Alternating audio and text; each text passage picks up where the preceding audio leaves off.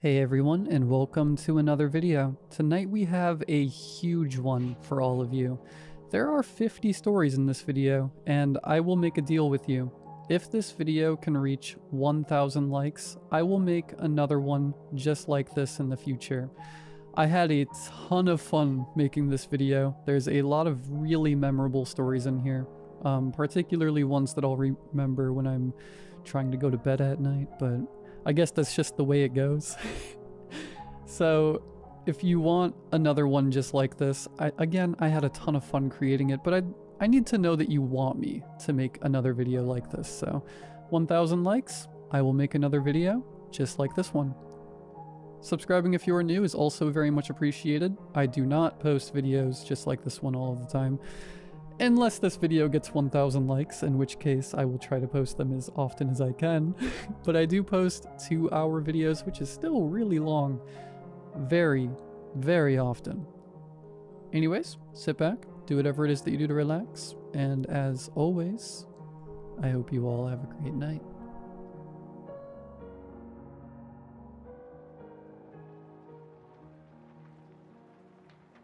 My brother died 6 years ago. He was 17, drunk driver, highway shoulder, over in seconds. I won't get into the grief. That's not what this is about.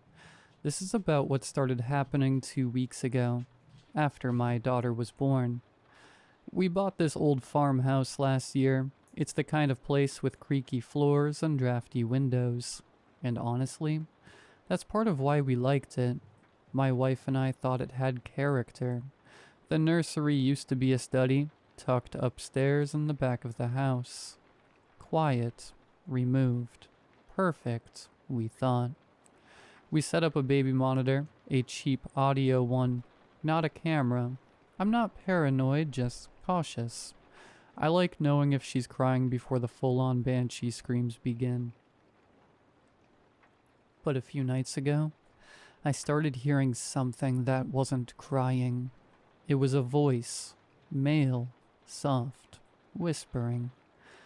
The first night I chalked it up to interference. The house is old. Maybe it was picking up a neighbor's radio. But it wasn't static or chatter. It said her name, Ellie, just once, like someone checking if she was asleep. I didn't tell my wife, not yet. What do you even say? Hey, I think our baby monitor is haunted. The next night it spoke again. Same voice. This time a little clearer. It's okay, Ellie. Don't cry. I'm here. I went into the nursery. Nothing. She was asleep, breathing slow, peaceful. The monitor was silent now, like it knew I was listening too hard. On the 4th night I recorded it. Sat up with the monitor plugged into my laptop and hit record. I didn't even have to wait long. It's okay. I'm watching her. You can sleep. That voice. It was his. My brother. Caleb. I didn't believe it until I heard the way he said my name. The same half laugh in it. The same cadence. I hadn't heard it in years, but when I played it back, it was unmistakable. Jake, it's okay. That's when I told my wife. She listened. She didn't cry, but her hands trembled. She'd only met Caleb once, but she remembered his voice. We tried unplugging the monitor. It didn't matter. We heard it anyway, like the signal had settled into the walls. The monitor still whispers most nights. Sometimes it sings, half-remembered lullabies our mother used to sing to us. Sometimes it just hums. It always sounds calm, gentle. Until last night. Last night I woke to Ellie screaming. Not crying, screaming. We both ran into the nursery. She was in the corner pressed up against the wall like she was trying to escape the crib. The monitor was on the floor, still on. I picked it up and heard it. Caleb's voice, but different now. Urgent. He's here, Jake. Get her out now. Then silence. Dead air. We're staying at a hotel now. I don't know who he is. I don't want to find out, but tonight, the monitor's light blinked on again, and it's not Caleb's voice anymore. We've changed hotels twice. Ellie clings to us at night. She won't sleep unless one of us is touching her. Her fingers find my shirt, or her tiny foot presses against my side. She lies still, breathing softly, but her eyes don't fully close. Lately, she watches the corners of the room with a focus too sharp for a child her age. The baby monitor's gone, smashed and left behind. Whatever came through it didn't stay there. At the previous hotel, it found another way in. The television clicked on by itself, just static at first. Then the sound shaped itself. A voice emerged, slow and deliberate.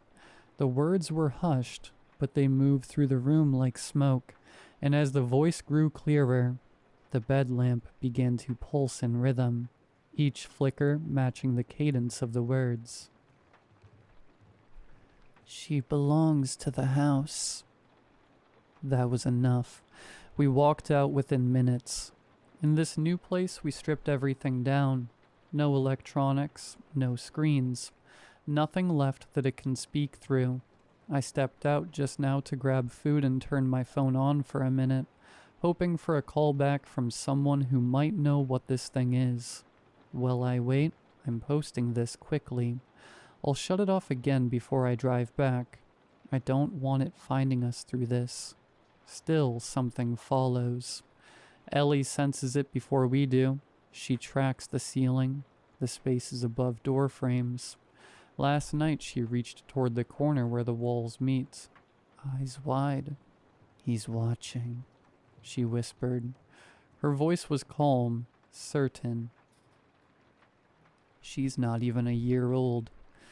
My wife hasn't said a word since we arrived. She cradles Ellie like she's the only real thing left, humming those soft lullabies, the same ones we once played on the monitor, before it turned against us. The melody used to soothe her. Now it feels like bait. I've started to wonder how long this thing has known about Ellie. The way she stares into darkness like it's speaking back. The way she hums the lullaby in perfect rhythm when no one else is singing. Then there's the way she screams to know things she shouldn't. How she points to the corner of her room as though she can hear the voice before it speaks. It's like something in her bloodline is calling it to her. My family has never talked about it, but there's always been an odd, unspoken tension around the older relatives. Something's always felt off about their stories. Perhaps they know. Perhaps we all know. We're running out of places to go. The silence between us is heavy. Every door we close feels like a temporary seal against something inevitable.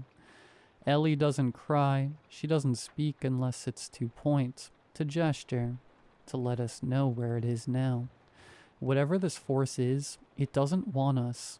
It wants her, and not as prey. She isn't just being hunted. She's being claimed. The house, whatever that word means to this thing, it's bound to one location. It isn't just a structure. It's following us, perhaps through her, perhaps for her. The voice didn't say she was in the house. It said she belongs to us, and that's what keeps me awake. She's not just a target. She's the opening, and it's getting closer. We didn't pack, just grabbed Ellie, the diaper bag, and the keys. No checkout, no plan, just distance, just instinct. I drove like the roads would disappear if I slowed down. Back roads, service routes, even dirt paths, anywhere but the places it had already touched. My wife Sam sat silent in the passenger seat, Ellie asleep in her arms, her tiny hand curled tight around the fraying blanket. I didn't know where we were going. Didn't matter until the radio turned on by itself. I hadn't touched it. The display stayed dark, just static, low and sharp like something breathing through the speakers. Then a voice slipped through. Jake. It wasn't a question. It was a warning. Caleb? I said before I could stop myself. The air in the car changed, thinner, like the space around us was stretching. Sam straightened, her grip on Ellie tightening. Even asleep, Ellie stirred and made a soft sound, half whimper, half word, like she recognized the voice. It crackled through the static again, clearer this time. Go back. Farmhouse. Barriers thin there. Can't. He listens. The message broke apart like ice underfoot. The voice vanished. I pulled over, just stopped the car in the middle of nowhere. Sam looked at me calm but firm. It followed us, she said.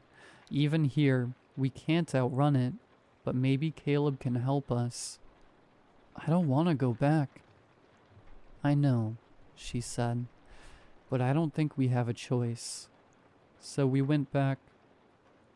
We pulled into the gravel driveway just as the sun started rising. The house smirked at our return, like it expected us. There was something on the doorstep, a small wooden horse. Ellie reached for it immediately, whimpering when I didn't give it to her. I knew that toy. We hadn't brought it with us. I knew we hadn't. I cleaned it up weeks ago after finding it in a dusty attic box. It quickly became Ellie's favorite, but it was not on the doorstep when we fled. I would have seen it. Sam's eyes locked on it. That wasn't there before. She wasn't asking. We left Ellie asleep in the car, doors locked. I don't care how weird that sounds. It felt safer than bringing her inside. I want to go up there, Sam said, staring at the ceiling like she could see through it. The attic? I asked. She nodded slowly. Right before we bought this place, I had a dream. It didn't make sense until just now. It felt like nothing back then, just a weird, disjointed image I shrugged off. What was it? I was in an attic. There was this pressure in the air, like being watched, but not by anything human. I didn't think it mattered. Just stress, maybe. But the feeling I had in that dream, this creeping unease, it's exactly what I feel right now. I felt the chill crawl up my spine. You think it was a premonition? She turned to me. I guess you're not the only one this place speaks to. The attic smelled like old wood and colder air. Dust rose with every step. I could hear my own breath. We didn't find anything at first, just the boxes we hadn't touched, insulation flaking from the corners. Then I stepped on something soft, a hollow creak, loose floorboard. Underneath, wrapped in faded newspaper, was a stack of black and white photos, old, curled at the edges. They looked like scenes from some secret ritual. Men and women in carved wooden masks stood in a circle, surrounding a baby laid out on something like an altar. Candles burned around them, symbols scrawled in chalk or ash on the floor. The masks were too detailed, too lifelike. The beams in the ceiling above them matched ours. So did the knot in the floorboards beneath the circle. This wasn't just a ritual. It had happened here, in our attic. Sam found writing on the back, names, dates, my family's names, people from my grandfather's generation, aunts, uncles, cousins. One photo had my grandfather in it, unmistakably younger, but wearing the same smug smile I'd seen in old family albums. He stood in our front yard holding a baby. Behind him, plain as day, was a crooked old mailbox, our last name on it. This was his house, I said, barely breathing. I think it still is, Sam whispered. Suddenly downstairs, something clicked on. A radio. The old tabletop radio in the dining room was lit up, crackling with static, the same one I'd thought was broken. Then Caleb's voice again. Ellie's in danger. He's still here. I leaned in. Who is he? Our grandfather. He's been waiting, watching. He needs her. A vessel. A second chance. Sam grabbed my arm. Why didn't your dad ever tell you any of this? A pause. Then Caleb's voice, raw and low. I tried to warn him before you bought the house. He told me this was my fault, said it was supposed to be me. Dad brought the horse. That's why he was here. He's in on it. I thought he might be happy to see me, or at least scared his dead kid was haunting him, but he was so matter-of-fact. It was as if he expected me to be here. Caleb's pain was palpable. Death didn't numb the wounds our dad inflicted. Silence. Caleb, what do we do? How do we stop it? The static hissed louder, drowning him out. But just before it cut completely, I heard one more voice layered beneath the noise. Different. Smaller. Tell Carl, it whispered. Frank always wanted a brother, too. The room shook. Not an earthquake. Something deeper. Like the whole house was breathing in. We ran, grabbed Ellie, drove straight to my father's house. The lights were on, but no one answered. I knocked. I called. Nothing. A shadow passed behind the curtains.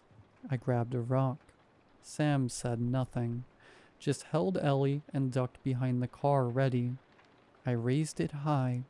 Just as my eyes squinted to shield them from the shards that would follow, the door opened, and there was my dad, smiling, like nothing was wrong. Well, hey, what a surprise, he said. Dad's smile was too wide, a mask barely hiding the tension beneath. We didn't respond, just stepped inside. Sam went in first, clutching Ellie. I followed, eyes locked on him. He stood like he was waiting for a cue, an actor hoping the scene would end before everything falls apart. Sam didn't give him one. Carl, she said, cool and direct. We need to talk. He blinked, then forced a chuckle. You guys look like hell. What's going on? When we moved in, I said, we found a wooden horse in the attic, hand-carved, worn smooth. We gave it to Ellie. Sam's voice was steady, but when we left the house and came back, it was waiting for us, on the front step. We never put it there. Carl didn't blink. Old houses stir things up. Maybe you dropped it, or the wind caught it. These things happen. There's something in that house, I said, and it's not the wind. He gave a slow, sympathetic nod. Your new parents, worn out. Trauma messes with the brain. It sees patterns that aren't there. Sam stepped forward. Caleb warned us, said Ellie was in danger. The smile vanished. I pressed. He said you blamed him for what's happening to us. Carl looked down, then shook his head slowly. You're remembering grief, not a conversation. Sometimes echoes sound like meaning. He didn't look up. I said quietly, Frank always wanted a brother too. He shattered. Carl dropped into the chair like his knees gave out, face gone pale. His hand reached for the table but missed, hovering uselessly mid-air before falling to his lap. They never said his name, he murmured. Not once, but I found it, scratched on the back of a photo buried deep in a drawer. I was 6. I asked Mom. She was drunk, stared into her glass for a long time before she said. He didn't cry, not even when they came for him, just stared at me like he knew. Then she started sobbing, ugly, choking sobs, and she never spoke his name again. His hands clenched. They cut him out of time itself, not just gone, like he'd never taken a breath. He looked up, voice raw. I didn't know him. I wasn't even born, but I missed him anyway. I needed him. When it got bad with my father, I used to talk to him, pretend he never left. He was the brother who protected me, who understood, who sat next to me in the dark and said, "We'll get out of here." I thought I made him up just to survive. He looked up at us, voice thick. Our father wasn't loud, just exact. He didn't hit us in anger, only when things were misaligned. He'd pull you into that basement and not say a word the whole time. Just wait, and then it started. He looked toward Ellie, then away. I thought I made Frank up, a protector in my head, someone to talk to when no one else listened. Turns out I'd been talking to a ghost. Sam's arms tightened around Ellie. Carl went on. The horse isn't just a toy, it's a marker. It's how they start the ritual. The child bonds with it. That bond creates an opening. Something starts to listen. You put it there, I said, in the attic, before we moved in. Carl nodded slowly. Before the sale closed, I told myself it was tradition, that I wasn't really doing anything, but I was. I knew what it meant. You blamed Caleb, I said. Why? Because when he died, the curse passed to you, Carl said. The pact only targets the youngest living child, a blood-etched tether, passed down like a curse older than memory. When he died, that became you, and that meant Ellie. He trailed off. Sam's voice was quiet but cutting. You blamed your son for dying because you couldn't face the truth that you're just as evil as your father, that you are the one who set this in motion. Carl didn't answer. The silence stretched. Then he exhaled, voice smaller. Staring into the abyss of death changes you. Not just the act, the absence. The closer I got to it, the more I thought about the ritual, about what it promised. A way back. I kept telling myself it wasn't real, just superstition, a story passed down. But even as I said it, part of me knew I was lying. I knew what I was doing. I wanted to come back, even if it meant stealing the future. He looked at Ellie again, and this time his face was raw. I held her in the hospital. Her fingers curled around mine, and I felt something break in me. Not guilt, not dread, just this aching, fragile hope. Like maybe this was it, my second chance. He wiped his eyes. But it's not a second chance. It's theft. It's what my father did to Frank. It's what I almost did to her. The pact allows members of our bloodline to live again, if the price is paid. My father is hungry for his turn. What do we do? I asked. You burn the house, he said. With the horse inside. It has to be on that land. If the horse survives, so does the door. We turned to leave. Carl didn't follow. Just as I reached the door, he spoke again. Jake? I stopped. He didn't rise, just lifted his eyes slowly, like the weight of them hurt. Are you sure? He asked. You can always have more kids. I walked out. Didn't look back.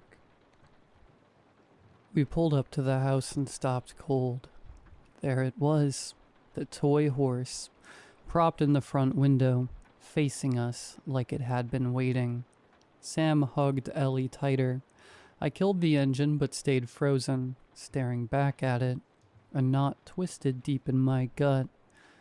We burn it all, I said.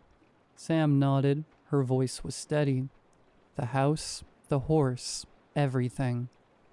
I popped the trunk. The gas cans were ready, 2 of them still sloshing from the drive. We circled to the trunk, whispering fast. Where to pour the gas, where to light it, how fast we'd have to move. Mid-sentence, Sam stiffened. "The horse," she whispered. I turned back to the house. The window was empty. Gone. Before I could react, the ground rumbled beneath us, a low, throbbing vibration that climbed up through my shoes and into my bones. The air shifted, heavy and sour, and then a sound rolled out from under the house, a deep, guttural growl. The trees bent under the sudden gust of wind, howling through the yard, clawing at our eyes. Sam shrieked. Ellie was wrenched from her arms by an invisible force. Sam lunged, grabbing at empty air, fingers scraping against the nothing that swallowed our daughter. And then Ellie was gone. 1 second she was there, clinging to Sam's shirt, and the next, nothing but the echo of Sam's scream. We didn't hesitate. We ran. We knew exactly where she was. The attic. The heart of it all. The front door crashed open under my shoulder. Inside, the house was already tearing itself apart. Lights stuttered and sparked. TVs and radios shrieked static loud enough to splinter the windows. The walls pulsed, bowing outward, like the whole frame was breathing. We barreled up the stairs 2 at a time. The attic door yawned open at the top. We rushed in and froze. Literally. My legs locked mid-stride. I could still see, still breathe, but couldn't move. It was like every joint had been bolted in place. Ellie sat in the middle of the floor, tiny and still, clutching the wooden horse to her chest. Around her, a ring of candles sputtered and danced. Symbols had been carved into the floorboards. Circles, jagged lines, things that hurt to look at too long. Then came the masks. 2 floated forward. One pressed itself over Sam's face. The other locked onto mine. They didn't smother, they caged. I could feel the dead weight of them clamping down, pulling me deeper into the ritual. A 3rd mask rose slowly, hovering above the scene. An invisible figure wore it. My grandfather. The entity. It floated toward Ellie, reaching out with arms that weren't there, but somehow still moving. Ellie didn't resist. She didn't cry. She just waited. The candles flared, the symbols pulsed. The entity lifted her, and then the attic door exploded inward, rattling on its hinges. Caleb, or what was left of him. He burst into the room like a dying star, flickering, unstable, but still burning. The entity recoiled. Ellie slipped from its grasp. Caleb caught her. He cradled her against his chest for a moment, and then dropped to his knees, collapsing beside her, trying to wake her. His hands passed through her more than touched her, flickering and unstable. Behind him the air warped. 7 figures emerged from the darkness. The vessel children. Their eyes burned red with fury. Children who had been offered up like lambs to the slaughter. At their head was Frank. Small, silent, seething. Frank screamed, an awful, ripping sound, and lunged at his father, knocking the mask clean off. The others followed, swarming the entity. They didn't attack just the thing in front of them. They attacked the memory of all in the bloodline that had betrayed them, the families that should have protected them, but instead gave them up. The entity faltered, losing form under the sheer weight of their rage. I saw it then, the flicker of realization. It was losing. It couldn't win against the vessel children. It needed help, and so it spoke. Not to us, to Caleb. "Help me," it rasped. "Help me defeat them. You can have her. You can possess her. I'll wait for the next one. The words slithered through the ritual space, poisoning everything they touched. Caleb froze. I could see it, the terror on his face. He was spent. Whatever force had let him manifest was almost gone. Even if he saved Ellie now, he would fade into nothingness. But if he accepted, he could live. The entity knew exactly where to strike, at the same fear that had ruled Carl's heart. I saw Caleb falter, saw him look at Ellie, at the children, at the door back into existence swinging open before him. He hesitated. Caleb didn't move at first. The spirit's voice threaded through the smoke, soft and slithering. You don't have to die. Take her hand. Choose life. He almost did. Frank's broken arm, barely visible in the smoke, reached out. His hand wasn't strong. It wasn't even whole. But it closed around Caleb's wrist. A dead boy's grip, trying to hold back the cycle. Caleb's whole body shook. He closed his eyes.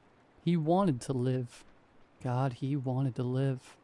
But Ellie whimpered, and somewhere under the ash and static, Caleb remembered what it meant to love someone more than yourself.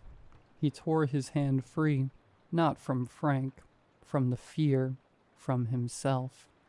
And before the spirit could scream, before the horse could be snatched away, Caleb hurled himself forward. He seized the horse with both hands, and without hesitation, pressed it into the nearest candle. Flame swallowed wax. Caleb burned with it, not in body, but in the thin, brittle thread of soul he had left to give. We didn't have time to think. The horse exploded in Caleb's hands, the wax and paint igniting in a hungry snap, throwing sparks into the trembling attic air. The ritual cracked open like a fault line. The masks dropped, slamming into the floor one after another, hollow and broken. Sam moved first, always faster than fear. She grabbed Ellie and bolted. I stumbled after them, the smoke clawing at my throat, my lungs filling with the stench of burning wood and something fouler, something older. The house screamed not in sound, in motion. The floor writhed underfoot, stretching and tearing, the hallway out, bulging and buckling like the world itself was trying to push it back. Doors along the corridor slammed open, then shut, then open again, a stuttering, furious heartbeat. We ran. I grabbed Sam's hand and pulled her forward, feeling the house tug at my shoulders, trying to rip us loose. One last door, one last breath. I threw my weight into it, slamming it open just as it tried to slam closed, dragging Sam and Ellie through behind me. Outside, cold air, real stars, earth that didn't undulate. The gas cans sat by the car where we'd left them, as if the house hadn't noticed them, hadn't cared. Hands numb, I tore one open, sloshing gasoline across the porch, the steps, the broken threshold. Sam stood behind me, clutching Ellie against her chest, her face a blank mask of survival. I struck a match.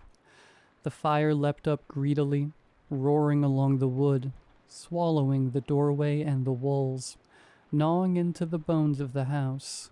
The house didn't scream aloud. It fought. The flames bucked and twisted, trying to writhe free, to hurl themselves off the walls, to undo what had been done. But Caleb was already gone. The ritual was already broken, the blood debt uncollected. The house burned. No faces in the windows, no whispering in the eaves, just the smell of ash and grief and old, bitter promises burning out at last. We stood in the dirt and watched it die. It's been 3 years, different state, different house, different ghosts. We never spoke to Carl again.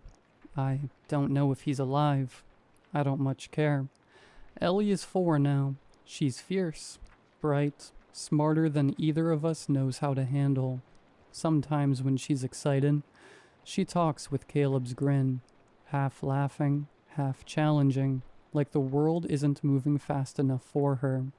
Sam says it's just family resemblance. I want to believe that. Most days I do. Last night, though, I woke up around 3 a.m. No reason, just a pressure in my chest. On my way to the kitchen, I passed Ellie's door and froze. She was awake, sitting cross-legged on her bed, whispering into the dark. I leaned closer. He's sleeping, just like before. The words floated out. Calm, too calm. I knocked lightly. Ellie, what are you up doing? She turned toward me, face shadowed, smiling. Nothing, Daddy, she said sweetly. Then in a voice too steady, too old. You shouldn't be eavesdropping. It wasn't just what she said, it was how she said it, like someone else was watching me through her eyes. My heart jammed into my throat, and then she laughed, bright, messy, normal, and flopped backward into her blankets, giggling. Only the laugh, the crack in the middle of it, the way it bent, the way it splintered just wrong. For one breathless moment, it sounded exactly like Caleb. I stood there for a long time, long after she fell asleep, long after the house settled into silence, just counting my own breaths, just making sure they were still mine.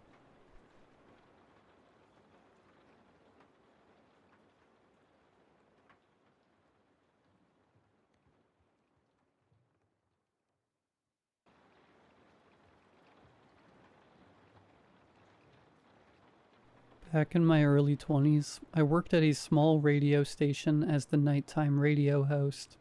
The station itself was in a small town about an hour away from Las Vegas. KRT3 87.4 FM was our station name. Not particularly noteworthy or catchy sounding, but our signal only really served the small towns surrounding one side of Vegas, so it didn't need to stand out. Despite that fact, we had a small yet dedicated listener base and played mostly old country songs. Some mornings when I'd go to the local diner for breakfast after my shift, I'd talk with some of the old-timers that liked to tune into my evening broadcast. They'd usually give me music suggestions, or things to talk about for my next show. Needless to say, it was a great gig, and I thoroughly enjoyed it. The pay was okay, but it honestly wasn't a lot of work, and it got me by while I figured out what I wanted to do with my life. With that being said, there was one incident at the station that made me quit for good, and to this day I still have zero idea as to what actually happened that night. For context, our station was a small brick building about a 30-minute drive outside of a very small town. Altogether, the total population had to have been somewhere around 600 people, so the community was very tight-knit. We were situated just off the main highway, and it wasn't unusual to see a few cars pass each night, but you never really saw any people whatsoever. The land across from the station was bare desert for miles and miles, and the same could be said for the surrounding land as well, with the exclusion of a few small mountain/foothill ranges and a Native American reservation approximately 80 miles north of the station. Now with the scene set, let me share with you one of the most horrifying nights I've had in my life. It was late August, probably around 6 p.m. I was an hour into my shift and my coworker, who was the daytime host, had stayed a bit later with me so we could do a segment/debate about the local mayoral election coming up. Super boring stuff, but our average listener base consisted of old farmers and ranchers who ate up local politics. We finished up and segued into the first music block I had carved out for the night, allowing my coworker to gather his things and get ready to go home. Alright, I've got my keys, got my bag. Should be everything, my coworker mumbled to himself. Oh, and are you still okay to come in an hour and a half earlier tomorrow to cover me? I'm sorry to do it to you, but my dog cannot miss her appointment at the vet. She's getting old, you know? I never was able to sleep well anyways, and the little bit of overtime would help with some bills. So I had readily agreed. Yeah, man, of course. Don't worry about it. I'll be here for 3:30 p.m. sharp. Just don't forget, you owe me one. I jokingly jabbed back at him. Yes, I know, I won't forget. Anyways, I gotta run. See you tomorrow, dude. My coworker replied back as he clumsily stumbled his way out the door towards his car. With a slam of the door and a turn of the key, him and his car motored off back into town, leaving just me at the station. I had about 50 minutes left of the uninterrupted music block I started, so I decided to break out one of the books I had in my desk and then head to our small kitchen to put a pot of coffee on. I managed to get about 3 chapters of Death is a Lonely Business and 2 cups of coffee down before it was time to interject with my weather update for the day. It's another lovely evening here in town name, with temperatures sitting around 91 degrees Fahrenheit as the sun is setting. Nothing but clear skies on the radar, so get out there and do some stargazing tonight. Anyways, coming up next we have another solid hour of nothing but solid gold country hits. Starting off with a great one from Hank Williams. This one's for you, Ray. Ray was one of the old-timers I talked to at the diner often. He had requested a certain album that morning, so of course I had to dig through all our vinyls to see if we had it. Which we did. As I dropped the needle onto the groove, I was startled by a sharp succession of knocks at the station door. It caught me off guard as nobody ever really shows up at the station, unless it's someone in dire need of help, or maybe my coworker turning around because he forgot something. I recalled an incident the year prior where a stranded motorist had shown up at the station at night seeking help, and thought maybe this was the case again. I got up as my next block of music started, and went to peer through the peephole of the door to see who was there. There was a guy on the other side of the door, probably in his late teens or early 20s. Slim build, average height, possibly Native American or Latino with dark black hair, dark brown eyes, and was wearing a tan plaid shirt with a pair of dirty jeans and well-worn cowboy boots. I decided to open the door to greet him and truly caught sight of just how bad he looked. He was disheveled and looked exhausted with his eyes sunken back into his skull and beads of sweat pouring from his face. Hey man, are you alright? Do you need something? I asked him. He looked back at me for what felt like almost entirely too long before replying in a low, almost hushed voice. My car broke down. You got a phone?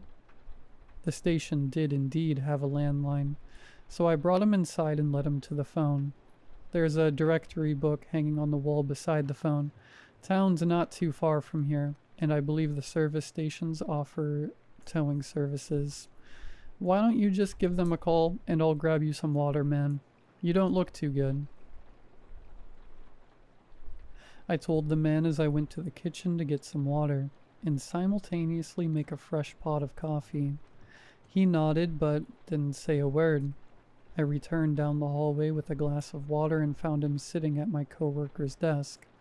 His back was to me, sitting absolutely pinned straight in the chair with his arms resting on the chairs. Here's that water, man. Were you able to get a hold of the folks at the service station? I asked as I set the water down on the desk in front of him. I received no reply to my question. Instead, he kept his gaze focused out the window beside the front door. I went and sat in my chair across from him. Yet again he remained silent, but picked up the water and drank it all down in one continuous motion, before sitting the glass back down on the desk. I found his lack of any real conversation a bit strange, but then again, I had no idea how long dude had been out there exposed to the elements. It could get up to 110 degrees Fahrenheit during the day, and that kind of heat can kill you if you're not prepared. I thought he's probably just severely dehydrated and beyond exhausted. "How far away did your car break down?" I asked. He stared at me for what felt like an uncomfortably long time, before raising his finger towards the east and saying again in a hushed tone, "About 5 miles. He looked like he had walked about 500 miles to get here, not just 5. So I was a bit confused on how he looked as disheveled as he was. Nonetheless, I wasn't here to judge. "Hey, that ain't too bad. At least it wasn't 100 miles away. Kinda lucky you were close to here. Well, just sit tight for a bit. I'm sure the tow truck will be along within the next hour or two. I've got coffee brewing right now if you want some." Again, he didn't utter a word, and just turned his head to stare out the window. The sun was starting to go down, casting a deep orange glow onto his face. I took it as a silent acknowledgement and jumped back into my reading for a bit, neither of us moving from our positions for the next 30 minutes, and nobody uttering a single word in that time. Checking my watch, I saw I had about 10 minutes before introducing the next music block, so I got up to get more coffee. The guy was still staring out the window as I passed by. I'm not even sure if he blinked once in the time we spent sitting there. He just kept his head to the side, staring out the window. Grabbing 2 mugs, I poured us both some coffee, but being the klutz I am, I managed to spill mine. I spent a few minutes cleaning everything up before heading back out to my desk with mugs in hand. My coworker's chair was empty. I sat the 1 mug I poured for the stranger down on the desk and looked around for him.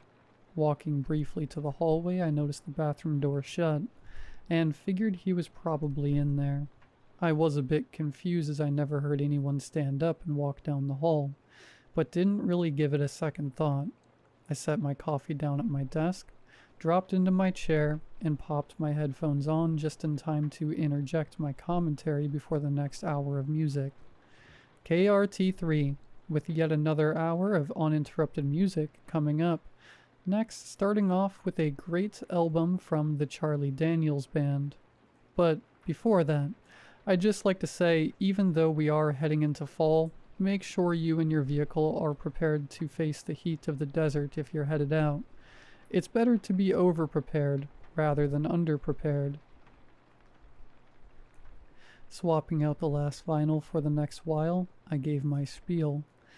I put the needle down just as I finished my last sentence. Taking off my headphones, I picked up my book yet again and began reading, totally forgetting about the stranger who was still in the bathroom. It wasn't until 45 minutes later, after I finished my 3rd coffee and really needed to pee, did I remember he was still in there. I half rushed down the hall and went to knock on the door with a, "Hey, sorry man, but..." when the door pushed open as soon as my hand met it. The bathroom was empty. The stranger was gone. Now, there were no windows in the bathroom. If you were to leave, you'd have to walk out of the bathroom, straight down the hall, and then turn left right past my desk to go out to the front door. So if he left it at any point, he would have walked right past me as I was sat there reading. Of course, I was beyond puzzled at this, but I did really still have to pee, so I did my business. I washed up and came to the conclusion that maybe I was just mistaken. Maybe the tow truck had gotten here early, and he left, and I mistakenly thought he was in the bathroom. It still didn't explain how I never heard anyone leave, though. Upon drying my hands off, I walked back out to my desk and then stopped dead in my tracks when I rounded the corner. There at my coworker's desk was the stranger, sitting in exactly the same way, still facing out the window, as if he had never moved from the chair. I was very weirded out, but I like to consider myself a rational and level-headed person, and reasoned with myself that there had to be some sort of explanation for where this guy went. So I asked him, "Hey man, I thought you left. Where did you go? Did the tow truck come by yet?" Nothing. Not a word from this guy. At this point, I was just wondering what the hell his problem is. I didn't want to come off as bigoted, but I thought that maybe he just didn't speak English very well. I mean, he didn't seem like a threat. He was just really weird. I don't know. The kind of vibes I was getting from him were indescribable. Maybe he just went outside for some fresh air or something. It's pretty stuffy in here anyways. Not a big deal, I thought to myself. I was feeling a bit tired from not sleeping particularly well the previous day, and just chalked things up to my brain jumping at shadows. I decided that another cup of coffee might be a good idea to regain some brain power. I grabbed my mug and noticed the stranger's mug was also empty. "I'm grabbing some more coffee. You want some?" I asked. "Yes." The reply came almost instantly, in a deeper voice than mine, a stark contrast to the hushed tone he had used earlier, but I welcomed it, seeing as how he hadn't spoken a word to me since he initially showed up. With both mugs in hand, I went back to the kitchen. I emptied out the old grounds and filter, and replenished the water before loading the machine with more coffee grounds. I decided to make a full fresh pot, seeing as how I'm tired, and obviously the stranger likes the coffee, even if he didn't say much to me. Upon flipping the switch to start the brewing process, I turned and headed back to my desk, as it would soon be time for my next commentary and the next album. He was gone. Again. Now I know for a fact that this time I didn't hear anybody get up and move around. No footsteps, no noises, no opening and closing of doors. Nothing. Yet he just disappeared. I checked the bathroom. The door was wide open and empty. Nobody was in the studio at the desk. Nobody was under the desk. Hell, I even checked in the desk for some reason. Nothing. Nobody was in the kitchen, and nobody was in the storage room. That's the entire studio. And this stranger had just vanished. I walked back over to my desk and slumped into my chair, feeling half fearful and half bewildered. My mind was now going in circles, trying to figure out what the hell was going on here. I must have sat there going back and forth over possible scenarios for a good 5 minutes before I realized the record I had been playing ended, and it was time for commentary again. Still shaken, I picked up my headphones and tried to think of something to say. KRT3 here. We may be having a few technical issues here tonight, so I do apologize for any of our late night listeners. To make up for it, I have a special record up next. From one of my personal favorite artists, here's Waylon Jennings. As I changed out the vinyl, I was again startled by a sharp succession of knocks at the front door. Just as I dropped the needle, I scooted back with my chair and dropped the headphones on the desk. Sitting and listening, we kept a .22 caliber rifle nearby the storage room just in case. It was a small town in the desert with lots of farms and ranches around. Not uncommon for most people to own firearms. And without thinking, I made my way over to grab it. With rifle in hand, I grabbed a few bullets from the box of ammunition stored next to it, and made my way to the front door. If this was the stranger out there at this point, I didn't care. Now I was looking out for myself. I peered out the peephole in the door and scanned what little of the surrounding area I could see. It took my eye a bit to adjust, but I could just barely make out a figure standing back away from the door. I could not tell who it was, though, since the blinds on the window were still open. I carefully shuffled over to my left and leaned my head over to see out of it. At this point, it was fairly dark and I couldn't see all too well, with the faint glow cast by the 2 outside lights mounted on either side of the front door, but I could make out someone standing there, approximately 20 feet from the door. It shared the same height as the stranger, but I couldn't make out any discernible details. I strained my eyes to look a little harder when a giant thud hit the door. The sound was so violent and so unexpected that I screamed and fell back onto the floor. Still clutching the rifle, I brought it to my chest with one hand and used the other to slide myself backwards, pushing wildly with my legs until I was up against the wall. Though my hands were shaking hard, I raised the rifle to the door and shouted, "I have a gun. I don't know who the hell you are, but you need to leave before I start shooting." My warning, however, went unheeded, and the door shook again with a crashing thud. I kept my composure as best I could, and kept the rifle trained on the door, ready to start letting off rounds. Thud, thud, thud. It repeated about every 20 seconds. After I don't even know how many times the front door was hit, my adrenaline hit a peak and I squeezed the trigger. A single shot rang out and pierced through the door around chest level. I quickly cycled the bolt and let off another round, hitting the door again not far from where the first round hit. Then there was silence. As the ringing in my ears lessened and my heavy breathing slowed a bit, I stood myself up and kept the rifle trained at the door, cycling the bolt for a new round just in case. I didn't want to chance opening the door and getting jumped by something or someone in case I missed. So I slowly worked my way over to the window where I could see if anything was sprawled out on the ground.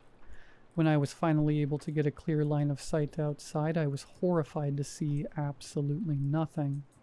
No person, no animal, nothing. My blood had run completely ice cold at this point. My rational brain had all but completely shut down, and I was now entirely submerged in fight or flight. Thud. The crashing noise started up again, but this time from the opposite side of the building. Like I mentioned earlier, the station was a brick building. The only possible way a noise of that magnitude would be possible is if you took a pickup truck and hit the wall with it going at least 20 miles an hour. Thud. Something hit again from the roof this time. Thud. Again, the front door shook. At this point, I was turning in circles trying to decide where to point the gun next. It was like I was being surrounded, and boy if I wasn't severely outnumbered. I slung the rifle on my back and made a quick dash down the hall toward the storage room, turning and slamming the door once inside. Thankfully, this being a storage room, there were some decently heavy file cabinets along the wall. I managed to slide one in front of the door to block it off before turning and slumping myself down against the opposite wall, grabbing and pointing the rifle at the door at the same time. The loud thudding continued for some time before blending into what sounded like a symphony of fists knocking on every inch of the building. I was beyond frightened. I was trapped in this small room, and though I did have something to protect myself with, I didn't even know what I was up against. I had never experienced anything even remotely close to this in my life. I sat there with the rifle and listened as the symphony of knocks dwindled to just a single knock at the front door, before stopping altogether.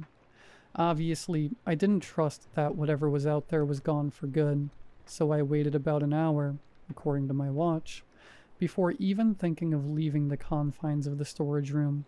Pushing myself up off the laminate floor, all my muscles ached and my body felt heavy. Once my fight or flight wore off, I just went back to being completely exhausted. No amount of caffeine could help me now, but I knew that I still had to keep my wits about me and stay vigilant. Even though I had only fired the gun twice, I grabbed another handful of bullets from the box and shoved them into my pocket with the others. Better safe than sorry is a great principle to live by. I stood in front of the door and took a couple deep breaths to steel myself. I just need to get to the phone. I can call the sheriff and get them to send everything they've got. It'll only take a minute. I can do this. With those thoughts in mind, I pushed aside the filing cabinet and readied my weapon. 1, 2, 3. I threw open the door and brought the rifle up to both my hands immediately. I could see across the bathroom. It was empty. Slowly working my way out, I peered right towards the front door and then left to the kitchen area. Everything was as it should be, nothing in disarray. The chair to my coworker's desk was pushed in neatly. The kitchen still faintly smelled of coffee, but there was this heavy scent that hung thick in the air through the whole station. I hadn't noticed until after leaving the storage room. This might show my true age, but whatever. It's the best way I can describe it. Have you ever rolled your spare change into those wrappers so you can take them to the bank? After handling all those old pennies and quarters and whatnot, your hands get this very distinct earthy / coppery / metallic smell to them. That is precisely what it smelled like in there. The coppery smell. The eerie silence only broken by the sound of the vinyl player's needle skipping over the record I had put on last. The whole situation was messed up like I was in the set of some horror movie. But unlike those movies, with their, quite frankly, brain-dead protagonists, I only had one mission in mind, and that was to pick up the phone and call the sheriff. So I did. After assuring myself the place was indeed empty, I slung the rifle back over my shoulder and made my way into the kitchen. I grabbed the phone off its receiver and started wildly punching in the number for the sheriff's office. A small sense of relief was starting to wash over me as the dial tone started to sound, but that sense of relief did not last long at all. Over the eerie quiet that had befallen the station, over the dial tone of the phone, and the skipping of the record player, there was another noise. The sound of the front door's hinges ever so slowly opening. Through everything that had transpired that night, not once did it cross my mind to even lock the front door, and in that moment, I had felt fear like I'd never felt it before.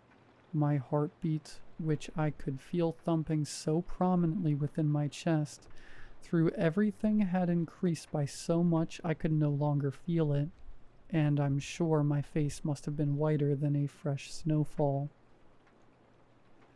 I forgot all about the phone in my hand. I dropped it. I had zero grip strength left in me. Turning slowly around to face the front door, I saw the stranger was back. He stood back face towards me in the open doorway, arms at his sides, unmoving. The sound of the dial tone went quiet. The skipping of the record player, however, kept a steady rhythm. The only thing that pierced the silence were the words the stranger spoke. I need help. Now about here is where things get foggy for me. After those events, the very next thing I remember is the deep orange glow of the morning sun beaming on my face, and a firm hand on my shoulder. Dude, what are you doing out here? Are you okay? Are you hurt? What's going on?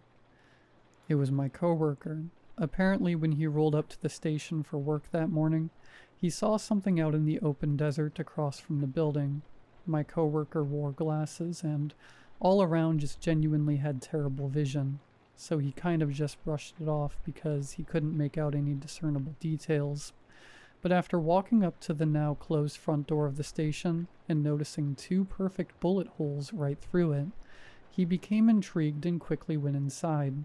I was gone. There was a cold cup of coffee on my desk, and the needle on the last vinyl I played was sitting off the record, as if someone had taken the time to stop it from repeatedly skipping. He called out for me and checked every room of the station, becoming increasingly concerned when he could find no trace of me anywhere, and found the rifle missing from the storage room. He returned outside and walked to the road when he noticed the figure in the desert had moved closer. Just barely being able to discern its features now as a human, he started to walk towards it, forming into a sprint once he got close enough to notice it was in fact me standing out there. And that is where I woke up. I was standing in the middle of the desert, arms laid at my side, back pinned straight, just staring out at the horizon. My coworker brought me back to the radio station and phoned the sheriff, telling him the state he found me in, and about the bullet holes in the door.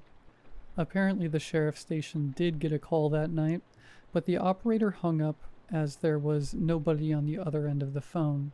I couldn't even speak for myself at this point. It was as if my mind had just completely broken, leaving me as a living, breathing shell of a human. Eventually the sheriff and a couple deputies did turn up as well as an ambulance. Everyone tried to ask me questions about that night, and knew I couldn't tell anyone what I witnessed. They would have just labeled me as crazy, and locked me away in an institution or something. So with what little grip of my sanity I could muster, I spun them a short tale about some crazed drifter that tried to assault me that night. Obviously they were a bit dubious about my story, as there was no blood from any of the shots I fired, and no sign that anyone else had been there with me that night. Hell, I learned later on apparently there wasn't even a second coffee mug found. Just the one I used. But as they had no other evidence to go off of, that is the official explanation for what happened to me according to the law. I stayed at the local hospital for a couple days so they could monitor me. The first day they loaded me up with Ativan, as I was still in somewhat of a state of shock and couldn't function, but ultimately I was released a few days later with a clean bill of health. I did briefly get a chance to speak with some of the locals I usually conversed with at the diner after the incident. They asked me how I was, and I reassured them that I would be fine. Ray, who was the one that specifically requested that Hank Williams album, would have been up late listening to my broadcast that night, so I asked him if anything seemed off about it, or if he noticed the dead air after I stopped playing music. He told me he stayed up a bit later after the music I played for him, as he was working on installing some new parts for his farm truck that night, but that he didn't notice anything unusual. Nobody else I knew caught my broadcast after about 8 p.m. I still don't exactly have an explanation for what happened that night. I remember years later learning about wendigos and skinwalkers and all the cryptids of the desert, but the coppery blood smell usually associated with the first two entities, but ultimately, I just don't know. I ended up moving to Canada a couple years later and no longer have contact with anyone back home. Most of my family is dead, and I really just don't have a reason to go back there. Ever since I left, I haven't experienced anything like that in my life ever again. Some days I still wonder if the radio station is still standing, and if anyone else has seen the stranger. But as far as I know, I'm the only one to come across him. That night left me with a giant mental scar I'll never truly be able to forget. If anyone has any ideas on what I might have come across that night, I would love to hear some suggestions, as I really don't have the faintest clue.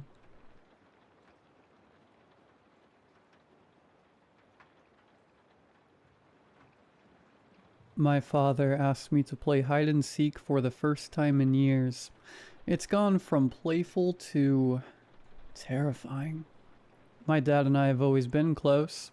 We're a small family, just me and him in our modest house on the edge of town.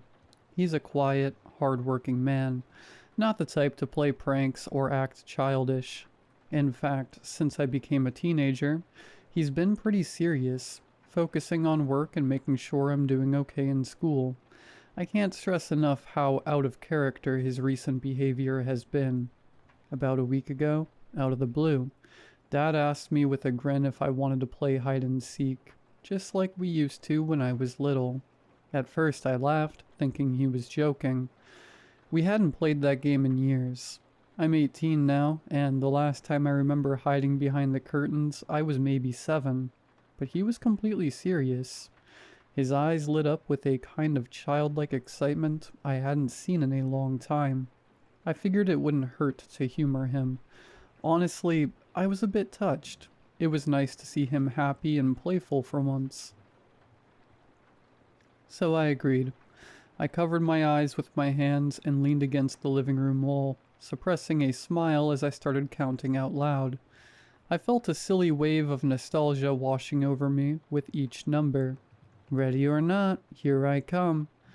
I called out, half expecting him to have given up already, but Dad was nowhere in sight at first glance. I wandered through the downstairs rooms, trying not to laugh as I peeked around corners and checked behind furniture. It didn't take long to find him crouching behind the long drapes in the living room. I could see his brown loafers sticking out from beneath the curtain hem. I pulled back the curtain, sing-songing, "Found you," like I was 5 years old again. Dad burst out laughing, a genuine booming laugh that warmed me to hear. He stood up, rubbing the back of his neck with a goofy smile. "Guess I need to try harder, huh?" He chuckled. I laughed with him. It felt good, innocent fun. For a moment, he didn't seem so weighed down by life, and I didn't feel so old.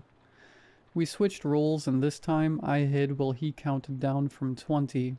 I could hear the playful tone in his voice as he called out numbers, like he was really enjoying this.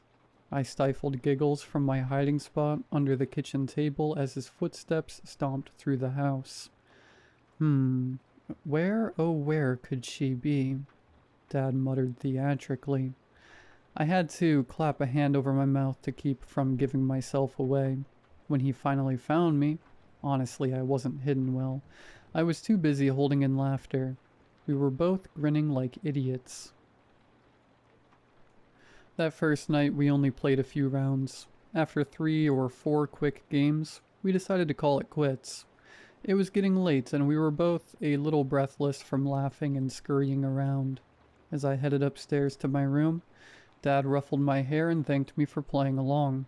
I hadn't seen him smile that wide in ages. I remember going to bed feeling happy that night. It was nice to bond with my father like that, to see a spark in him I thought had faded.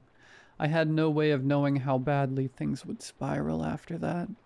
At the time, it was just a sweet, silly game. I wish it had stayed that way. A couple of days later, one evening after dinner, Dad asked me eagerly if I wanted another round of hide-and-seek. I paused, a bit surprised that he was still this enthusiastic, but I agreed. I figured the first time had made him happy, and there was no harm in a little more fun. Still, something in his eyes gave me a pang of unease. His excitement seemed almost intense. This time the game felt different. Dad was taking it much more seriously. As soon as I finished counting and started looking, I could tell he had stepped up his hiding spots significantly. It was almost impressive at first. I found him in the first round curled up under the kitchen sink, knees folded awkwardly to his chest among the pipes and cleaning supplies. He was crammed into the dark cabinet in a way that no grown man should have been able to fit. I actually laughed in disbelief when I opened the cabinet door and saw his contorted body tucked behind the trash bin. He just blinked at me with a weird, childlike grin. After a long moment, he unfolded himself and crawled out. Wordless this time, except for a faint chuckle as he dusted off his pants. In the next round, he somehow balanced himself on top of the wall wardrobe in his bedroom. I walked in thinking he might be hiding in the closet, but then I heard a shuffling above me. I looked up and nearly screamed. Dad was lying flat on his stomach atop the wardrobe, pressed between an old suitcase and the ceiling. I have no idea how he even got up there so quickly and quietly. My heart jumped into my throat as I realized those eyes staring down at me from the darkness were his. When I exclaimed in surprise, he just stared, unblinking. It took me saying, I see you, Dad. Game's over," for him to finally respond. He slowly began to climb down, never breaking eye contact with me the entire time. The hair on the back of my neck stood up. Something about the way he moved was off, almost too slow and deliberate. Despite my growing unease, Dad insisted on one more hiding spot. I didn't even have time to object before he took off down the hallway to hide again. I sighed and started counting down from 20. trying to shake off the weird feeling that was creeping up on me. It's just a game, I told myself. He's probably trying to spice it up, make it challenging. And as the seconds ticked by, that nervous knot in my stomach only tightened. I searched for him everywhere. Downstairs, upstairs, even briefly outside on the porch in case he'd stepped out, calling for him as I went. Nothing. He didn't respond at all, not even a peep. 10 minutes passed, then 15, and I still hadn't found him. By now my nerves were on edge. The house was eerily quiet except for the sound of my own footsteps on the floorboards. I gave up and called out, "Okay, you win. Come out now, Dad." My voice echoed down the dark hallway. There was no answer. A panicky thought filled through my mind. What if he got stuck somewhere, or hurt? This had gone way beyond a simple game. I was about to grab my phone to call him when I noticed something odd. The door to the upstairs linen closet was open just a crack. We usually keep that closet shut. I walked towards it, heard thudding. "Dad?" I called softly. No response. With a trembling hand, I yanked the closet door open. At first, all I saw were towels and sheets stuffed on the shelves. Then I saw eyes. My dad's eyes peering out from the darkness between the stacks of linen. I jumped back with a yelp before I recognized him. He was wedged on the top shelf of the closet, curled up and jammed behind a bulky old comforter. He had practically become part of the pile of blankets, completely still. For a moment, we just stared at each other. He didn't blink. He didn't laugh or say, "Got me." He just watched me, half hidden among the sheets. His eyes looked strange, wide and unsteady. It sent a chill through me. "Dad, what are you doing? Come out. You're going to hurt yourself." I stammered, trying to sound lighthearted. I was genuinely freaked out to find him in such a bizarre spot. He didn't respond or move. He was crouched so unnaturally on that shelf, I wondered if he could move without help. I reached in and awkwardly touched his arm. It was warm. He was definitely alive and awake. In fact, at my touch, he finally grinned. But it wasn't a normal, embarrassed grin of being caught. It was slow, creeping, and somehow distant, as if it took him a second to remember how to smile. Slowly, he began to untangle himself from the blankets and climb down. I stepped back to give him room, my heart hammering. He practically slithered out of the closet, feet thumping to the floor. I forced a laugh. "That was a really good hiding spot, Dad." My voice came out thin. I didn't know what else to say. Dad stood there in the hallway, a full head taller than me, breathing a bit hard. There were deep creases on his arms where the wire shelf had pressed into his skin. He tilted his head, still fixing me with that unsettling stare. "Your turn to hide," he said softly. The playful, warm tone from our first game was completely gone. His voice was flat, almost expectant. I blinked. Actually, I wanted to tell him I was done, that this was too weird, but he immediately covered his eyes with one hand and started counting. 20, 19, 18.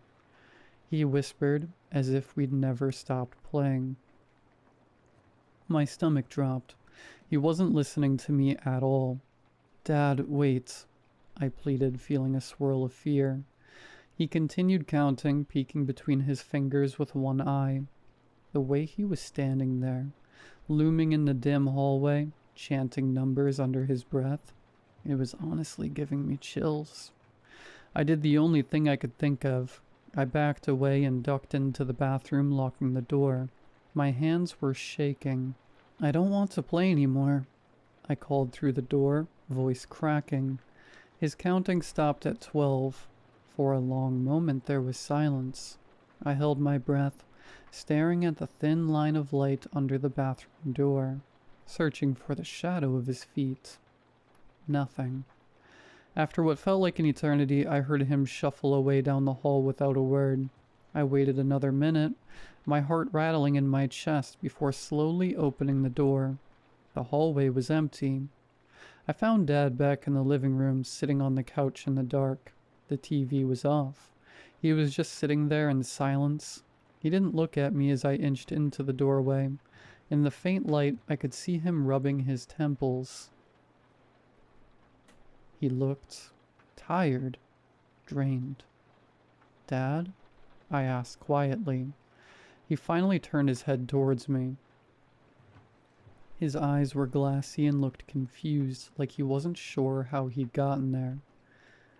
"That got a little out of hand, huh?" he mumbled, offering me a shaky laugh. The way he spoke was back to his normal self. Gentle, apologetic. I exhaled in relief. "Maybe we should call it a night?" I said, trying to sound casual. He nodded. "Yeah, okay."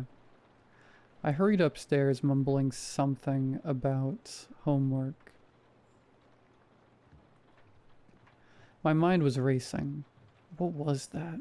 Maybe he was trying to scare me on purpose. But why would he do that? None of it made sense. Lying in bed, I told myself that Dad just got too into the game and lost sight of reality for a bit. Everybody gets carried away once in a while, right? I eventually fell into a fitful sleep, hoping that by morning this would all just be a weird little memory we'd both quietly decide to forget. I hoped that would be the end of our hide-and-seek adventures. It wasn't. The very next night, I was in my room scrolling on my phone when I heard a soft knock on my door. It was almost midnight. Through the wood, I heard my dad's voice, eerily calm. "Honey, let's play again." A spike of anxiety shot through me. "No, not again." I cracked open my door. Dad stood in the dark hallway, the faint glow from my bedside lamp falling on half his face. He wore the same unnerving smile from the night before. His eyes looked shiny and far away. "Dad, it's really late," I said, trying to keep my voice steady. "I have school tomorrow. Maybe we can skip tonight." He stepped forward into my doorway, not seeming to hear me. "Just one game," he said quietly. It didn't sound like a request. My stomach flipped. There was an intensity in him that set every instinct I had on edge. "Dad," I whispered, "I really don't." Before I could finish, he reached past me and flicked off the lamp in my room. Suddenly we were in near darkness. I gasped in surprise. Dad's face was now just a silhouette inches from mine. "Go ahead," he breathed, that grin still on his face. I stood there, frozen. His behavior from last night was seared in my memory. I didn't want to repeat that terror, but I also wasn't sure what he'd do if I refused outright. His smile twitched, and his voice came out sing-song in the dark. "You better hurry. 20, 19, 18. He had already covered his eyes with one hand, starting to count. My heart leapt into my throat.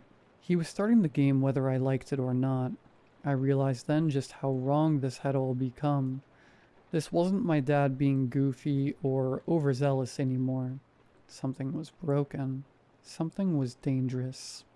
He kept counting, numbers tumbling from his lips in a chilling whisper. I took a shaky step back into the hall. I could barely see, but I knew I had seconds before he finished. I thought about trying to run past him and get out the front door. But what if it was locked again? And he was blocking the hallway. No time. Hide. For now, just hide. I forced my legs to move. As Dad whispered, 15, 14, 13. I slipped into the guest bedroom across from mine. The door was ajar, and I didn't dare close it and make noise. In the faint glow from a nightlight down the hall, I spotted the bed and immediately dove underneath it.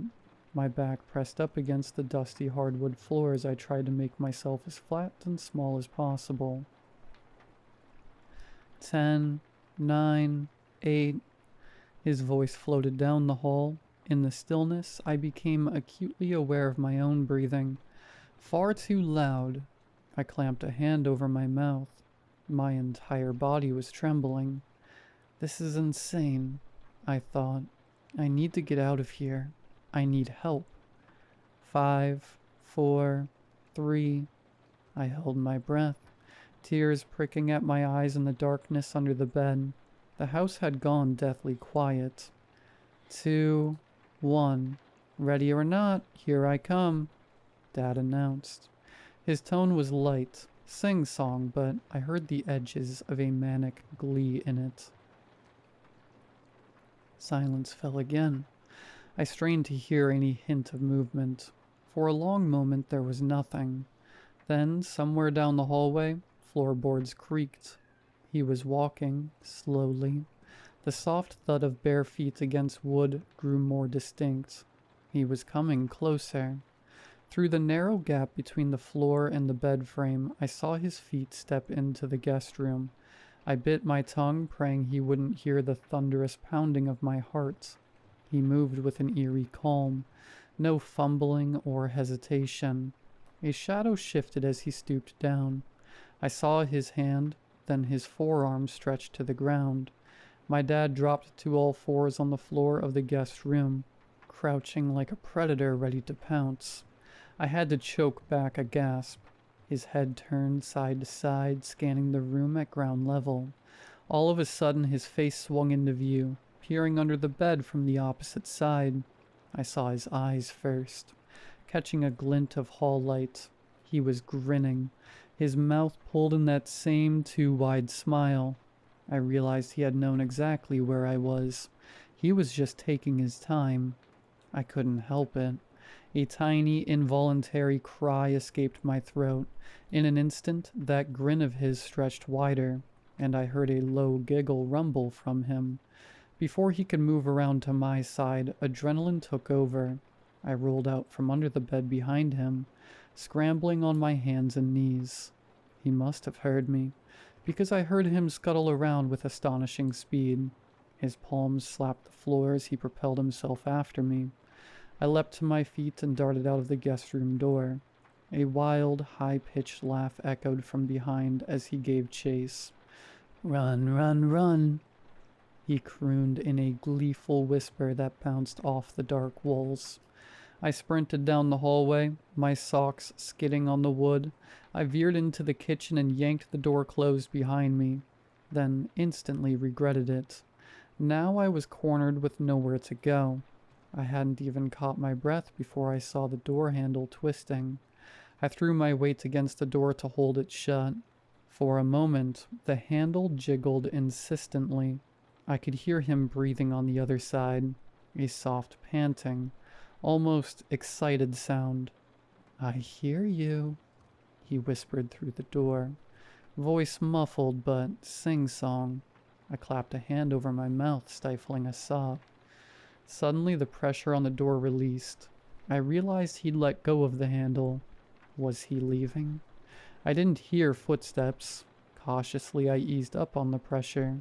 Maybe he was trying to trick me, I thought. Seconds dragged by. Then, without warning, a rapid thump, thump, thump hit the door near the bottom. He was pounding on it, low and fast. I yelped and shoved hard against the wood, my panic renewed. The door rattled as he drummed on it from the other side in a frenzy, giggling like a child. He wasn't trying to open it, he was just hitting it, playing with me, testing my resolve. Each hit made the hollow door boom. I bit back a scream, tears streaming now. Just as abruptly as it began, the pounding stopped. The sudden quiet was almost worse. I strained to hear any movement, my ear close to the door. Nothing. Then a single tap came, right at the height of my head, as if he gently pressed a finger there. I nearly jumped out of my skin. "Still hiding?" Dad cooed from the other side of the thin door. He was so close I could almost feel his breath through the gap. "You can't hide forever." His voice was a husky whisper. My blood ran cold. Think. He had me trapped in the kitchen. The only other exit was the back door to the yard. In the dark, I fumbled across the room, groping for the deadbolt. My shaky fingers found it, and I quietly flipped it open. Please, I prayed. Let this door be unlocked. I eased the back doorknob, and to my amazement, it turned. I stole one last glance at the kitchen entrance. The door was still shut. I didn't know where Dad was now. He'd gone eerily quiet again. Heart pounding, I pushed open the back door just enough to slip through. The hinges whined ever so softly. I cringed. If he was anywhere nearby, that sound would draw him. The night air was like a shock to my system, cold and real. I realized I was barefoot, but I didn't care. I stepped out onto the back porch and gently pulled the door closed behind me. If I could just get off the porch and around the side of the house, maybe I could make a break for a neighbor's or flag down a car on the street. I crept down the porch steps into our backyard. The grass was icy against my feet. Clouds covered the moon, plunging everything into darkness. Our yard isn't fenced, so theoretically I had a clean shot to run. But if Dad realized I was outside, he could easily catch me in the open. I decided to hug the house wall and move toward the front yard as stealthily as possible. I edged along past the darkened windows of the dining room and living room. Each window was like a black mirror. I was terrified to see my dad's face appear in one of them, looking out at me. But all I saw was my own reflection and the faint glow of interior lamps we'd left on. I was nearing the front corner of the house. Just a few more feet and I'd be in the front yard, then the street. I risked speeding up my steps, almost there. All of a sudden, a figure stepped out around the corner of the house. My heart stopped.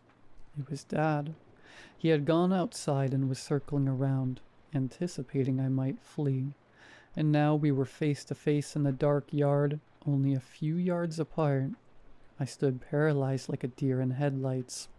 Dad's face was mostly in shadow, but I could see the glint of his eyes. He wasn't smiling anymore. His mouth hung slightly open, and his head was tilted at that unsettling angle again, as if he himself was not sure what he was looking at. We stared at each other for one endless second. Then he lunged. I screamed and bolted to the side, just barely avoiding his grasp. I tore across the front yard. My ankle twisted as I stumbled over something in the dark, sending me sprawling into the cold grass. Pain shot up my leg.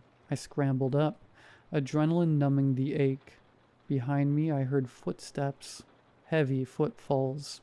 He was running at me full tilt. A strange, rasping breath, almost a growl, escaped his throat as he closed in. Desperate, I darted to the left, around the side of our parked car in the driveway. Dad skipped on the dew-slick grass, momentarily losing traction. It gave me a second's lead. I dashed across the driveway, heading for the street. If I could reach the road, maybe someone driving by. My bare feet slapped the pavement as I reached the quiet suburban street. It was empty. No cars, no people, just silent houses. I didn't even have time to scream for help. Dad was only a few paces behind. I could feel him gaining on me.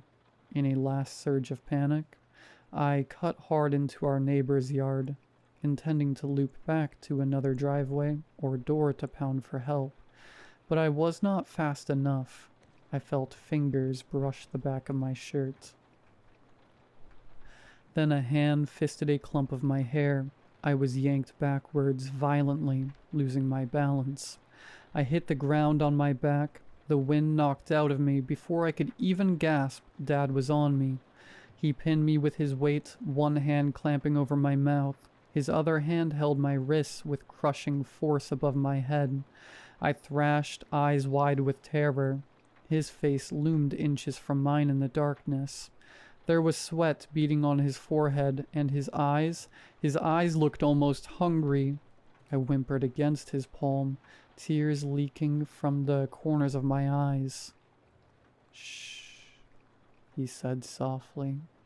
His lips were pulled back in a grin, but I saw madness and fury dancing underneath that smile. "You ran," he said, voice tinged with a bizarre mix of disappointment and glee. "That's against the rules."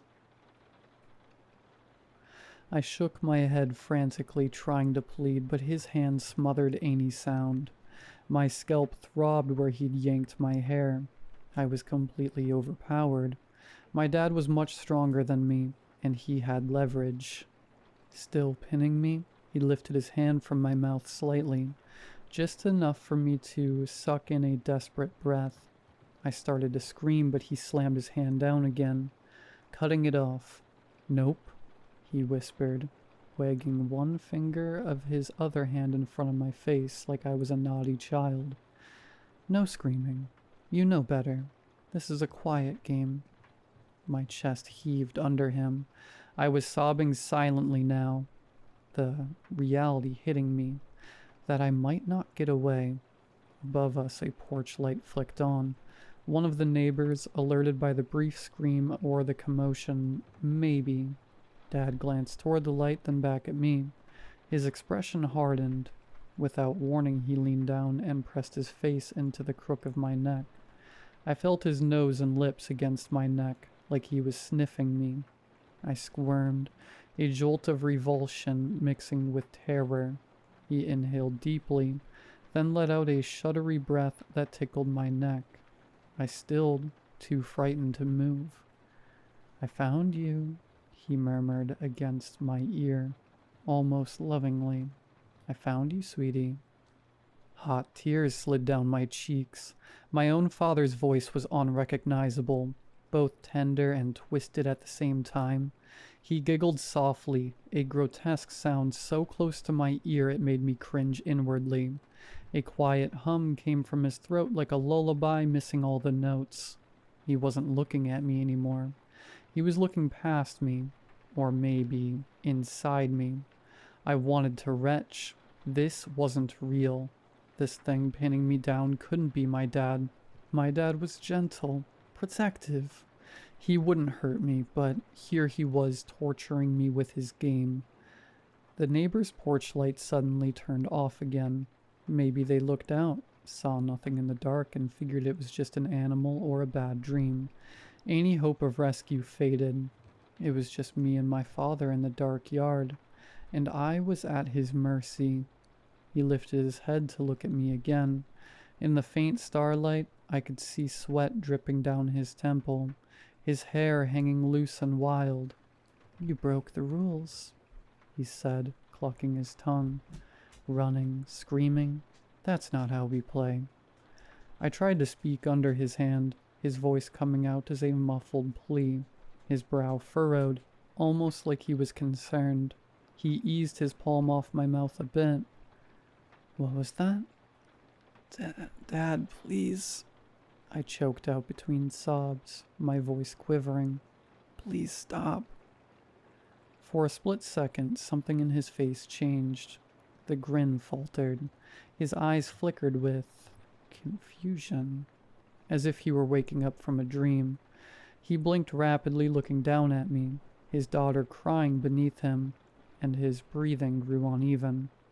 "Baby?" he whispered, but it sounded like his normal voice.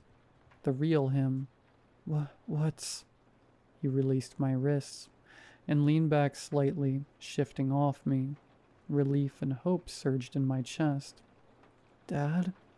I whispered back. "Are you okay? Please stop. Let's go inside." I ran a trembling hand through his hair. In the dark, I saw a flash of remorse in his expression.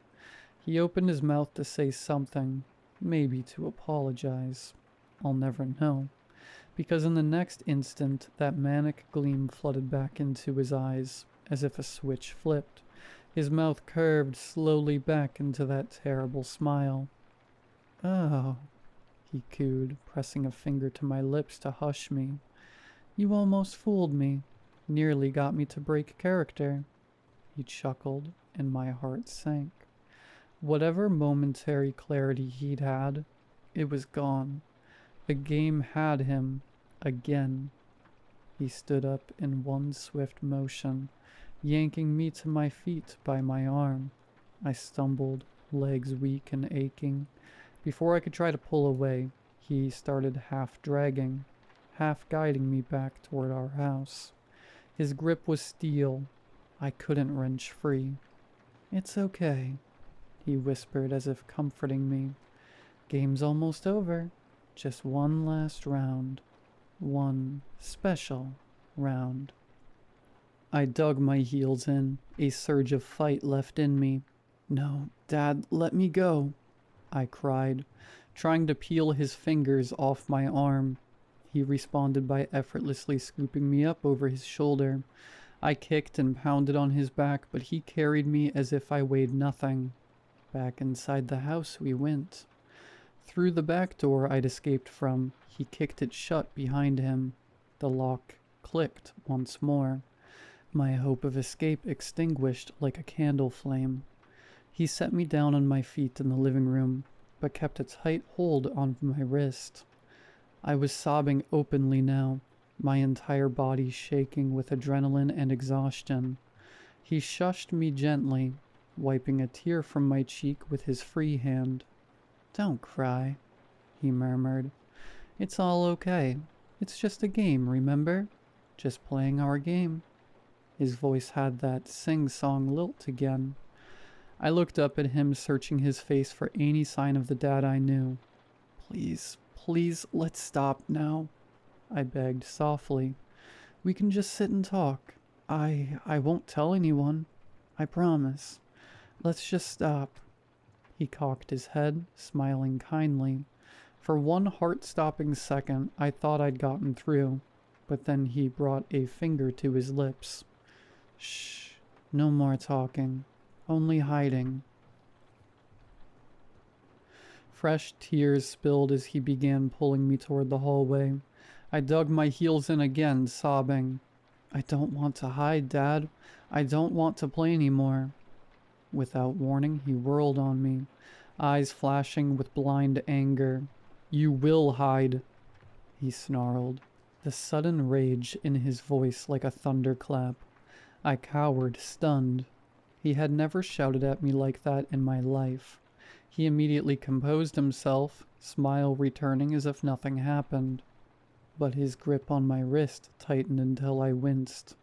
In a gentle tone he continued, You will hide, and I will seek. One last round, and no more running away, okay? If you do, I'll be very cross. He wagged his finger again, lightly tapping the tip of my nose with it.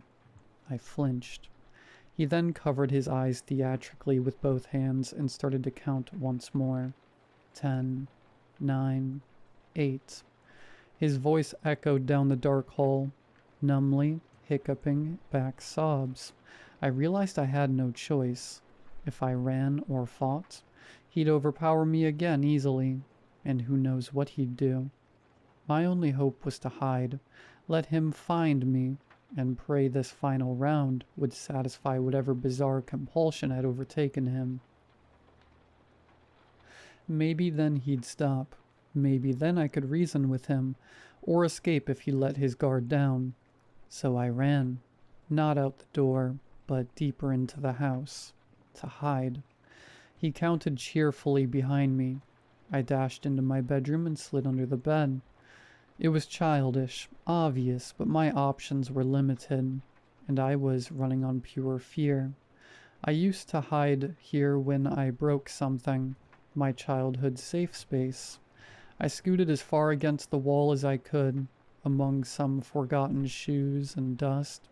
Then I forced myself to breathe slowly, quietly. My body ached and my mind was screaming at me that this was a terrible idea, but I didn't know what else to do. 3, 2, 1. Ready or not? I heard him call out. His voice had a sing-songy glee again. The final hunt had begun. I squeezed my eyes shut, trying to calm the shaking of my limbs. This has to end, I thought. It has to. Footsteps padded down the hall like a hungry wolf. Unlike earlier, he wasn't being stealthy now. He wanted me to hear him coming, to stew in fear. The deliberate steps stopped outside my door. I heard the door slowly squeak open. Silence. Then in the darkness, tap, tap, tap. He was knocking lightly on my door, in a mocking, otherworldly rhythm. "Honey?" he called softly. "Are you in here?" I bit down on my hand to keep from making any noise.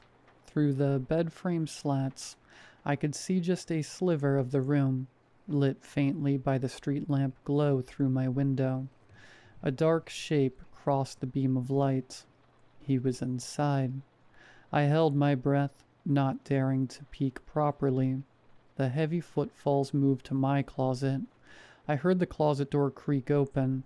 Hangers clattered as he pushed aside clothes. "Not here," he whispered, and I could hear the smile in his voice. A drawer slid open. He was checking my dresser. Absurdly. He was toying with me, searching everywhere except the most obvious place first, drawing it out. I clenched my jaw, body rigid. The footsteps came closer to the bed. My heart was a jackhammer. I saw his feet appear inches from where I lay. He crouched down. The bed springs above me groaned slightly under his weight as he leaned on the mattress. I could make out his face now, upside down as he peered under, smiling. Our eyes met. I will never forget that look in his eyes. Triumphant, wild, hungry, like a man possessed. "There you are," he sing-songed. A strangled scream ripped out of me. In a flash, his hands shot under the bed and latched onto my ankles. I was yanked out with astonishing force. Nails scraping the floor as I tried to hold on to anything. He dragged me out from under the bed as easily as if I were a doll. I thrashed, kicking at him, but he didn't let go. One of my kicks caught him in the chin, and his head snapped back. For a brief moment, I thought I might have hurt him, but he only laughed, a short, giddy sound, and tightened his grip painfully. "No more cheating," he hissed, pulling me fully into his grasp. He wrapped his arms around me from behind, pinning my arms to my sides. I screamed and bucked, but it was like struggling against iron. He hauled me backward out of my bedroom. I was off the ground, feet flailing uselessly. He was carrying me down the hall, toward the living room again. I could see the front door directly ahead, still locked and bolted, my vision blurred with tears and dizziness. "Shh," Dad murmured in my ear as I writhed. "It's over. Game over." There was a strange relief in his voice. We reached the living room. He let go of me. I collapsed onto the carpet, scrambling away from him on all fours. He didn't chase this time. He just stood there, breathing hard, watching me with that detached curiosity. I backed myself into the far corner of the living room, near the fireplace. There was nowhere left to run. I was trapped.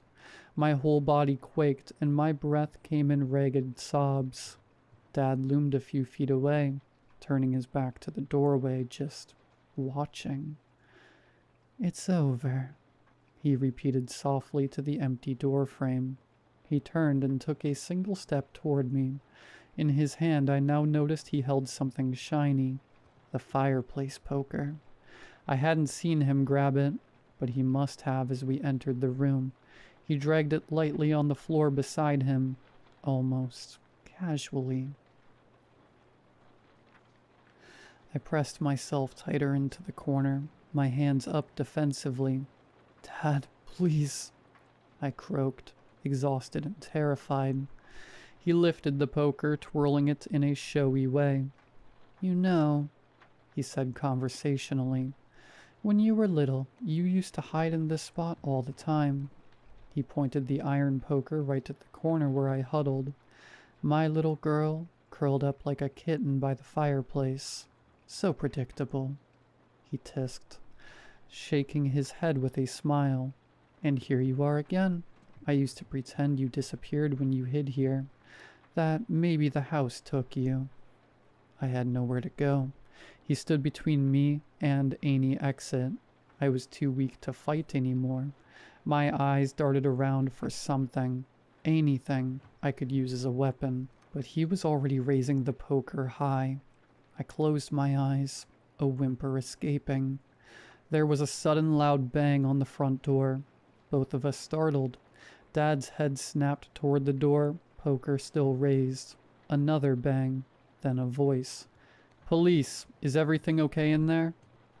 Through my haze of fear, I realized the neighbor had called the cops after all. That single scream and porch light must have spurred them to call. I mustered every bit of strength and screamed, "Help! I'm in here! Help me!" Dad's face contorted with rage. He lunged toward me, but then, crash! The front door burst open, splintering as two officers rammed through it. Light from their flashlights sliced into the living room. "Drop it! Drop the weapon!" One officer shouted, gun drawn. Dad turned to them slowly, calculated, the poker still in his hand. For a terrifying second I thought he might charge them. He took one unsteady step forward, raising the iron bar. The officers yelled again, "Drop it now!" He halted, looking from them to the poker, as if confused how it got in his hand. Then the metal clang echoed as he let it fall to the floor. They rushed him.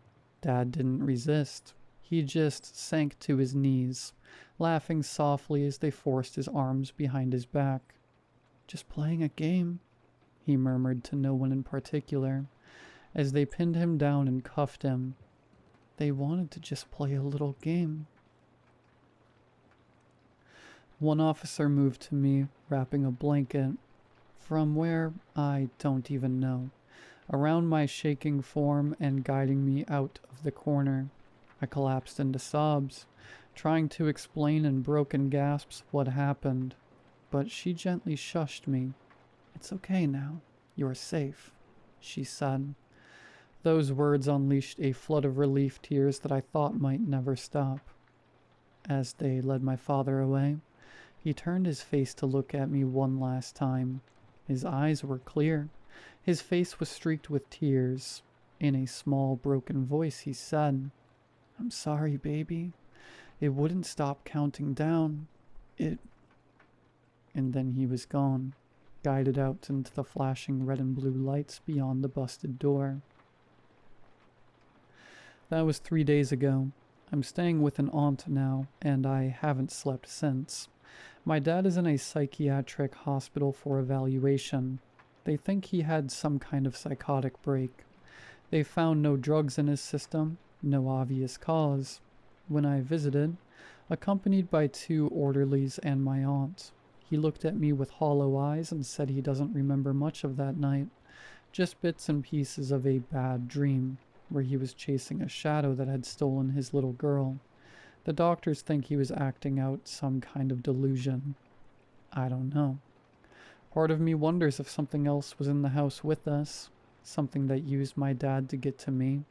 I know that sounds crazy, but I watched my dad change into something else over those days, and I can't explain it. They tell me he's responding well to medication, that he might be able to come home in a few weeks once he's stable. I want to believe that. I want my dad back. But I'm also terrified. Every time I close my eyes, I see his face inches from mine in the dark, hear that gleeful whisper, "Found you." What if he's never truly back? What if that part of him comes out again? I don't think I could ever play hide and seek again. Not with him. Not with anyone. I'll never feel safe hiding.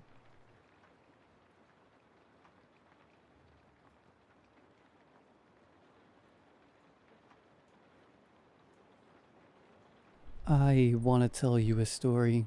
I really don't care if you believe me. I know that what I'm about to say might sound frightening, but please, don't be frightened. Something wonderful has happened to me, and if you're reading this, I think it could happen to you too. Let me tell you about a miracle. It was about a month ago that my grandfather passed on due to complications from his stroke late last year. He and I were very close, and after his stroke, I had taken care of my grandmother and him the best I could while still making my way through university. The day of the funeral service, it rained like hell. The ground of the tiny cemetery on the corner of Elk and Monroe turned to mush underfoot, and a few unfortunate folks got mud all over their funeral blacks. The service had been incredibly hard for me, and because I had a lot of difficulty crying around my family and friends, I decided to stay back from the burial service so I could get a couple minutes to honestly grieve. That's when I saw him. The cemetery's caretaker stood out in the pouring rain looking underdressed and soaked to the bone. He stood a respectful distance away from the service, clearly not wanting attention, but I could tell he was shivering, so I walked over with my black umbrella to give him some relief. When I got closer, the first thing I noticed was that he was young. Under his thick, blonde beard, he couldn't have been more than a year or two older than me. The second thing I noticed was an odor that hung around him, thick and cool. It wasn't a terrible smell, more that he smelled like wet, black earth, even more so than the whole world seemed to smell of it in the rain, and a sort of cinnamony scent I couldn't quite place. "That's very kind of you, sir," he said in a surprisingly soft voice. "It's just that you looked cold," I stammered out, slightly off balance from the age, the smell, and now the voice. The caretaker gestured out to the mass of black umbrellas and solemn faces. "Who was he to you?" he asked in that soft, almost cautious voice. "My grandfather. I loved him dearly," I said, the second half of the sentence falling lame even to my own ears. "You and all those people out there," he gestured with a long-nailed hand out to my friends and family. "I've worked this plot for a long time, seen all sorts go into the earth. You can always tell when it's a well-loved one, something in the faces of the mourners. I can't quite explain, but it's there." He picked each word carefully, like an artist selecting just the right brush. As he spoke, I caught a whiff of his breath, and the smell that hung around him hit me even harder, this time less pleasant, and with an underlying rank sweetness. "How long have you worked here?" I inquired, eager to change the subject as my roiling emotions threatened to bubble over again. "A good long while now. I don't bother keeping track. The work's rewarding, and this is a good place. A calm and quiet place." His face spoke of a life that hadn't always been full of calm and quiet places. I couldn't disagree with him, though. Despite the rain, or maybe even because of the cemetery had almost an ethereal stillness, and looking over the well-cleaned headstones, I could see how this place could be someone's haven, if not mine. We made a sort of gentle conversation that slowly spun out into silence. Then we stood for a while, listening to the rain patter on the fabric of the umbrella we shared, and watching the service from afar. It wasn't until just before I was about to excuse myself to return to the last minute of the service that he spoke again. "I don't think most people would have shared their umbrella," he mused without looking away from the mourners and meeting my eyes. "Why's that?" I asked, startled out of my thoughts. They're uncomfortable with people like me, people who are proximate to death and decay. Thank you for being different, and thank you for the conversation. I think it's time you get back to your grandfather. They're about to begin the lowering." He offered one of his long-nailed hands. I took it with only the slightest hesitation. His grip was strong, painfully so. As he squeezed my hand, he leaned in. Breath stinking of the grave, he said, "Good deeds are rewarded, my friend. Run along now." The biting grip disappeared as quick as it came on, and I did my best to politely excuse myself without appearing shaken.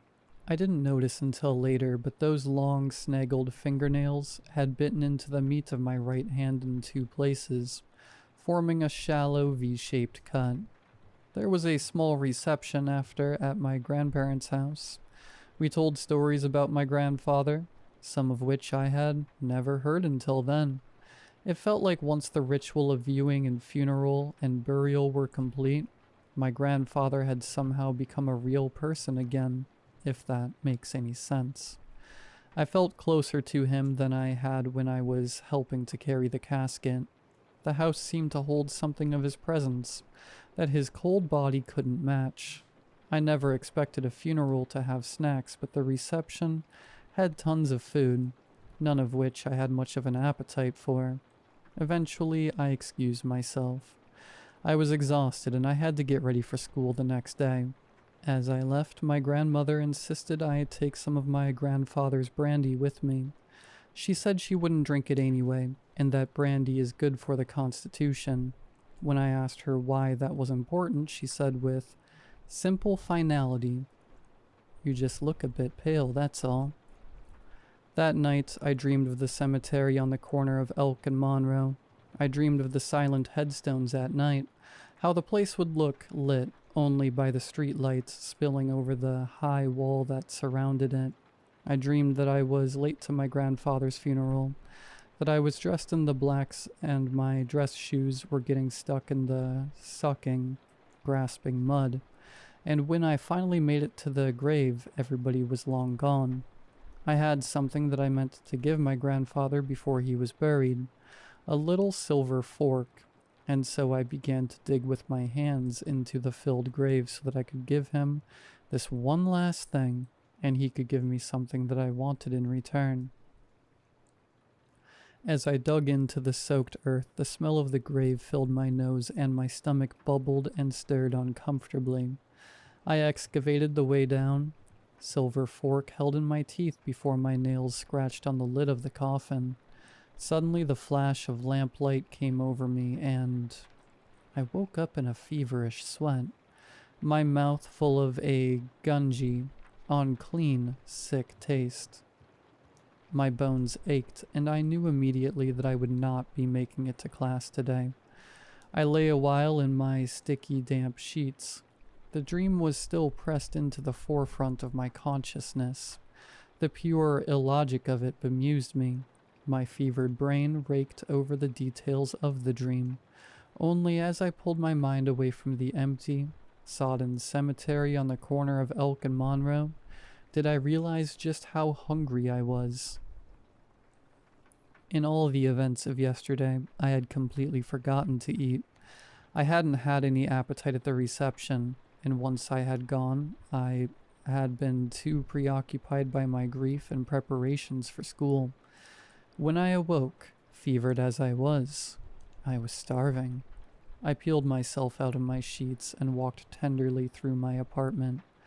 I filled a glass with water and sucked it down to try to soothe my aching head. It did no good.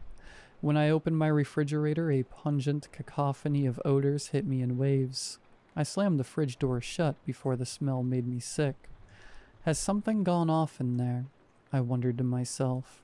The worst part was that the horrible smell hadn't delayed my hunger for more than a few seconds.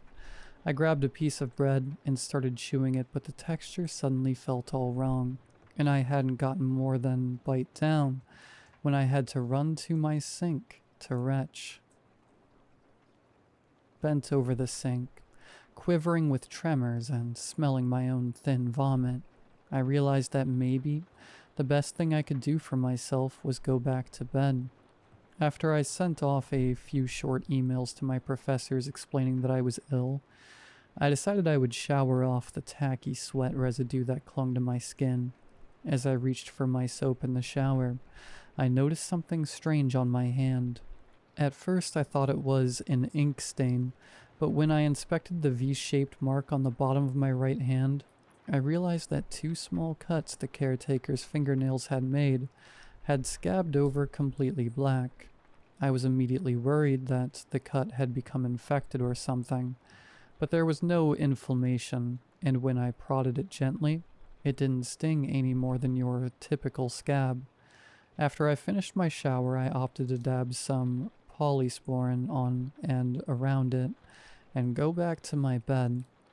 I took a long while getting back to sleep between the fever and the stomach cramping hunger, but when I did, my dreams were strange again. I dreamed of family dinners and the cemetery. I dreamed of the caretaker with his shovel. I dreamed of him filling graves and emptying them. I dreamed about the sound a shovel makes when it hits the roof of a casket, like the sound of a pirate striking buried treasure. I dreamed of smelling that damp dirt and cinnamon smell, and when I woke late in the evening, my fever had grown far worse and my mouth was watering. I was getting worse. I was a pale and shaking mess, completely unable to keep a bite of solid food down. When I tried a sip of my grandfather's brandy, I nearly spat it out. A rancid flavor had surpassed even the burn of alcohol in it. I resolved to drink only water until this flu or fever had passed, and I shivered out the rest of the evening on my couch trying to distract myself from the vicious combination of malaise and hunger. I dazed intermittently but always started awake from strange dreams full of grave dirt. 48 hours after my grandfather's funeral, I decided I was going to go to the emergency room. The fever was bad. The hunger was worse. I had wondered if I was well enough to drive, but ultimately decided that if this was contagious, it would be best for everyone if I tried to avoid exposing anyone. By the time I had walked out to my car, my heart was racing with effort and a cloud of lightheadedness hung over me. I sat in my car for a full 8 minutes before I felt clear-headed enough to start it. Even as I started to drive, I wondered if I was making a terrible mistake in trying to drive. My attention kept wandering, and I would lose seconds at a time, realizing I had run a yellow light or missed a turn. My eyes kept straying to brightly lit fast food signs, but I knew as soon as the greasy paper bag was passed over to me, I wouldn't be able to take a single bite. I rolled down my window to get some cool air on my face. That's when I realized where I was. The smell washed over me, and I felt my stomach growl maddeningly. It took a moment to identify. It was rich and cool, a simultaneously wet and dry odor. It was herby with an earthy note and the slightest hint of fruitiness. I had visions of sweet, cool fruits being pulled from rich, damp earth. My focus drifted in the tantalizing presence of this smell until the squawk of a car horn behind me snapped me out of my daze. The light at the intersection of Elk and Simons had changed to green, and I had been idling in front of it for who knows how long. I goosed the gas pedal, eyes scanning for the source of the delicious smell when I saw it. The next intersection was Elk and Monroe. The cemetery gate on the corner stood wide open, flanked by stone angels, and as I drove toward it, the sensations of smell and hunger threatened to overwhelm me, matched only by my internal horror. How could it be? How could it smell so right? There was nothing for me there, only the headstones, the dirt, and deep within the earth, gently moldering, fermenting, the many corpses with their pale flesh.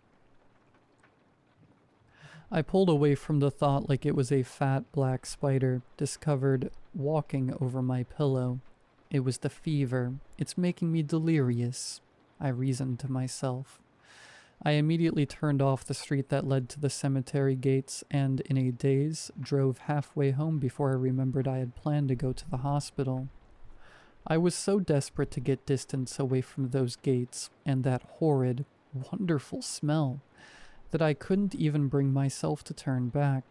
Fatigue was washing over me in dark waves, and if not for the bone-deep horror that gripped me, I might have fallen asleep at the wheel. When I got back to my apartment, I pulled into my stall at a steep angle and stumbled to the elevator, resting my burning head against the cool metal of the elevator door frame as I waited for its arrival. I'll call 911 tomorrow if I'm not better. I bargained with myself. When I got into my apartment, fever had turned to chills and I hid under the sheets, body quaking and mind reeling. Even as I lay there, horror mingled with wanting into a primordial stew of feeling. Red and black fantasies played at the edge of my brain before swallowing me whole as I drifted off to uneasy sleep. In those dreams, I was a farmer in a field of dark soil and pale stones. I moved confidently with hoe and shovel, digging and planting deep within the earth. I pulled a strange and lovely crop from the ground and ate it under the stars. I was content. I basked in the night's breeze and drew in the odor of the land and my harvest moldering below its surface, and I was so at peace. But it was only a dream. I awoke. The fever had broken. The hunger had grown. When my eyes snapped open in the night-black room, I knew where my medicine was. The world had shrunk into a single point of rough need, and I rose from the chill sheets with a blank-minded purpose. Time slipped. I was in the car. The blue dashboard clock read 2:55. I watched the street lamps float past my car, and I rolled down my windows. I breathed deeply of the night air, and I caught the faintest hint of it in the wind. Time slipped. The car had stopped. I had pulled into the parking lot. Behind me, the intersection lights cast a pale green hue over the scene. The smell was so thick you could cut it with a knife. The stone angels seemed to beckon me in with outstretched hands. The gate was open, even though the sign said it was closed. I took the first step on the gravel path. Time slipped. I was on my knees, a headstone out in front of me.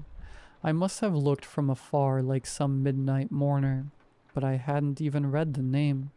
I stared down into the dirt and saw I had already begun ripping up the sod, revealing the pregnant soil beneath.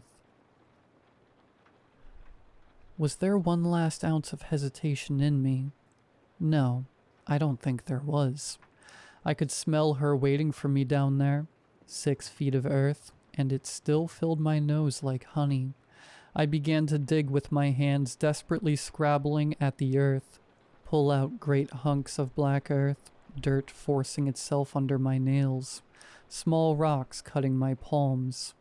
I didn't care. I began to weep as I realized I couldn't possibly do this without a shovel or some tool. That's when the light washed over me and my heart froze. It was him. The caretaker stood with an ancient hurricane lantern in hand, its light casting stark shadows over his face. In this light he looked far older than I remembered. I had frozen, dirt in both hands at the sight of him. I opened my mouth to say something, and all that came out were thick rivulets of drool. My mind raced. The smell drove me to dig. My brain drove me to run. I had almost decided on trying to bludgeon the caretaker and make a run for it when he spoke in that soft voice. "You poor boy, you must be starving." His eyes were solemn as he looked at me. Could it have been empathy? I can explain," I started, no idea what I was going to say, overwhelmed completely. "You don't have to. Just come with me. Let's set you right," he said. There was perhaps the faintest hint of a smile on his face then. Perhaps it was just a trick of the guttering lamplight. I let the dirt fall from my blackened hands and rose from my knee-deep hole in the earth. "What's happening to me?" I asked. The shame ran back into me like a flood, and I began to blubber again, spit and snot mingling around my mouth. There, my boy." The caretaker closed the distance between us and held me in his arms for a minute before he looked me in the eyes with utter seriousness. "Something wonderful, I promise. You'll be feeling right as rain if you just walk with me now. You've come a very long way, but you only have a few more steps." He began to lead me gently down the path. Gravel crunched underfoot and was the only sound in the silence of the cemetery. I saw that we were coming to the caretaker's workshop. It was a small white building, almost a church in miniature. From within, unsteady candlelight burned. We entered to the smell of motor oil and sawdust, and above it all, the heavenly odor of the rotted dead. When we came to the workshop's back room, the table was already set. Fine china and small silver forks and wicked sharp knives, set for two. The centerpiece of the wide table was a long oak coffin, half rotted away. Candles had been placed at the corners of the coffin, and the caretaker bade me sit at one of the set places. Reaching into his coat pocket, he brought out a crowded keychain and carefully selected one. He slid it into the lock, and as I heard the click of it coming open, it was all I could do not to leap from my chair and push him aside as the smell of tantalizing rot seemed to double in the room. He spoke some words then. Some I understood and some that I did not. It was a benediction of sorts, a thanksgiving. "Blessed is the carrion, and blessed is he who tasteth the graveyard's fruit. We thank the ground for yielding her gifts to us. We thank the stars for sheltering us. We thank the empty vessel for remembering life, that it may be passed to us. Blessed are we by dark earth and black heavens, that we shall feast tonight." He spoke it with whispered ritual cadence. Then the small silver knife was in his hands, and he was cutting. I watched as he deftly split rotted flesh from the corpse of a woman. The meat was dry in places, wet in others. It was speckled with pale purples and reds. He started with the cheek. He separated it with a few quick strokes, revealing pale jaw and teeth underneath. And then he set it on my plate. "Take, eat, live."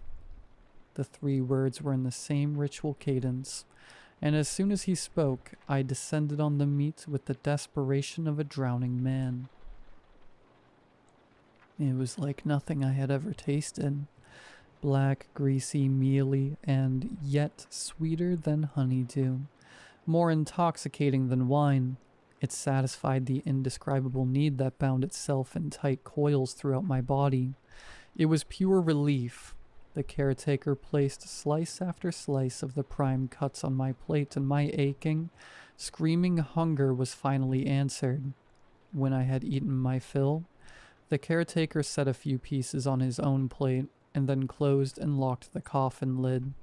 As I sat in a warm haze of emotion and satiation, he broke the silence.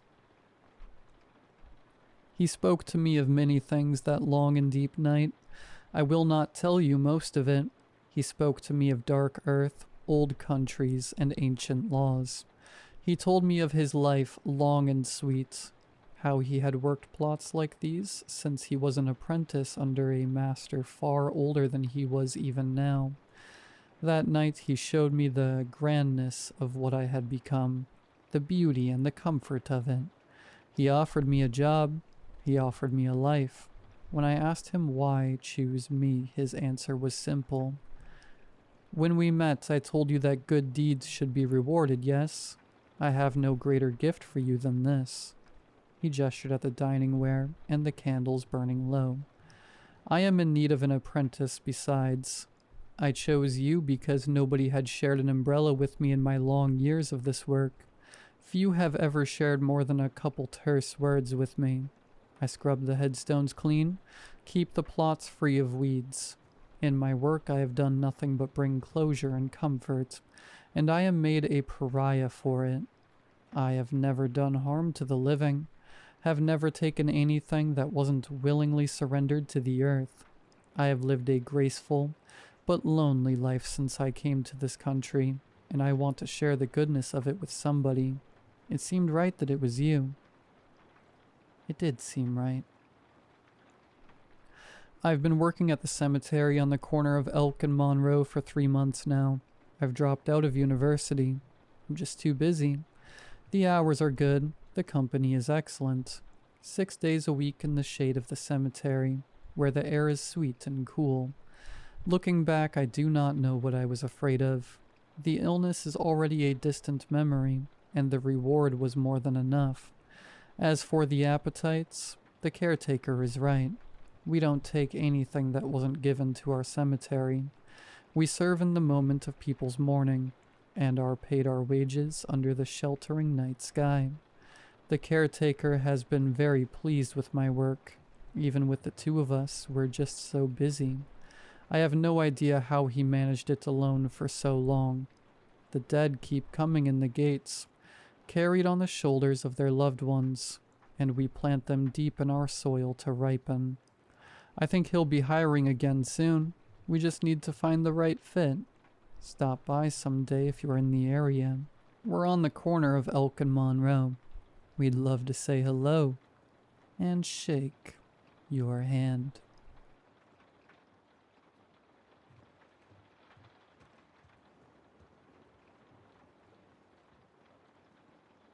I entered the department at around 10:30 p.m.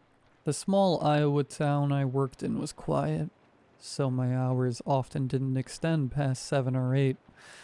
As I hung my jacket, still damp from the cold November drizzle, Reeves walked in holding a few papers.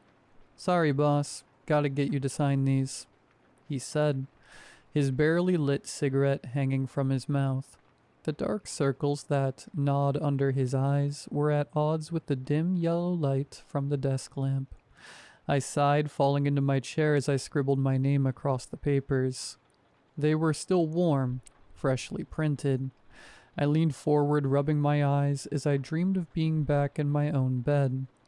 "This can't be the only reason you called me in here," I muttered, aching to go back home. "You said there was an emergency." "Well, kinda," he shrugged, smiled wryly. "May have exaggerated that a bit. Just got a call from a couple of folks near the old high school. They were hearing screams. Thought we should go check it out."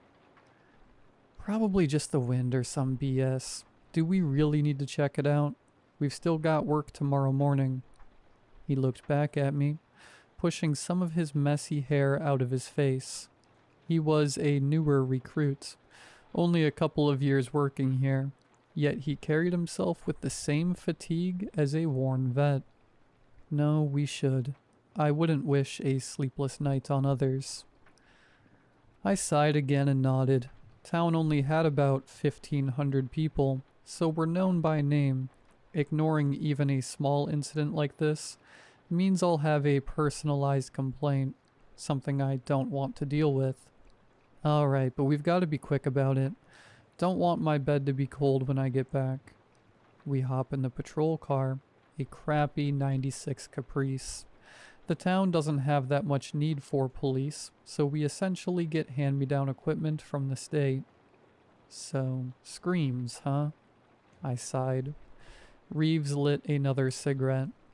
"What do you think it is this time? A cat? Maybe a couple high schoolers messing around?"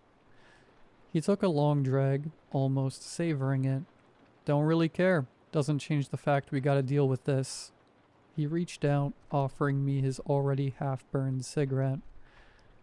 "Sorry, don't smoke," I said half-heartedly. "Wife made me quit. Can't be dying and leaving her and the kids to fend for themselves." "Oh, since when? Yesterday?" He laughed, his voice cracking a bit with the cold air. Come on, one won't kill you. Besides, if anything, you smoke more than me. I'm serious. I made a promise to my wife. I smiled, though my face felt tired. One smoke turns to 2, then 3, then to 10.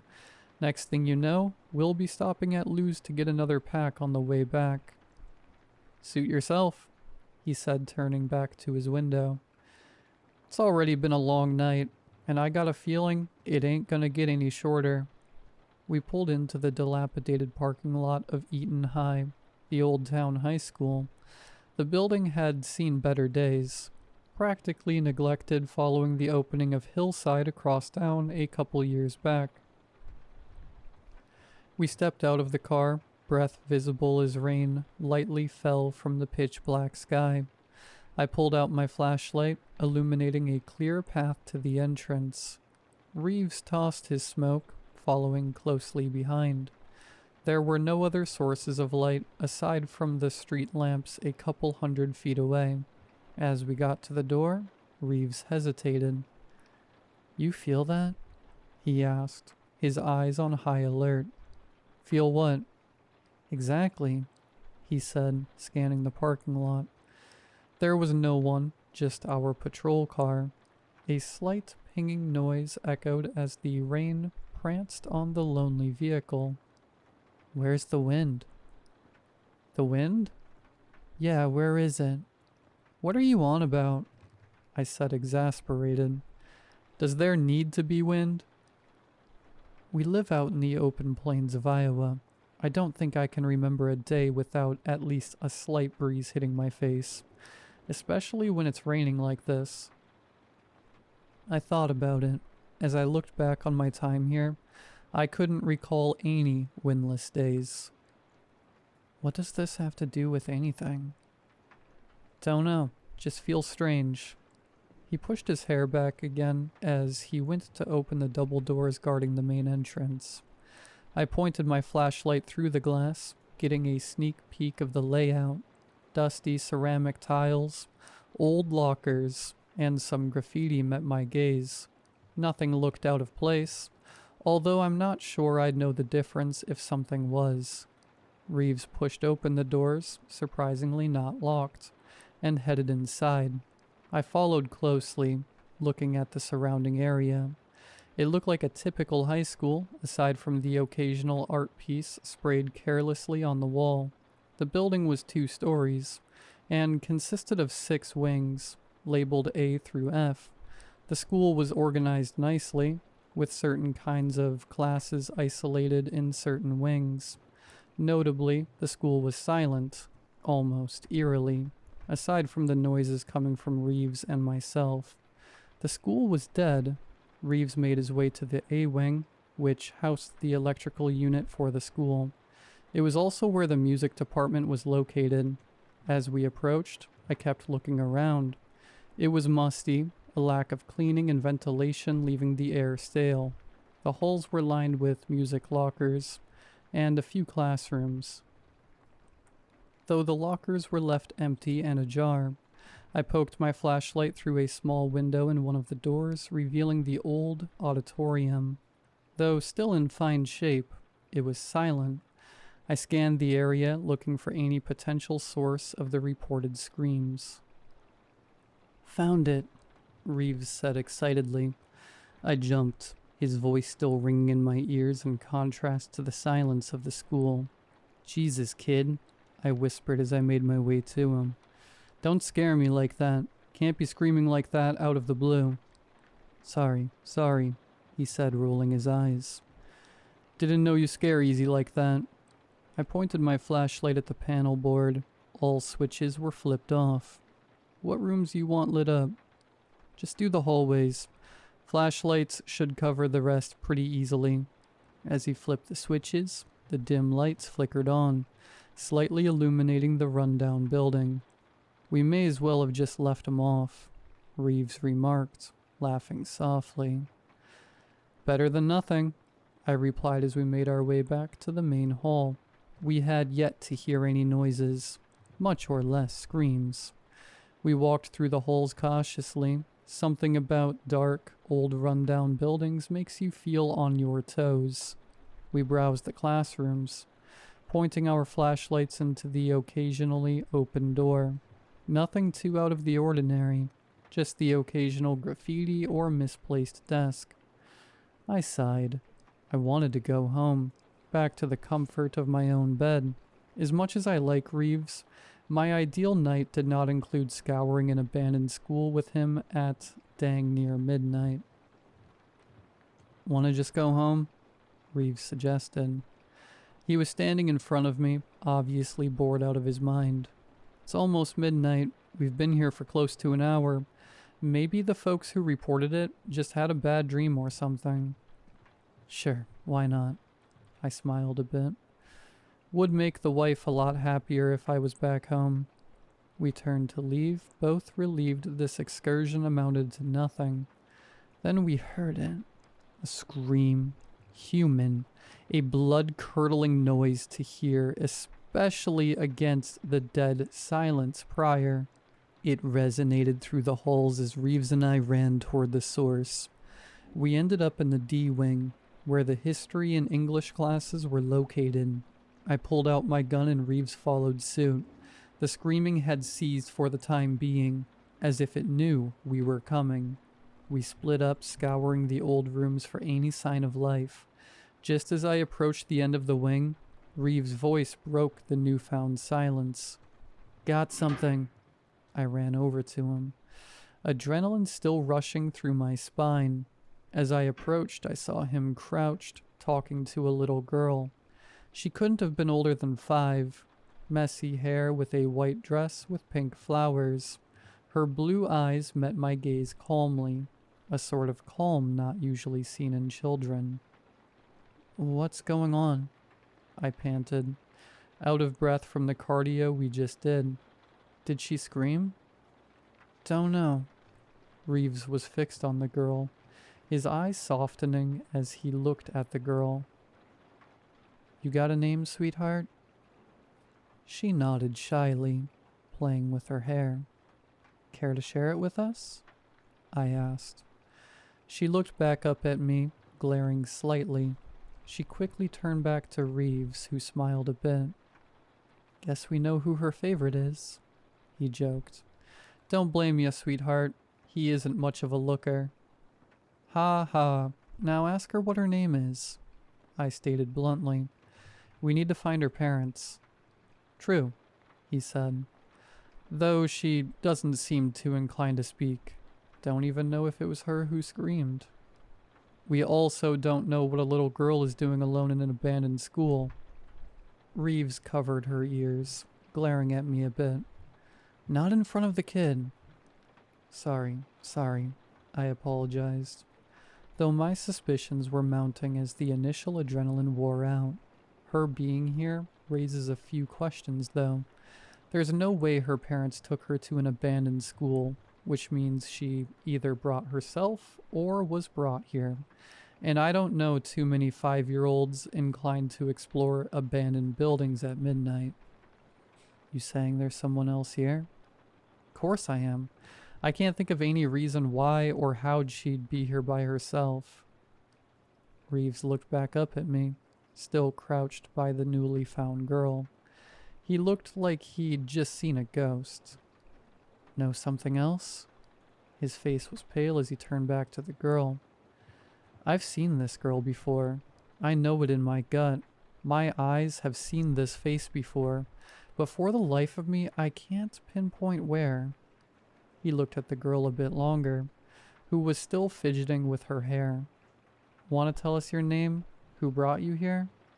Reeves asked softly, though the girl did not answer. Instead, she took off into the main hall. "Hey, don't run. It ain't safe in here," Reeves called out as we took off after. She made a beeline for the gym as we followed close behind, shoes squeaking against the faded tiles. We entered the gym, though the girl was gone. I could have sworn we were only a few steps behind her. We looked around, dumbfounded. How had this girl vanished? We didn't have much time to react to the strangeness of our current situation before Reeves shouted. I glanced over to where his flashlight was pointed. At the edge of the gym, barely illuminated, was a body, face down on the dirty hardwood floor, blood forming a pool around the head. A man, messy blonde hair splattered red, 3 distinct bullet holes poking through the back of his skull. His body was splayed out, clad in a brown flannel and jeans. Call some backup, I ordered Reeves. We gotta get this building locked down. Who do you think did this? Reeves asked, still staring in shock at the body. Probably whoever brought the girl here, I said bluntly.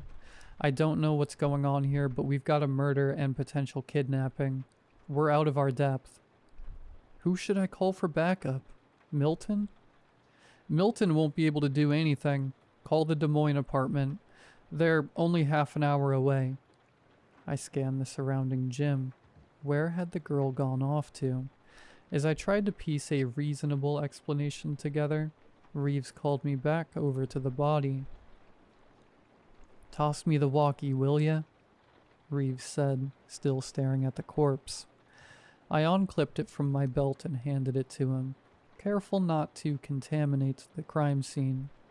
He started flipping through channels, eventually landing on our shared frequency with the Des Moines department. We've got a 707 and a potential 710 here at Eaton High, requesting backup. No response. The static filled the once silent room with an eerie buzz. Do you copy? Reeves looked up at me confused. The people working at Des Moines often pulled late nights, having people on standby the full 24 hours for cases such as these, but no response. There hadn't even been the slightest indication there was anyone on the other end of the line. Did you check the channel? I asked, hoping his tired eyes accounted for our lack of communication. Yeah, channel 6, Reeves said, puzzled. I'm positive this is the right channel. I used it a couple months ago for that thief we were tracking down. He was right. Channel 6 was a direct line of communication to Des Moines, yet the static persisted. I rubbed my eyes. The night just kept getting stranger. Why couldn't this have just been some animal? Some sort of BS we could write off. Did you check the time? I think there's some sort of shift change at midnight. Maybe the operator overseeing the graveyard shift hasn't clocked in yet. Don't think it's that, Reeves said, staring at his watch. It's 11:39. You serious? I froze up, glancing at my own watch. Sure enough, it read 11:39, 6 seconds. It was 11:39 half an hour ago. Check the second hand, Chief. I glanced back at my watch, and sure enough, the seconds hand was still reading 6 seconds. It kept ticking, jolting right back to the same mark. What's going on? I muttered, shifting back slightly. Nothing was making sense. Maybe our watches broke, though with everything that's happened, I doubt it. Reeves circled around the body, still trying to piece some sort of reasonable explanation together. Also, do you remember hearing a gunshot? Much or less 3 of them? What? Blood's still fresh. Usually takes 30 to 60 minutes to dry. His eyes remained trained on the body. We've been here for about an hour, yet the blood is still wet. He put his hand over the body. Still a bit warm as well. Should have at least gone cold by now. What we've got here is a fresh body. My eyes widened. None of it added up. What the hell are we dealing with then? I don't know, Reeves continued. But whoever did this is most likely still here. Girl as well. We can't get in contact with Des Moines, so we're on our own. I gazed at the surrounding gym. The musty smell of old wood met my nose.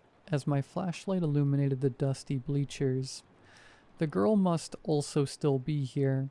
No way a young kid like that could make it far. For now, let's stick together, I said, glancing back over at Reeves. His eyes were trained back on his watch. We don't exactly know what we are in for. Reeves nodded as we both turned back to the main hallway. As we stepped back into the light, we were met with a scream. It sounded as if it were on top of us, resonating from us. It was piercing, a scream populated with loss and sorrow. Reeves and I covered our ears, though that effort was in vain. Just as soon as it had started, it stopped. I looked back at Reeves, whose eyes were now wild with shock. What just happened? I don't know, I replied. Can't even begin to try and explain. PA system malfunction? Man, Reeves rubbed his ears in discomfort. Didn't know these old PA systems had that kind of juice. I also didn't turn this back on the panel board. Kid may have gotten to it, I said. Or worse yet, our suspect. We made a beeline for the panel board, hoping to end this awful night once and for all. As we approached the A-wing, we could hear the distinct clicks from the panel board switches. They were rapid, nonsensical. Someone just flipping them with no sense of what they even do.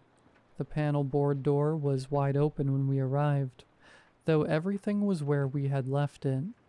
Is someone messing with us? Reeves said, exhausted from the oddities of the night. Like, who was just flipping through all of these? Are we both going crazy or something? I shrugged, my mind alert that the killer could be around any corner. Just then, Reeves turned back to the door. Oh, it's you. The little girl stood silently at the entrance to Wing A, playing with her hair. She waved at Reeves, beckoning him forward. All right, I guess, Reeves said, responding to some unspoken message. His eyes were bloodshot, tired. Each step he took appeared a challenge, as if he was falling forward and catching himself. Where do you want to go?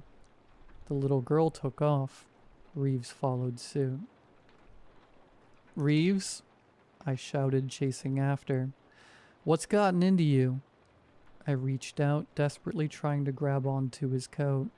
Getting split up with a potential killer loose in the halls is the last thing we should have wanted. As Reeves passed through the double doors guarding the A-wing entrance, they slammed shut, almost taking my fingers off in the process. Reeves, I shouted again, banging against the door. Open the door. We've got to stick together. We haven't got the foggiest idea what's happening. Silence. I pounded on the door, begging Reeves to come back, but I was stuck. What had gotten into him? Just a few minutes ago, he was preaching the idea of sticking together, and now this? I stood confused, wondering what I should do next. Just then, I heard the auditorium door slam shut. I made my way to the door cautiously, peeking into the small window the door possessed. The stage light was on, and standing in it was my wife, Maya. She stood tense, wearing a sundress I bought her only a few months prior. Her brown hair shined under the piercing light, though her look was nervous. A bed lay behind her. Why was she here? I tried opening the door, but it was locked. The handle wouldn't budge. As I struggled to open the door, a group of 6 dark figures stepped onto the stage. They were clad in black robes, faceless shadows that haunted her. I watched as these things slowly undressed her, her now naked self lying on the bed set up on stage. The figures stepped back, forming a circle around her as she lay still. I called out to her, tried wrestling with the door handle again, but nothing worked. My continued was cut short as a man emerged from behind the stage. His back was turned toward me, revealing only his messy hair and brown flannel. Brown flannel. God, it was the same man we'd found dead mere moments before. What kind of game is this? I watched as he approached the bed, the figures humming a soft tune I couldn't understand. I screamed as he mounted her, raped her. She cried out for someone, anyone, yet the figures only watched. She writhed as the man lay on top of her, having his way. I pounded on the door, screaming. "Hey," I cried out, though my call was ignored. "Get off of her!" My voice was cracking. I took a step back, now using my body as a battering ram against the solid wood door. I drove my shoulder into the door as my wife screamed out. God, the screams. My head hurt. My shoulder ached as I kept ramming into the door. I let out a yell, a primal wail that brutalized the air around me. I flew into the auditorium as the door yielded, falling forward into the rows of chairs. As I shot up in anger, I noticed the stage lay empty. The scene I had so vividly endured was gone. Not a whisper remained. "I've gotta be dreaming," I muttered to myself, laughing. "I've just gotta. None of this stuff I've had the pleasure of seeing tonight makes sense." I buried my face in my hands. What had I just witnessed? What does it mean? The screams, the clock, the body, the wind. What could possibly be going on? I couldn't think for long as I heard a giggle of a small child. I looked up, meeting the gaze of the same little girl who took Reeves. She smiled at me, contrary to the usual scowl I received. She waved at me as she ran behind the stage, giggling as she went. I got up, still disgruntled from the previous display. I ran after her, hoping to find some answers, hoping to find Reeves. As I ran past the curtains, I found myself outside, but not into the cold November night Reeves and I had left earlier to examine the school, but a warm afternoon. The sun was still up, though drooping slightly to the west. A warm breeze met my cold face, offering a bit of comfort. What had I stumbled upon? I looked at my surroundings. I was in a park. The trees were bright green, the leaves rustling as the breeze overtook them. The grass was soft, my shoes sinking just slightly with each step. Kids swarmed the playground, laughing and playing, fighting and crying. The little girl looked back at me, giggling as she beckoned me to further explore. Why was I here? I looked back for the stage curtains, but they were gone. Was I trapped?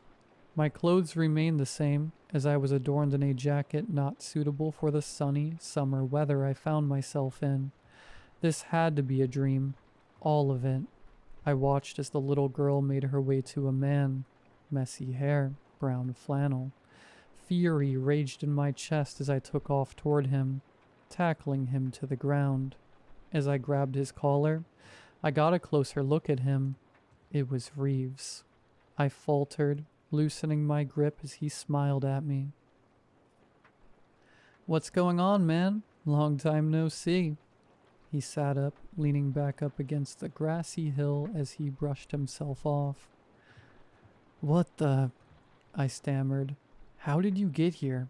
What is this?" I paused as I let my shock wear off. "Why did you screw my wife?" He paused, confused. "Not exactly sure what you're asking. We're at Legion Park with my daughter." He picked up the little girl, giving her a kiss on the cheek. "Little Riley here loves this park. Won't shut up about it at home. Ain't that right?" He nodded shyly, burying her face into his sleeve. "Is this a dream?" I asked, dumbfounded. "More like a memory," Reeves responded, setting Riley down. She took off, heading straight for the playground. I don't remember this. I stared, confused as Reeves smiled. Didn't say it was yours, boss. He sat down in the grass. I sat next to him, digging my hands into the soft earth. I clenched my fists, pulling out clumps of wet dirt and grass as I did. Reeves looked at me concerned. Here, he said as he reached into his pocket. He pulled out a pack of smokes. It'll help take the edge off. I inhaled as he lit the tip, letting the warm smoke fill my lungs. God, how I needed it. I exhaled, letting the gravity of my situation leave as I did. Why did you screw my wife? I asked solemnly. I leaned forward, burying my head between my knees. Why are you wearing the clothes of a dead man? Reeves stared, a bit confused. I don't follow. I saw you in the auditorium screwing my wife. Some cult people watched as you did it. I was starting to yell. Kids were starting to stare. I took another long drag from the dead man's cigarette. You're wearing the same clothes as the guy we found dead and eaten. Don't you remember? We were on a case, investigating the screams. Reeves smiled softly, trying to comfort me. You're exhausted, he said, placing his hand on my shoulder. I still don't understand. Maybe you should get some sleep. I laid my head against the grass as the sun poked through the leaves overhead. Am I hallucinating?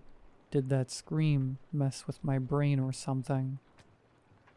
Are you sure that's your daughter? I asked. You couldn't remember her face when we saw her in the school. He laughed, shaking his head a bit. You and this school of yours, he joked. You'd think I would recognize my own daughter. I just stared in utter confusion. I didn't know what to make of all of this. I offered him his cigarette back, only half burned. Nah, you finish it, he smiled. I don't really smoke anymore. I stared. Now I knew I was dreaming. You've got to be kidding me. This has to be some sort of dream, I said, laughing. Reeves doesn't want to smoke? What kind of fairy tale is this? I told you, it's not a dream. Reeves stared, his smile gone. It's a memory, and if you want out, fine. The A-wing doors appeared in the distance. I looked, shocked. Reeves was now staring at me, smile gone. His eyes were still warm, but filled with sorrow. Just remember this is what could have been, he said. Tears filled his eyes. Reeves, what are you saying? Just remember, we are all corpses here, the ones left in your wake. He cried out as he turned his head. The kids had stopped playing. The parents had stopped talking. They had all turned toward me, turning their heads. Their heads started twisting past the natural limit. They all cried out as the tendons in their necks snapped. Reeves looked at me, screaming as his head completed rotation after rotation. His daughter Riley stood next to him, enduring the same fate. I watched in horror as their heads popped off one by one. Blood gushed from the open necks as bodies toppled, children and parent alike. Reeves wailed, his head now purple. Leave now, he gurgled under his final breath. I turned and ran for the doors as the trees decayed around me. The sky turned gray and the grass withered and died. I sprinted, unable to make anything out of the conversation I had just had. As I pushed through the doors, I heard a scream. The same scream I had heard all night. I didn't look back, letting the doors slam shut behind me. I was back at Eaton High, the same abandoned school Reeves and I had entered. The dim hall lights were still on as I made my way through the building, calling out for Reeves. As I stumbled through the halls, I noticed the front office lights were on. I made my way forward, hoping Reeves would be in there. He has to be. I couldn't take any more nonsense tonight. I approached the desk, half expecting Reeves to be there. How I wished he was there. Instead, a single case file met my gaze. A bit of dust coated the brown packet as I picked it up. It was filed by the Des Moines Department on August 13th. The year remained the same. I sat down at the desk, compelled to read it. Something told me I must. I opened it up as the memory came to me. What have I done? Case file, robbery, filed by Officer IA 2375 at approximately 11:39, August 12th, 20XX. God, what have I done? Detective Ramirez, do you recall what exactly transpired? It was a warm August night. No wind. Officer 2375. Yes, I do. I had just gotten home from work. Another late night at the station. Detective Ramirez. Can you give an account of what exactly went down? I was tired, worn down. Just wanted to get some sleep. Officer 2375. I was at home. Just got back from work. I heard noises coming from the master bedroom. Officer 2375. I heard noises coming from my driveway. I opened the door. Officer 2375. I went to go check it out. My wife was in bed, though she wasn't sleeping. Officer 2375. Saw a man clad in all black. Couldn't make out his face. A man lay on top of her, buried in the sheets. Officer 2375. I was scoping out the house. At the time, I didn't know if he had a gun. I saw his messy hair, brown flannel. Officer 2375. I went to alert my wife, called up my partner Reeves to get over there. She yelled when she noticed me. The man turned around. Officer 2375. He broke the window, forcing himself in. Reeves looked at me shocked. Officer 2375. He proceeded to shoot 2 shots into the ceiling. Warning shots. He couldn't believe I caught him. Officer 2375. My wife ran from out of the bedroom, holding the house gun. I couldn't take it. Officer 2375. He shot her dead in front of me. I just couldn't take it. Officer 2375. Reeves was gunned down. I didn't count the number of shots. I shot Reeves 3 times. Officer 2375. I thought I was next. My wife screamed. Oh, how that scream blinded me. Officer 2375. But he went for my car keys, demanded my wallet. I unloaded the remaining 3 bullets into her skull. Officer 2375. He just took my car and drove away. Oh, God. What have I done?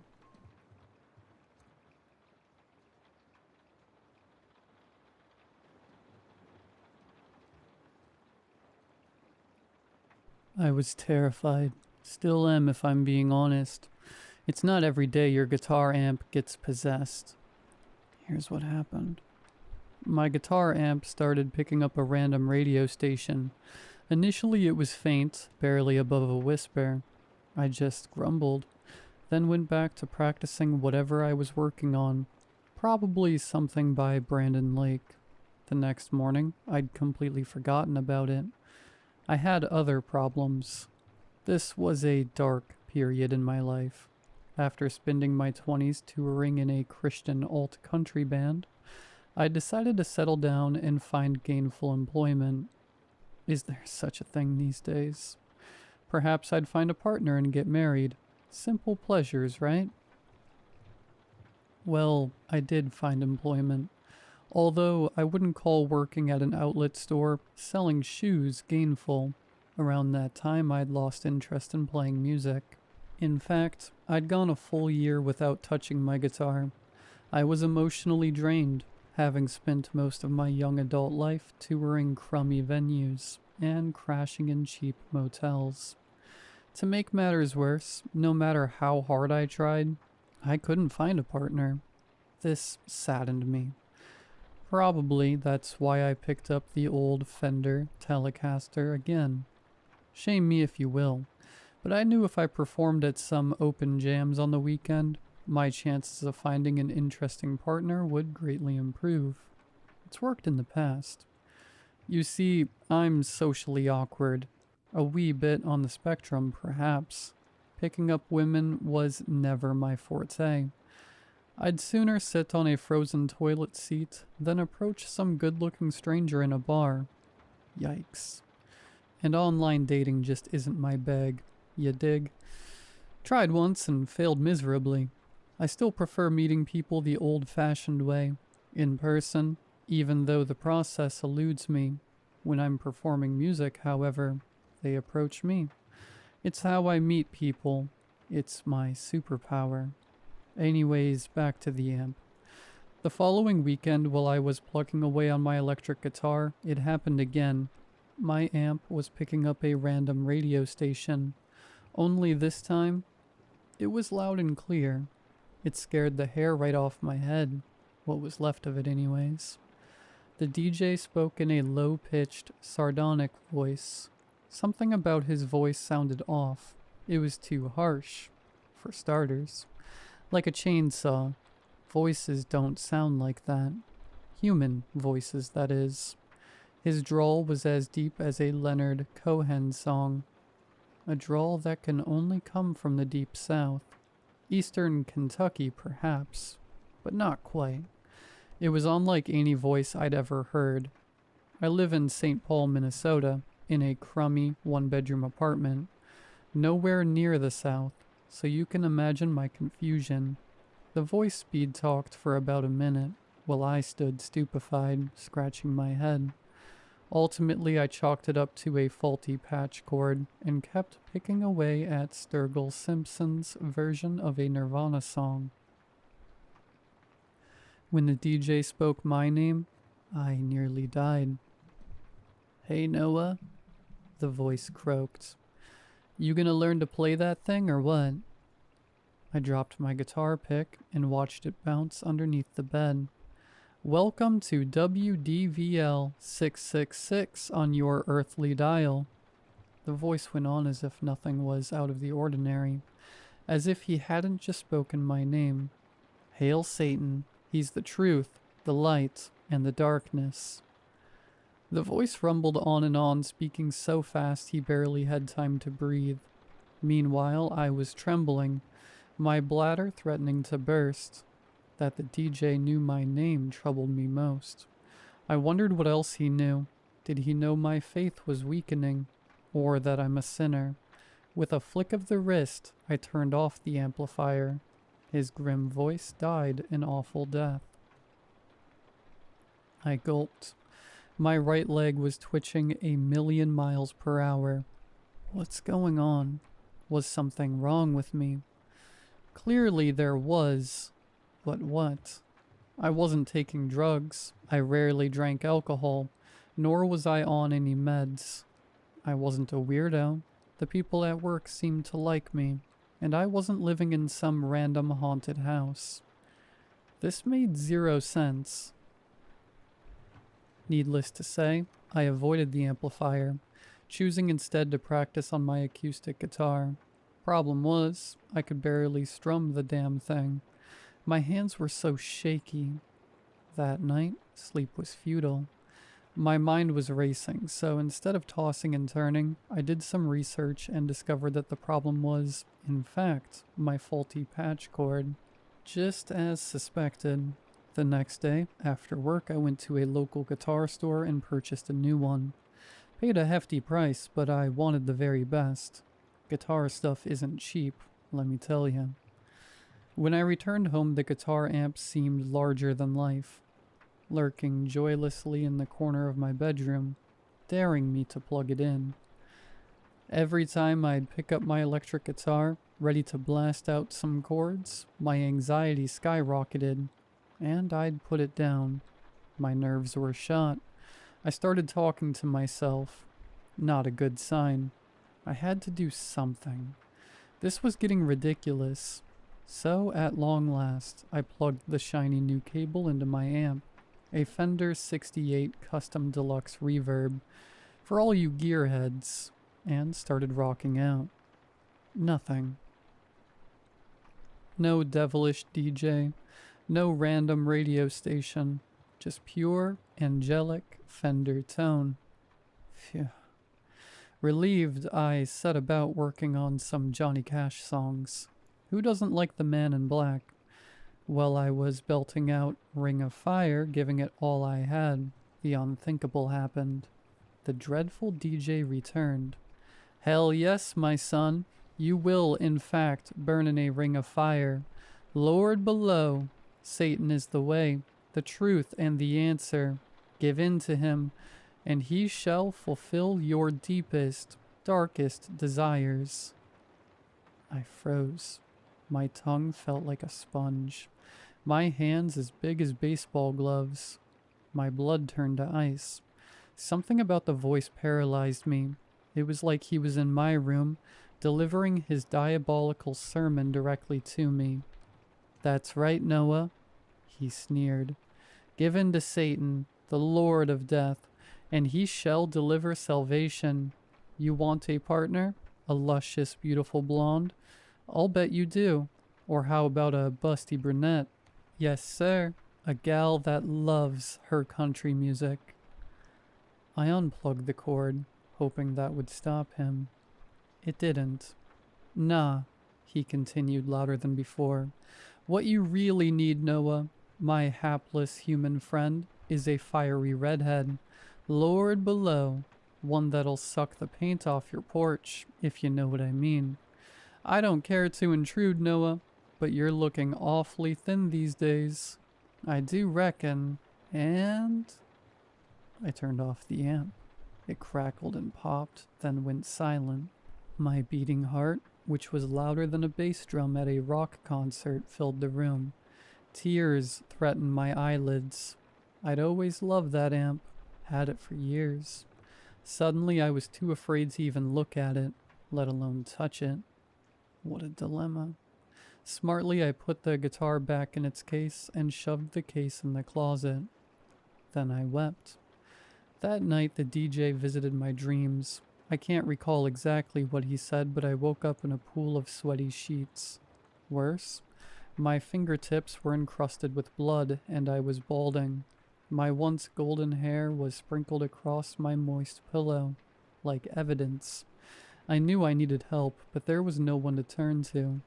Having spent 10 years on the road, my only friends were my bandmates, and let's just say we didn't end our partnership amicably. Spending that much time with anyone, even your closest friends, can cause serious friction, even in the best of times.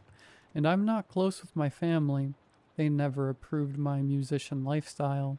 I have many acquaintances, but only one true friend, Peter, and he's going through his own version of hell, a nasty divorce. So I didn't reach out. After my morning shower, I put on a fresh pair of Levi's and a plaid sweater. As I was leaving the bedroom, my amp started hissing. The red power light was flickering. When it spoke, I nearly had a heart attack. "Plug me in," the DJ said in a croaky voice. "You're not scared, are you?" The rational part of my mind insisted that nothing was wrong, that this was merely my overzealous imagination. Had to be, right? But that didn't explain the voice. Amps don't speak, especially when they're unplugged. I shoved the amp in the closet next to the guitar. For the remainder of the week, I avoided the electric guitar and returned to my trusty old acoustic, a Gibson J100. Life seemed to settle. The following weekend, longing to find myself a partner, I decided to hit up a local jam session. It had been over a year since I'd last performed. I needed this. Problem was, most jam sessions provided inadequate amplifiers, and tone is king. It's a guitarist thing. So despite my trepidation, I loaded my amp, guitar, and a tube screamer overdrive pedal into the van and drove downtown. The house band was fairly decent, weekend warriors at best, but nice enough fellas. That they knew who I was certainly boosted my confidence. I'd only done backing vocals in my previous band. Now I was to sing lead. Confidence was crucial. When they called me up, we blasted through a Georgia Satellites classic, followed by Tennessee Whiskey, always a crowd favorite. Although it was a meager-sized audience, I had them in the palm of my sweaty hands. My voice felt strong, and my amp sounded superb. Halfway through Tennessee Whiskey, I noticed a redhead wearing a tight Zeppelin t-shirt, giving me dirty eyeballs. She couldn't keep her gorgeous green eyes off me. I felt invincible, just like old times. With the 2 songs completed, the small but mighty crowd demanded an encore. I busted into Ring of Fire, and all hell broke loose. The drummer kicked off a steady train groove. The bass player locked in nicely. There was a keyboard player on stage providing the much-needed harmony. I played the trumpet bit on the guitar. We nailed the intro. Love, I sang in a throaty baritone, is a burnin' thing. The redhead started dancing, and it makes a fiery ring. As I leaned into the mic, eager to deliver the next line, I got zapped, electrocuted. I fell with a thud, cracking my head on the side of the stage. The mic stand went flying and slammed the keyboard player in the skull. He went down, too. Amidst the chaos, my amp started speaking. This is WDVL 666 on your earthly dial. Everybody stared, stupefied, as I lay sprawled across the stage, twitching. The band leader approached me cautiously. You all right, son? I tried speaking, but my lips felt like 2 balloons. Graciously, he helped me up. As my eyes adjusted, I noticed the redhead walking out of the bar, shaking her head. The remaining patrons chuckled, then returned to their drinks. With a troubled mind and scorched lips, I gathered my gear in disgrace. You're pitiful, Noah, the DJ pestered. All hail Lucifer, the Prince of Darkness, the Evil One, Lord of the Flies. The hair on my arm stood tall. My mouth was as dry as a musician's sense of humor. I studied the bar room. Was anyone else hearing this? Apparently not. Or if they did, they chose to ignore it. I drove home highly agitated. What the hell's wrong with my damned amplifier? I pouted. And why me? What did I do to deserve this? Not only was I miserable, I was petrified. I needed to get to the bottom of it, and fast, so I contacted a local luthier, a guitar repair person, for you non-musicians. When I told Steve, not his real name, what was happening, he turned ghost white. Heard of this happening once before. Steve said in a nasally voice. He ran a large hand through his thinning gray hair and paused. Paul Marino, he said thoughtfully, eyes cast afar. Poor old Paul is still in the mental hospital, or whatever it's called these days. Not allowed visitors, last I heard. Steve looked at my amp with suspicion, then smiled awkwardly. I was as tense as a $2 steak. Having just turned 31, I knew I was too young for a midlife crisis, but that's how it felt. And I was lonely. Playing guitar was my only outlet. I needed it, even if only on the weekends. Tell you what, Steve said, inspecting the amp. I'm sure it's nothing, Probably your patch cord. You have your cables on you? I did. Good, he said. Leave 'em with me. I'll have a look. Come back next week. I sighed. He turned the amp on and, using my cables, plugged a guitar into it. No radio station, no disreputable DJ. He strummed a G chord. It sounded as sweet as roses. Looks fine. Sounds good. Steve shrugged. It's probably nothing but strange karma. He winked. We shook hands, then I left. It was a rough week. I barely could concentrate at work, and I no longer felt comfortable at home. I slept on the couch, avoiding my bedroom like the plague. The following week, when I hadn't heard back from Steve, I stopped by his shop after work. The lights were off. The parking lot was deserted. I called him, and it went straight to his voicemail, which was full. An icy chill climbed up my spine. Steve worked late hours. He should be open. The following Friday, there was still no word from Steve.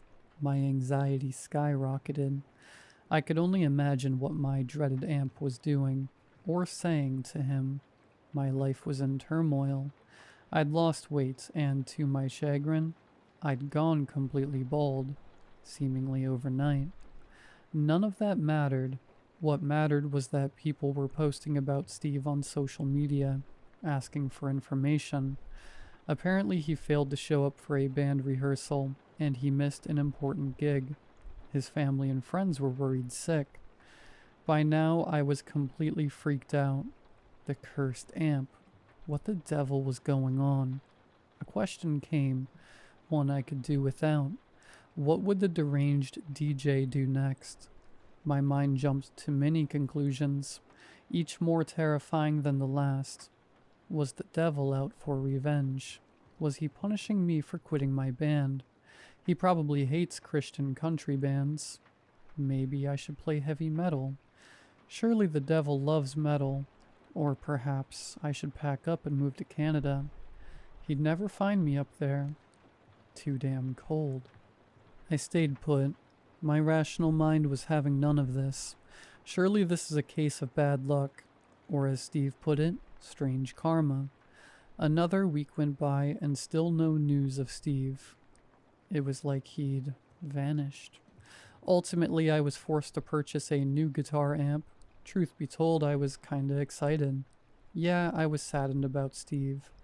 He'd helped me a lot back in the day, working on my road-worn gear, but perhaps a new amp was all that was required. Out with the old, in with the new, as they say. Don't judge. Once a musician, always a musician. I had to do something. Besides, it's not like I murdered Steve. All I did was bring him a glitchy amp. Repairing amps was his job, for Christ's sake. Thus, I bought a brand new Vox AC30, a classic. When I plugged it in, it sounded wicked good. No devil, no radio station, just a smooth, velvety tone. The amp soared. I cranked it to 11 and waited all weekend. It was a blast, although I'm sure the neighbors would disagree. Relieved yet anxious, I needed redemption. It was time. I had to return to the local jam session.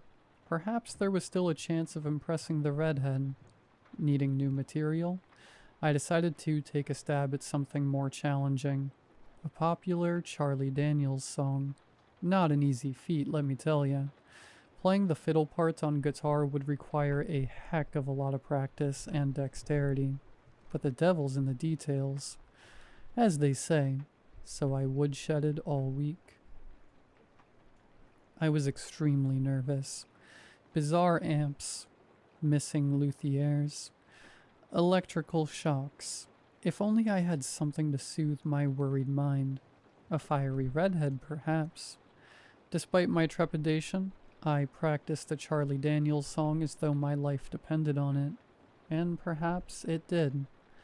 Another week passed, still no Steve. Surely an omen. I was coming unglued, but sitting around feeling sorry for myself wasn't helping. So I returned to the local jam session, toting my brand new Vox AC30. The place was packed. The fiery redhead was there, sipping cocktails in the corner with her friends. The host looked at me peculiarly, but smiled nonetheless. I was terribly nervous about performing the Charlie Daniels song. What if the house band couldn't handle such a challenging piece? Maybe I should reconsider and choose a simpler song. When I was called up to perform, a few patrons giggled, including the redhead. Despite my shoddy nerves, I played exceptionally well. My guitar soared like an eagle. The Vox delivered what it promised, killer tone. The band was hot. The audience was receptive. After blazing through a Jimmy Reed song, Big Boss Man, I started to relax. Things were actually going my way. It was time to play the Charlie Daniels song. The drummer, a middle-aged Mexican man with a cop mustache and a hefty beer gut, looked uneasy. Nonetheless, he counted off. The devil went down to Georgia, and away we went. You gonna play that thing, boy, or stand there looking stupid? The DJ. His menacing voice soared through the amp speaker, clear as a bell. Because I'm in the mood for some fiddlin', Lord below, yes sir I am. His voice was as meaty as a porterhouse. Fear paralyzed me. My shaky hands could barely hold the guitar pick. I'd forgotten the words. I didn't know what to do. Fortunately, singing wasn't required. Apparently Satan knew all the words. Well, the devil went down to Georgia, he sang. He was looking for a soul to steal. He was in a bind 'cause he was way behind. And he was willing to make a deal when he came across this young man.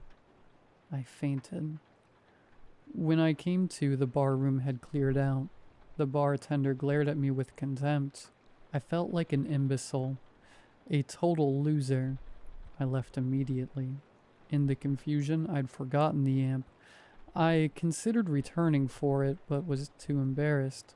So I stayed at home and wallowed in self-pity. I've thought long and hard about the decision. Maybe I should have gone back for it. Maybe not. Hard to say.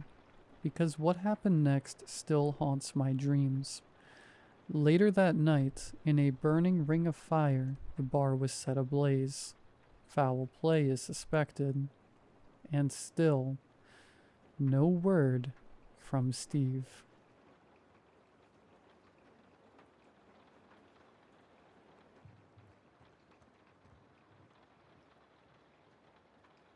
I think something most people can relate to is the odd paranoia of sleeping at a grandparent's house in the middle of nowhere. The nights are so quiet and eerie. It always feels like something is watching you just outside of your field of vision, but close enough for you to see movement in the peripheral. When I was a kid, I used to frequent my grandparents' house on a large wooden estate in some rural mountains. There were always stories that a man had died in that house, but who knows if that's even true. These days, I don't remember much about those nights, but I do remember always seeing some being outside the door to the room I would sleep in. It would sit on the roof and look in from the top of the door frame. It would just sit there and watch. It would be gone by sunrise, but there would always be mysterious puddles of liquid where it hung. For the longest time, I convinced myself it was just childish superstitions. Nothing more than my younger brain making me see things. Recently, however, I got the chance to revisit the old house, and those memories of that thing just pried at my mind. My grandparents both died years ago, and their house was simply left to rot away. I was passing through that area, and decided to stop in the little town nearby to relive some childhood memories. I wish I just kept driving. I used to head into the town with my grandparents just to look around, grab something to eat from the local diner at the corner. There wasn't much to do, but it was quaint and I enjoyed it. Driving through the town now, though, everything just seems so off. There was a strange whistle as the cold wind blew through the town. lifting up the snow on the sidewalk. The old diner had closed down and was left abandoned on the corner. There weren't many people walking around the main road, which was odd considering that place used to be quite busy this time of day. But it had been years since I visited. Maybe people just moved away. I don't exactly blame them. Like I said, the town was quaint and generally felt disconnected from the world. Some found it peaceful, others lonely. I took one of the back roads leading towards the house. The sun was setting at this point. The dense forest on either side of the road was getting darker and colder by the minute. On the side of the road was a ripped open deer. It had been freshly killed. I guess nature never sleeps. It was about here I got a strange chill through my entire body. It felt like tons of tiny pinpricks were stabbing me across the entire body. I started to see eyes in the trees and heard whispers in the wind. I started shaking, despite the fact the inside of my car wasn't even cold. I considered turning around, which in retrospect was what I should have done, but I felt something pulling me back to that house.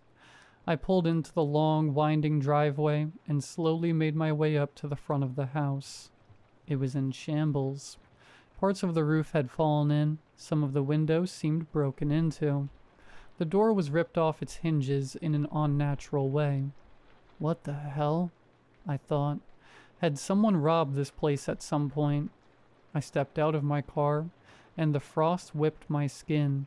The cold dark felt ever encroaching. I could barely see 25 feet in front of me, the only source of light being my dim car headlights. Those went out and I was left in a freezing blackness that consumed me. I heard voices in the trees all around me, beckoning me toward them. I switched on my flashlight and started to walk up to the house. The porch creaked with every step. There were tons of holes in it, and familiar claw marks were all over it and the broken door. My heart stopped. Was there some animal inside? Whatever it was, it had to be long dead by now. The house was silent except for my paranoid breathing.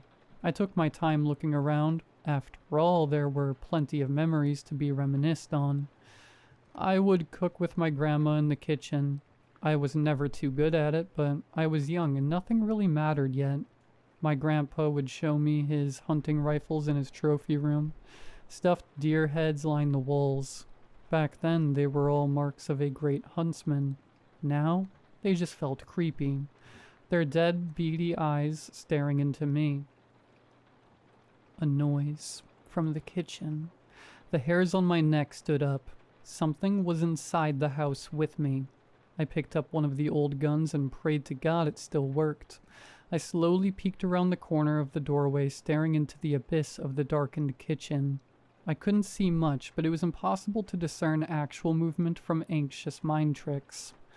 I closed the door and waited in the trophy room a bit. Footsteps. I put my ear up to the door. They were right outside it. My heart dropped and I could feel it pounding in my throat. A sweat broke out on my forehead. They came up to the door and then slowly trailed off into the distance. I waited a good 15 minutes just listening to the silence to make sure the coast was clear. Someone or something was definitely inside with me. I finally gathered up the courage to peek through the crack in the door. Nothing, at least as far as I could tell. I slowly creeped out into the main room, shotgun pointed out directly in front of me. At this point, my heart was pounding inhumanly fast. My entire body was shaking. Due to the cold or the fear, I wasn't sure. I should have left then, but I had to check one last thing before I did. Either way, it seemed like whatever was inside had left. I couldn't hear any noises anywhere in the house. I came to the stairs leading up to the second floor. I had to look in the room I used to sleep in one last time, just for nostalgia's sake. I still had the shotgun in my hands, although I relaxed a little now. There were only 3 rooms on the second floor. My grandparents' bedroom, my guest bedroom where I stayed, and the upstairs bathroom. I didn't care much to look anywhere else but the guest room. I had spent so many nights there. The room had been ingrained into memory. As I began to step towards it, I heard another step above me, in the attic. My heart started beating again. My skin was littered with goosebumps. I had to check. I pulled down the old ladder and slowly made my way up it. I stared into the darkness of the attic. I couldn't see my hands in front of my face, but I could hear something. Not 30 feet from me, something was eating something. I heard bones crunching and flesh being torn. I turned on the flashlight and pointed it towards the sound. There, now staring directly at me, was whatever creature I used to see those late nights when I was a kid. It was completely real and physical. It was a bony humanoid creature. Its eyes were a piercing white, its skin a disgusting pale, and its teeth rotting and razor sharp. Blood dripped from its mouth, and I saw it was eating a dead deer corpse. It let out a nauseating screech that caused me to fall down from the ladder. If it hadn't been for how panicked I was, it might have got me. I screamed and scrambled back to my feet. I ran and tried to shoot the thing. The gun didn't even work. I ran to the only place I could think to stay, the guest room. I ran inside, the door fallen off its hinges. I got a second to catch my breath, and realized I had no idea where that thing was. My mind was racing, my body was violently shaking. I tried to think of where it could have gone. Then I remembered how it used to sit on the ceiling. I peeked up at the ceiling, and sure enough, it sat. Claws sank into the roof, just waiting. It wasn't able to come into the room. I tried to possibly think why, but I couldn't come up with anything at the moment. I couldn't walk outside the room. I couldn't jump out the window, lest I wanted to risk an injury from the second floor. Plus, that thing would probably run out after me. I looked around for something to use. There was nothing there. I opened the closet and I screamed as a corpse fell out from it. It was rotten and old, and I vomited on the spot. This was a person who had died here years ago, probably because of the creature. And this was why, I assumed, the creature couldn't climb into the room. His corpse held a small vial of an unknown substance. It looked like some kind of powder or incense. Some strange concoction that kept that thing away. It made sense to me now why that creature never entered all those years ago. That man's body was always in the closet. I just never bothered to look inside. My shaky hand picked up the vial and sprinkled some out into the hole. The creature screeched again, causing me a pounding headache. This stuff kept it out, and that's all I needed to know. I've now been sitting in this room for 2 hours. That thing hasn't left. No matter how much of the incense I sprinkle out into the hole, the dead corpse is still rotting next to me, and I'm still freezing in the darkness. I don't know what to do. I'm going to have to leave eventually, but I don't want to become the thing that's the source of the liquid dripping from the ceiling.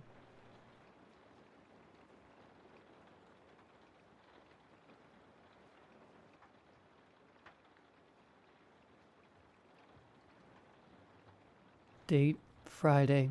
Time, night. I don't remember anything before moving to this apartment building. Really, I'm serious. I genuinely could not even tell you how long I've lived here. I couldn't even tell you what the name of the building is. I don't remember signing a lease, touring the place, nothing. I mean, this is really a mess, huh? What's wrong with me? Gotta be mold or some gas. It could be gas. I have been occasionally smelling this weird metallic smell, like an old middle school drinking fountain. Anyway, I've been having some serious memory issues lately. Basic information, names, etc. Entire days missing. That's why I'm starting this log, so I can look back and read what happened if I lose any more time. I'm gonna try calling a doctor first thing on Monday morning. Just a few more days, I think. I'm actually not sure what day it is. Wait, it's Friday. I know it's Friday because yesterday I talked to, what's his name? The hallway guy. That was yesterday, which makes today Friday. Date, Saturday. Time, morning. I tried to go for a walk outside today to clear my head. Only problem is I can't find the stairs. I know it sounds so stupid. It is stupid. How can I not know where the stairs are in my own apartment building? This is getting ridiculous. I need to call a doctor now. Screw waiting until Monday. This is like an emergency. Time for action. Date, Saturday. Time. Called the doctor. No answer. The phone just kept ringing. I got pissed and threw the phone. I think it might be broken now. I can't handle this. I need to go for a walk outside right now. Fresh air. Fresh without that gross tinny smell. The whole floor reeks of it. No excuses. I'm going to keep doing laps around the entire floor until I see the stairs. Date? Saturday? Time. Where are the stairs? I think I'm losing my mind. I must be losing my mind. I almost screamed when I came around the corner after the ice machines and saw the elevator. I had forgotten all about it. Problem is, you need a key for it. I can't catch a break. What is this? What kind of apartment building has an elevator that you can't use without a key and doesn't give you the key? I need to get to the bottom of this. Date, Thursday. Time, midday. I talked to the guy in the hallway again. I guess that means it's Thursday. I asked him if he's ever used the elevator. He said he hasn't. Didn't even notice we had an elevator. I told him I didn't either. I asked him if he knew where the stairs were. He said he didn't. He did mention the smell, though. He doesn't know where it's coming from. I can't just sit here. I need to get out and move around. If I can't leave this floor, then I'll become the master of this floor. I'm gonna map it out. Date, Thursday. Time, night. I don't know what happened. I tried to map the place out. I got a pen and paper and an ashtray as a clipboard. Put the wall to my right side shoulder and just went forward until I hit a corner. Then turned and repeated. The problem is, how can I put this? It's like, this place doesn't have a shape. I mean, it does, obviously. Everything has a shape, but it isn't. I turned left at the corner, and then later I turned right at the exact same corner. I wasn't turned around. I checked the paper. I was going in the exact same direction I was going last time, at the same pace, and the same distance. Instead of turning back in towards the rest of the apartment building, it turned out. It opened up to more, like more of the apartment building, but it wasn't there before. I mean, maybe it was, I guess. I need to take a nap. My head hurts. Date. Time, midday. I slept for a really long time. At least, I think I did. I'm now realizing that there isn't a clock in here. Anyway, I feel like I just woke up from hibernation. So I guess that's a good thing. All that BS yesterday really messed with my head. What was it? A map? What did I do with that map? I'm gonna go looking for it. Date? Time? I don't know what happened to the map. I don't even really know how it got lost. Considering how empty this apartment is, I have bare minimum furniture and not much in the way of personal possessions, so there isn't really even anywhere for something to get lost. Oh well, best to not worry about it. Missing things only ever seem to turn up right after you stop looking for them. I'm gonna go for a walk. Date? Time? I walked around the floor again. I saw the elevator, which is weird because I'm pretty sure I took a different route today than I did yesterday. Plus, I didn't see the ice machines. They were at the corner right before the elevator. Not today. My heart is starting to flutter. I'm way too young to be dealing with this kind of stress. My mind is falling apart and I need help. I need to get out of here. I need to find that map. Date, Thursday. Time, night. I found it. I found the map, finally. I must have been really loud when I yelled in excitement, because the guy from the hallway knocked on my door. It was super strange. I mean, I guess it wasn't that strange. I was being loud after all. I opened the door and apologized for the noise, but he didn't really seem to care about that. To be honest, I'm not really sure what he even knocked on my door for in the first place. I guess he just wanted to talk about... What the hell did we even talk about? It was weird to see him here. I mean, at my door. I feel like I've only ever seen him in the hallway by the left side corner. Date, time, night. I went for another walk with the map and pen, trying to get a lay of the land. It doesn't make sense. It makes less sense. The more I explore and map it out, it somehow gets even more confusing. It doesn't help that my brain isn't working at full efficiency. At this point, I'm determined that there's only two possibilities. Possibility 1, my mind has been poisoned beyond all reasoning by some sort of hyper-aggressive mold or chemical agent. I'm screwed and will 100% die soon. Possibility 2, there's a secret room hidden somewhere on this floor. That must be it. Wait, yes. It actually makes so much sense. One of these walls is a false wall. It's hollow behind it. I know it.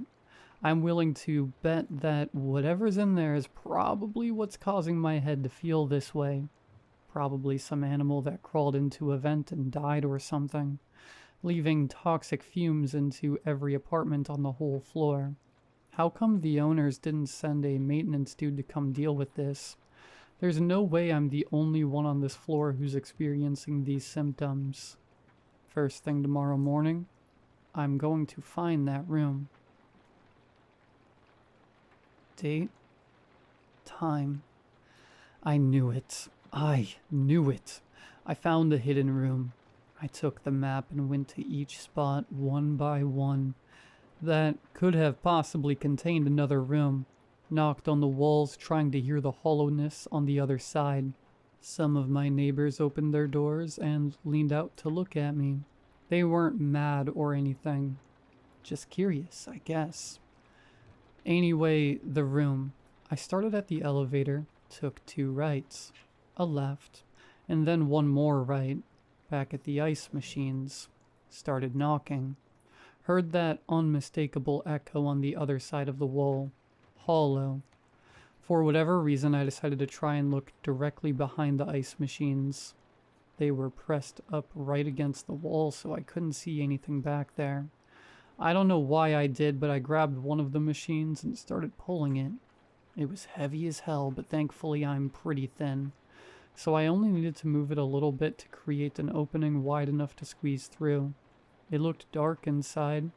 I really wanted to go back to my apartment and grab something to use as a light source in case the lights don't work in there. But I'm not sure if I'd be able to find my way back.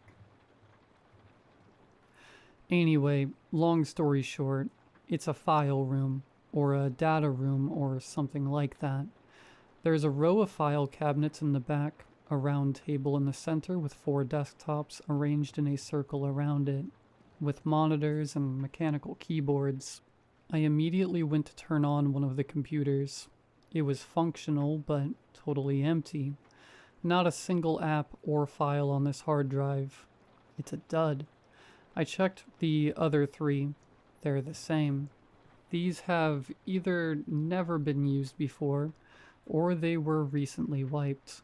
I tried to read the files, but it was way too dark in there, and the lights didn't work. I thought about reading them in the hallway, but then I got hit with a random sense of fear that I would get caught by someone and get in trouble for entering a forbidden area and reading files. I can't afford to get evicted. Or worst case, arrested. I need to do this in private. Plus, the metallic smell is worse in this room. I grabbed as many files as I could fit under my shirt without causing too much of a noticeable file-shaped bulge. Moved the ice machine back into place, and I speed-walked back to my apartment. I have no idea how, but I somehow managed to make it back without getting too lost. Date. Time.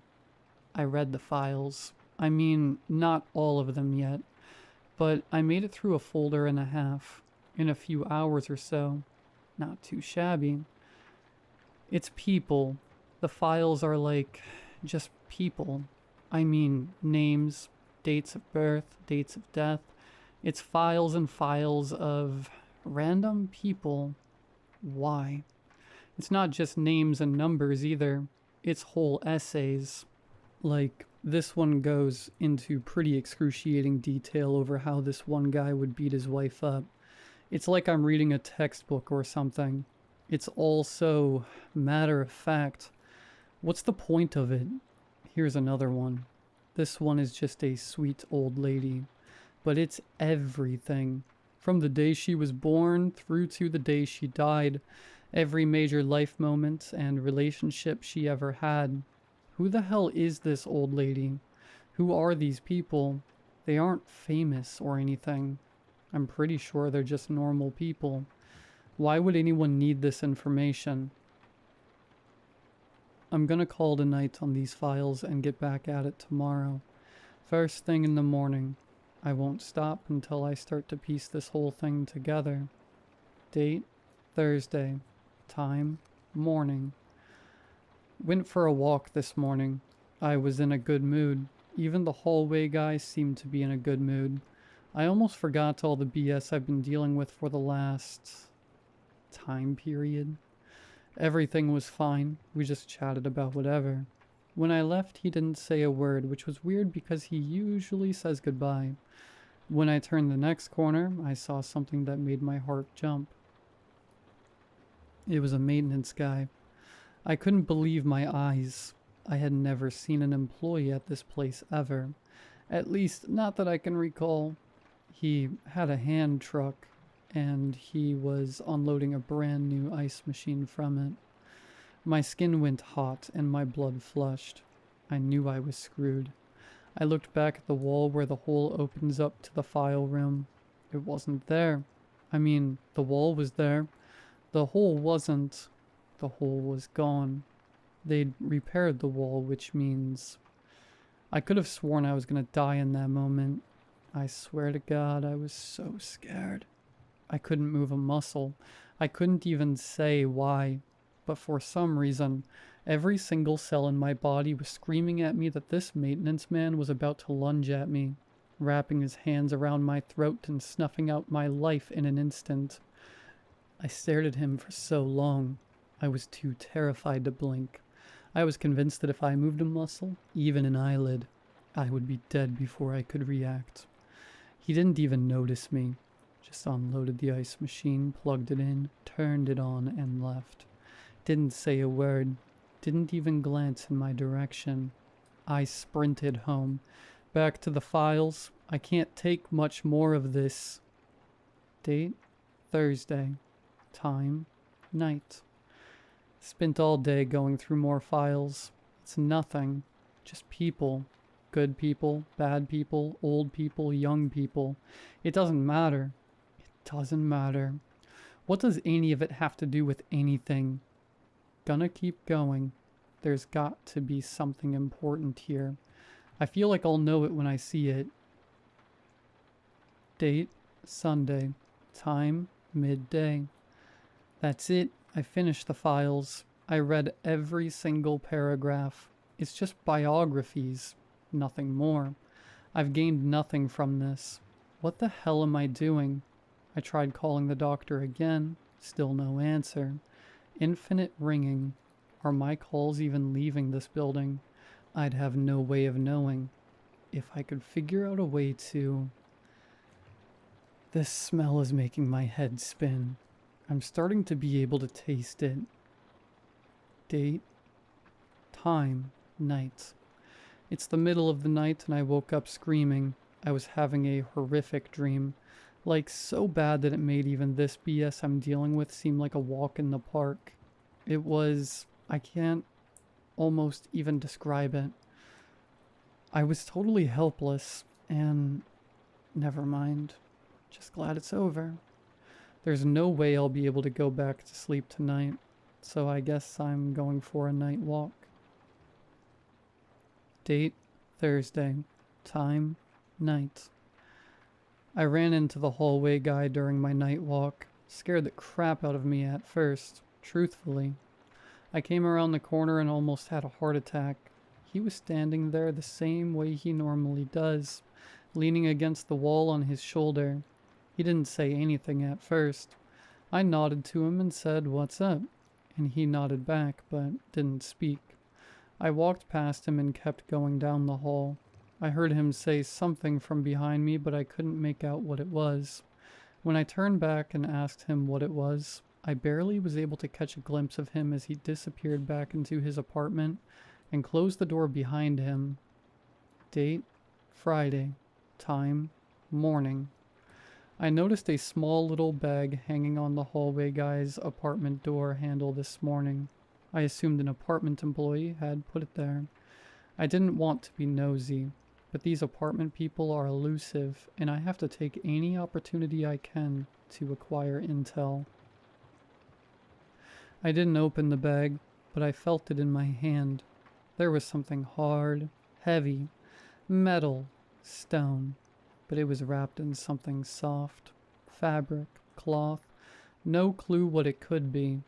As I stepped back away from the hallway guy's door, I saw a laminated piece of paper posted to the front of his door. In bold letters across the top of the page said, "Eviction Notice."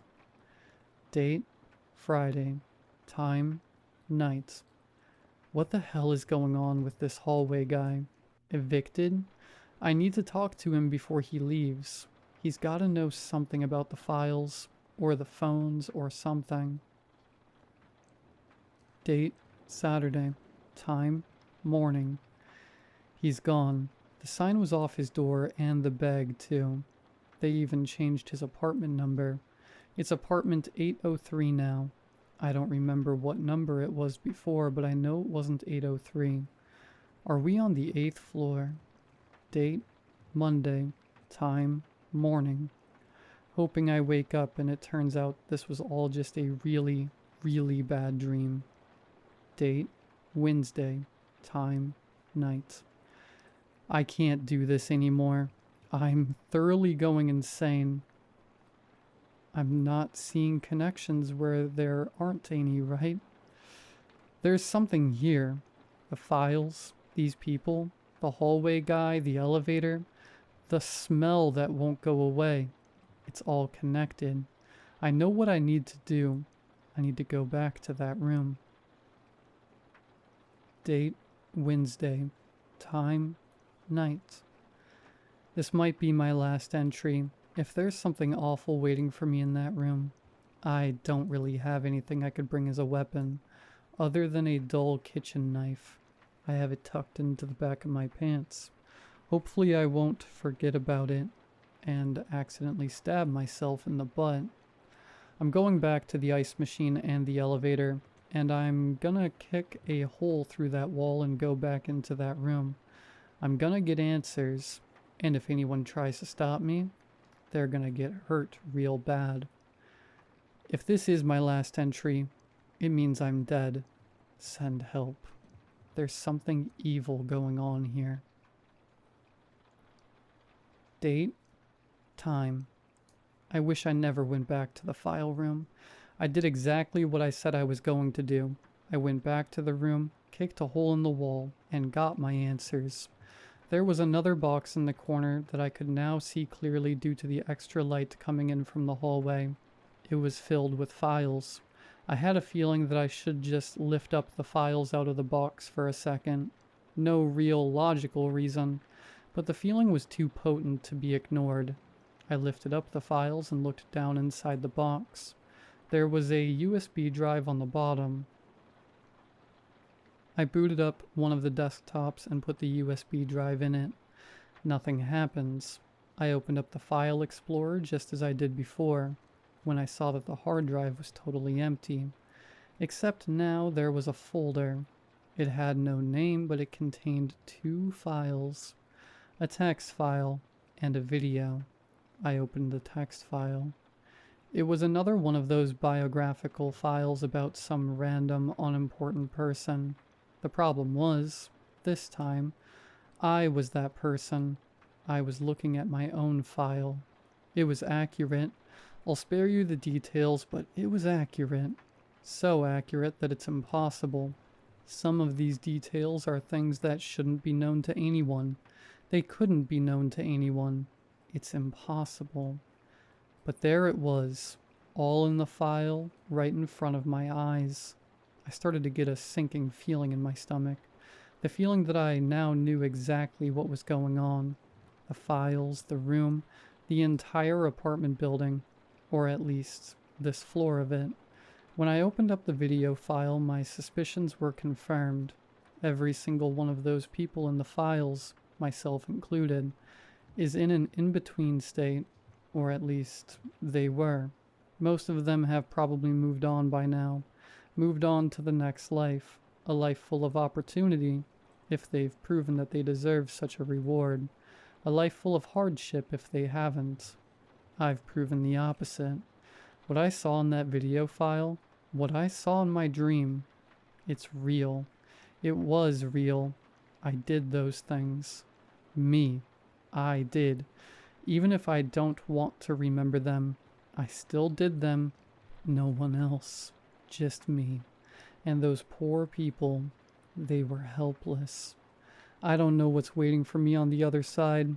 I know it isn't a grand life full of opportunity, but I don't think it's a life of standard hardship either. I think there's something different in store for me, and it's exactly what I deserve. I found the eviction notice on my door the next day. Bag on the handle, too. I opened it up and found a bundle of stained gray cloth. I unraveled the cloth and opened it to reveal my prize. My reward for all the effort I went through, mapping the floor and scouring through endless files. The elevator key.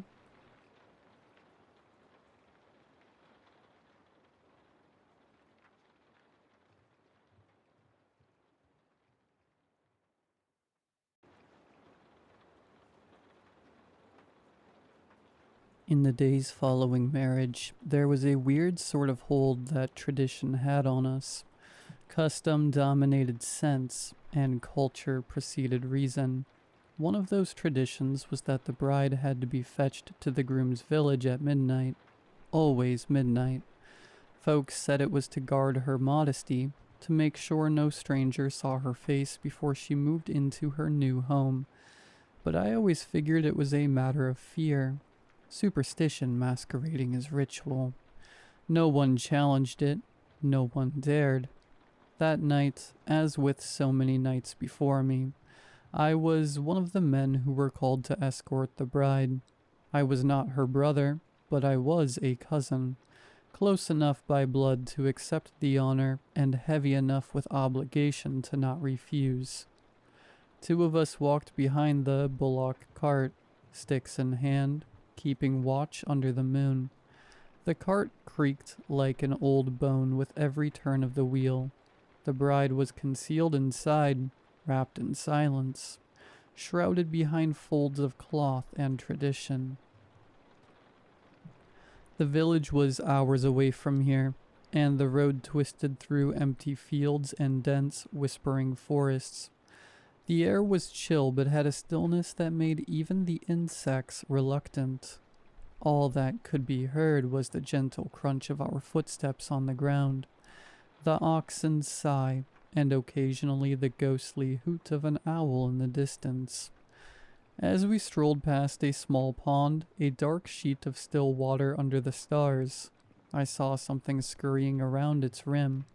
I looked into the blackness. It had looked like a fox, a thin and small one, its nose twitching as it dug in the rubbish left by travelers. Maybe it was its wild movements that caught my eye.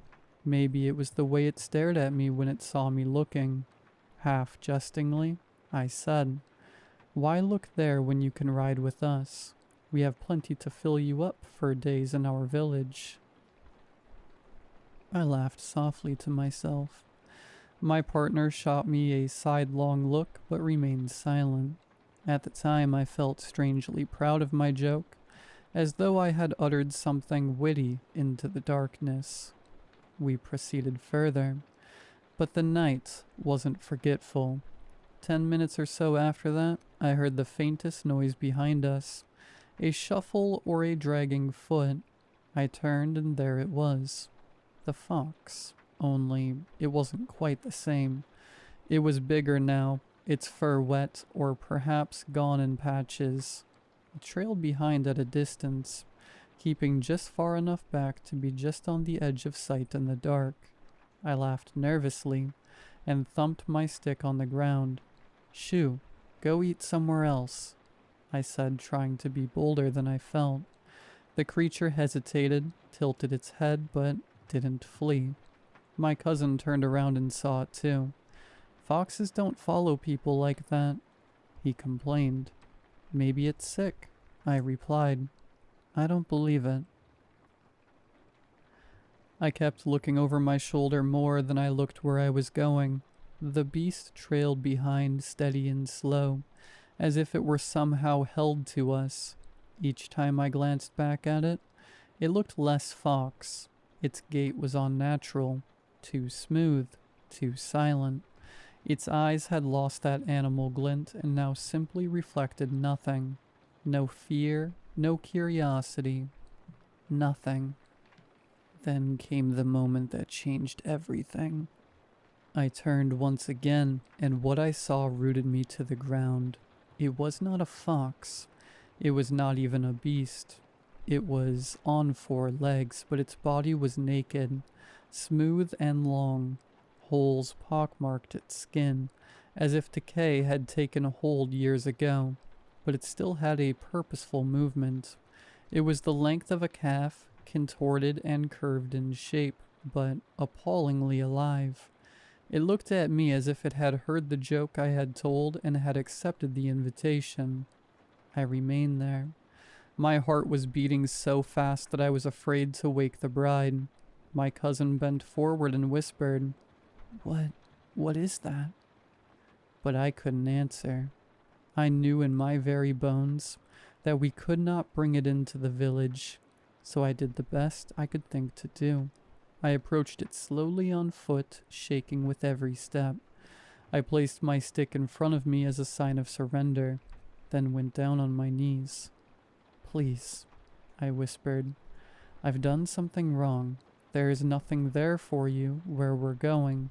I've made a false statement. Don't follow us, please." The creature didn't move.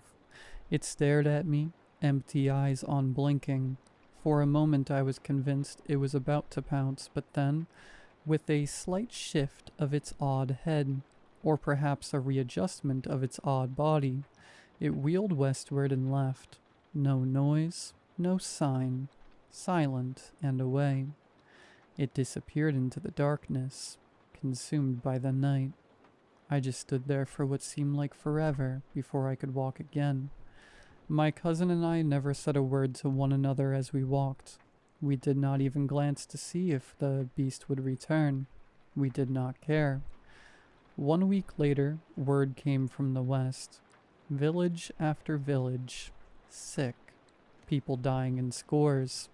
Some said it was malaria. Others said it was a curse. I remembered the holes on that creature's skin, the way it walked, the silence it carried with it. I remembered what I had said, what I had invited. Was it me? I kept asking myself over and over. Did I unleash something? The shame clung to me like dust, heavy and smothering. I starved for days. I could not sleep without seeing its face, or what amounted to one. Each evening I caught myself gazing out to the west. half hoping to see its shape materialize on the horizon, coming back to claim the rest of what I had vowed. Years went by, and the sensation never faded. The bride and groom went on with their lives, and other people quickly forgot that evening. But I did not. I could not. Certain errors diminish with the passing of time, but some cast a shadow. I had laughed in the darkness, and something had listened, something that did not laugh. And now, even years later, I find myself wondering, was that thing the disease carrier, a ghost, a demon, or was it something created by guilt, born from a coincidence so terrible it could not be overlooked? I don't know. All I know is this: some invitations are not meant to be spoken, and if they've done so, they cannot be taken back anymore.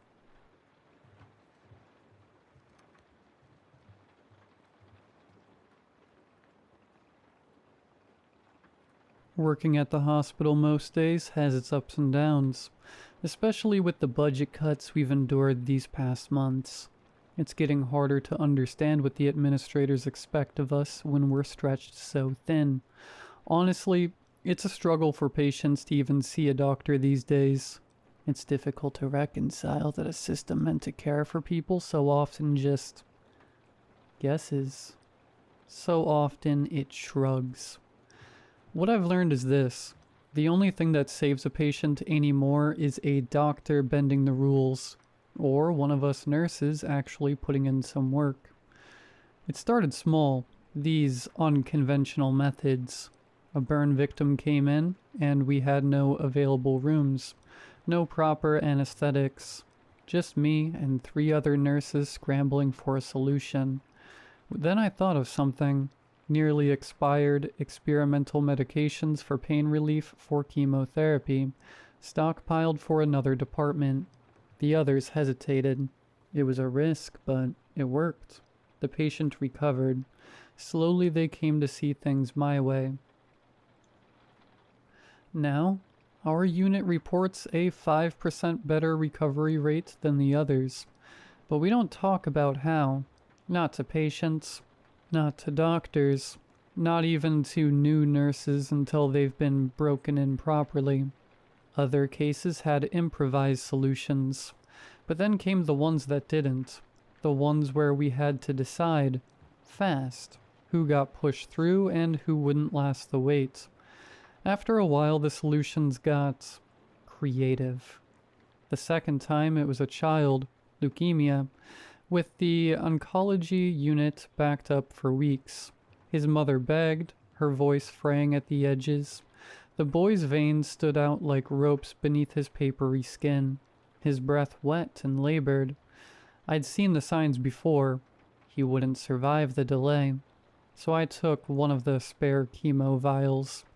It was expired technically, but what wasn't these days? I diluted it, half dose. Just enough to stabilize him until real treatment could begin. He seized within minutes. Not the slow, fading kind. Violent, back arched like a bowstring, fingers clawing at the sheets. We pinned him down, shoved a bite guard between his teeth. His mother screamed. The other nurses looked at me like I'd handed him poison. Maybe I had. But by morning his counts improved. The oncologist called it an unexpected remission. The mother cried in relief. Nobody asked questions. It was after the kid that I started paying closer attention to the chemo vials. The drug name was on familiar startup's logo, a snake eating itself. When I asked admin about the stash, they just shrugged. Probably a trial batch. Don't overthink it. The other nurses hesitated after the seizure. Too risky, they said. But the kid lived. And when I checked his charts a week later, his counts were cleaner than any of the oncology unit's regulars. So I took a few vials home. Heavily diluted, obviously. Just enough to test. I told myself it was research. That if I could pinpoint the right dosage, We wouldn't have to gamble next time. The microdosing sharpened me. I worked double shifts without fatigue. My hands never shook. I calculated dosages in my head faster than the pharmacy software. The other nurses whispered about me. How is she always the first to spot the crash? But only Clarissa watched me with real fear. She was the one who clung to protocol, even when it failed. The one who panicked with textbooks, didn't save a coding patient, then glared when our vials did. When admin announced random drug tests, she actually smiled. Joke's on her. The tests came back clean. Whatever was in those vials, it didn't metabolize like normal chemo. At the right dose, it was invisible. Perfect. That wasn't until the first patient we treated showed up. Their skin had cracked. The old burns had healed wrong, leathery and discolored. No, these were deep, jagged splits, like something inside had grown too large for the flesh to contain. They ran from the clavicle down, precise as surgical incisions, following the spine in unnervingly straight lines. Then the smell hit. Sulfur, like thick and coppery blood left to rot in a rusted can. It clung to the inside of my mask, coating my tongue. One of the nurses gagged. Another. Clarissa's hands started sobbing. I dragged her into the supply closet before she could hyperventilate. Her pupils were blown wide, her breath coming in hitches. "Look at me," I hissed, squeezing her wrist too tight. "You say one word to admin, to a patient, to your priest, and we're all done. You understand? No severance, no references. Don't forget how the job market is like now. You'll create a black mark that will follow you to every hospital in the state." She nodded, tears cutting clean tracks through her foundation. Good. But later, alone in the staff bathroom, I peeled off my scrubs, pressed my fingers to the base of my own neck, where the skin had started to itch. I gathered the nurses one last time. More patients would come, more cracks, more sulfur, more questions we couldn't answer. The vials had to disappear. Every record, every note gone. I made sure of it. What happened to that man was wrong, yes, maybe even sinful. But what choice did they leave us? We wade through death every day. We kneel beside it, stitch it shut, send it home with a smile and a prescription. If we hesitated every time the rules didn't fit, the morgue would overflow by Tuesday. The meeting ended at midnight. I stayed behind. Security helped me load the expired inventory into the van. $100 silenced their curiosity. Now, alone, I had to bury it. I stopped for gas. That's when the itch spread. It started at my neck, then slithered down to my elbow, slow and deliberate, like something crawling under my skin. I scratched until my nails caught my dampness, pulled back my sleeve, oozing a wet, glistening split, barely a hair's width, but deep, too deep. I turned my head. The stench hit me like a fist, sulfur and spoiled meat. It was back. I slammed my hands against the steering wheel, once, twice. The pain grounded me. In the rearview mirror, the vials gleamed. I reached back, fingers trembling, and felt the crack widening beneath my collar. I made it home just as the itch became a fire under my skin. Parked crooked in the driveway, brushed past my husband's questions, my daughter's outstretched hand, locked myself in the bathroom. Strip, inspect, fix this. The mirror showed the truth, jagged fissures branching from my neck to my ribs, weeping that same translucent ooze. The smell had already seeped under the door. A knock. "Honey, you okay?" Fine. My voice didn't sound like mine. Order the pizza. The shower hissed to life. I scrubbed until my skin burned, but the ooze clung like oil. My daughter's voice floated in, muffled. Ma, why does it smell like matches in here? Then the solution, a single 50 ml vial tucked behind the towels. I drank it. The reaction was instant. My bowels turned to water. The cracks hissed, edges fusing like melted plastic. Pain gave way to numb, blissful relief. Ma, pizza's here. I leaned against the tiles, breathing hard. The vial had worked. For now. I started to grow nervous about how long I would need to take the vials to prevent the cracking. Maybe I could trace the manufacturer, find a generic, something to make it feel less nameless. But every search hit a dead end. No website, no FDA listing, not even internal inventory records. The department that originally asked us to store it couldn't explain where it came from or why. I kept searching. Through pathology reports, procurement records, even my own tampering with the vials, and nothing. Every attempt to dilute the dose, to ration it, only made things worse. The cracks came back faster, deeper. One night they split me open across the abdomen. I barely made it to the bathroom before I vomited on the tile, choking on the stench. You just never get used to it as soon as you catch a whiff. Work didn't get easier.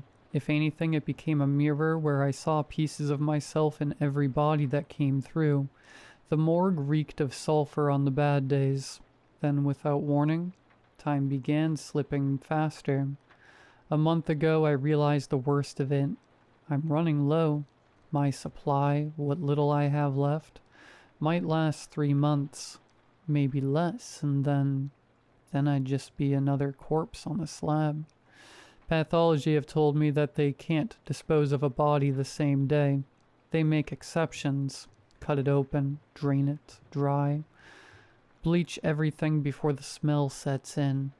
Apparently it works. I can't stop thinking. That's going to be me.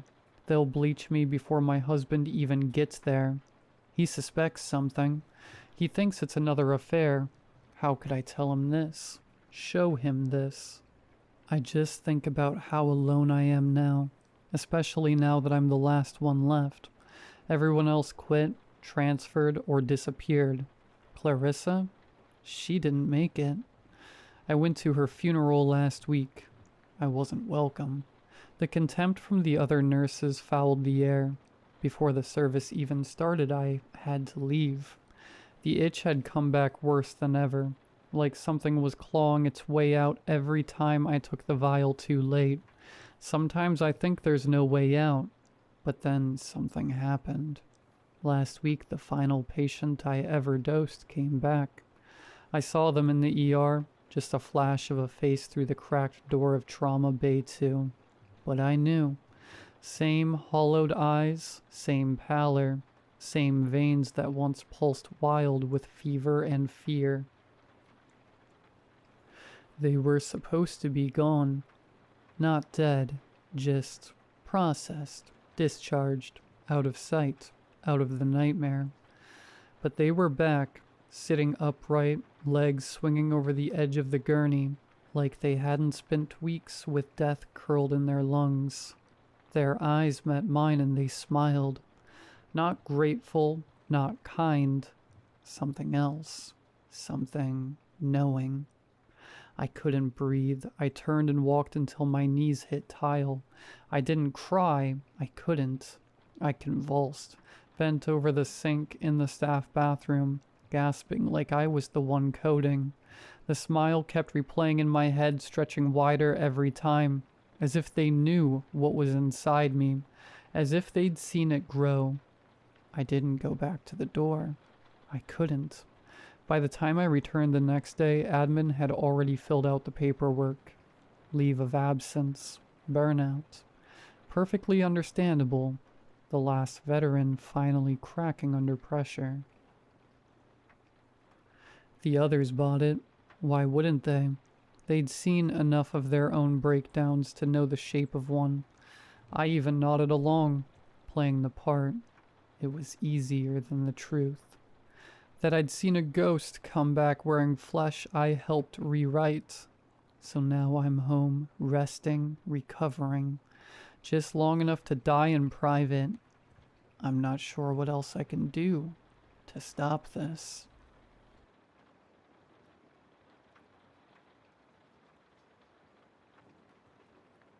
"3 years ago, my friends and I decided we would all go on a fun camping trip for the weekend. Like most friend groups, we had a group chat where we discussed plans and other random topics. Typically, our plans were made last minute. Somehow, planning ahead never worked out for any of us. Ironically, the more spontaneous the plan, the more likely it was to actually happen. So you can imagine my surprise when we managed to plan a camping trip in advance, and it actually worked out. All of our parents said yes, and no one had any games or school commitments to worry about. We scheduled the trip for a Friday evening, planning to spend the whole weekend outdoors. When Friday finally came, we were all excited. Some of my friends brought tents and fire starting gear, while others packed safety equipment, just in case. The only downside? We had to hike a trail to reach the campsite. I had work that night, so I was the last one to start the hike. I got off at 8:30 p.m. and made it to the trailhead by 8:50. The hike would take an hour at most. Keep in mind, I lived in Colorado, so wildlife was always something I had to watch out for. But little did I know, wildlife would end up being the least of my concerns. As I started along the trail, my mind began to race. I'd always been someone who overthought everything. My thoughts spiraled. What if a bear comes out and eats me? What if my blood sugar drops and we're out of snacks? What if someone is stalking me from behind the trees? Eventually those thoughts faded, and I found myself more focused on the music playing through my headphones. As I kept walking, I realized my blood sugar was actually starting to drop. I stopped for a quick snack break and sat down to rest. I've been a type 1 diabetic since birth, ever since I was 18 months old, when my pancreas decided to retire early. My life was revolved around managing sugar intake. All that really did was turn me into a sneaky kid who constantly found ways to sneak sweets. Sometimes I wonder what it would be like to be normal. But then again, this is my normal. I don't have a single memory of life without diabetes. If anything, not having it would feel abnormal to me. Maybe I wouldn't be the punching bag of the group if I didn't have it. Maybe my mom wouldn't carry so much guilt over it. Either way, there's not much I can do. It's just the crappy hand I was dealt. Once my blood sugar was back at a reasonable level, I stood up and continued down the trail. But after a few minutes, I stopped. My surroundings felt off, uncomfortably unfamiliar. I looked at the map I was using and realized I'd taken a wrong turn. I had been walking in the wrong direction for nearly the entire hour this hike was supposed to take. A chill crept through me. It felt like freezing water was being pumped through my veins. My mouth went dry, and my heart pounded so hard I could feel it in my head. Crap. Okay, this isn't a big deal. I muttered to myself, trying to stay calm. I just walked back until I reached the points where I went off course, then take the right path. But deep down, I was panicking, and I didn't even know why. It wasn't just that I was lost. Something about that one wrong turn felt wrong in a way I couldn't explain, like it had set something in motion. As I retraced my steps, a strange paranoia crept over me. I started walking more quietly. I pulled out my headphones and tried to suppress every sound I made. moving quickly but silently, like something might be listening.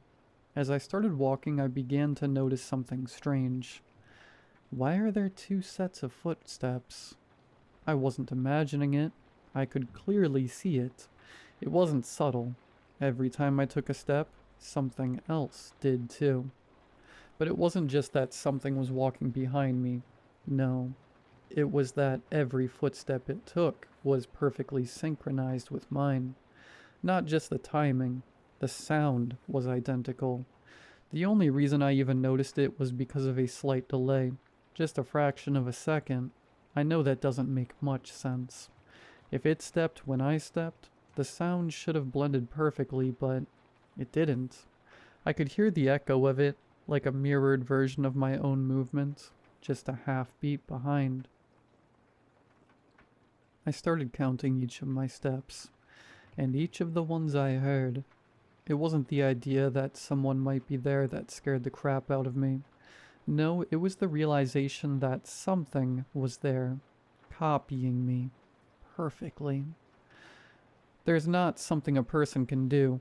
No human can replicate another person's footsteps exactly, not down to the sound, weight, and rhythm with 100% accuracy. Most people, when they think they're being followed, will call out, ask, "Who's there?" or maybe even run.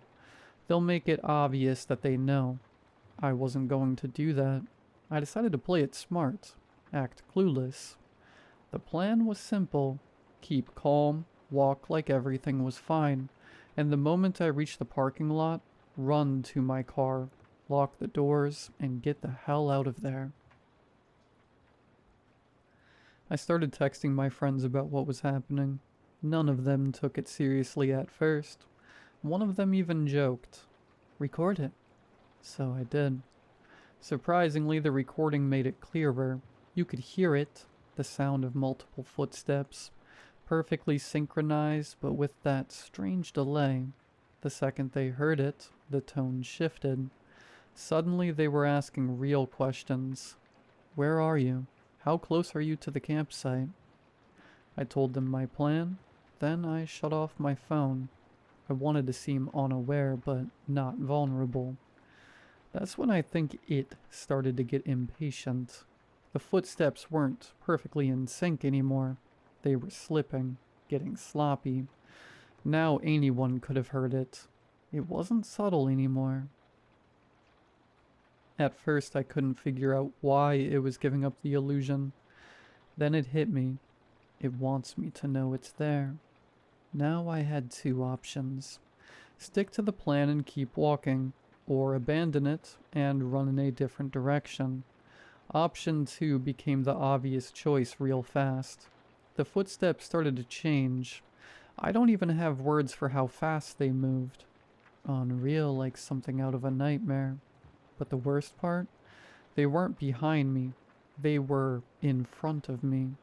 This entire time I had been walking toward it. I never saw it.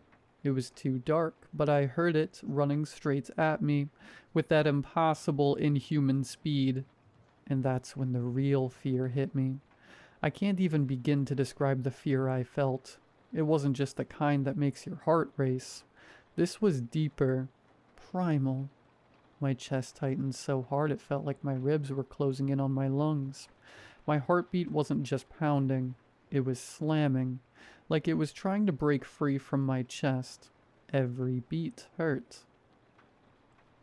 My skin went cold and clammy, like all the warmth in my body had been sucked out through my face. It felt hollow, like my skull was trying to collapse in on itself. My mouth was so dry it felt like sandpaper, like I hadn't had water in days. Even my thoughts weren't normal. They didn't come in words anymore, just sharp flashes of panic, like alarm bells going off in a language I didn't understand. This wasn't just fear. This was my body reacting like it knew something was wrong, something it couldn't see but felt. I bolted off the trail and into the woods. There was no way I could outrun this thing in a straight line. Whatever it was too fast. I ducked between trees and ran in every direction I could. desperate to break its line of sight. I don't know how long I ran. Minutes, hours. My lungs were on fire, every breath a knife in my chest. I finally stopped when I realized the footsteps were gone. But so was the trail. I had run so far, turned so many times. I couldn't tell where I came from, and to make things worse, it was dark. Not just can't read my phone dark, I mean pitch black. I couldn't even see 2 feet in front of me. I reached for my flashlight. Just as my fingers brushed the switch, something stopped me. Not a feeling, an instinct. It was deeper than thought. Something primal, ancient. A survival reflex that didn't feel like it came from me. Then I heard it. A voice in my head. One I wasn't in control of. Don't. I froze. I don't know why, but I knew if I turned on that flashlight, I'd die. Move, it said. So I did. I walked forward, straight ahead for what felt like minutes. Hands out, blind. Stop. I obeyed. My body wasn't mine anymore. I was just following orders. Silence. Then the voice returned, louder this time. Hide. My stomach dropped. Hide? What do you mean? I couldn't see anything. How was I supposed to hide in a forest I couldn't even see? Hide, the voice repeated, sharper, more urgent. And that's when I knew. Whatever had been chasing me, it wasn't done yet. It was close. My gut was right. I heard footsteps again. I dropped to the ground and pressed myself behind the largest tree I could find. Heart hammering, breath shallow. I didn't move, didn't blink. A horrible thought crept into my mind. What if it's a Wendigo or a skinwalker? It didn't seem that far-fetched. I do live in Colorado. The idea only made the crushing sense of dread worse. I heard it begin to circle. Its steps were slow, deliberate, like it knew. Run. The voice in my head, loud, sudden, panicked. It caught me off guard. I barely had time to register what it said before I heard it. The footsteps, charging straight toward me. It found me. I ran. I zigzagged wildly, cutting through trees, not caring which direction I went, just moving, fast and erratic. I ran until my legs burned and my lungs begged for air. Then I stopped. I collapsed to the ground, crouched behind a thick brush, too exhausted to go any further. I could only pray I had lost it, that maybe, just maybe, it gave up. That's when I heard it. An ear-piercing scream ripping through the silence of the woods. It came from behind me, close but somehow distant, like it echoed from somewhere it shouldn't have been. I froze, paralyzed by fear, waiting for the voice, the real voice, to guide me. And then I heard something else. James, is that you? Eric. It was Eric's voice. My friend. Every ounce of fear drained from my body in an instant. Relief flooded through me. I was just about to jump out, call out to him. But then the voice returned. Don't. Why did it say that? I listened anyway, and within seconds I realized why. It was there, looking for me.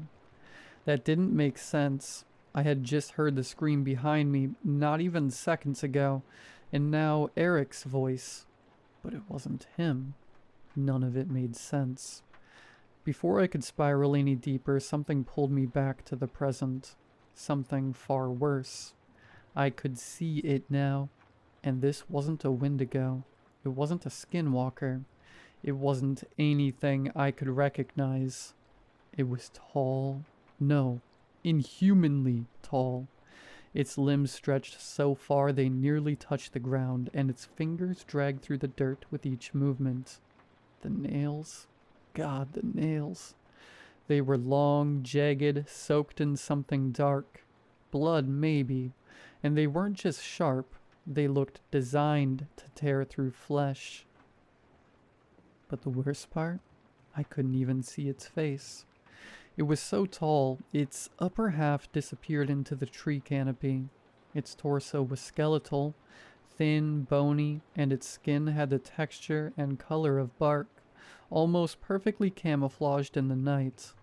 I began to inch away, slow and silent, but then, snap. A twig underfoot. It heard it. No, it reacted to it instantly. It didn't turn like a person. It didn't move naturally. Its entire body stopped, frozen mid-step, and then just its neck turned. Long, so disturbingly long. It peered down at me. The rest of its body didn't move, only the neck twisting at an unnatural angle. I didn't wait. I didn't want to see its face. I ran. The voice screamed in my head again, this time with pure, urgent panic. Run! The footsteps came fast. Too fast. They didn't sound like running. They sounded like something charging through the woods, tearing through branches, eating the distance between us like nothing. It roared. But the sound, it wasn't the scream I heard earlier.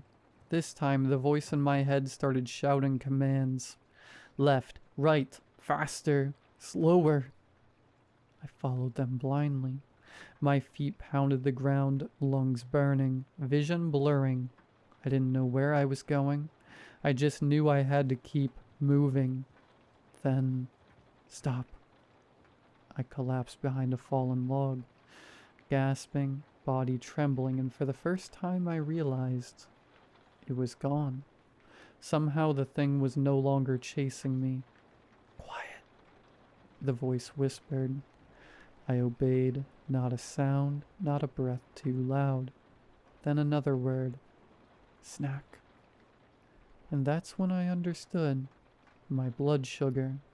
The running, the fear, the adrenaline. It had drained me completely. I was crashing, and if I didn't eat something soon, I wasn't going to survive, even if the monster didn't get to me first. I pulled out a candy bar and began eating as quietly as possible. It had been a good 15 minutes. The voice had gone silent, and everything around me was dead quiet. Not peaceful, not still, just wrong. I tried to reassure myself that I was going to make it out alive, but no matter what I told myself, I couldn't shake the feeling. I couldn't calm down, because in my gut I knew this only ended one way. Listen. The voice returned, cutting through the silence like a blade. I listened, and then I heard it. James. The voice was uncanny. Have you ever watched the Mandela catalog? It sounded exactly like that. Like a warped imitation of a real voice, stretched and hollow, echoing from something that wasn't human and never had been. Turn around. I turned, and standing there was a humanoid figure, but it wasn't human. Its left arm was half missing, torn away, bone exposed. The rest of its body looked decayed, rotting like a corpse left out too long. And its proportions? Off. Some of its limbs were too long, others grotesquely swollen or twisted. Its smile glowed faintly in the darkness, so wide it had torn the skin around its mouth. Blood still clung to the shredded flesh, and I could see inside. Ropes of dark, stringy blood stretched between jagged teeth, like it had just chugged a gallon of blood. It didn't speak again. It just stared. Then in one motion it dropped to all fours and screamed. A high-pitched, bone-shattering shriek, inhuman, violent. Then it charged. I didn't even get the chance to run. It was too fast. It grabbed me and then nothing. Just the sound of flesh tearing, pain, then darkness. I woke up in agony. Every inch of my body hurt. The first thing I noticed was the light, broad daylight pouring in from behind me. I was lying at the entrance of a cave. Next to me was a pile of bones, definitely human. In front of me, nothing but pitch blackness. The cave stretched deeper than I could see. I didn't have time to process anything before I heard it again. That thing. It was already chasing me, back on all fours, just like before, but this time, there was distance between us. I had a head start. I pushed myself to my feet, ignoring the pain, and ran, faster than I ever have in my life. It screamed again, a horrible, piercing scream that ripped through the air. It was so loud I thought my eardrums would burst. But then I noticed something. The scream wasn't behind me. It sounded like it came from in front of me. I didn't look. I just kept running, my feet pounding the trail until somehow I made it back. Back to the parking lot, back to my car, and the police were already there. They rushed me, took me in. I was barely conscious by that point. I hadn't realized just how messed up I really was. The thing had bitten a chunk out of my shoulder. Deep, ragged scratches tore across my back. Some of the wounds were already infected. They asked me what happened. I lied. What was I supposed to say? The truth? That a monster in the woods stalked me for a week and left me to die in a cave full of bones? They'd have locked me in a padded room. But as they questioned me, I learned something that chilled me deeper than anything else had. I had been missing for a week. A whole week, and somehow I survived, which made no sense. I didn't have my backpack. My insulin was gone. My pump was missing. There's no way I could have gone a week without it. No way I could have gone that long without water. Yet I did. Somehow. Recovery was long and hard. Therapy was even worse. Eventually I told the truth. The therapist gave me the usual canned response. Trauma interferes with our memory. Yeah, I know what I saw. She made me talk about it a lot. And that's when I started putting the pieces together. The screams, the voice in my head, what I thought was a guide. It wasn't guiding me out. It was leading me deeper. There weren't just one of those things. There were two. Every time I heard that scream, every time I thought it was in front of me, it was actually right behind me. They played with my perception, bent my senses, used sound and hope to trap me. They weren't hunting me for the kill. They were playing with me. And I think that's the part that breaks me the most. They kept me alive on purpose. They let me wake up again and again. I wasn't unconscious for a week. I wasn't sleeping that whole time. I kept waking up. But every time I opened my eyes, it was night. Every time I'd forget what happened the time before. And every time the chase would begin again. Sometimes I'd run. Sometimes I'd hide. Sometimes I'd hear a loved one's voice calling out to me. Eric, my mom. But they weren't real. The second creature, whatever it was, it mimicked them. Used their voices, their faces. It gave me hope just long enough to lead me into the jaws of the other. Every night the game reset, and every time I lost. I know this now because the memories are coming back, slowly in flashes and dreams. I wasn't asleep for a week. I woke up 7 times, 7 nights, 7 rounds of fear, pain, and false hope. I even went into the cave, the same one it always came out of. I think I lived in it for some of those nights. The memories are still blurry, but here's what haunts me the most. Why was the last time different? Why did I wake up in daylight? Why was that the only time I made it out? I ran 10 minutes from the cave to the trail. That's far, but not far enough to explain why the pattern broke. It doesn't make sense, and maybe it's not supposed to. Some things are random for a reason. Some horrors don't follow rules. This is just what I remember, my perspective. But I know one thing for sure. It's over now. And I am never going camping again. No, screw that. I am never going near the woods again.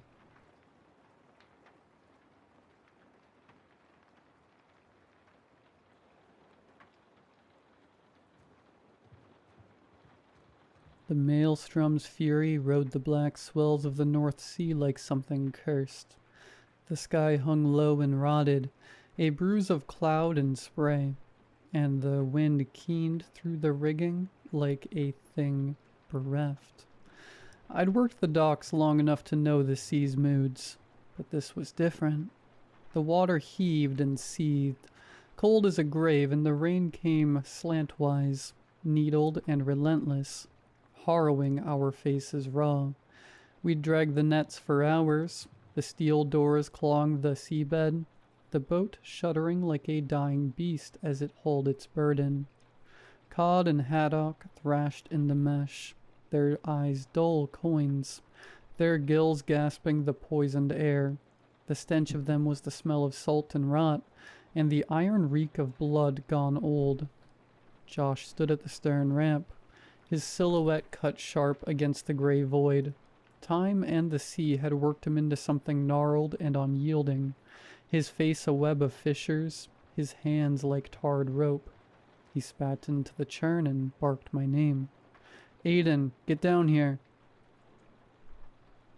The deck pitched underfoot as I clambered to him, the boards slick with gurry and rain. The winch screamed like a thing in pain, its gears grinding as the net breached the surface. It writhed there, bloated with fish and weed and darker things, the cables groaning under the weight. Josh gripped the net's edge, his knuckles bone white, and I took my place beside him. "Better be worth the fight," he muttered, though the sea stole half his words. We hauled. The net bled seawater, icy and foul, and the catch spilled onto the deck in a slithering mass. Cod twisted and slapped, their scales catching the weak light with shards of bone. But there was more.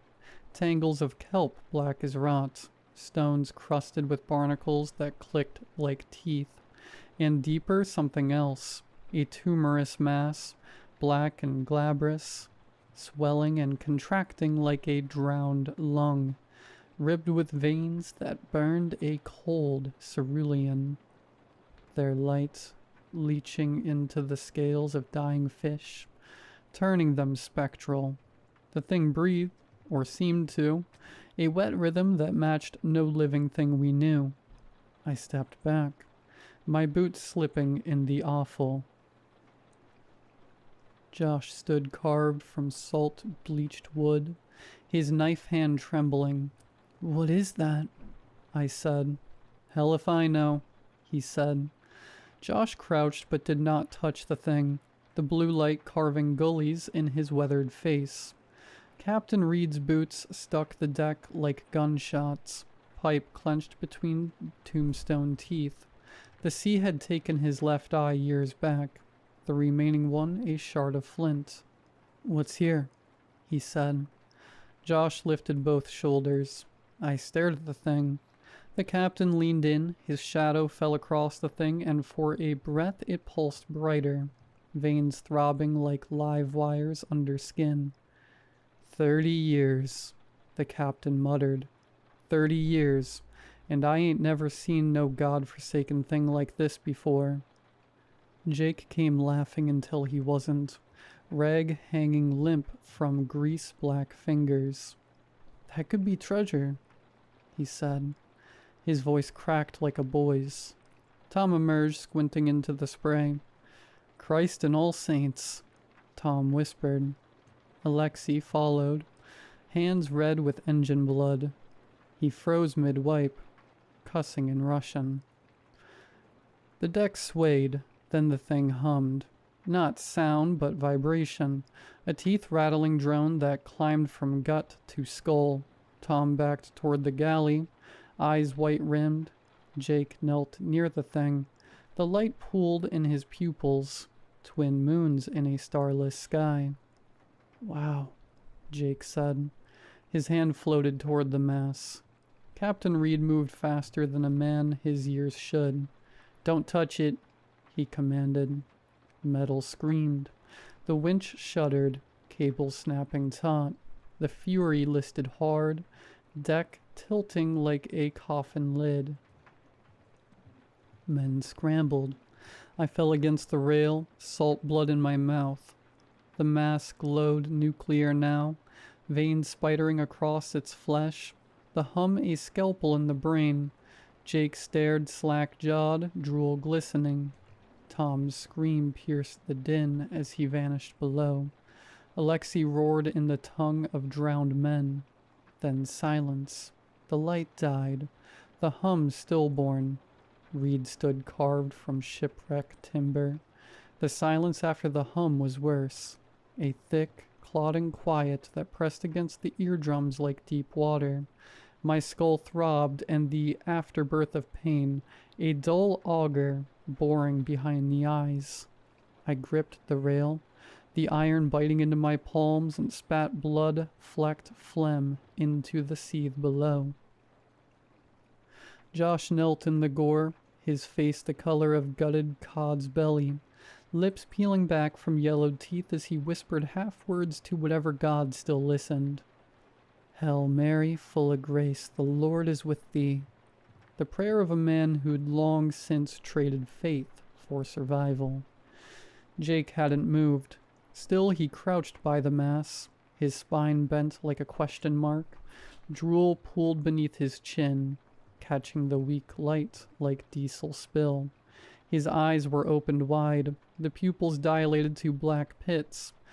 The dead blue glow lived there still, though the mass lay dormant, as if the thing had poured part of itself into him, left its poison simmering behind those vacant mirrors. "Jake," I croaked, "get the hell back." Nothing. His hands hovered inches from the mass, fingers twitching as though plucking something invisible. Reed moved sudden, a storm front in oilskins, grabbed Jake's collar and wrenched him backward. Jake spun wild, all elbows and teeth, and drove his fist into the captain's face. Reed staggered, blood sheeting down his chin, but Jake was already lunging for the mass again. Reed hooked an ankle, sent him sprawling. Jake's temple struck the deck with a sound like a mallet splitting green wood. He lay still. A dark rose of blood bloomed beneath his skull. Then a shudder, a rattling inhale. Jake sat up slow, head lolling on a ruined neck. Blood painted his cheek in arabesques. He stared at Reed without recognition, without malice. He seemed to stare through him. Reed hissed through crimson teeth. The fear in his sea-milked eye was worse than the blood, a primal understanding, the look of a wolf that smells its own mortality. Alexei materialized from the engine stink, wiping his hands on a rag gone stiff with grease. "Captain," he said, the vowels heavy with the Volga's frost. "If we throw it back, what if something worse happens? What if it answers?" Reed stared at Jake for a while, then studied the mass. It pulsed once, faint, like a heart in a butcher's bucket. "Ain't about answers," he said. "It's about what's asking." Tom emerged from below decks, skinned the gray of weak old corpse flesh. His eyes darted animal-like, whites showing all around. He crossed himself 3 times, thumb carving shaky sigils. "It's cursed, Capt," he whispered. "Cursed, cursed, cursed." Josh swayed against the rail, one hand pressed to his gut. "It ain't cursed. It's some lab experiment," he slurred. kelp and jellyfish is all. Why it breathes, then. Alexi's voice cut cold. Why it put its teeth in our heads. Jake began to laugh. Not laughter exactly, a ruptured wheeze, air forced through broken bellows. He stood, movements jerky. The wound on his head wept freely. Y'all scared? He rasped. The grin splitting his face belonged to something that had never learned human shapes. All you rotten meat stacks, think it'll kill you? He turned toward the mass, arms spread, crucifix wide. It don't want to kill you, don't you see? His fingers grazed the surface. Jake's eyes had been that dead blue sheen since the thing touched him. Glass orbs lit from within, the pupils blown wide as a shark's. But when he rose, we understood it was worse. His grin split his face like a poorly stitched wound, lips stretching until the corners cracked and bled. He moved toward Josh with the languid menace of a thing unspooled from its bones. Jake? My voice died in the salt air. Josh backed against the rail, hands raised in the universal plea of prey. Jake grabbed Josh's head and struck it against the railing. Josh's skull met the railing with a wet clang. Again, again, again. The metal sang its awful hymn. Blood sprayed in arc patterns, blackened the falling light. Josh's body sagged, limp as a gutted sail, but Jake kept swinging the ruined head like a clapper in a bell. Again, again, and again. We were statues, salt-crusted and hollow. When he turned on us, it was with the precision of slaughterhouse machinery. Alexei raised greased hands in defense, but it was too late. Jake's fist cratered the Russian's throat, cartilage collapsing like rotted mastwood. Alexei folded, drowning on his own blood, while Jake pivoted toward Tom. Tom ran. Jake moved like current, fast and depthless, snatching Tom's ankle mid-stride. Tom screamed as Jake dragged him back, fingernails scraping grooves in the rusted iron. Reed charged then, a pipe raised high, but Jake sidestepped with eel grace. The captain's weapon struck empty air. Jake's counterblow dropped the captain like a gaffed marlin. I ran. Jake's laughter chased me, a sound like rigging torn in a gale. The storage door loomed, pitted steel smeared with fish guts. I barricaded myself inside among crates of rusted hooks and frayed netting. The dark stank of brine and diesel. I heard someone groaning. Not human, not animal. I peered through the salt-caked window. Josh shuffled toward me. What remained of him? His skull a shattered eggshell, brain matter glistening in the crevices, clouded eyes milky as a dead squid's. The thing inside his corpse moved all wrong, joints bending backward, fingers clawing air in pulsed jerks. The dead were all rising. I scavenged the crates with numb hands, a flare gun crusted with barnacles, a life jacket gone green with mold. The door hinges screamed as I shouldered into the maelstrom. Jake stood silhouetted against the roiling sky, his laughter now a ceaseless drone. The others lurched behind him, Reed dragging a shattered log, Tom crawling on stumps of elbows, Alexei's head lolling from a spine snapped clean. Their eyes burned with that same cursed blue. I fired the flare. A comet's tail of phosphorus red lit the slaughterhouse deck. Jake turned, his grin splitting wider, and in that hellish glow I saw the truth. The thing inside him, inside all of them, pulsing like a nest of eels under their skin.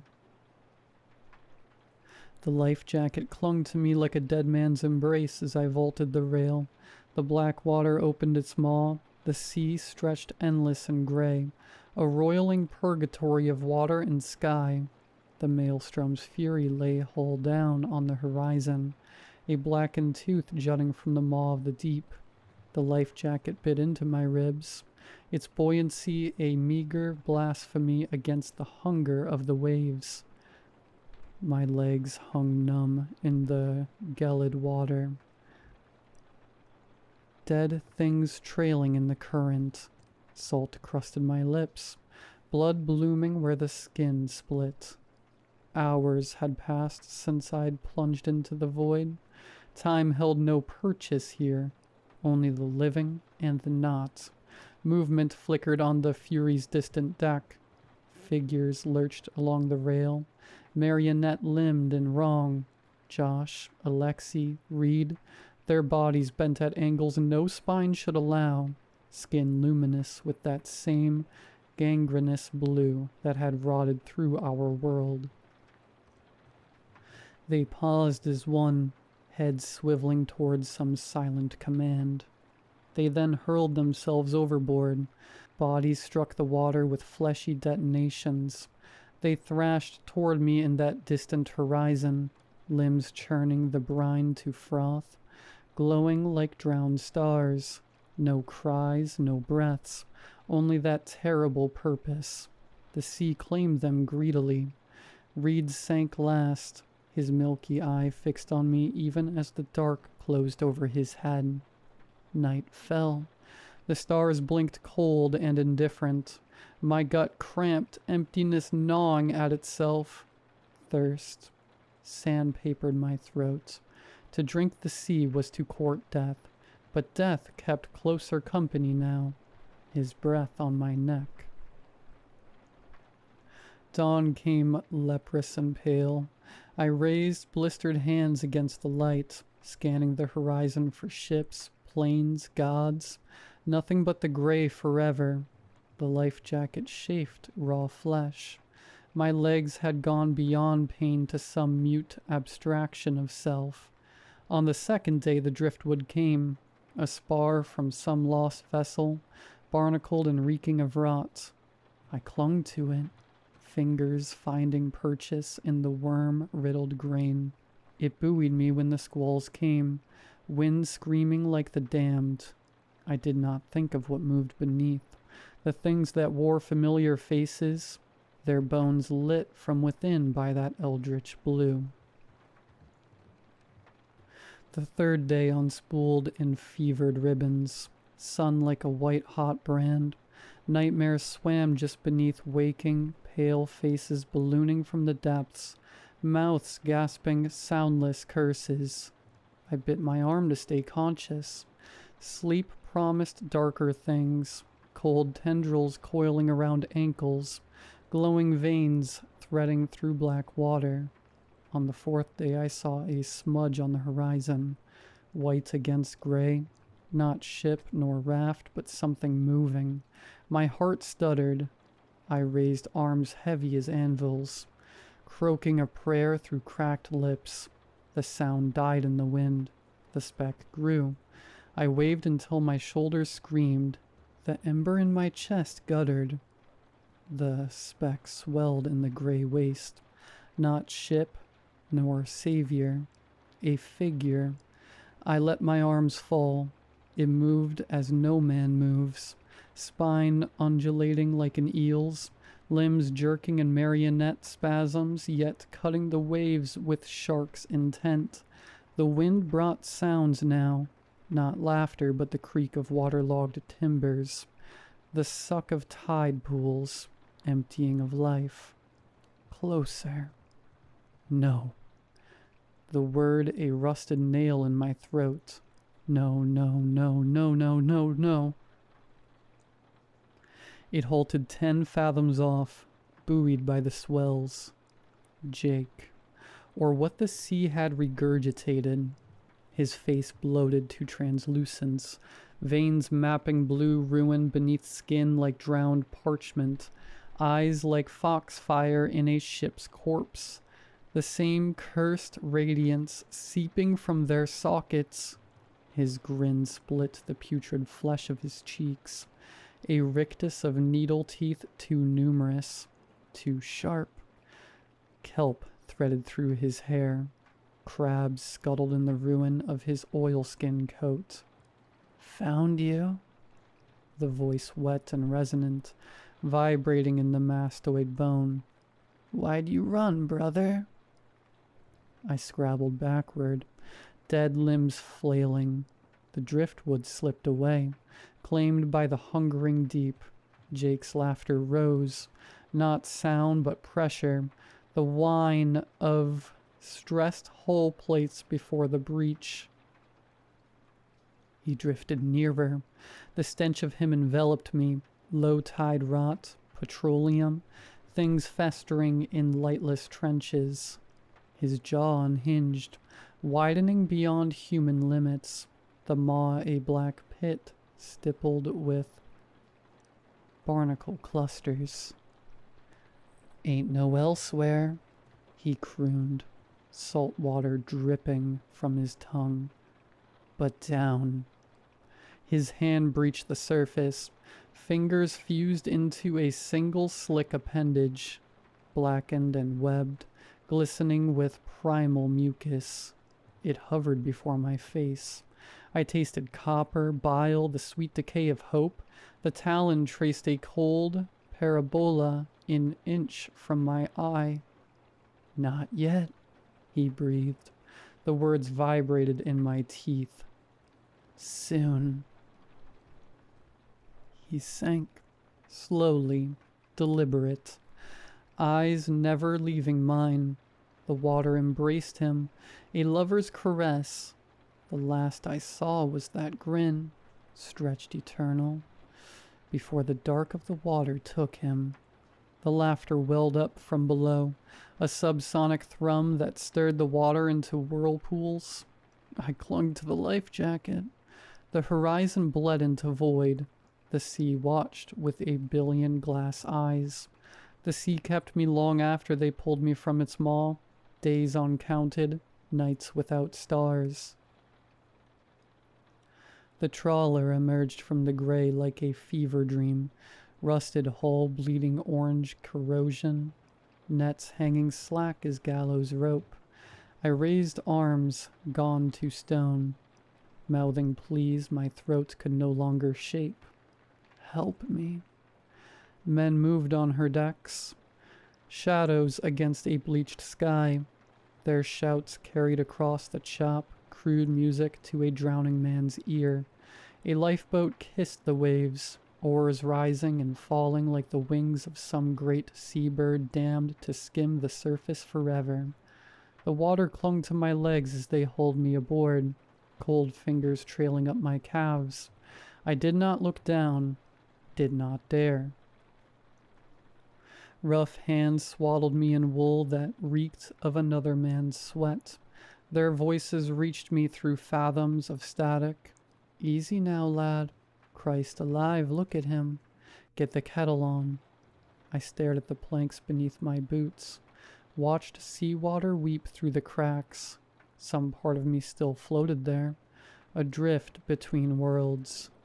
Engine vibrations thrummed in my marrow as they bore me below decks to a cabin no larger than a coffin. Diesel fumes coiled in the air, thick enough to chew. A mug appeared in my hands, stained tin, liquid black as bilge. I drank. The heat scalded a path to my gut, but left the deeper cold untouched. Lucky. The speaker loomed in the doorway, backlit by sickly yellow bulbs, a face carved from wind and whiskey, eyes the color of the North Sea fog. "Another tide and you'd have been crab meat." I nodded. My tongue lay dead in my mouth. Questions came in shifts, men with fishhook scars and breath like rotting kelp. What ship? How many lost? Storm? Collision? I gave them corpse answers, dry facts stripped of blood and truth. Told of rogue waves, raging squalls, equipment torn loose in the frenzy. They wrote it down in water-stained logbooks, nodding sagely. Sailor superstitions kept their tongues still. No one asked about the marks on my arm, livid grooves where the life jacket straps had bitten to bone. The city of Aberdeen, on Scotland's North Sea coast, rose from the horizon. The docks teemed with gulls and graveyard shift workers, their faces gray under sodium lights. They put me in a white room that reeked of antiseptic lies. Doctors prodded my waterlogged flesh, spoke of exposure, shock, survivor's guilt. Police came with notebooks and narrowed eyes. I led them the same carcass story, watching their pens scratch away the truth. Reporters clustered outside like lampreys. Flashbulbs popped. "Miracle survivor," their headlines would scream. They don't know the real story, the thing that breathed in the hold, the crew that walked into the deep. Jake's grin splitting wider with every retelling behind my eyelids. Nights were worse. The hospital bed became a raft adrift on a black ocean. Glowing veins pulsed in the walls. Salt water dripped from ceiling tiles. Always the laughter, wet and resonant. I'd wake choking on imaginary brine, fingers clawing at phantom kelp. They discharged me with pills and pity. I took a room above a dockside tavern where the windows rattled with every freighter's horn. The walls wept condensation. The mattress sagged like a drowned thing. I bought whiskey by the chase, chasing warmth that always receded. Sometimes I'd stand at the window watching trawlers come and go. Their crews laughed on the docks, voices carrying up through the salt-rotten boards. Young men, foolish men, ignorant men. I'd press palms to glass and wonder which would next feed the hungering deep. The nightmares never stopped. Jake waited in them, not as they'd found him, bloated and barnacled, but as he'd been in those last moments. The wrongness of his movement, the wet clicks of his joints. Soon he'd whisper through needle teeth, and I'd wake with the taste of crude oil on my tongue. Autumn came. The sea turned the color of gunmetal.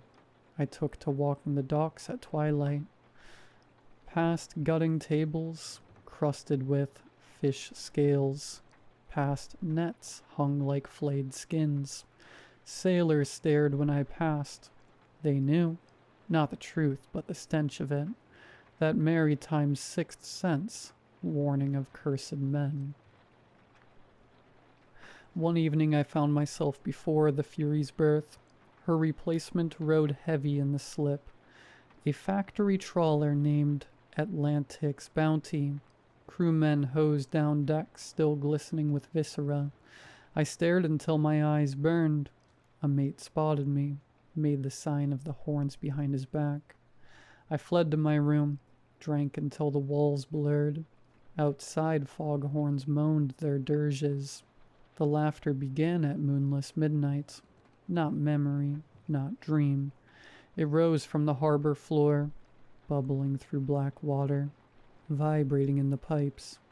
I pressed hands to ears. Useless. It was inside, same as the cold, same as the rot. I went to the window. The docks lay empty under sickly yellow lamps. Ripples spread through the dark water, concentric rings expanding toward my building, toward me. Something broke the surface. A fin, a hand. The laughter crested, drowning out the gulls, the ships, the feeble human sounds of the waking world. I reached for the whiskey, and the sea reached back.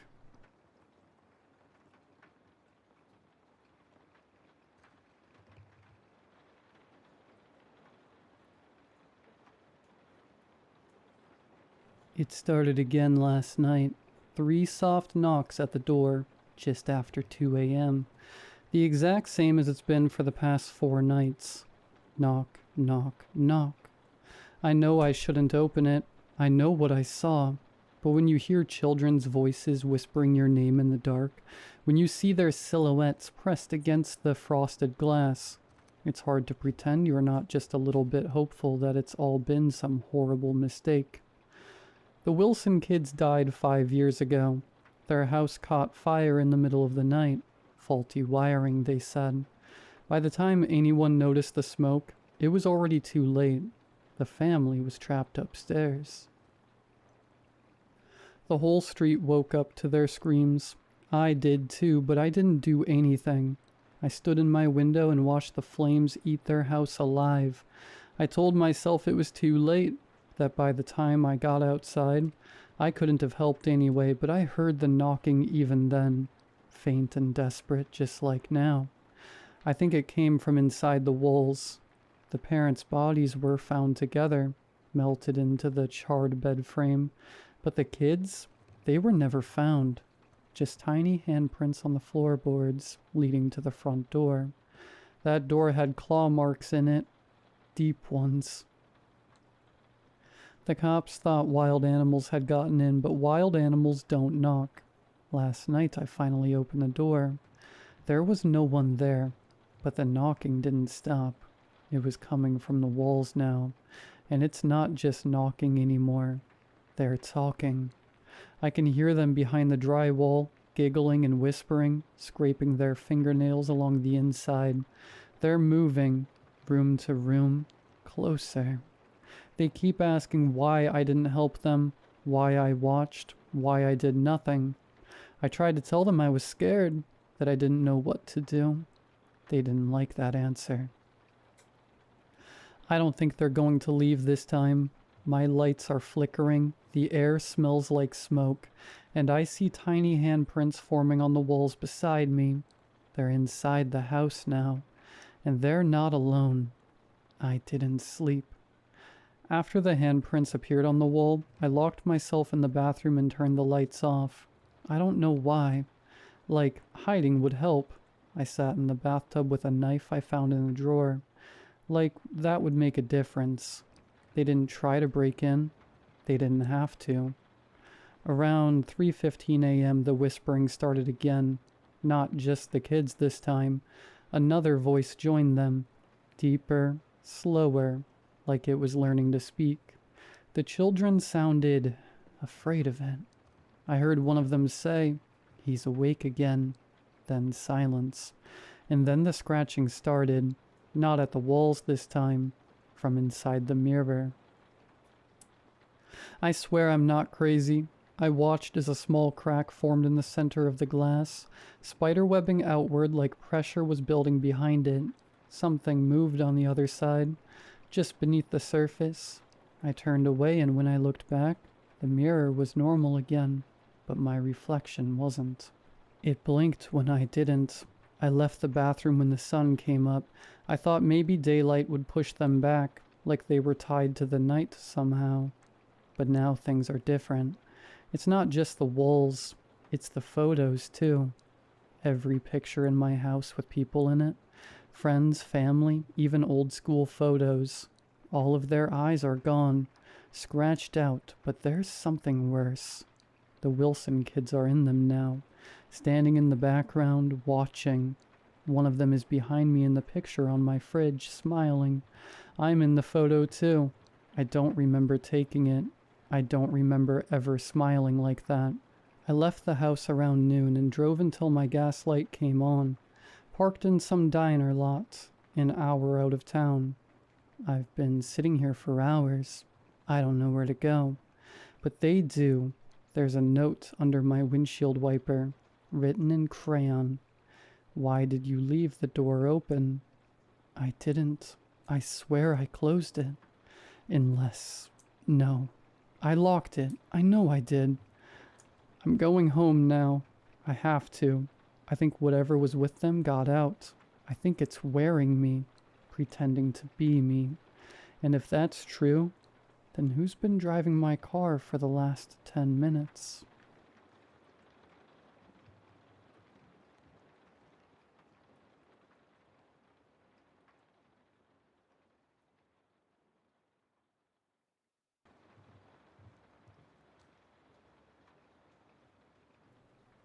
This is hard to talk about. I know how it's going to sound. If I hadn't lived through it, I'd scroll past this too, but if you've got kids, especially really young ones, maybe read this before you go to bed tonight. Or don't. I wish I hadn't waited. My son Jacob is 5. Smart kid. Sweet. A little obsessed with dinosaurs and drawing like most boys his age. He's never had any health issues. Never had night terrors. Until 6 weeks ago. It started small. Stuff that's easy to shrug off. He woke me up one night around 2 a.m. just standing in the hallway staring into the dark. When I asked what he was doing, he said, "I was listening to the floor." I laughed it off. Kids say weird things. But then he started waking up with weird questions like, "Where did the basement go?" Or, "What happened to the boy who used to sleep here?" We live in an apartment. There is no basement. And Jacob's had this room since he was born. It got worse. He'd cry when I tried to tuck him in and say stuff like, "I don't want to go back in the hole," or "He's watching from the wall crack." I cut all screen time. No scary books. Asked his preschool if anything happened there. Nothing. He's the happiest kid during the day, but every night around 2 to 3 a.m., I'd catch him awake, talking to someone, whispering, always smiling. Then he stopped calling me Mom. He started calling me Elaine. That's not my name. I asked him who Elaine was, and he said, "You, before, when the house was still burning." He said it like I should know what he meant. A week later, I found his drawings. Pages of stick figures. All normal except for one. A tall, stretched-out shadow with black arms that touched the ground and a wide hole in its chest. It appeared over and over, always standing beside a little boy. Jacob called it the Keeper. He said, "The Keeper lives under where the bricks were." I asked what bricks. He said, "The bricks they buried me under." That night I barely slept. I did some digging the next day. Turns out our apartment complex was built in the early 90s. Before that, it was a group foster home. Burned down in 1989. 7 children died, all under 10. One body was never recovered. His name was Eli Matthews. I found a newspaper article. There was a grainy photo.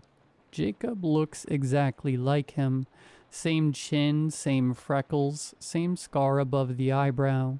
I showed it to my mother without explaining, and she asked me when Jacob took that old-timey photo. The next night I caught him digging at the floor of his closet with a spoon.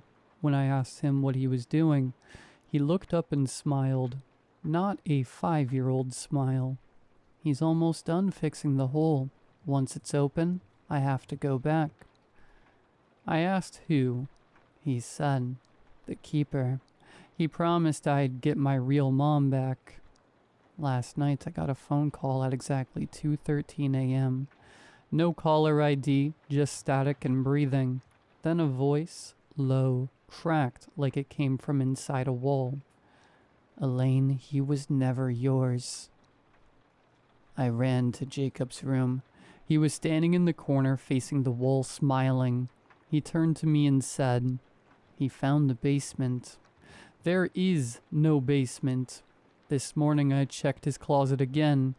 I noticed the carpet was slightly raised in the corner. Underneath it was a wooden trapdoor. I swear wasn't there before. Update. I opened it. There's a staircase and it goes down. I'm posting this from my phone. I'm taking a flashlight. I'm going in. I don't know what else to do. If you don't hear from me again, don't let him. leave the house.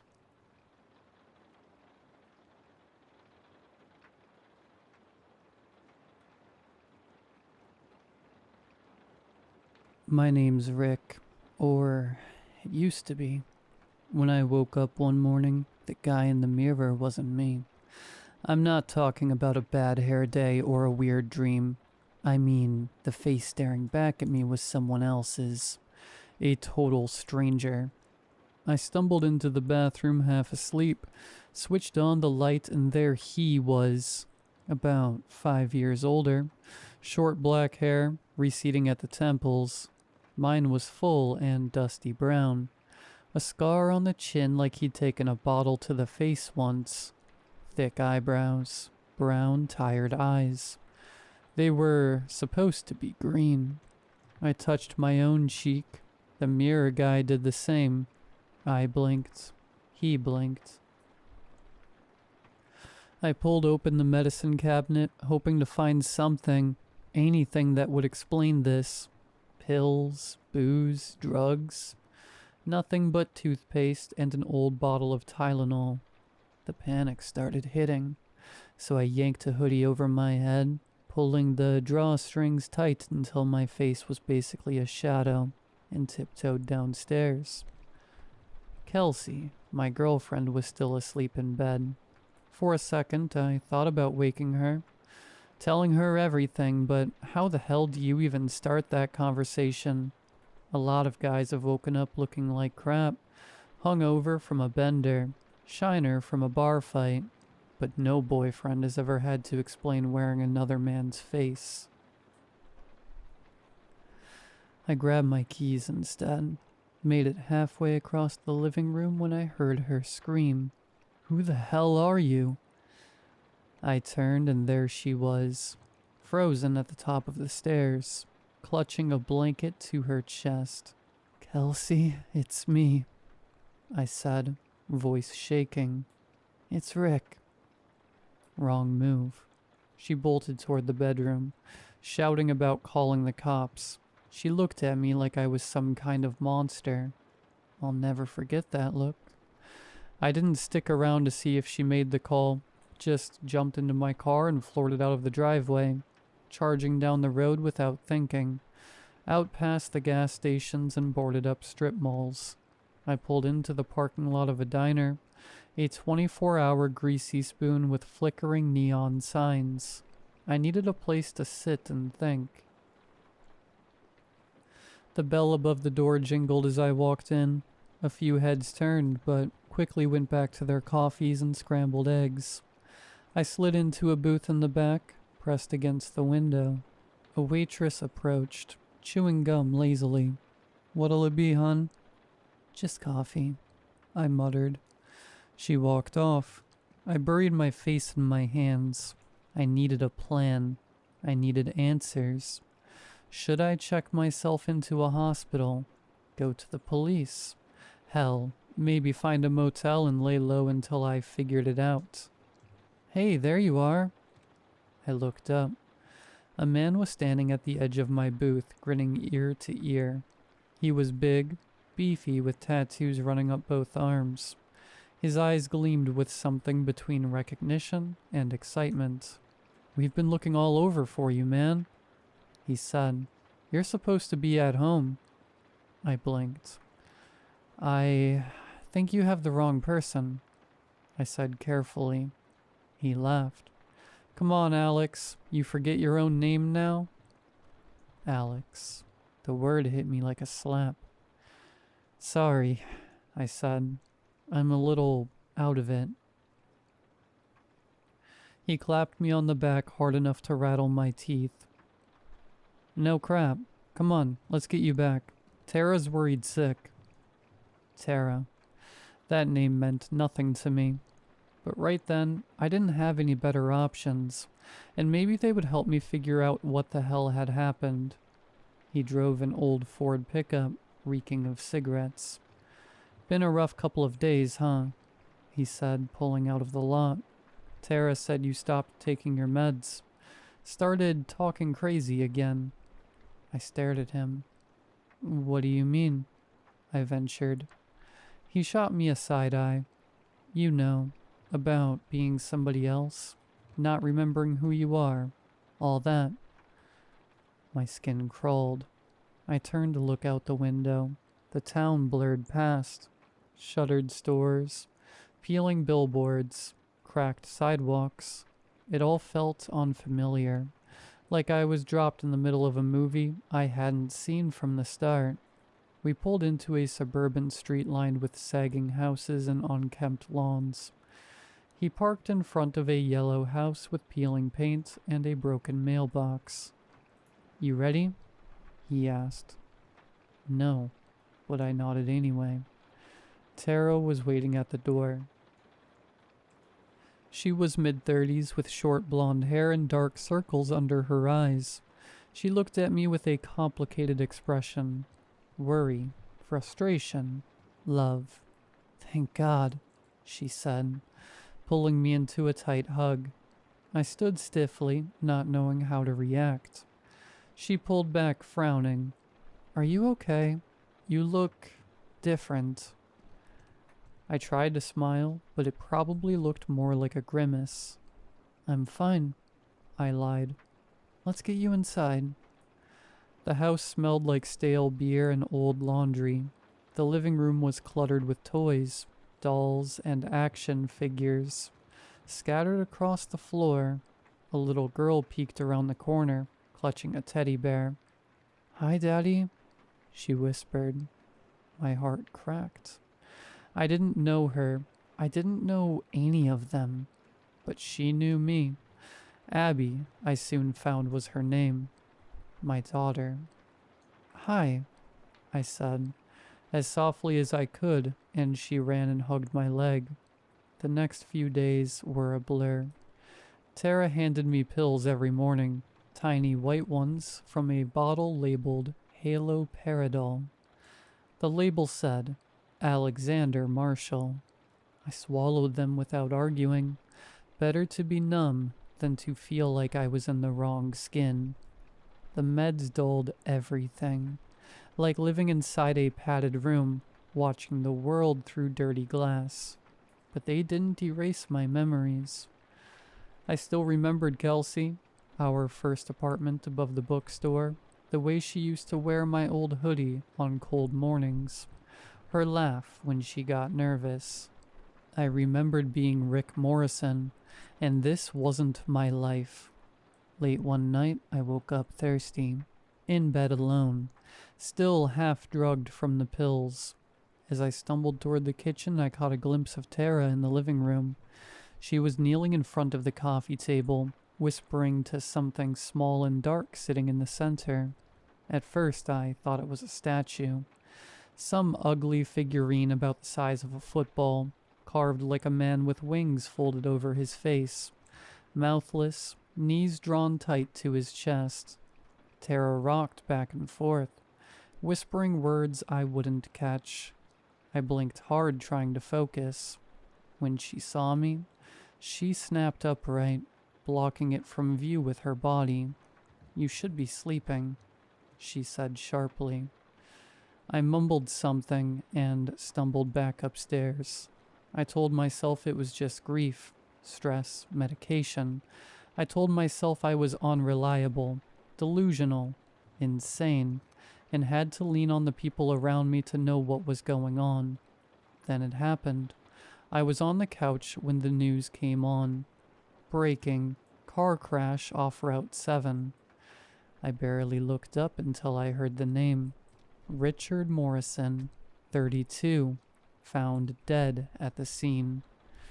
My chest locked up. They showed my face on TV, my real face.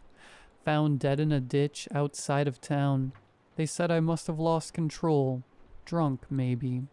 No foul play suspected. Something snapped loose inside me. I waited until Tara and Abby were asleep, stole the keys off the kitchen counter, and drove. Headlights off, heart in my throat.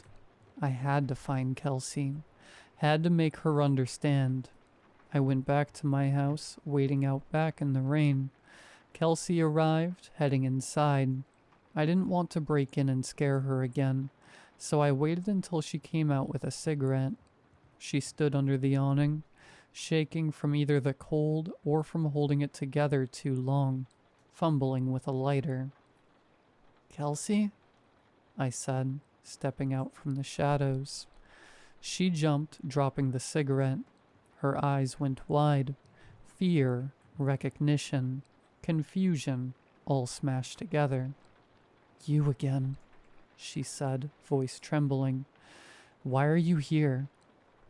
"I know how this sounds," I said quickly, "but you have to believe me. I'm Rick." She shook her head, backing toward the door. No, you're sick. You broke into my house. You're crazy." I knew she'd say this, and I came prepared. "I know about the quarry," I said. "When you were 16, you broke your wrist sneaking in, trying to impress that idiot Jason. You lied and said you slipped on the stairs." She froze. I pressed on. "I know about the birthmark on your hip that you hate. I know you hate mint toothpaste, and pretended you didn't because I love it. I even told you not to smoke, but know you still do when you're stressed. Found that pack of cigarettes 3 months ago. Breast pocket of your pea coat with a rip in the lining. But I didn't tell you." Tears welled up in her eyes. "How?" she whispered. "I have no idea," I said. "I saw the news report, but that was my body, but I'm here. Somehow, this is me." Kelsey stood there, rain dripping from her light brown hair, staring at me like she was seeing a ghost. For a long time, neither of us said anything. Finally, she broke. "Get inside," she whispered, her voice cracking, "before someone sees you." The house was dim and cold. She didn't turn on the lights, just closed the door softly behind us and bolted it. That night I crashed on the couch, wrapped in a blanket that smelled faintly of home, detergent and Kelsey's old perfume. Neither of us slept much. She sat in the armchair across from me, sipping cold coffee. Every few minutes she'd look at me, studying my face, my gestures, the way I scratched my head or shifted my weight, looking for pieces of the man she lost, looking for proof. I didn't blame her. Sometimes I caught myself doing it too, trying to find myself in this stranger's skin. Over the next few days, we started digging. She pulled out old photo albums. I pointed out things only Rick would know. Places we'd gone. Stupid inside jokes scribbled on the back of Polaroids. We went through my old texts and emails. Looked for anything about Alex Marshall. Nothing. No overlaps. No connections. One night we drove out to the crash site. Headlights cutting through the misty dark. Route 7 was deserted. The road wound between 2 rocky slopes, guardrails twisted like broken arms. We found the spot easily. A fresh patch of scorched earth, scattered glass glittering in the weeds. The official story said I veered off, hit the ravine, snapped my neck on impact. But standing there looking down at the wreckage site, it didn't feel like an accident. Kelsey shivered beside me, pulling her jacket tighter. She had told me that since that morning she first saw me as Alex, the Rick that returned home hadn't been acting like himself. He claimed he was out on a morning jog when I intruded, but he was cold, distant, going through the motions. Then a memory clicked into place, sharp, clear. On the way home, I told Kelsey about the figurine, the mouthless thing Tara had been whispering to, the way she tried to hide it when she realized I was watching. Kelsey went still, her hand tightening around her coffee thermos. "Describe it again," she said. I did. She searched on her laptop, using my description to find something. a pagan story older than any religion about a figure called the Morn Kin. He fit the description on the figurine to a T.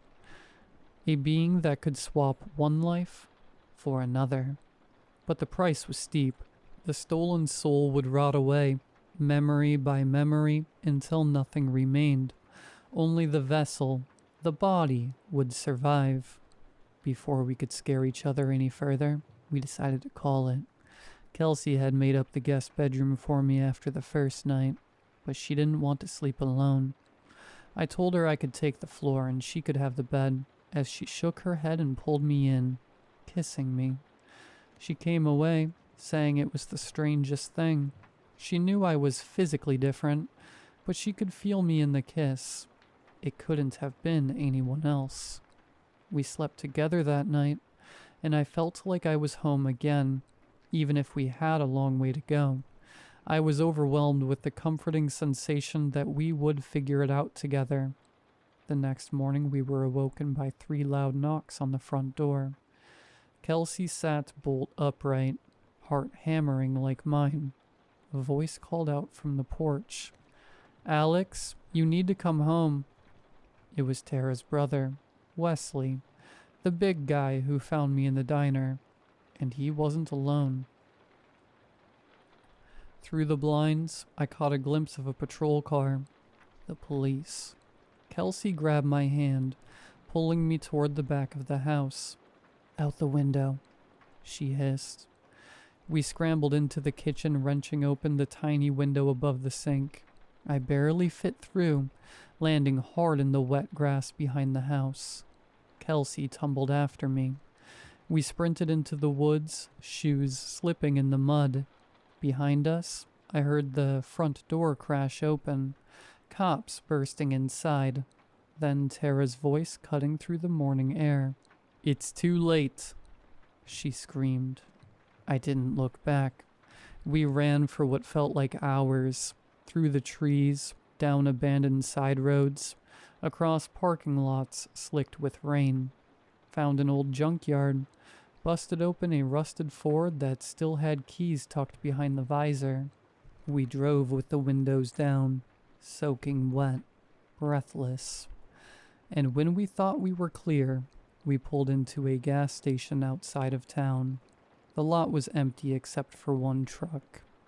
Wesley's truck. By the time we spotted it, he was already standing there behind my bumper, blocking us into our space. Waiting. Kelsey cursed under her breath, restarting the ignition like she was going to run him over. But in the rear view, Wesley held up one hand, not threatening or angry, just tired. I opened my door before she could stop me. Maybe I just needed answers, or maybe I was sick of running. Wesley didn't move, just looked at me, really looked, and said, "I'm not here to drag you back." "Then why are you here?" I asked. "To let you know." "Know what?" I asked. He lit a cigarette with shaking fingers, glanced toward the dark highway. "You were never supposed to survive it." "What is it, exactly?" I asked. "I don't know." He exhaled a cloud of smoke. "All I know is it trades one life for another. First time Tara did it, it was to a bully of hers in high school. Caused so much chaos. I never thought she'd use it again." "Then why did she?" I asked. "Because you..." He paused. "Alex wasn't well. He kept talking about leaving Tara. Didn't want to be with her anymore. And he was threatening to take Abby." He paused, then said, "Guess she figured she had a better shot at someone else in his body than no Alex altogether." "Why did you choose me?" I asked. He smiled and shook his head. "It chose you. We had nothing to do with it." In a weird way, this made sense. I was a perfect stranger, but I still didn't understand why he was here. What's the point of finding me? telling me all this. I could see regret in his eyes. Because it wasn't supposed to go down like this. You were supposed to forget right away. He shook his head. But she didn't count on you fighting it, on her still loving you, even as someone else. He looked toward Kelsey sitting in the car watching us, terrified. You being around her, remembering who you are, that's what's screwing it all up, he said. It needs you broken, alone. That's how it finishes the job. But you wouldn't lay down. You kept fighting. Am I safe now? I asked earnestly. He thought about it. You bought time. I don't know how much, but use it while you can. He dropped the cigarette, grinding it under his boot. That's it? I said. He nodded. I'm sorry. Then he got back into his truck and drove away, his taillights shrinking into the dark. We fled again, not putting stock in anything he said, knowing it was better to keep running than to let our guard down now. New state, new town, new motel. Night after night. I was just glad to have Kelsey with me, and she felt the same.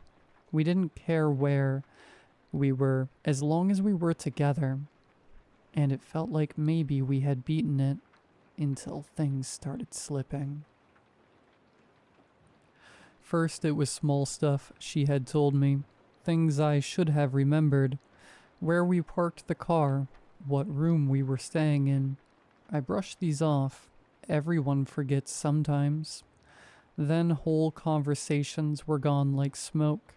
I couldn't remember what we talked about or ate at dinner. Kelsey was concerned but kept me calm, hoping for the best despite the growing evidence to the contrary. Finally, one night we stopped at a nameless motel on the edge of town. It was cold, freezing. Kelsey said she was going back inside to grab her scarf. I sat on the curb smoking, watching the stars blink and shimmer in the distance, the kind of dark that illuminated them all but made everything else impossible to discern. And just then, I swear some of the stars seemed to brighten, forming the shape of something, a new constellation I'd never noticed before. A mouthless figure curled in on itself, wings folded across its face, knees drawn tight to its chest. The door creaked open behind me, footsteps on gravel. I turned. There was a woman standing there, mid-30s, light brown hair, warm but tired eyes, a scarf dangling from her hand. I stared at her as she approached, heart pounding for reasons I didn't understand. "Rick?" she said, voice trembling, giving me a look of concern. I stared at her for a long time, then I shook my head. "Sorry, ma'am," I said gently. "I think you have me mistaken for someone else." Her eyes pleaded with me, but I didn't know what for. Tears welled up and spilled down her cheeks. I shifted awkwardly, feeling bad. "Are you okay?" I asked. She shook her head no. I hesitated, the night pressing down around us. "Are you alone here?" I asked gently. For a moment, she just stared at me, searching for something in my face, something that wasn't there anymore. Then she nodded.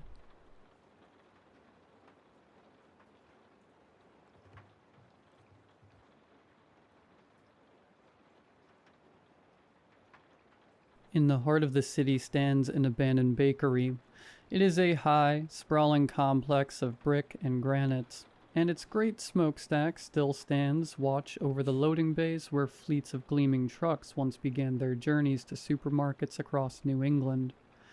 Now the weeds grow long and tall across the parking lot, and the great ovens sit silent upon the darkened factory floor.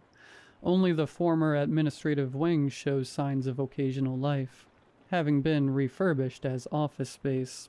and rent it out to small businesses whose clientele will not be intimidated by the great emptiness next door. Tonight, as the clock strikes 11, only one of these offices remains lit. The rear window, heavily frosted and recently installed, reveals one of the vaguest of shadows to the outside world. Behind it, a stout, graying, and exquisitely dressed gentleman hunches over a massive writing desk that is entirely devoid of electronic devices. The only adornment is a single faded photograph of a dark-haired lady, standing before a trellis that bursts with flowers. The man's mutton chop whiskers give him the appearance of a latter-day Ebenezer Scrooge, and the fabric of his suit appears both expensive and somehow oddly cut. His brow furrows in concentration as his pen flies over sheet after sheet of thick, cream-hued paper, filling each with flowing script that seems to crackle with urgency. The desk drawer at his left elbow stands open, and with his left hand he places each finished page into it even as his right drops the pen, and reaches for a fresh sheet. This is my boss, Mr. Silverglade. He is not available for appointments. I state this latter fact because doing so is a duty of my employment. I have other duties, ensuring a fresh pot of coffee on the burner, keeping the stocks of paper and pens filled to Mr. Silverglade's specifications, occasionally patrolling the immediate perimeter of the office to ensure that all is in order, whatever that may mean. But the core of my mandate is quite clear. Do not make any appointments for Mr. Silverglade. That's right, kid. He'd told me at the interview, as I blinked and tried to decide whether to chuckle. 10 to 2. Every weeknight, and you don't let anyone past you, and you don't make any appointments. Not any. Can you do that? I thought about it as the sun sank low over the crumbling houses across the street. What if someone needs to talk to you? I asked at last. Mr. Silverglade smiled, and it did not reach his eyes. They don't. You know anyone who's just got a jaw with a guy like me in the middle of the night? Nah, kid. They might say they do, but they don't. All you gotta do is send them away so I can focus on my work. And how are you gonna do that? Say it for me, kid. I cleared my throat. Mr. Silverglade is not available for appointments. Mr. Silverglade clapped me on the shoulder, and his smile seemed more genuine now. You'll do fine, kid. Welcome aboard. Now, tonight, I sit at my desk in the outer office and consider whether I truly need another cup of coffee. On my desk sits a half-finished project for one of my architectural classes. If nothing else, the job affords me ample leisure to focus on my schoolwork. Behind me, the door to Mr. Silverglade's office is shut as always. Warm golden light spills through the frosted window, and beyond I see only the vague shadow of my employer bent over his desk. The door to the outside swings open. This is both unexpected and largely unprecedented. I have by now been in Mr. Silverglade's employment for almost 3 weeks, and our association has settled into a predictable routine. I arrive shortly before 10, put on a pot of coffee, and greet Mr. Silverglade as he bustles in and closes his office door gently behind him. 4 hours later, he emerges and hands me a crisp stack of bills as he bids me good night. In the interim, I am free to pursue whatever avenues of inquiry suggest themselves, so long as the coffee remains hot and the stationery stacked high. Our cozy arrangement has been interrupted only twice. Once by a gentleman in a sleeveless shirt who wishes to ascertain whether this is Nasty Boy's joint, and a second time by a dark-haired beauty whom I recognize immediately from the photograph on Mr. Silverglade's desk. She offers a cheery wave and deposits on my desk a large plate covered in foil. Nathan, isn't it? So nice to meet you. I just swung by to drop this off, to welcome you to the firm, so to speak. She dimples when she smiles.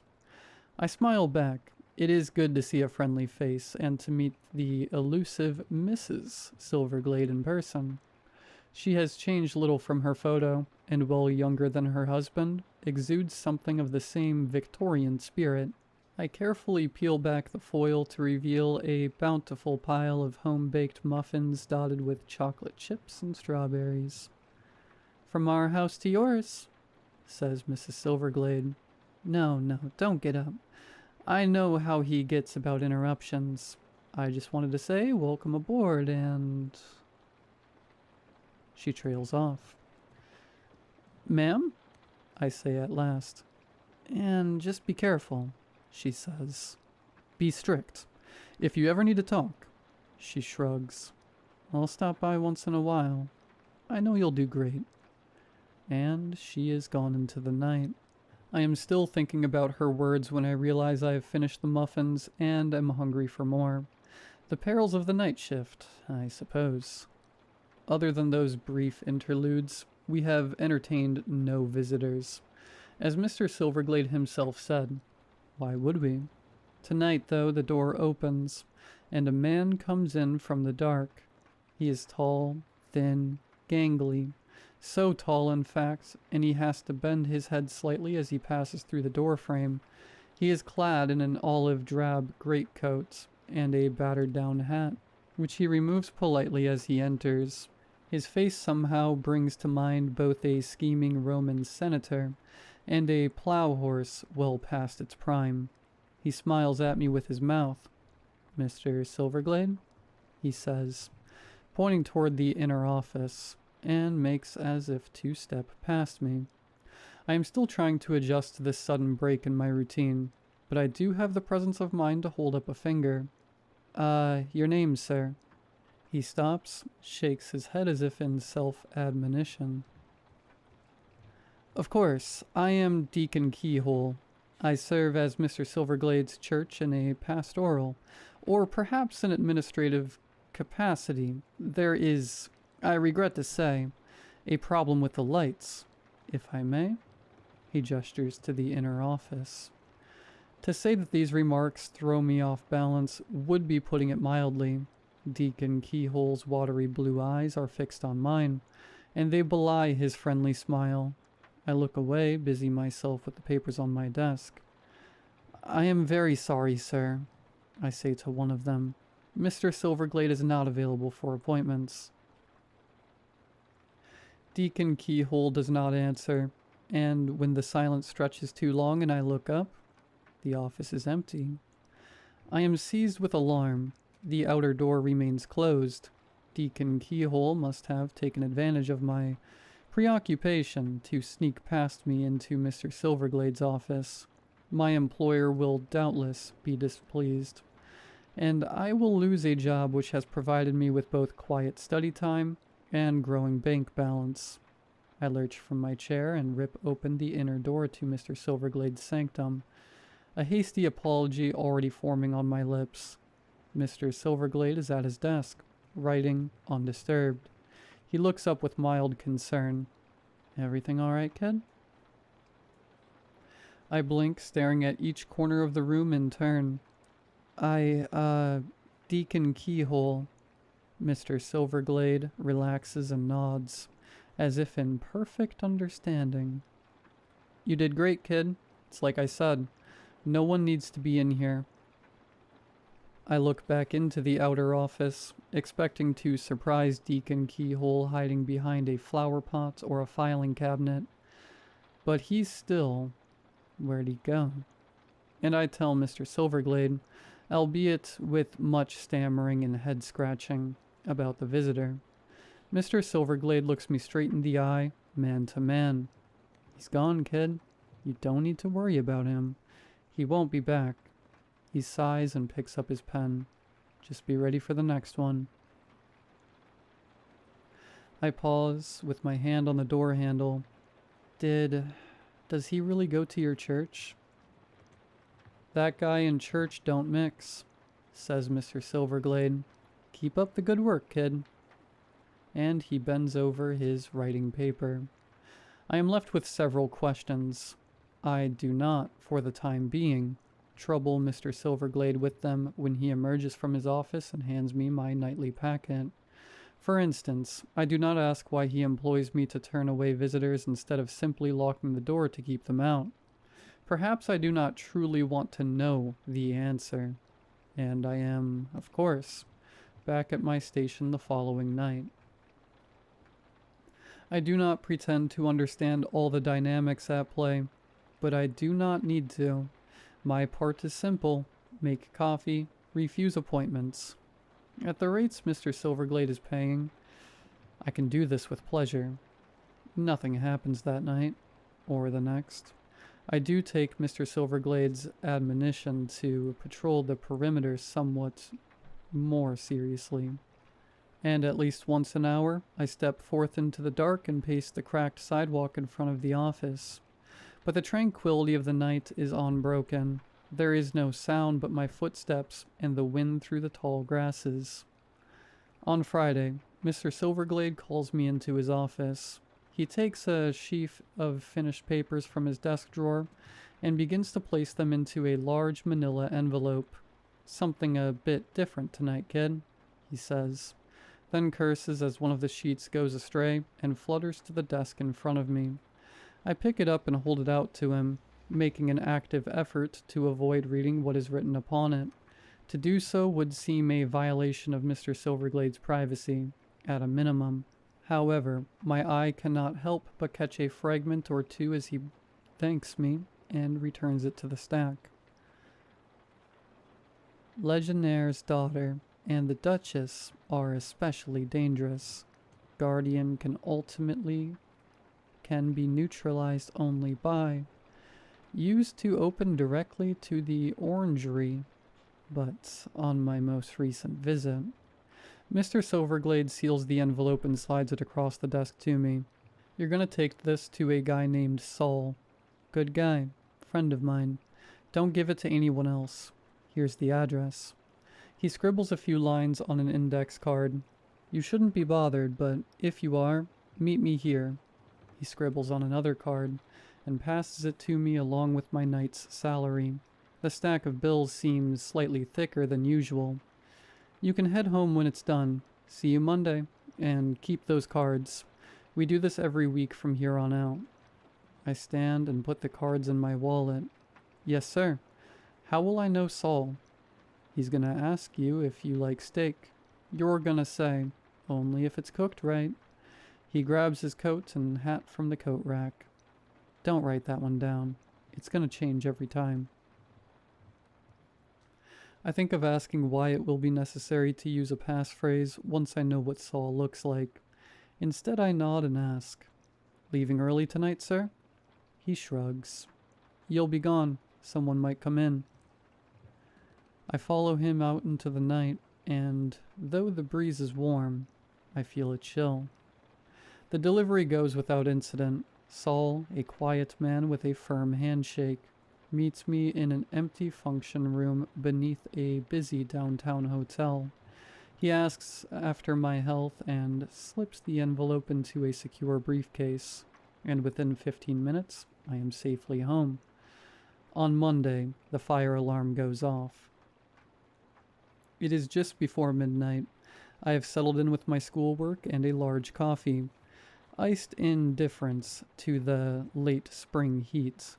Suddenly there are footsteps pounding down the stairs from the upper level, a sharp and jarring smell of smoke, and the wail of a klaxon piercing the air as a fully clad firefighter emerges into the office.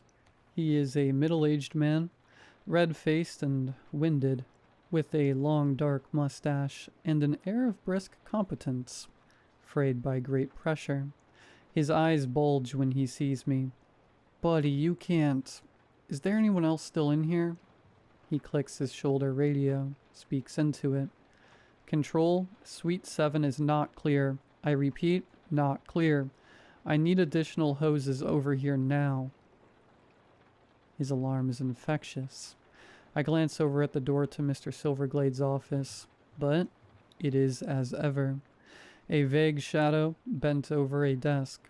I rise from my chair and the firefighter is there, standing at my shoulder, urging me toward the door. This place is going up, buddy. He shouts over the alarm. Get out there and get across the street. You ain't got much time. Sprinklers ain't even working right. Go, go. I gulp, look around the office. My boss. The firefighter glares at Mr. Silverglade's office, shakes his head. You gotta be... he deaf or something? Something tickles at the back of my mind. I'll get him, I shout. You go on, we're right behind you. He shakes his head. No time, buddy. You gotta go now. He in there?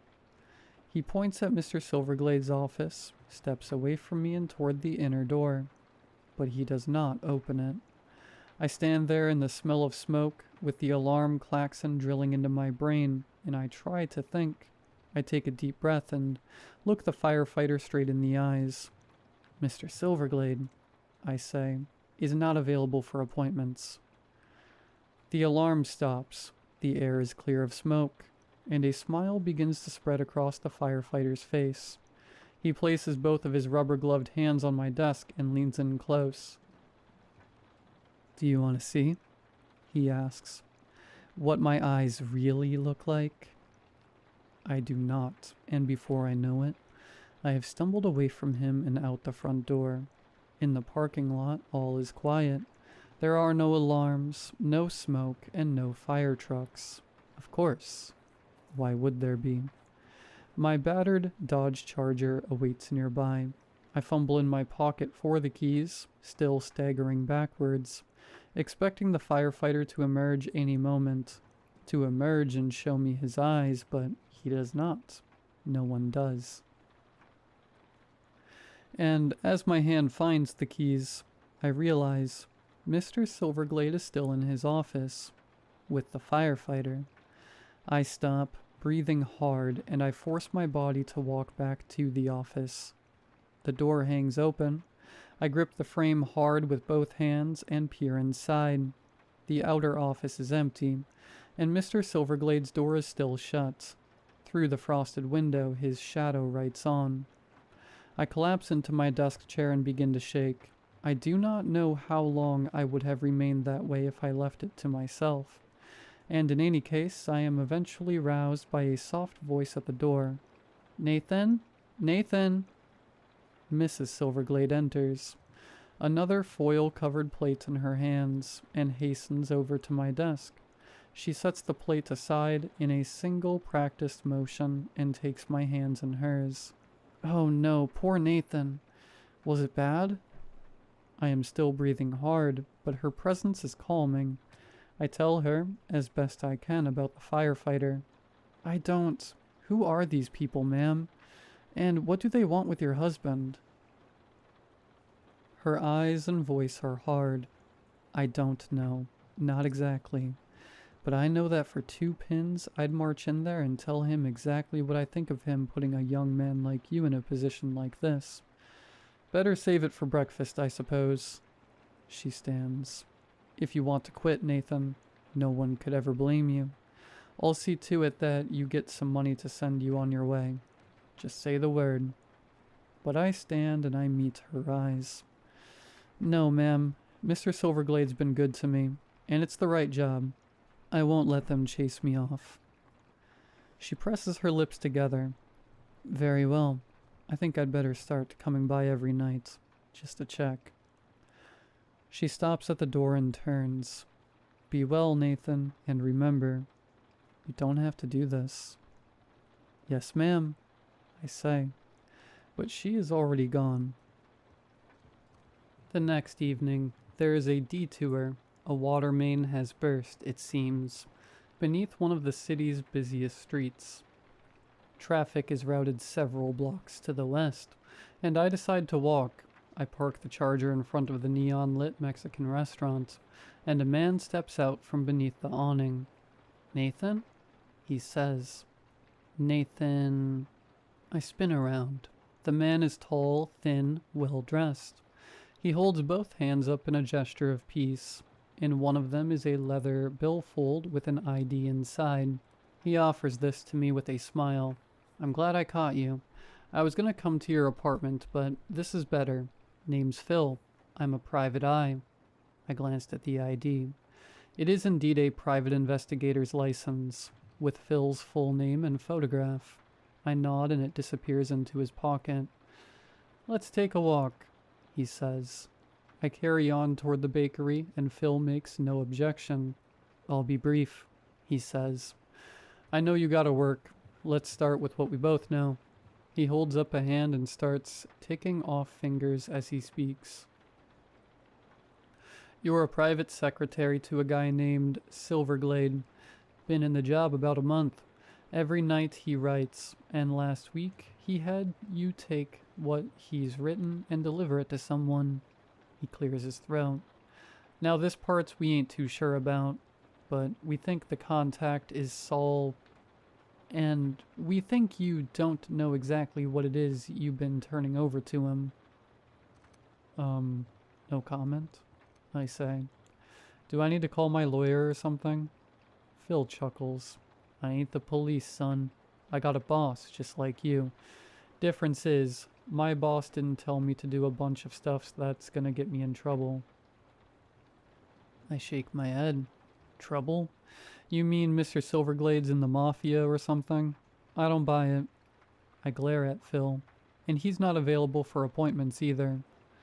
Phil holds up both hands. I ain't asking for an appointment, son. I know how he is about that, and I know telling you to get me in there ain't gonna buy me much. He sighs. No, he ain't mafia. We actually think this guy Saul is working for the Chinese Communist Party, and that Silverglade's selling stuff to him. Stuff that belongs to my employer. I shrugged. So, call the police? Or the FBI? Or... Phil cuts me off. You seen anything weird, son? At Silverglade's, I mean? I press my lips together and walk faster. The bakery is 3 blocks away. Sure you have. I see it in your face. He matches my speed. His face hard and focused. You ever wonder where Silverglade works during the day? Well, I'm not gonna name names, but you'd know the place. A lot of the things they work on, a communist spy would pay plenty for. And one of them is a gas to give enemy soldiers violent hallucinations. You feel me, son? And I do. I do not want to, but I do. Phil sees this in my face, too. That's right. Just the thing to confuse the bad guys before we attack, or convince an innocent kid to trust a thief. He glances around. We're almost there now, and I can't be seen, but I want you to take this. He shoves something into my pocket, a business card. I see briefly before it disappears. When you make your delivery on Friday, you call me. I'll have a team ready. We'll steam that envelope open, real careful, and we'll copy what's inside. If I'm wrong, no harm, no foul. If I'm right, we're gonna find you just exactly what the boys in Beijing have been paying Mr. Silverglade for. He stops and holds up a finger. We are close to the bakery now. It is clear he will come no further. Why do you do it? 2 reasons, son. First, we'll pay you for your trouble, but I don't think that's what matters to you. What matters to you is doing the right thing. Your boss tried to make you a patsy so he could sell military secrets to communists. You okay with that? No, you aren't. So you're gonna do the right thing. Your boss goes away. My employers are happy. Our soldiers are safe. He taps me on the chest. Friday, you hang on to that card. You call me. He turns and is gone into the gathering dusk. Friday arrives and I'm not ready. A powerful thunderstorm grips the city, and I awake with a pounding headache that dogs me throughout the afternoon. Even migraine pills and strong black coffee only dull the discomfort. I arrive at the bakery, bleary-eyed and unsure of myself. Mr. Silverglade, for his part, seems troubled as well. As he walks through the door, lightning cracks overhead, and he whirls with his silver-tipped cane gripped tightly in both hands. The thunder rolls away, and he sighs and relaxes. The smile he gives me as he makes his way to the inner office seems more forced than usual. I pray, as I fumble with the coffee pot, that Mrs. Silverglade will appear, that I will find a way to confide in her and seek her advice without directly accusing her husband of being a traitor to the Republic. But she does not, and soon enough Mr. Silverglade's door opens and he calls me in. "Delivery day, kid," he says, stuffing papers into a new manila envelope and sealing it tight. "Just as well, really. Looks like you're not feeling it today, and I don't blame you. Go home after this and get some sleep." He hands me the envelope and my salary, but does not go to the rack for his hat and coat. "Saul's gonna ask if you played baseball last week. You're gonna tell him yeah, but the game got rained out. Good luck, kid." I nod, still unsure. "Yes, sir. Are you coming?" Despite my misgivings, the thought of him alone in the office fills me with disquiet. He shakes his head. "Not just yet. Something I gotta take care of first." He gives me the best grin he can, and I appreciate the effort. "Don't worry about me, kid. I've been doing this a long time. Someone shows up, I'll send him home myself."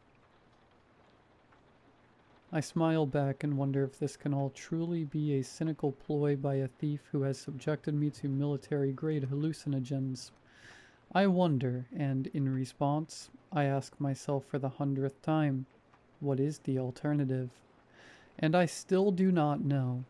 I drive halfway to the hotel, then pull the Charger over to the side of the road and park. I put my head on the steering wheel and breathe. Eventually, I take Phil's business card out of my pocket and I call the number. Less than 10 minutes later, a dark gray work van screeches to a stop in front of me. On its side are emblazoned the name of a dry cleaning company and a picture of a cheerful rooster holding up a pair of bloomers. The rear doors burst open, and Phil gestures furiously from within. I emerge from the Charger, envelope in hand, and climb into the back of the van. The door slams shut behind me. 3 other operators are here as well, all sharply dressed, all bending over screens or other specialized equipment. One pushes a metal cart carrying a small copier into position, and Phil takes the envelope from my hand and places it flat on the top. He nods at me. "Thanks for calling, son. I know it wasn't easy, but you're doing the right thing." As he talks, he runs a small pen-like device over the seal of the envelope. Steam issues forth, and in short order Phil is opening the flap and drawing out Mr. Silverglade's carefully written sheets. Phil rifles through them, whistles in satisfaction. "Oh yeah, this is the stuff all right, son. You did real good." It is dim in the van, and Phil is moving the papers around as he speaks, but I try as best I can to catch a glimpse of what is written upon them. If the pages are truly full of military secrets, I wish to see this with my own eyes, and thus convince myself that I have done right.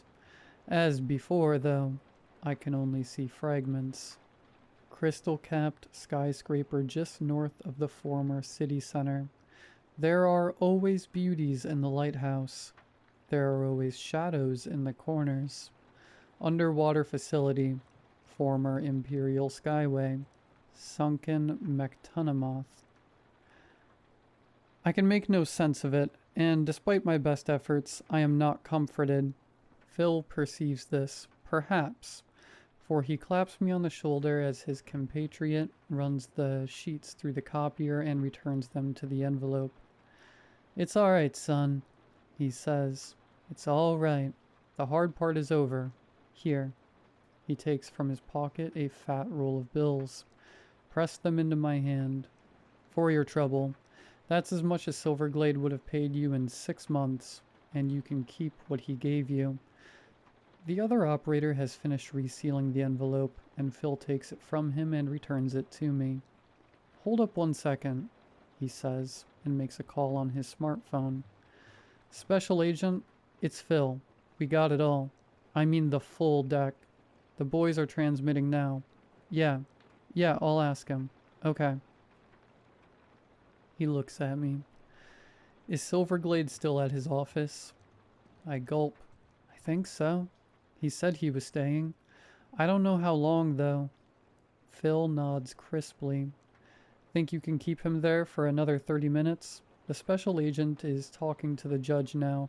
As soon as he's got the warrant in hand, they're moving in. He sighs and looks off into the distance. I'm afraid your boss is going away for a long time, son. This stuff?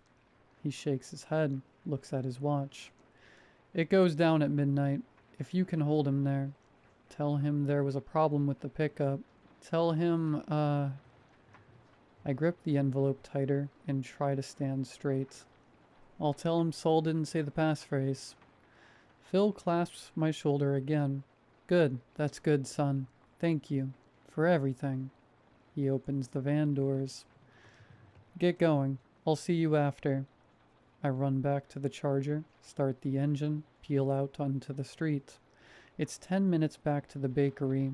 I flip a quick U-turn across the center line. Ignore the outraged honking. Watch from the corner of my eye as the gray van tears away from the curb. The Charger's engine roars as I accelerate through the sporadic late-night traffic. I glance at the clock on the dashboard. It's 11:35. If I can get to Mr. Silverglade in time, if I can keep him there for midnight, for the appointment at midnight, my stomach drops. I slam on the brakes, coming to a complete stop in the middle of the still busy thoroughfare. A car whips around the Charger, roars past with the blast of a horn, and as I sit, the full horror settles over me. I realize, at long last, and surely very belatedly, what I have done. I have made an appointment for Mr. Silverglade. One that now takes place in less than 23 minutes. My hands shake, and I will them to stop. There is still time. I can still fix this. I must fix this. I say out loud, and I know it's true. I put the hammer down and the Charger leaps forward into the driving rain. I scrape and bounce into the bakery's parking lot. A bare 5 minutes later, screech to a halt just outside the office, and launch myself from the car. As I scramble into the outer office, I am already shouting, Mr. Silverglade? Mr. Silverglade! I am so sorry. I made a mistake. You have to... And I stop short as Mrs. Silverglade stares at me nonplussed from the visitor's chair. On my desk in front of her sits a plate of muffins. She stands, her beautiful face creased with concern. Nathan, whatever's the matter? You look like... I wave my arms at her like a crazy person. I made an appointment, I shout. I didn't mean... It doesn't matter. We have to warn him. I glance back at the outer door, expecting to see a SWAT team crashing through at any moment. But for now, there is only rain. She breathes in through her nose and out through her mouth. Okay, it's going to be okay, Nathan. We'll do it together. She glances at the inner door. I'll go first, all right? He might take it better coming from me. This is my screw-up and I should take the heat, but I am grateful for the support. Okay, I say. Thank you. It's my pleasure, Nathan, she says. She turns, grasps the knob for the inner door, flings it open. She strides through and I am close behind. To ye elephant, she shouts as she crosses the threshold. Keeper of... Oh. She stops and I stop behind her, for Mr. Silverglade is not at his desk. In his place sits the upper half of a department store mannequin, clad in a fraying top hat which superficially resembles Mr. Silverglade's. The photo of Mrs. Silverglade is gone from the desk, and in its place sits a single sheet of cream-colored paper covered in large block letters. You're bothered, it says. The paper is turned so as to be easily readable by someone walking in the door as we just have. Mrs. Silverglade regards the scene, and she hisses. She marches over and crumples the paper viciously in one hand. and the room is filled with a sudden bang, bang, bang as the rear door to the street, locked and bolted as it always is, judders in its frame against a series of brutal impacts. With a final massive blow, the lock bursts from its moorings, and as the door swings open, Phil charges through the gap. His suit is immaculate as ever, and his eyes are blazing. "So ye Oliphant," he roars, "keeper of the tunnels, I offer this—" He stops, stares, takes in the tableau. His eyes fix on Mrs. Silverglade, and in them I see only hate. "You," he spits. Mrs. Silverglade steps to the side, as if to keep both Phil and me in her field of vision, and her lips curl. "You," she says, and her voice drips with contempt. Her resemblance to the kind woman who brought me muffins is growing slighter by the minute. "I should have known. Do you really think—" "Never mind." She shakes her head, smiles a poisonous smile. "Here we stand," she tells Phil, "and here it begins. We are heard." She raises her hand, points at the east wall. A doorway has appeared where none was before, a battered wooden frame, yawning open to reveal a dark, cramped space filled with dusty crates. It should not be there. Behind that wall, I know, are the offices of the variegated travel agency. Painted in bright, appealing colors and festooned with pictures of sailboats. What I look upon now is something else entirely. "So we are," says Phil. He drops into a fighting stance. "Let's get you two acquainted." "Age before beauty," the former Mrs. Silverglade replies. Her hand darts into her coat pocket. There is undoubtedly more, but I do not hear it. I have, I think, at long last, and surely very belatedly, understood enough of the situation to plan and execute my next move. It is, in brief, to step quietly back out of Mr. Silverglade's office and make my way to the front entrance. As I pass through the doors to the parking lot where the charger awaits, the lights in the front office begin to flicker and dim. I close the doors behind me, and moments later I am roaring out of the parking lot. In my hand is the second index card that Mr. Silverglade gave me, the one that tells me where to go when I'm bothered. 30 minutes later, I'm sitting at a secluded booth in one of the finest steakhouses in the city. Across from me, Mr. Silverglade sips from his wine glass and then raises it in greeting as the matard once again approaches us.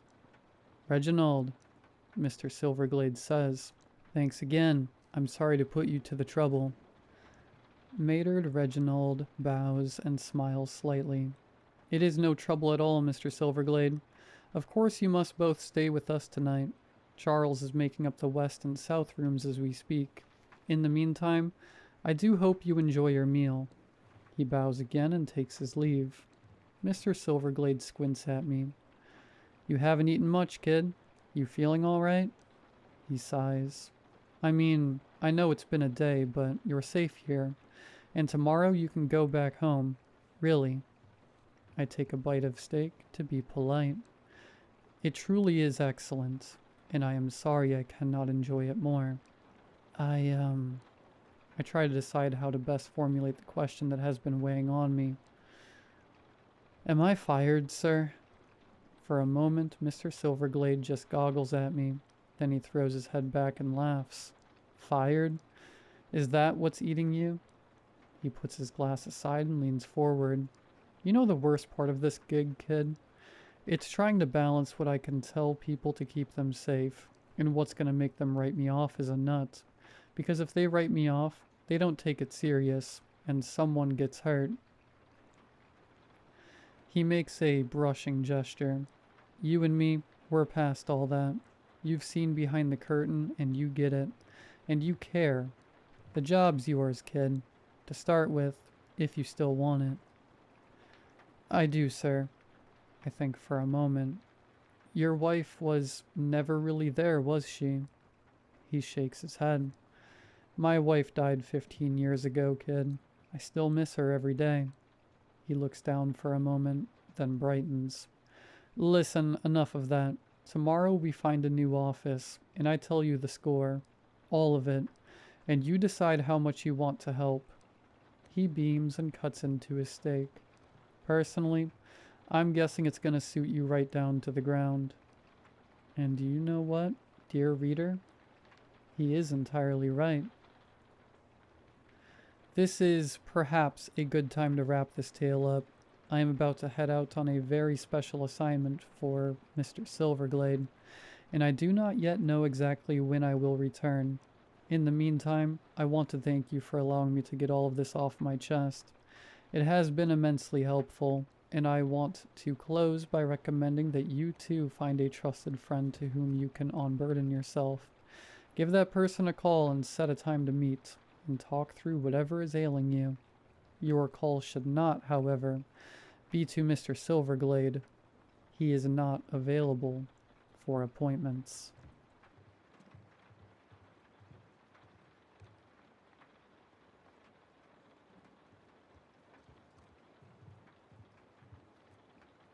I grew up in a house where pets never lasted long.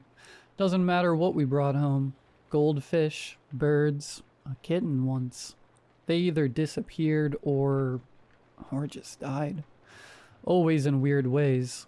Like there was this parrot we had. One morning he was chirping like crazy. Happy, loud. That night, dead. Lying stiff at the bottom of his cage. One wing bent in the wrong direction. Neck twisted like someone snapped it and forgot to finish the job. There were these little drops of green stuff around him. His eyes were wide open, staring up at the ceiling like he'd seen something. Something bad. And the goldfish? That night, I swear to God, they all floated up at once. Bodies stiff, mouths half open, stuck like they were still trying to scream underwater. If you watched long enough, it almost felt like they were whispering something. I didn't understand. I didn't want to. My parents acted like it was normal. Until one day they put cameras all over the house. They didn't tell me why. They just said it was for security. But the next morning, I caught them whispering in the kitchen. Did you see it last night? Mom asked real low. Dad didn't answer right away. Then he muttered, It's reacting faster than we thought. Reacting to what? I remember standing there watching them. They smiled when they saw me like nothing was wrong. Morning, sweetie. Breakfast's almost ready. Did you pack your school bag? They always smiled too wide. A few days later, they took me to meet this uncle. I don't remember his name. I barely remember the drive there. I just know that halfway through talking to him, I started feeling tired, like heavy, like my bones didn't want to stay up. And then everything went black. When I woke up, I was back home, Mom and Dad standing over me smiling. From now on, they said, you should write a diary every night. Write down everything you do, everything you think. Be a good boy. So I did because I was a good boy. At first the diary was normal, me writing about school, homework, dumb stuff, but then stuff started appearing in the diary that I didn't write. In red ink, things like, you weren't polite to your teacher today. Don't sneak snacks after dinner. Sometimes there were drawings, little crude sketches of my room, of me. I thought maybe Santa Claus was watching, or some guardian angel. I tried not to freak out, but it kept getting worse. The diary started telling me about things that hadn't happened yet. There will be a fire drill tomorrow. Don't panic. Guess what? There was a fire drill. Then it started telling me what to think, who to trust, who not to question. Don't worry about where Dad went last night. He's doing it for you. Trust the process. Process? By the time I was a teenager, I knew something was wrong. Very wrong. One night when my parents were out, I snuck into their room, found their laptop, found a folder on the desktop. Experiment number 12. Inside, hundreds of photos of me. Charts, brain scans, notes, all about me. There was one file I can't get out of my head. Subject 12. Neural restructuring at 60%. Dream function terminated successfully. Antisocial personality framework initializing. What was happening to me? I ran to the bathroom, looked in the mirror. For a second, I swear to God, I didn't recognize myself. My reflection smiled before I did. I grabbed a razor, sliced my finger. Green. The blood was green. And then behind me, Dad's voice. Calm. Too calm. You're almost one of us. I don't know how much time I have left. I still write in the diary every night, but now the replies come before I've even finished writing. Sometimes they tell me things I don't want to know. Sometimes they tell me things I'm about to do. And lately, the handwriting, it's starting to look like mine.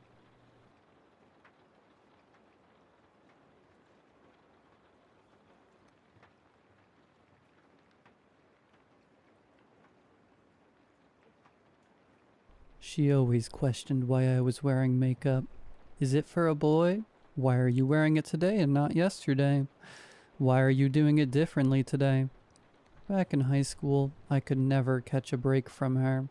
She was my best friend since middle school, and there were literally zero boundaries between us in her mind. We had the same classes, sang in chorus together, and went to the same church. But even though her questions like these were irksome, it was best to not confront her head on, which I think I always knew subconsciously, even before knowing what I do now. I have a taciturn and deeply non-confrontational personality, so back then I would rather die than say the truth, which is to say I'd never admit to wanting to look attractive out loud. So I'd pretend that I did my makeup absent-mindedly just to end the conversation. We basically did the same song and dance every time I wore makeup. I found that it was just easier to lie, or, more often than not, just to not wear it. My looks and self-esteem be damned. More than anything else are the things that I remember about my early high school days. When I think back to all those drawn-out hours with her at school, carpool, chorus events, summer camps, I remember specific things like her questions about my makeup, any changes to my hair, new clothes, etc. And not to sound like a queen bee, but it also seemed like if I bought anything new, she would too.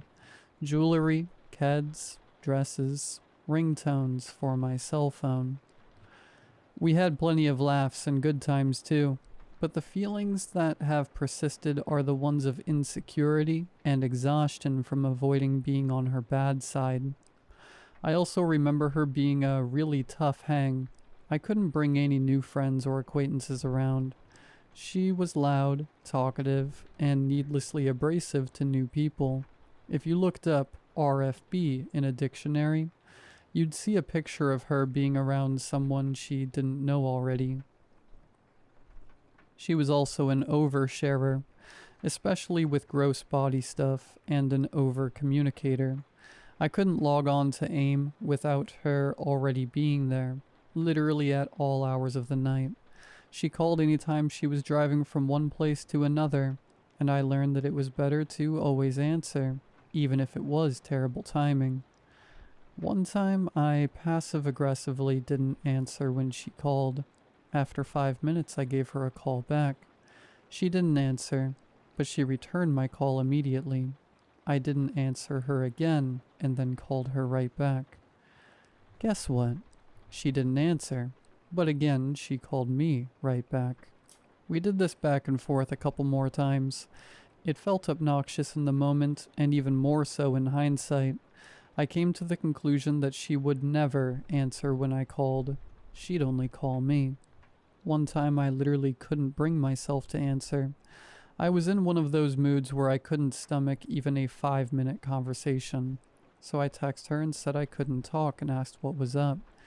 She never texted me back and literally didn't speak to me for an entire week.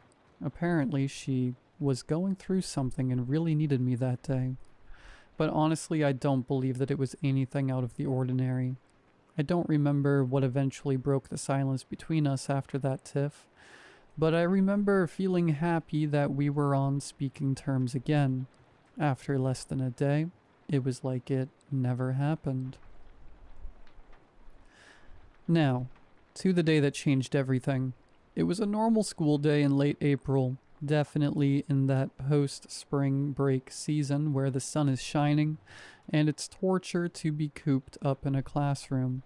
Another one of her quirks is that she had to know what I scored on every test and likewise would tell me what she scored. It was a frustrating expectation of hers. She had a habit of calling herself an intellectual, without even a hint of irony, mind you. But in truth, she was very, very smart, so she usually scored higher than I did. But one time in English, I aced a test while she got something worse but respectable, like an 87. She asked what I got as soon as the teacher gave me my test back. I pretended not to hear her and put it face down on my desk while I rummaged in my backpack. In a flash, she stood up, reached across and grabbed my test before I knew what was happening. It was all so aggressive and happened so rapidly that I couldn't help but shoot her a nasty, what the hell, kind of look. I remember us having an uncomfortable beat or two of eye contact, and then her looking at my test, after which her face darkened, severely, whether it was my test result or my honest reaction to her invading my privacy and personal space. I had deeply offended her. What made matters worse is that everyone noticed since it was a sort of violent disruption to a quiet classroom. After that incident, again I got the silent treatment, but this stretched far more than 2 weeks. She was not speaking to me in the mornings at carpool. She skipped chorus events, and at school it was just strange. I would look in her direction and she'd pretend to not notice me, but when I wasn't looking, I could feel her watching me. It was so weird, but I was not in a hurry to mend fences with her. One day after school, I got a text from her.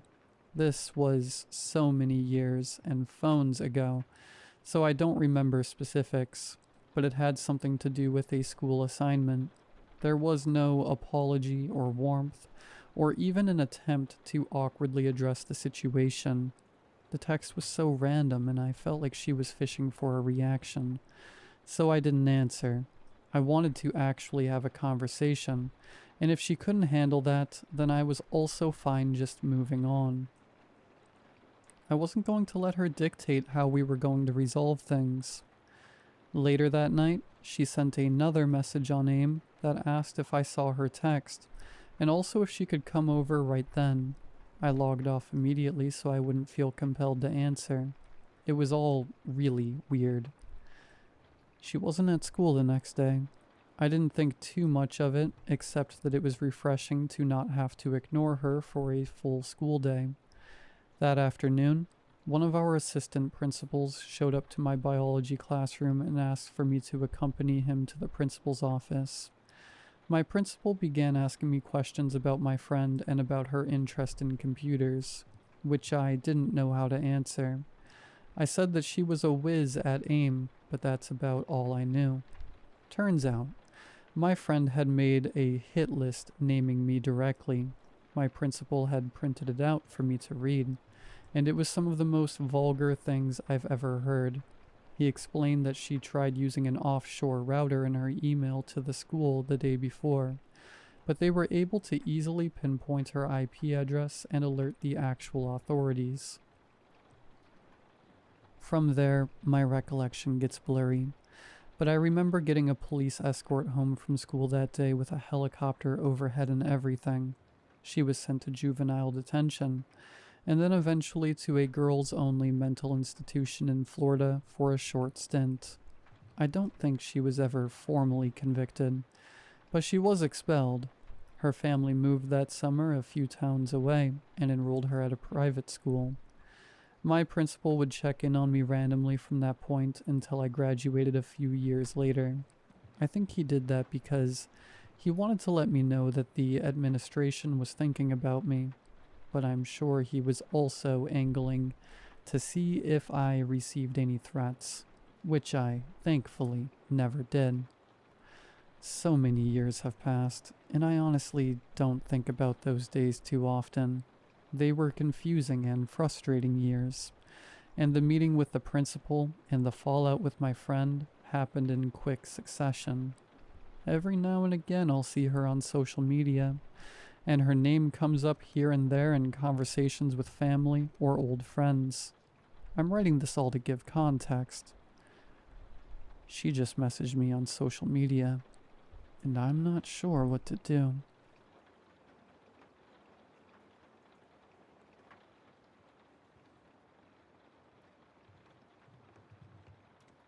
I found the first letter on a Tuesday. It didn't come in the mail, not really. It was just there, in our mailbox. No stamp, no postmark, no return address. Just our names written in a child's handwriting. Mara and Eli. Inside, on a single sheet of folded notebook paper, was this. Hi, Mom and Dad. You don't know me yet, but I'm your son. I'm writing from the future. I just wanted to say thank you. You're doing everything right. I'll see you soon. Love, me. We laughed at first. We thought it was a prank. Maybe one of the neighborhood kids had slipped it in. It was cute, innocent. We saved it on the fridge for fun. The second letter arrived a week later. This time it was inside the house. I found it on the kitchen counter, beside the coffee pot. No one had been in. No signs of a break-in. Nothing stolen. The doors were locked. We had no cameras, but we were always careful. Still, there it was. Hi again. Mara, your headaches are from the water. It's the pipes. Don't drink it anymore. Eli, bring an umbrella on Thursday. You'll need it. I love you. Me. Mara had been having migraines for weeks. Her doctor thought it was stress, maybe hormones. But she stopped drinking the tap water and switched to bottled. Within 3 days, the headaches vanished. Thursday brought on unexpected hailstorm. Everyone at the office was drenched. I was dry. After that, we stopped laughing.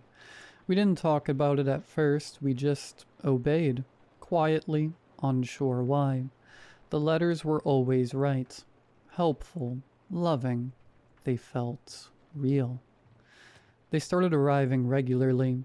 The third letter told us not to attend a birthday party we'd RSVP'd 2 weeks ago. It was vague. Please don't go to the party on Saturday. Something bad will happen, but you'll be safe if you stay home. I promise. We stayed home. The next day, the news reported a carbon monoxide leak at the event hall. Several people were hospitalized. One person died. The following letter said, "Thank you. That would have been very bad for us." We started saving every letter. They felt sacred. They always came when we were alone, always in strange places, under pillows, inside cupboards, once even inside the fridge, folded neatly between 2 cartons of eggs. Each note felt warmer, more intimate, more personal. They began using our childhood stories, ones we'd only ever shared in whispers. Mom, remember the pink shoes you buried in the woods behind Grandma's house? I found them. They were still there. Thank you. Mara burst into tears. She hadn't thought of those shoes in 20 years. Dad, the letter you wrote to your grandpa before he died, he read it. He says thank you. My knees buckled. I had burned that letter before ever sending it. Then the warnings began. They were subtle at first. Don't answer Aunt Lydia's calls anymore. She doesn't believe in me. She's going to make you forget. We ignored that one. Lydia came to visit the next week. She walked through our house, sat on our couch, and said she felt something wrong in the air. She kept asking if we were okay, if we were sleeping, if we were eating. She left us a dream catcher and told Mara to wear lavender on her wrists. The letter that night said, "She saw too much. You have to be careful." 2 days later, Lydia's car crashed on a mountain road. She survived, but she was in a coma for 2 weeks. We never called her again. By the time the pregnancy test came back positive, we didn't question it. It didn't matter that we hadn't planned for children. It didn't matter that I'd had a vasectomy 5 years earlier. "Miracle," Mara whispered. "Destiny," I said. We held hands in the kitchen, trembling. The house felt too still. Outside, the wind stopped. The letter was already on the counter. "He's coming. Thank you for making it possible." The letters became more frequent, more urgent. "Don't trust the man with the dog who walks past at 8:15. He's watching us. Don't let the doctor touch Mom's stomach. He'll feel something he's not supposed to. Don't look into the mirror for too long." We didn't know what that meant, but after a while we couldn't. Our reflections began to move out of sync. The pregnancy progressed rapidly. By what should have been week 12, Mara looked full term. She didn't gain weight. Her skin remained smooth, flawless. But her stomach grew and the skin over it pulsed faintly, like something underneath was testing the boundaries. She didn't sleep much. When she did, she murmured in a language I didn't recognize. The letter still addressed us lovingly. "You're both doing so well. I'm so proud of you. Don't listen to anyone else. They'll try to keep us apart. You have to protect me. We're almost ready." Then came the letter about Mr. Halberd, our neighbor. "He knows. He's been watching you. He's going to ruin everything. You have to stop him." We were scared. We believed it. Halberd had always been nosy, sure, but lately he had been stopping by more, asking strange questions. "You folks expecting? You look different. This house, something about it feels wrong now." The next note said, "He's lying. He always has. He hurt children once. He'd hurt me too. Do what you need to do." Mara convinced me to confront him. It wasn't supposed to happen like it did. But it did. Halberd fell down the stairs. His neck broke. We didn't call the police. We buried him under the garden shed. We found a letter in the soil the next morning. "Thank you. He won't interfere anymore." Mara went into labor that night. That's when the sky turned black. Not cloudy, not stormy, just black. Like someone had painted over the sky with tar and forgot to leave room for the stars. The power flickered once, then died. Every light, every outlet. My phone screen refused to turn on, even with a full charge. The clocks froze at 11:44. Outside the window there were no streetlights, no moonlight, just a black wall where the world used to be. Even sound felt muffled, like we were wrapped in cotton. Mara screamed. It wasn't a cry of pain, it was something else. Her voice didn't echo. It seemed to collapse in on itself. The sound falling flat in the air like it wasn't allowed to leave the room. And then it stopped. Her eyes rolled back, her mouth hung open, and from her lips came a voice that wasn't hers. Not deep, not monstrous, just wrong. Like 100 whispers trying to form one word. I leaned close, trying to understand. She convulsed once, twice, then went completely still. Her stomach bulged and contracted in slow, rhythmic pulses. Something was moving beneath the skin, not kicking, shifting, like it was stretching. unfolding. I backed away. The room felt hotter by the second. The walls pulsed with a dull red hue, as if lit from behind veins. The floor vibrated beneath my feet in perfect sync with Mara's breaths. Deep, dragging, unnatural. There was no blood, no contractions, just silence and movement. Then came the sound, a high-pitched whine, like metal scraping against bone. It came from Mara's mouth, eyes, fingertips. Her skin began to glow, and just as quickly, it stopped. Her belly went still, her eyes fluttered open. She looked at me, really looked at me, and smiled. "It's okay now," she said. I dropped to my knees beside her. The glow in her skin faded, and then slowly, impossibly, she reached down and pulled something out of herself.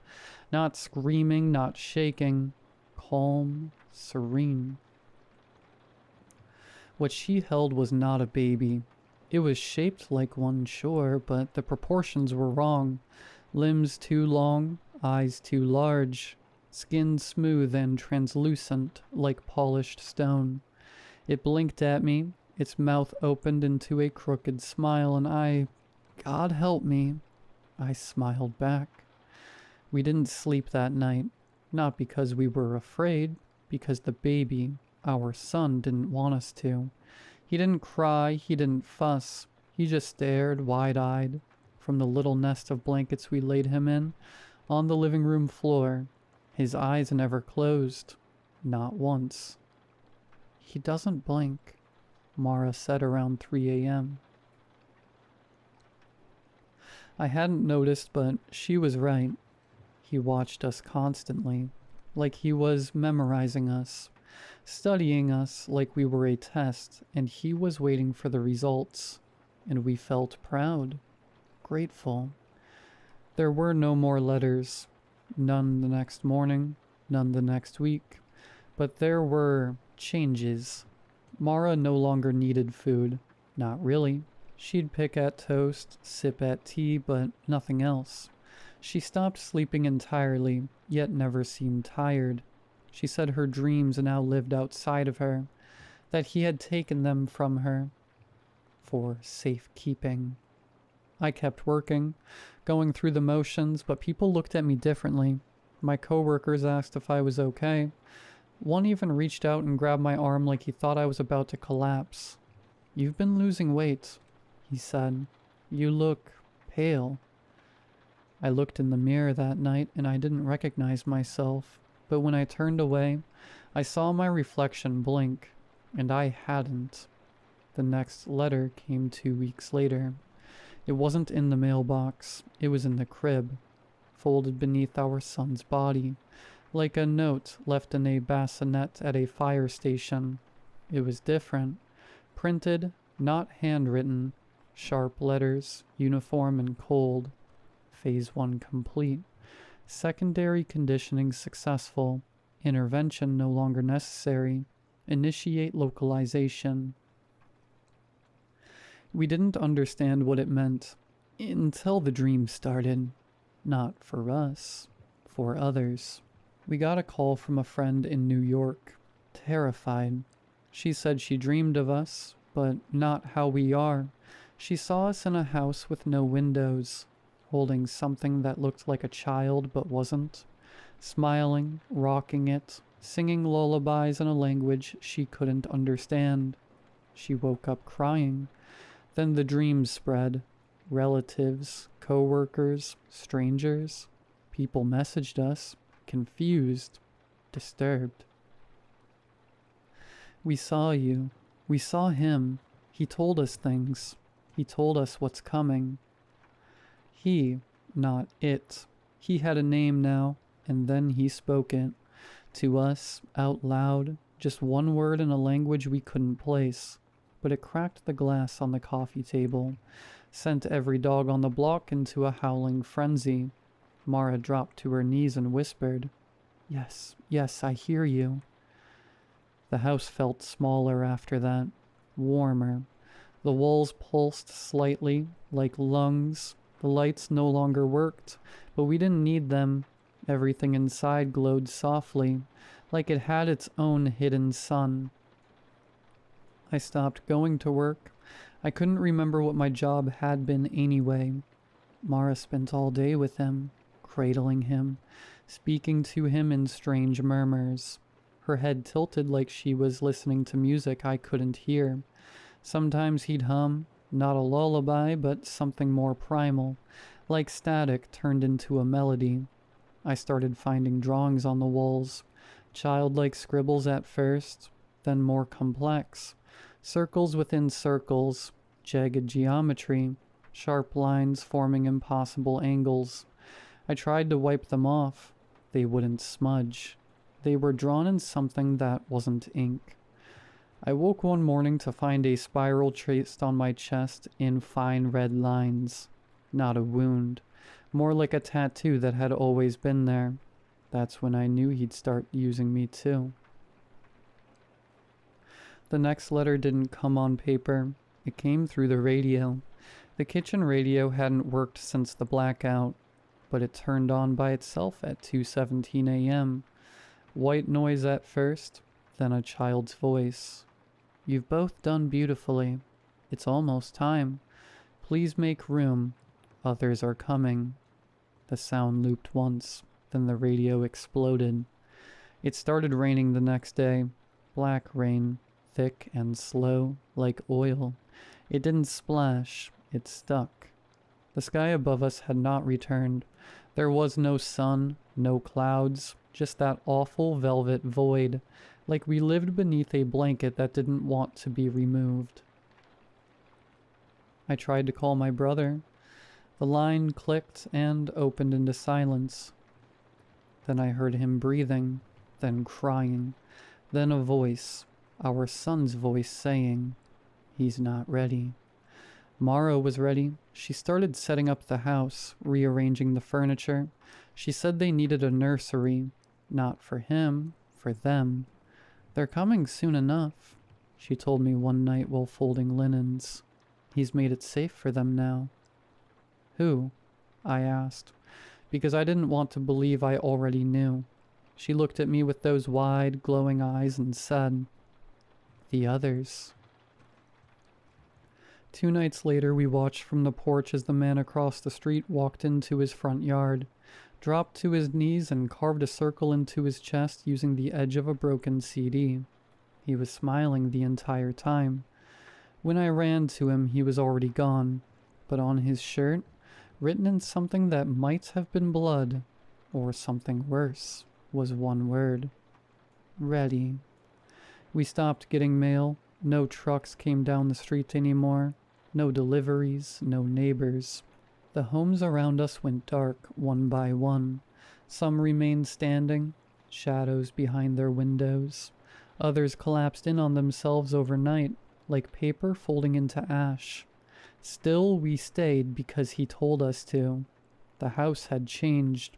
The doors no longer opened outward. Behind every door was another room of the house. The living room, the kitchen, the nursery. They had multiplied. Endless variations of the same 3 places, looping deeper and deeper the more you opened. I once passed through 7 living rooms before finding Mara again. She said it was better this way. "We need room for everyone." The next letter was scratched into the inside of the refrigerator. "He's almost ready to be born again." We didn't understand. "He's already here," I whispered. "No," Mara said gently. "That was just the beginning." That night, he changed. He grew, not larger, but deeper. He felt heavier in our arms, like he contained more space than the outside of his body suggested. His eyes no longer blinked. They shifted, like you were never quite looking at them directly, no matter where you stood. He called me by my real name, not Eli, the one no one knows, not even Mara. And when I asked him how he knew it, he said, "I gave it to you." We found the final letter in our bed, folded neatly, resting on our pillows. This one wasn't signed. The bridge is built. The hosts are prepared. The signal will arrive soon. Do not interfere. The walls began to hum. The black sky tore open, but it didn't reveal stars. It revealed an eye, huge, pulsing, watching, and it blinked.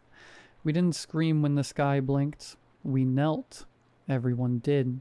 Across the street, from what houses remained, figures emerged, staggering, praying, chanting in tongues that didn't belong to any language we knew. Some we recognized, some we didn't. All of them watched the sky and waited, and our sun, our beautiful, impossible sun, smiled. "Now you see," he said. He wasn't a child anymore, not in the way we understood. His body hadn't aged, but his presence filled the house like gravity. He bent the air, lights avoided him, shadows bowed. "We didn't mean to help this," I told Mara. She didn't answer. She was no longer Mara. Not really. It started 3 nights ago. I found her standing in the hallway tracing the spiral on her chest. She said it itched, said it moved when she looked away. She whispered that she'd started dreaming of herself, from the outside, watching her own body carry out instructions she hadn't consciously heard. She didn't fight it. I think a part of her had been gone for weeks.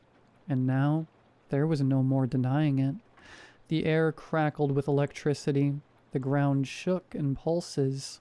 The eye in the sky blinked once more. Then the letter appeared, not in the house, in my mind. A voice, warm, familiar.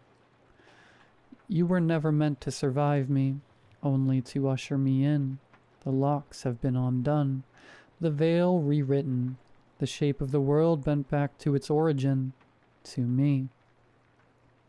I did not come to destroy your world. I came to replace it. You were the prayer, and now you are the silence that follows it. There will be no aftermath, no reckoning, only continuity. In my shape, in my image, and in the names that come after yours are forgotten. Sleep now. The new world does not require your witness." I tried to scream, but my mouth no longer worked. I tried to run, but my legs were no longer mine. Mara turned to me one last time.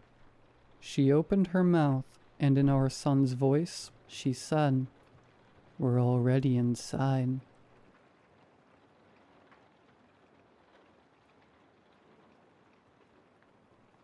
We moved into this apartment in February. Just me and my daughter, Ivy. It's not much, but it's ours. 5th floor, decent view. Rent just barely affordable. The building is old with creaky pipes and paper-thin walls, but it's quiet and no one bothers us. Ivy is 4. She's bright and weird in the best way. Loves bugs, talks to stuffed animals like they're old friends. Invents strange stories on the fly. I've always encouraged her imagination. Kids need that, especially after what we've been through. At first it was just a normal play. She'd crawl on the floor with her dolls, press her ear to the wood like she was listening for something. I asked her once what she was doing and she told me. He talks funny when he's sleepy. I didn't think much of it. Thought she was mimicking a TV character or something. A few days later, while brushing her teeth, she pointed to the floor and asked if I could tell the man to stop watching her. I froze, not scared, just thrown. "What man?" I asked. She pointed to the floor again. "The one who lives under the wood." I gave her a confused smile. "Honey, there's nobody under there. We're on the 5th floor. Remember?" She didn't respond, just rinsed and spat like nothing happened. That night I checked the floor while she slept. The boards were dusty but solid. No gaps, no loose panels. Still, I knelt down and tapped a few spots. Hollow, but not unusual. Old floors always sound like that. Over the next week, Ivy started avoiding the hallway. She would step around specific boards like they were hot. She stopped sleeping in her bed and would sneak into mine without saying a word. When I asked her why, she'd just whisper, "He gets louder at night." I started keeping the TV on while she fell asleep. White noise, comfort. Still, I'd catch her glancing toward the floor in the middle of a show, like she was waiting for something.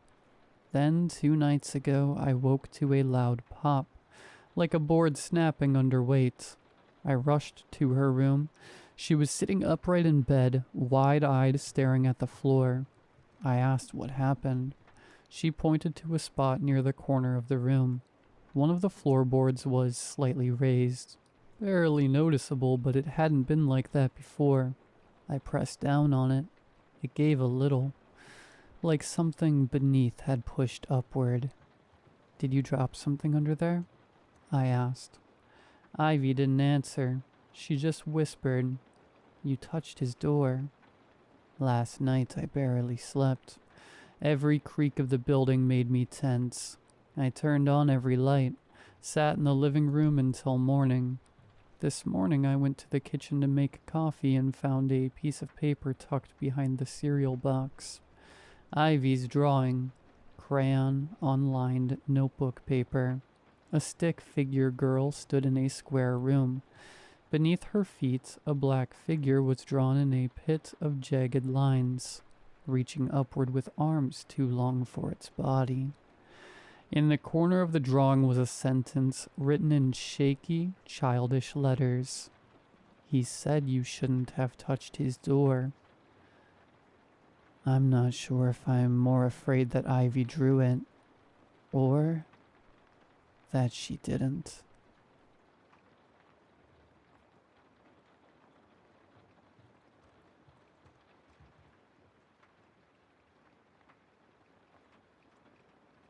Hello everyone. Never thought I would do this, but I need to talk. I need someone to know what I know, even if they won't believe me. I'm a normal guy just like everyone else. My life is very ordinary. Work, then home, maybe a bit too much solitude.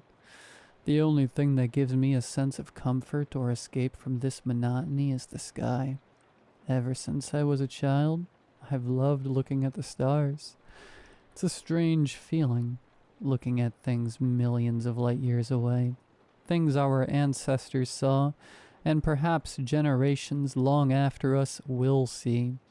It makes you feel incredibly small, but also part of something immensely larger. About a year ago, I decided to take this interest to another level. I saved up and bought a telescope.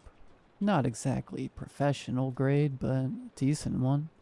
It magnifies the view and lets me see more details on the moon, nearby planets, and sometimes distant star clusters, or faint nebulae if the sky is clear. Most nights I go up to our building's rooftop, as far away from the street noise and city lights as I can manage. I sit there for hours in the quiet of the night, the sound of the cool breeze, just focused on the telescope's eyepiece.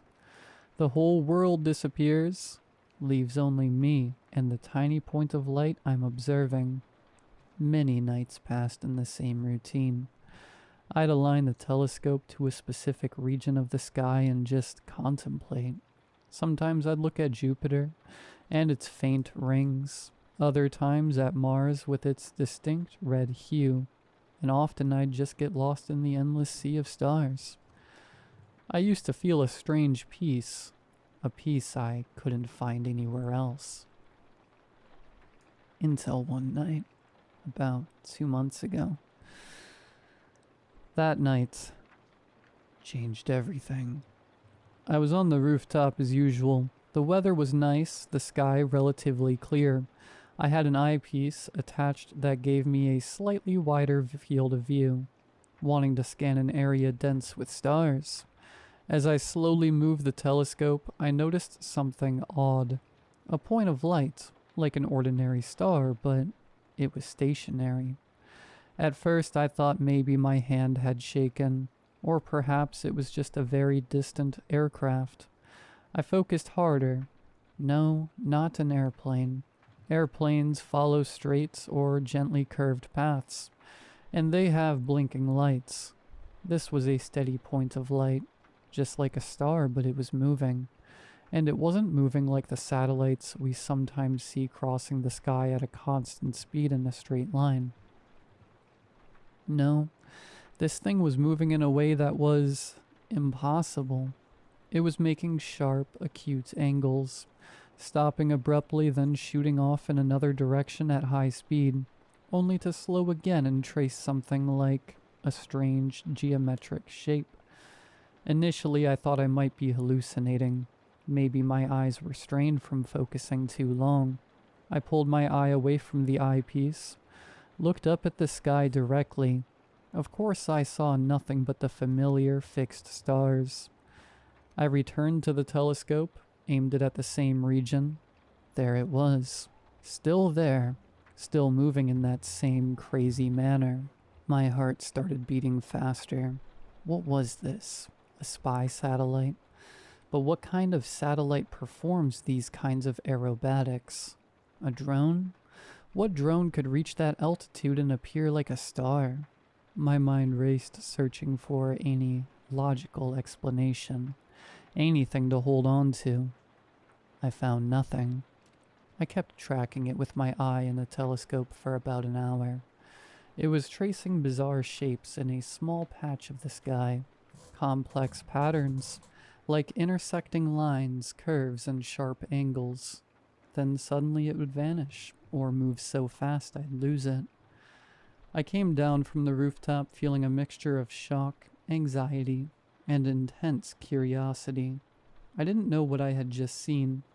I spent that whole night thinking, could it be a rare optical phenomena, a specific light reflection, a problem with the telescope itself? But the telescope worked perfectly fine with all the other stars and planets. And this phenomena was very specific, localized to that single point. The next day, I went up to the rooftop a bit earlier, before the time I'd seen the phenomena. I was tense, expectant, same area of the sky, same telescope settings. And indeed, at roughly the same time it appeared again. The same point of light, the same impossible movements. This time I was more focused. I tried to follow its path meticulously. It was tracing the exact same shapes I had seen the night before. Not similar shapes, no, precisely the same ones. The same angles, the same pauses, the same speeds. This is where it went beyond coincidence or natural phenomena, or even a conventional satellite, something tracing the same complex pattern every night, in the same spot, at the same time. This wasn't natural. This was intentional. A faint sense of dread started creeping into me. The idea of aliens or UFOs had always been just science fiction and movies to me. I never seriously considered it, but what I was seeing had no earthly explanation I could logically arrive at. If it wasn't aliens in a craft, then what? The third night, I went up armed with a notebook and pen. I started observing the point as it moved, trying my best to sketch the path it was taking. It was incredibly difficult. The movement was fast, the shapes complex, and my hand wasn't steady enough. But I was determined. I drew jagged lines, dots, angles, trying to capture any part of the pattern. Every night I went up and drew. Every night, the same movements repeated with the same meticulous precision. I began comparing the drawings from different nights. The same sequence, the same strange geometric figures. It wasn't just movement anymore. It felt more like a passage being written across the sky. But a message from whom, and why, and what did it mean? The first week passed like this. I became obsessed. My work started to suffer. My sleep dwindled. During the day, I'd think about what I saw at night. And at night, I was perched on the rooftop, fixated on that moving point of light. I started feeling utterly alone in the world, holding a secret nobody knew, and nobody would likely believe if I told them. I considered telling a friend once. We were sitting in a cafe, and I was very hesitant. Finally, I vaguely hinted that I was seeing strange things in the sky with my telescope. He looked at me and said, "Man, you must be seeing things. Maybe it's just a plane or a satellite, and you're making a big deal out of it." I tried to explain that the movement wasn't normal, that it repeated, but he just laughed and said, "All right, man, next time film it and show us." The idea of filming it had occurred to me, of course. I tried recording with my phone camera through the telescope eyepiece, but the image came out extremely shaky and unclear, and the point of light was so small it barely showed up as a pixel or two moving erratically in the video. There was no solid physical proof I could present. I went back to the notebook and pen. Every night, I added a new piece to the drawing, like assembling a large, complex puzzle. I started noticing that these shapes weren't just random lines. There was repetition, a certain symmetry, like a strange visual language. I would stare at these drawings for hours, trying to understand them. Was it a map, chemical symbols, the design for some machine? Time passed and I still didn't understand anything. The feeling of helplessness grew. I was witnessing something happening right before my eyes every night. Something that could potentially be the most important discovery in human history, and I couldn't comprehend it or report it to anyone convincingly. The fear began to evolve. It wasn't just fear of the unknown anymore. It became fear of what this message might actually be saying. If it was a message, who was sending it with such power that it barely appeared as a moving star? And what level of importance or danger would warrant such an effort? I started searching online for anything similar. Amateur astronomy forums, conspiracy theory websites, anything. I found no description matching what I was seeing. Everything was either mundane sightings of satellites or planes, or clearly fabricated videos. What I was seeing was different. It was real, persistent, and terrifyingly organized. Over time, the drawing in my notebook started to take shape. I now had a complete sequence of the movements, the points made over about an hour and a half each night. An incredibly complex drawing, filled with minute details. I'd looked at it, feeling like the key was right in front of me, but I couldn't find the door. One night, I was looking at the drawing, comparing it to the previous nights to ensure accuracy. I noticed something. In a specific part of the drawing, there seemed to be a certain ratio that repeated between the lengths of particular lines and specific angles. A mathematical ratio. Something like the golden ratio, perhaps, but much more complex. I thought to myself, wait a minute. What if these aren't visual symbols in the traditional sense? What if they're equations? What if it's the language of mathematics? They call mathematics the language of the universe.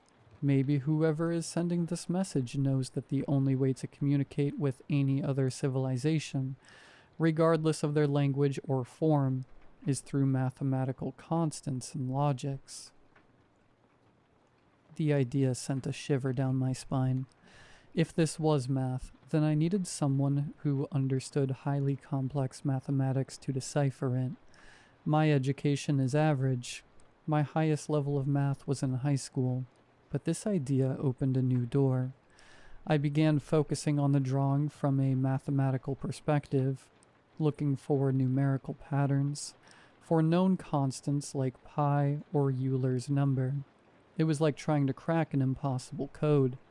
I spent days and nights trying to apply the simple math I knew, searching online for advanced mathematical concepts that might relate to these shapes. Chaos theory, fractal geometry, things I'd never heard of before. I felt like a blind person feeling their way through a dark maze. Every time I felt I was getting close to something, I'd hit a dead end. But I didn't give up. The feeling that the answer was near, that this message had meaning, was stronger than any frustration. To avoid suspicion or questions about the source of these shapes, I started using a tactic. I joined specialized math forums online, presenting small fragments of the drawing as abstract mathematical problems, or geometric puzzles. I was trying to solve as a hobby. I framed them in a context completely removed from astronomy or anything unusual. The reactions were mixed. Many people said they were just meaningless scribbles with no clear mathematical significance. Others tried to find patterns but arrived at illogical conclusions. However, a small minority, likely academics or people deeply versed in pure mathematics, were intrigued by the complexity and symmetry in these shapes. They began discussing a hypothesis, talking about the possibility that they represented a specific type of complex mathematical function, or an unconventional mathematical system.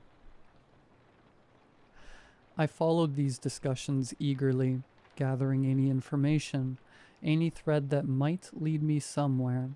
I started understanding new terminology, learning about branches of mathematics I didn't know existed, and I began applying these ideas to the complete drawing I possessed.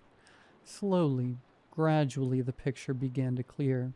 It wasn't just a single equation. It was a series of interconnected mathematical equations and concepts, layered on top of each other. Each part of the drawing represented a variable, a constant, or a specific calculation. It was a purely mathematical language, completely abstract, devoid of any form of spoken or written language we knew. I spent several more weeks on the painstaking work, connecting the parts, trying to find the logic governing the sequence. It felt like solving the hardest equation of my life. And the closer I got to the solution, the more the fear inside me grew, because I started sensing the nature of the message. It wasn't a message of welcome, nor a map to a cosmic treasure, nor the design of a devastating weapon. It carried a sense of urgency and of pain.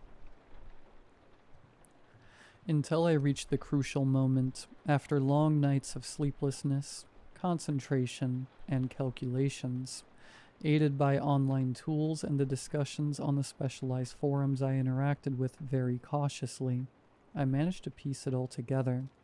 I was able to translate this mathematical message into a concept that we humans could grasp. The result was simpler and more horrifying than anything I could have possibly imagined. The message wasn't coming from a spacecraft orbiting this star, nor from a civilization living on a planet orbiting it. The message was coming from the star itself. I don't understand how, and I don't know if this is scientifically possible or not. Can stars possess consciousness? Can they be living beings in a way completely different from our understanding of life? I don't know, and that's not the important part right now. What matters is the contents of the message.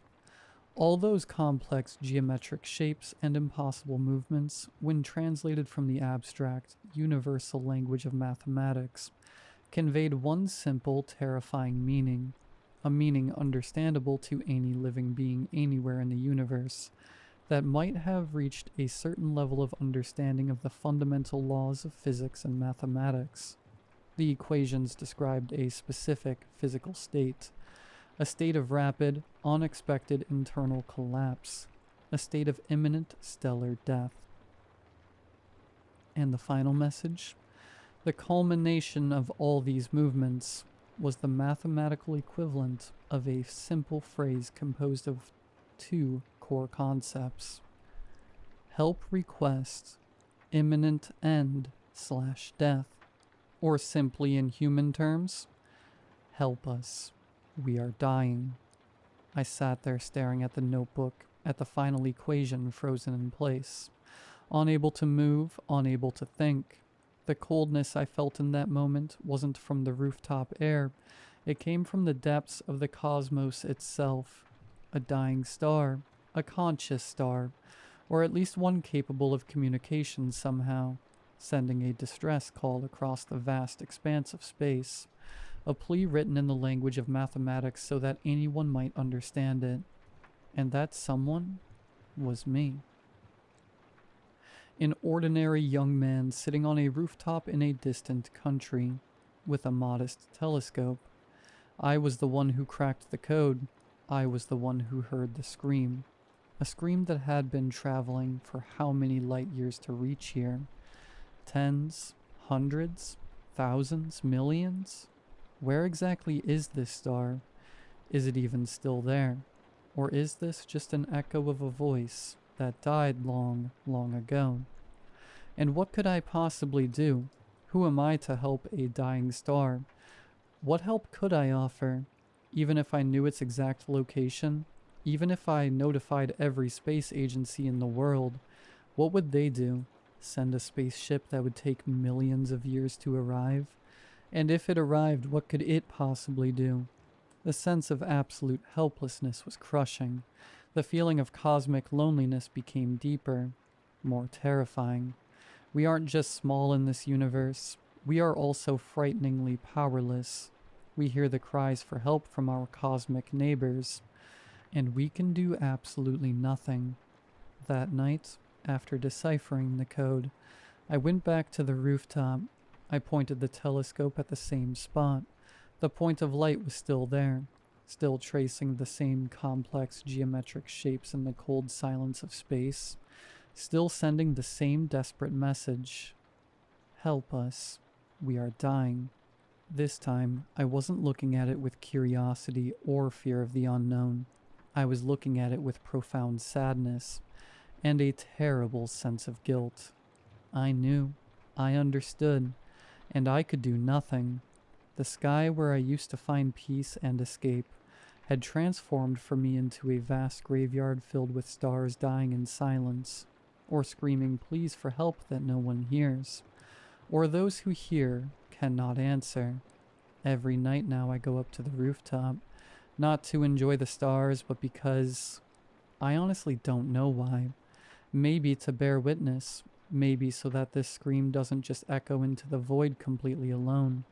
I sit and watch this point as it draws its message of death, knowing that a real star, a massive entity perhaps the size of our sun or larger, is collapsing and crying for help somewhere far away in the darkness.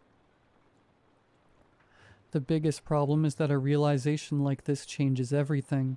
How can I go back to living my ordinary life knowing what I know? How can I care about trivial problems of work, money, and relationships when I know that beings the size of stars are pleading for help in the universe around us? I still go up to the rooftop every night, and the point of light still traces the same pattern, the same equation, the same scream. Help us. We are dying. And I don't know what to do, and I don't know if there's anyone else, anywhere else in this universe, seeing the same message and feeling the same helplessness that I feel right now. Just the thought that this message might be traced across the skies of other planets, before the eyes of other beings, each one standing alone, as helpless as I am. That thought makes me want to scream, but I hold it in, and I just keep watching in silence. Maybe that's all I can do.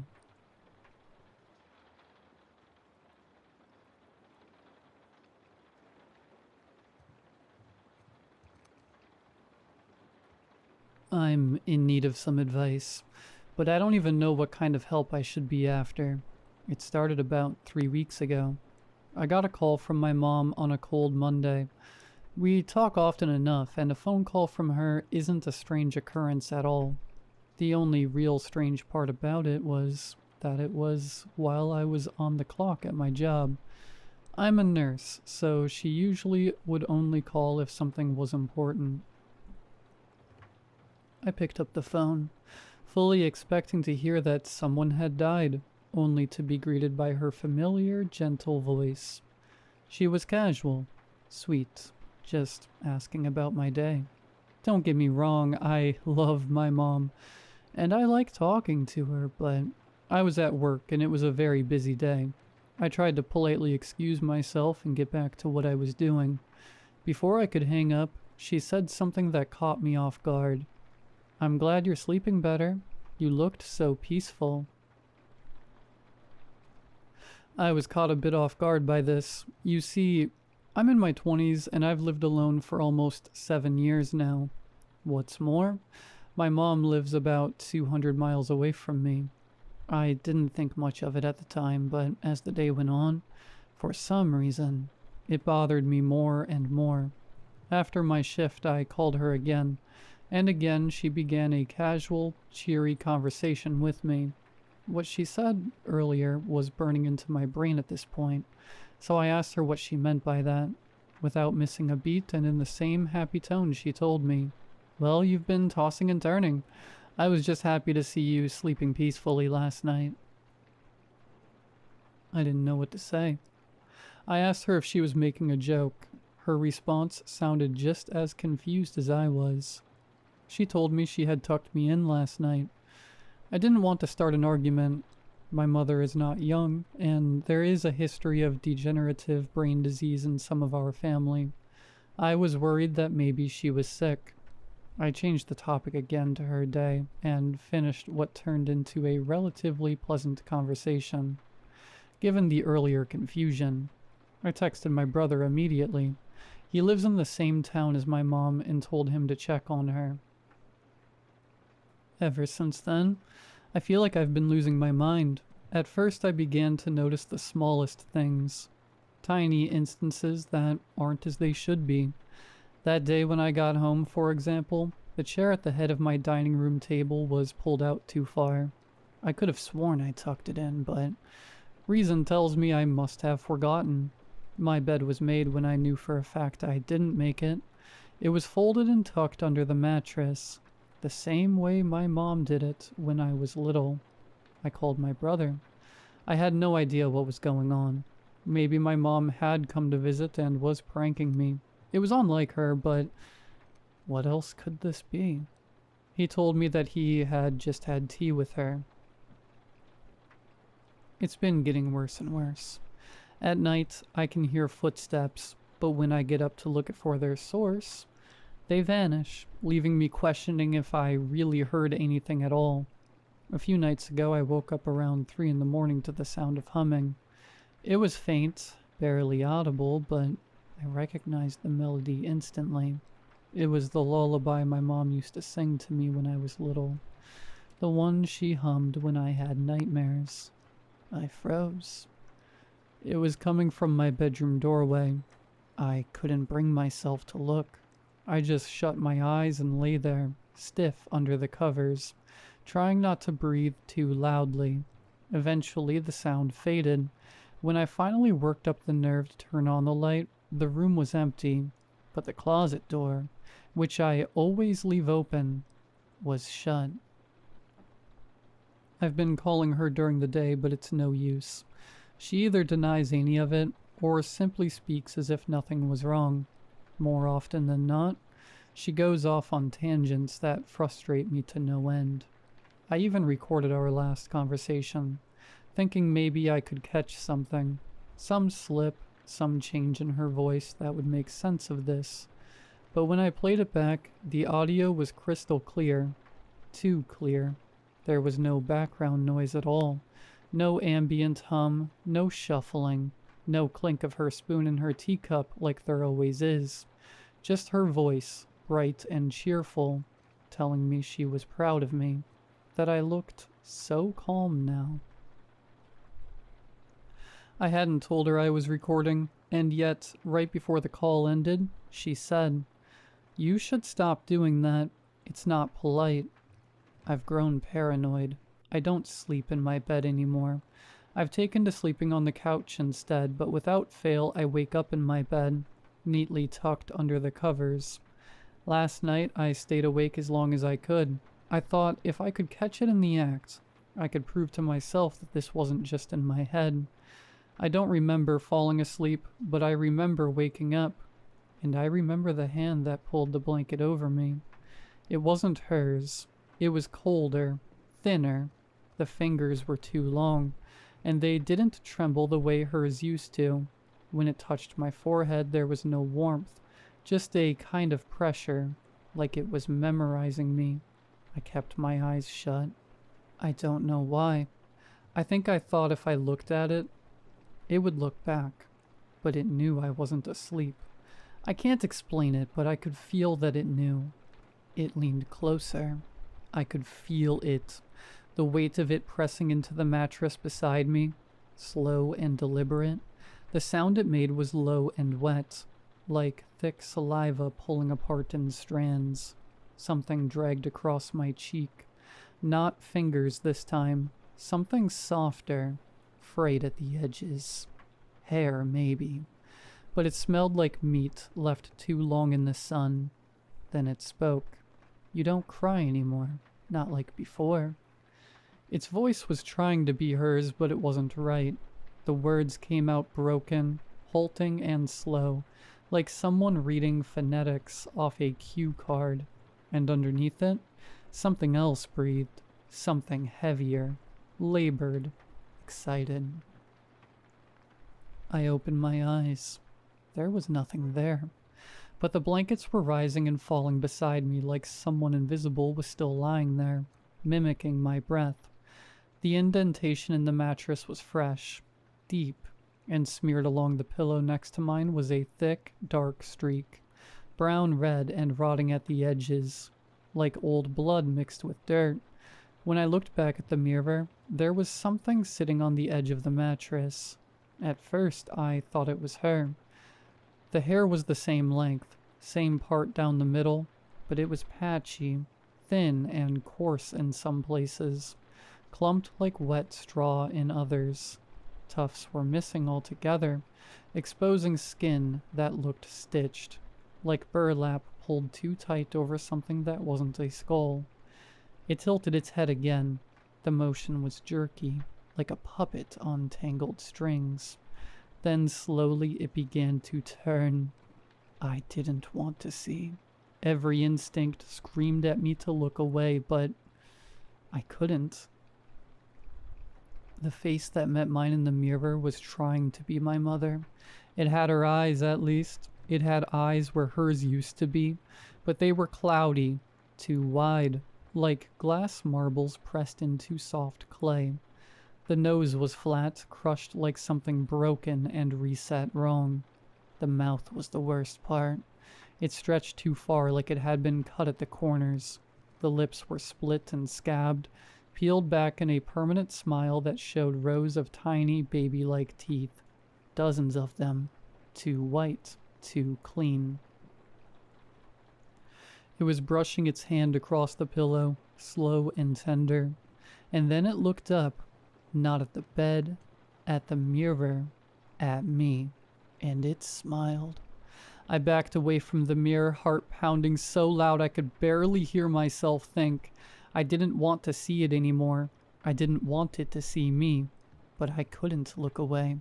The thing on the bed tilted its head slowly like it was curious. Then it raised one long shaking arm and waved. I turned. Nothing was there.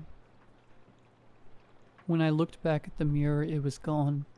The bed was empty again, just rumpled blankets and silence.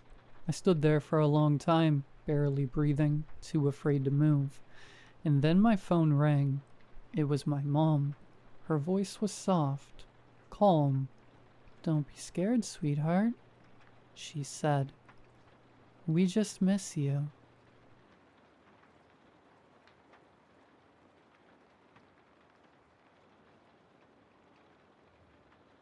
This happened to me a few years ago.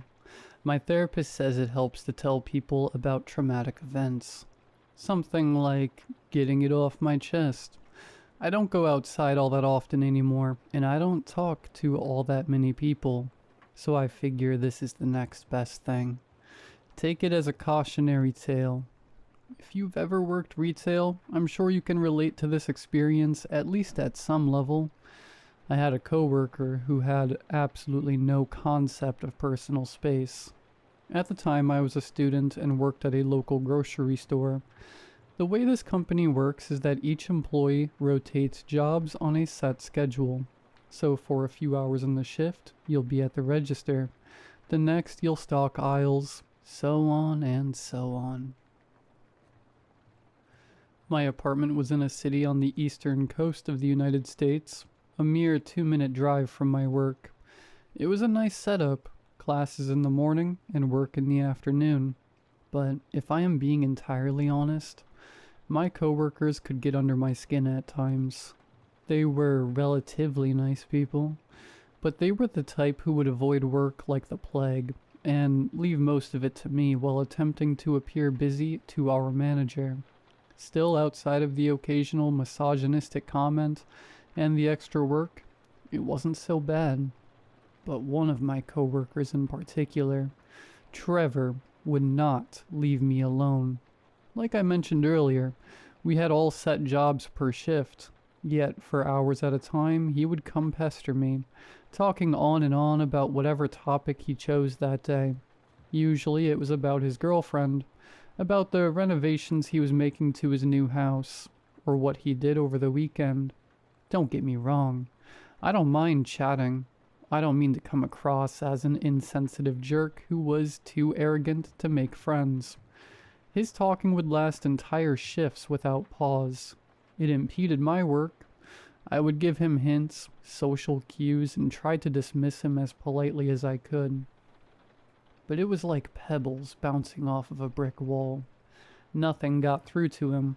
More than once a manager would pass us by and scold both of us for slacking because he wasn't at his designated job. I did explain this to the managers, and it provided a temporary solution. They talked to him privately and gave him a warning. From now on, he would need to stay at his position for the duration of his shift. I was happy too that this freed me from his endless chatting, while also making it seem like the issue was only his lack of work, and not my annoyance and discomfort. Looking back, I almost wish I had just endured his chatting. This new enforced separation between us caused him to escalate. Now he would wait for me to take my lunch so he could sit by me. Again, uncomfortably close to the point where I could smell his breath. This was some months after I first started working here, and he had ramped up his advances. A favorite topic of conversation for him was how he feels disconnected with his girlfriend, how she acted immature, and how he wished she was more mature, as per his own words, like me. He would make comparisons between me and her, and talk about how great I was. He began to ask me to spend time together outside of work. Again, I do not want to come across as some snob who thought I was too good to make friends with him. I feel it's pretty obvious he had motives outside of friendship anyways. I really wasn't interested, and I gave a lame excuse every time he asked to hang out over a weekend. Usually something like I had to study for an exam or do homework. Eventually he picked up on the hint, but he took it the exact wrong way. Instead of dropping it and giving up, he adopted a tone of spiteful guilt, tripping, which he would disguise as pointed jokes. For example, if I told him I was busy, he would say something like, "Still trying to avoid me? You sure seem to have a lot of homework. What class is it in?" He tried to catch me in white lies, or make me feel guilty about declining. And sure, maybe it was dumb to lie at all. Maybe I should have just told him to go away. But I wanted this to end neatly for everyone so that my job wouldn't be even more uncomfortable than it already was. I guess I was hoping he would just give up. Again, it did become worse. He began to tell me about parts of his past, deep, personal parts that should only be shared with people you are close to. For example, one day on break, completely unprompted, he began to talk to me about how he used to be an alcoholic, how he was suicidal, and how he nearly took his own life multiple times. I had no idea how to respond outside of giving cheap and, frankly, unenthusiastic sympathies. I was beyond uncomfortable, mostly because I felt like he was trying to scare me and guilt me into something I didn't want. As in, do what I want, or maybe I'll hurt myself and it'll be your fault. I'm sorry to say it almost worked. For those of you who may think I neglected a person in need who was reaching out for help, understand that this man has been in a relationship with his girlfriend for 2 years and talks to me all the time about his family who he lives with. He has many people to support him who aren't just co-workers. It's important I give a bit of context about his living situation. As I mentioned, he bought a new house recently at the time. He was renovating it while still living with his parents until he was ready to either move into it or rent it out. While I'm at it, I'll explain mine to you as well. It'll be relevant in a little bit. My street turns off into a corridor of garages. It's how I and the other tenants who live here enter our apartments. The garage is separate from the living area and is divided by a small outdoor concrete courtyard. I keep my grill here. The door to my house from this courtyard is a glass sliding door. At this point, I had endured enough of what I considered to be Trevor's emotional manipulation. I sent an email to HR complaining about Trevor and the unprofessional things he had done. The next week, I didn't see Trevor at the start of his shift. I did, however, see his car in the parking lot on my way in. When I clocked out, he was waiting for me by my car. I dreaded this conversation. I was sure HR had fired him. Did they mention my name to him? Was he going to do something extreme? But he simply explained to me that he had moved to another store location. He seemed bitter and angry. He asked for my number with venom in his tone. He almost demanded it.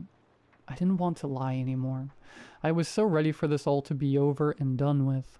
I thought just one last step, and my life would be normal again. I told him no, flat out. I told him I thought he was a fine person. I was glad to have chatted with him during our time working together, and I didn't want our relationship to carry on beyond work. His face fell flat, like air leaving a punctured tire. I waited for a response. I was expecting insults, yelling, screaming, crying, maybe even a slap, but no, nothing like that. He told me, "I just want to show you our house." I didn't know what he meant, but I knew I was done with this conversation, so I wished him the best of luck, told him goodbye, and got in my car. As I was driving out of the parking lot, I could see him staring at the back of my car from my rearview mirror. I watched his unmoving form until it wasn't visible anymore. I breathed out a sigh that carried tension I didn't know I had. I felt like a weight had lifted off my back. No more Trevor. No more awkward conversations or trying to tiptoe around his brazen advances. No more trying to convince him of how his girlfriend was every bit as good as I was. I could just work and go home without any worry of stress. I was honestly naive to think it would end here. I wish I had just taken it more seriously, reported him to someone. I don't know who. For the next 2 weeks, life was great. I went to class, the gym, work, and home without any unexpected stress. On the 3rd week, I saw Trevor's car in the parking lot of my school. But there are plenty of the same types of cars on the road, right? It couldn't be him, and yet I recognized the dent on the front bumper. I looked around, dread setting in, but he was nowhere to be found. I cautiously went about my morning as usual. When I returned to the parking lot, his car was gone. Maybe he had enrolled and was taking classes. Who knows? It was arrogant to make it about me. At least, so I told myself. A week later, I saw him at my gym. I was on the stair stepper when I saw him across the room on a bench press, facing my side. I am not one to insult newcomers, but he clearly had no idea what he was doing. He didn't approach, but I felt his eyes on me. I ended my workout early and went home. I became paranoid at this point. I would feel his eyes on me when I was alone. I would jump at the smallest sound. I stopped going out as often. I even switched gyms and took a week off from classes. I talked to my friends about it and they told me I was being crazy. So he was taking classes at my college. It was that strange. He was in his late 20s. People go to community college at any age, and the gym is a public space. It's the nearest to both of us. Surely it was a coincidence. I shouldn't judge him for trying to improve himself. Their rationalizations didn't help me the night I caught his reflection in the sliding door, watching me as I struggled to unlock it after my shift. I spun on my heels, my vision tunneling in panic, but he wasn't there. I called the cops. They were reluctant at best, lazy and annoyed at worst. They assured me all is well and to call them if I saw anything again. I drove to a parking lot, made sure there were plenty of cameras and people nearby, and slept in my car. Tried to, rather. I couldn't stop looking out the windows and double-checking to make sure my doors were locked. When the sun rose, I called a friend of mine to check out my apartment with me. When we were sure it was empty, I finally felt just barely comfortable enough to be alone there. Luckily, before my friend left, I found it. When I saw it, my skin turned cold and clammy, and nausea rose in my throat. There, tucked under my pillow, was a photo. It was of Trevor and his girlfriend, but her head had been scratched out with something sharp. In its place was a picture of me. My face, eyes closed, fast asleep. I went straight to the police with it, but it was again pointless. According to them, the photo proved nothing. It could be easily faked. A photo wasn't enough to arrest someone. At this point, I was terrified most of the time. I constantly looked over my shoulder. I searched my house daily for I don't even know what. Cameras, more photos, anything. I had begun looking for other places to live. I was planning to end my lease early and leave town as soon as possible. Trevor was going to do something to me. I could feel it. I had been living at my mother's house during my search for another apartment. I let myself fall into a sense of security. I felt that nothing could happen to me in my own mom's house. And as the weeks went by without incident, I began to think maybe it was over. Maybe Trevor had moved on. Maybe he'd gotten bored with me. I underestimated his insanity. At my job, they offer employees free bottles of water. There are 2 fridges, one in the front of the store and one in the back, that you can grab water from at any time. I didn't even think about it. It was just habit. It was a Wednesday. The day was particularly slow and a handful of people had called out sick. I still wonder if Trevor had somehow planned that. Maybe I attribute too much power to him in my fear and hatred. I was closing that day, and I was a bit out of it already. The whole situation had been so stressful and school kept piling on. I just needed space to breathe. It made me vulnerable. I remember grabbing a bottle of water from the back about half an hour before I planned on leaving. I finished about half of it, went through the procedure of closing the store and locked up. My head was spinning. The world air felt like molasses. Time slowed down. The last thing I remember seeing was a familiar red car with a dent on the bumper. I woke up in a wooden chair. The air smelled like drywall and concrete powder. My hands and legs were tied up to the chair. My screams were muffled by a dirty rag. To my disgust, I recognized the smell of sweat on them. It was one of Trevor's shirts. I looked around the room, trying to catch my bearings and maybe see if I could do anything about my situation. Honestly, I almost wish I hadn't. The walls were gray and unfinished, but I could hardly see it behind the mass of photos covering its rough surface. Photos of me. Me at the gym, at work, in class from the perspective of the window, in my apartment, in my bed. I'd started to cry at this point, and I could taste my own stomach acid bubbling up from my throat. I had become lucid enough to make out singing. Trevor was singing somewhere in the house. It was Frank Sinatra's "I've Got You Under My Skin." I will never listen to that song again as long as I live. Tied up in that place, the lyrics of the song sounded like death threats. Trevor came into the room after a while. He was smiling at me, not smug or threatening. He looked at me as if we had been dating for years. He kissed my forehead. I wanted to stop existing. He told me that he'd been planning this for a long time. He kept talking about how I had been confused, how he had been planning our lives together, preparing our home for when I was ready to be with him. He picked a handful of photos from the wall. They seemed as if they'd been touched more than the others.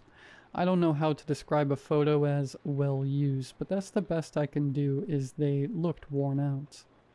He showed them to me. More poor edits or cutouts of him and I together. One of them had me in a wedding dress. Whether or not he could sense my terror or disgust, I don't know, but my lack of enthusiasm didn't seem to please him. His face soured. He began insulting me. I won't repeat what he said verbatim, but his point was that I was ungrateful. He said he would treat me right and be the perfect partner, and I was too stupid to give him a chance. His anger grew to the point of rage, and I really believed he would end my life at any moment. But as soon as it had come, his rage subsided. His smile came back, and he said he forgave me. He told me I was still confused because of my friends and family. He said I would thank him one day for, according to him, saving me from them. He kept calling me pet names which sent chills down my spine. In truth, his insane obsession probably helped to spare me. Had he been an outright killer, I wouldn't be typing this now. That being said, it's hard for me to honestly say that what happened was a preferable alternative to dying. He kept me down there for what felt like a long time. I learned later it was just over 2 weeks. I won't go into detail about all the things he did to me. I'm sure you already know regardless. I know I said I'm trying to get things off my chest in this post, but some things I can't bring myself to relive. I was easy to find, luckily. I had made a big deal of Trevor to my work, to the police, to my mother and my friends.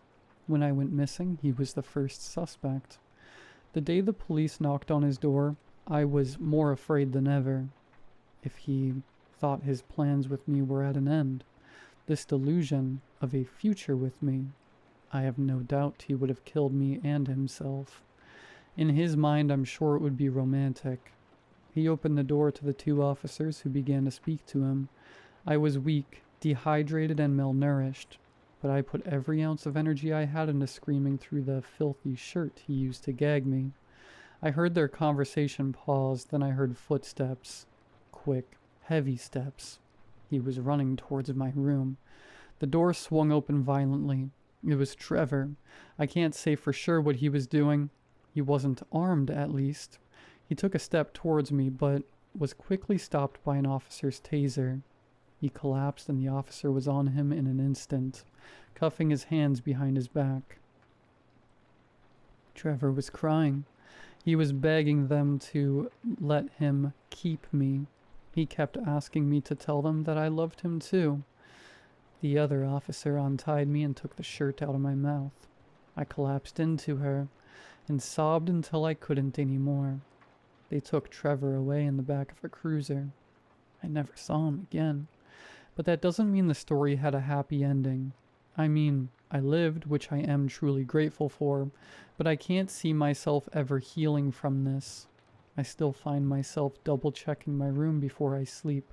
I still wake up at night in a cold sweat. I still feel panic whenever I see a car the same make and color as Trevor's. Obviously, this has marred my social and romantic life. It's been several years since then, and I can't stand to be touched by anyone. Sometimes, I can't help but feel like Trevor still won, like he still has power over me, even though I know he's locked away. I can only hope that I'll learn to cope with what happened one day. I graduated not long after and moved cities.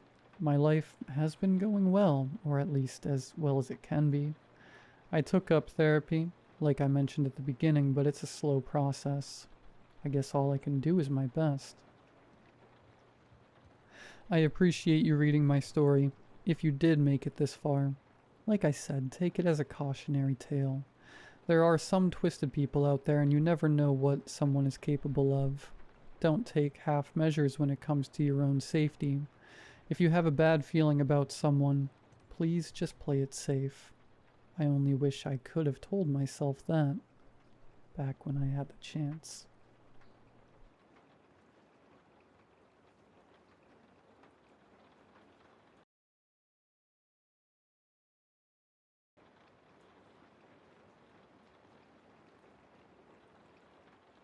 I haven't told anyone this. Not my family, not my friends. I'm not even sure why I'm writing it down here. I guess I just need someone to believe me. Or at least to read this before it happens again tonight. It's been exactly 1 year since my younger brother Elias died. He was 3 years younger than me, but always seemed older, calmer, kinder, more grounded. Well, I was the loud one, the one who pushed boundaries. Elias was the type to read in silence, to smile without needing a reason. The cancer hit fast. Acute leukemia. The doctors didn't sugarcoat it. They gave us a few months, maybe, but in the end, it was barely 8 weeks. I spent most of that time with him. I helped him eat when he couldn't lift his arms, held his hand when he was too weak to speak, tried to joke around just to make him laugh.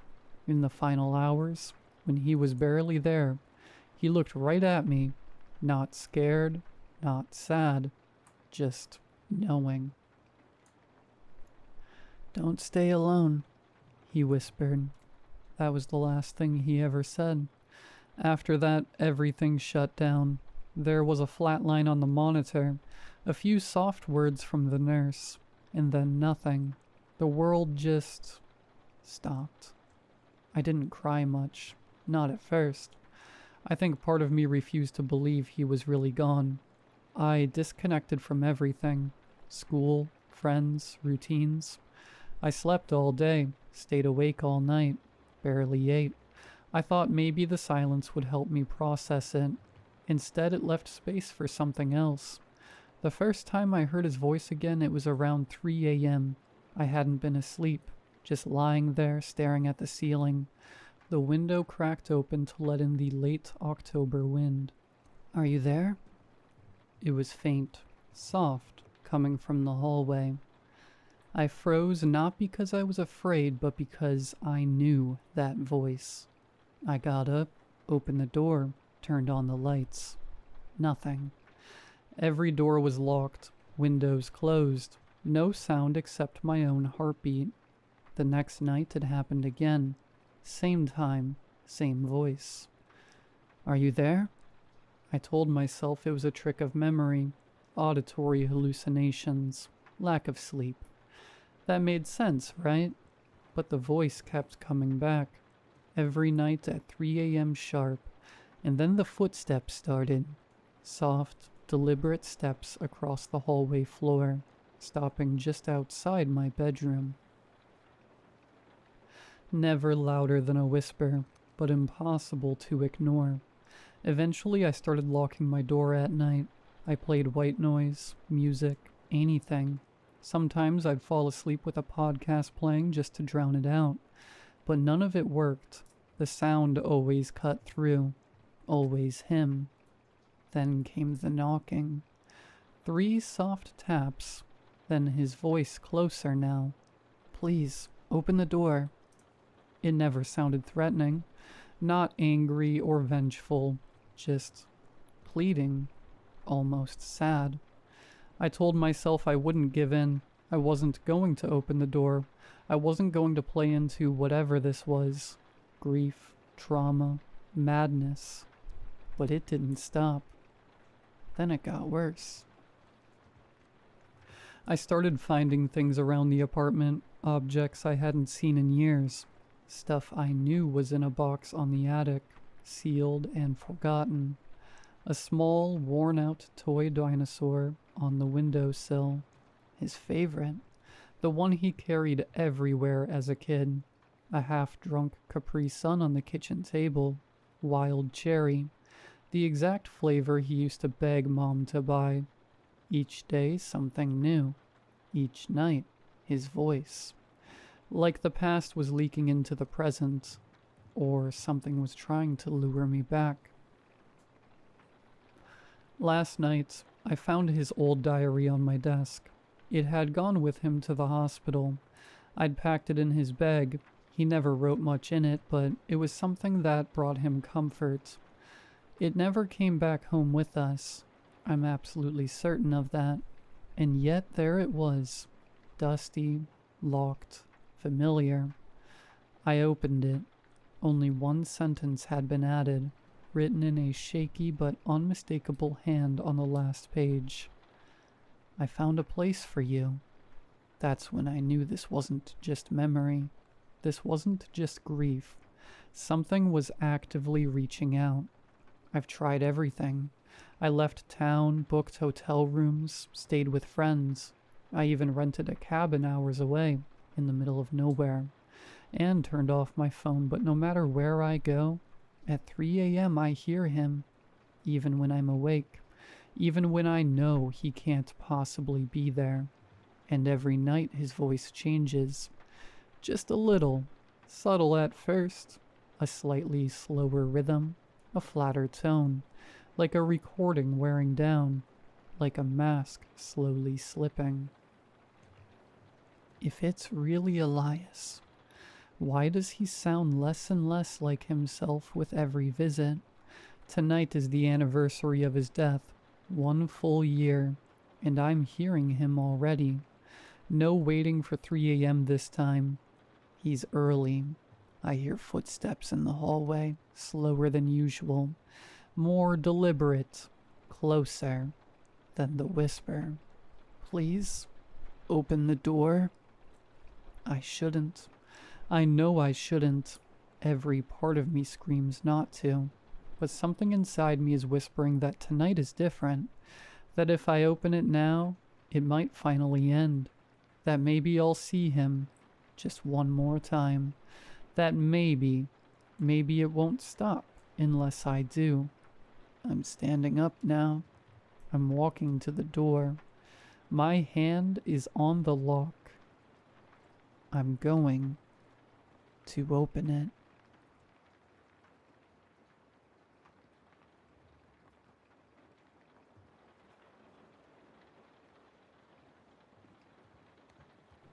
I stayed too late at the flea market, and now I know why they close at 3 p.m. I've always loved flea markets. There's something about them. Things left behind, forgotten, repurposed. That's why I was thrilled when I moved to Ashbrook and heard about Cooper's Market. It sat just outside town, tucked against a stretch of dense forest. It was open Tuesday to Sunday, from dawn until 3 p.m., without exception. I assumed the closing hours were caused by a city ordinance, or just something people had always done, but the more I asked, the more people avoided answering. Vendors packed up quickly, customers left without lingering, and by 3:05 the place was abandoned, as if it had never been there at all. The market was just down the road from my house. I'd been a few times, usually in the mornings, but I'd never stayed until closing. I wanted to know why they closed so early. Now I do. March 25th, 2:50 p.m. The air changed as closing time approached. Vendors stopped humoring browsers, shifting their attention to breaking down their stalls. No one told stragglers to leave, but the message was clear. I lingered at an antique stall, pretending to examine a set of brass keys. The woman behind the table, thin, weathered, watched me with an unreadable expression. She was wrapping small porcelain dolls in tissue paper, her hands moving fast. "Hey, how's it going?" I asked, trying to sound casual. She barely glanced up from the doll in her hands. "I'm doing great, sweetie." Her voice was kind but distant, polite in a way that felt automatic. She just kept rapping, her fingers moving fast. "I was wondering, why does everyone pack up so early? Is it a city ordinance or something?"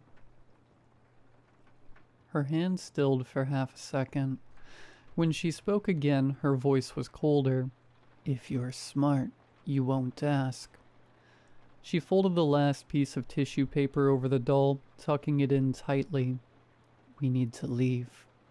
She didn't look at me, just kept working. The rustling of paper suddenly sharper, more hurried. March 25th, 3 p.m. I hid inside an old camper van near the back of the lot, crouched behind dusty furniture. Through a small window, I watched the last vendors pull out onto the road in a slow procession, dust rising behind them. March 25th, 3:15 p.m. The lot was empty. For a long time, nothing happened. I sat still, listening to the wind move through the trees, the rustle of old tarps shifting in the breeze. The sun was still high, the air still warm. I pulled out my iPhone, scrolling mindlessly to pass the time, occasionally glancing up to check my surroundings. Everything looked the same, still, normal. I began to wonder if I'd fallen for some elaborate local prank. Time passed, maybe a couple hours, maybe more. My phone had died after being on it for so long. I can't be sure of the time exactly, but it was starting to get dark. The footsteps came first, soft, like someone walking barefoot through dry leaves. Then closer, deliberate, a slow, cautious approach. I held my breath, straining to see outside the camper. Nothing. The lot was still empty, but the feeling was stronger now, like being watched through a window I couldn't find.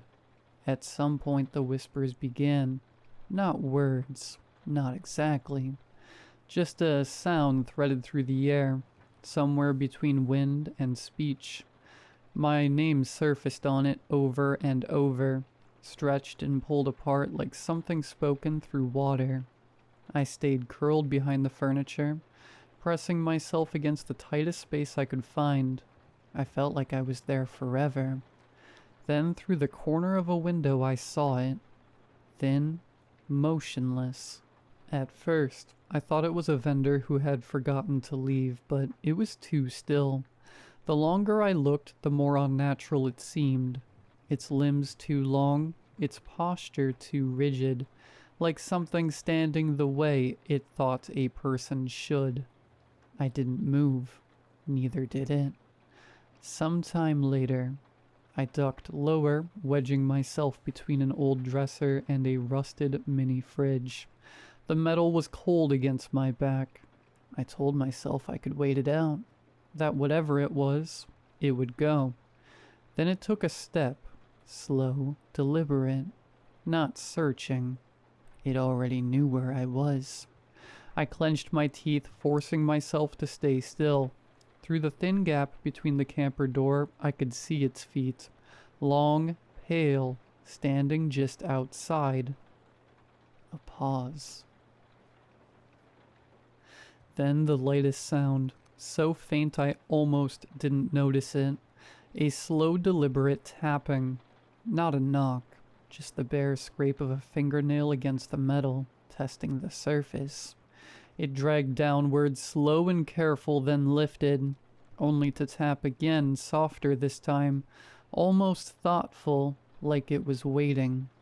Minutes passed, maybe more. The tapping stopped. The air sat heavy, thick with silence.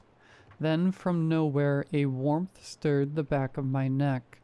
Not a breeze, not movement, just heat, faint, damp. My fingers curled against my leg. The camper door was shut. The window was latched. I stayed still. The warmth came again, closer this time. I felt a shift in the van, fabric dragging against wood, a weight shifting, then a breath, deep, controlled, right against my skin. Before I could react, something pressed against my spine. Light at first, just the barest touch through my shirt. Then a nail, jagged and slow, tracing its way up my back, higher and higher. I ran. March 25th, 8:40 p.m. I jumped into bed, pulling the blankets around me. Home felt safe. My boyfriend would be off soon. His shift runs from 2 to 10. Just a couple of hours and I wouldn't be alone. I tried to calm my breathing. The bedroom was quiet except for the sound of my cat, Henry, snoring at the foot of my bed. Then a few light taps on the dresser. I was never alone. I grabbed Henry and ran.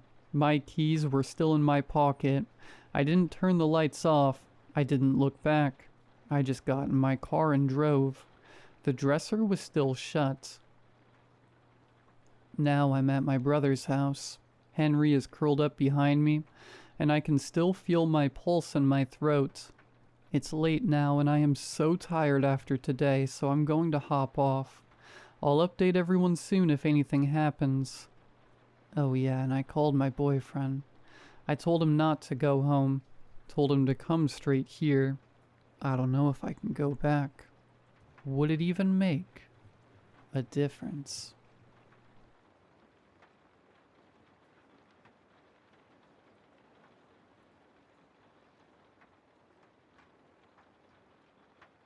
I became a smoker when I was 16. I stole 2 cigarettes that my older brother left on the dashboard of our car. In my head, I couldn't blame this on his carelessness. I didn't even have a reason to start smoking. I just wanted to know what it was like. Curiosity killed the cat and all that. A week after I had found them, I waited until it was past 11 and the house was asleep. I opened the window and climbed out onto the back roof overlooking the marsh. I used a candle match to light it. Funnily enough, I actually lit the filter instead of the tobacco end, and I sat there wondering what all the buzz was about. It tasted vaguely burnt, and I couldn't even blow out the smoke like I'd seen in movies. I stubbed it into the windowsill and chucked it into the marsh, too scared of my parents' wrath to try and dispose of it any other way. I watched the orange spark, still left on the end of it, disappear into the long grass until the darkness enveloped it. Of course, now I know I was being careless, but back then I was too self-absorbed to think about the animals or the possibility of a wildfire. All I really cared about was not getting in trouble. The second cigarette I'd ever smoked, I smoked it properly.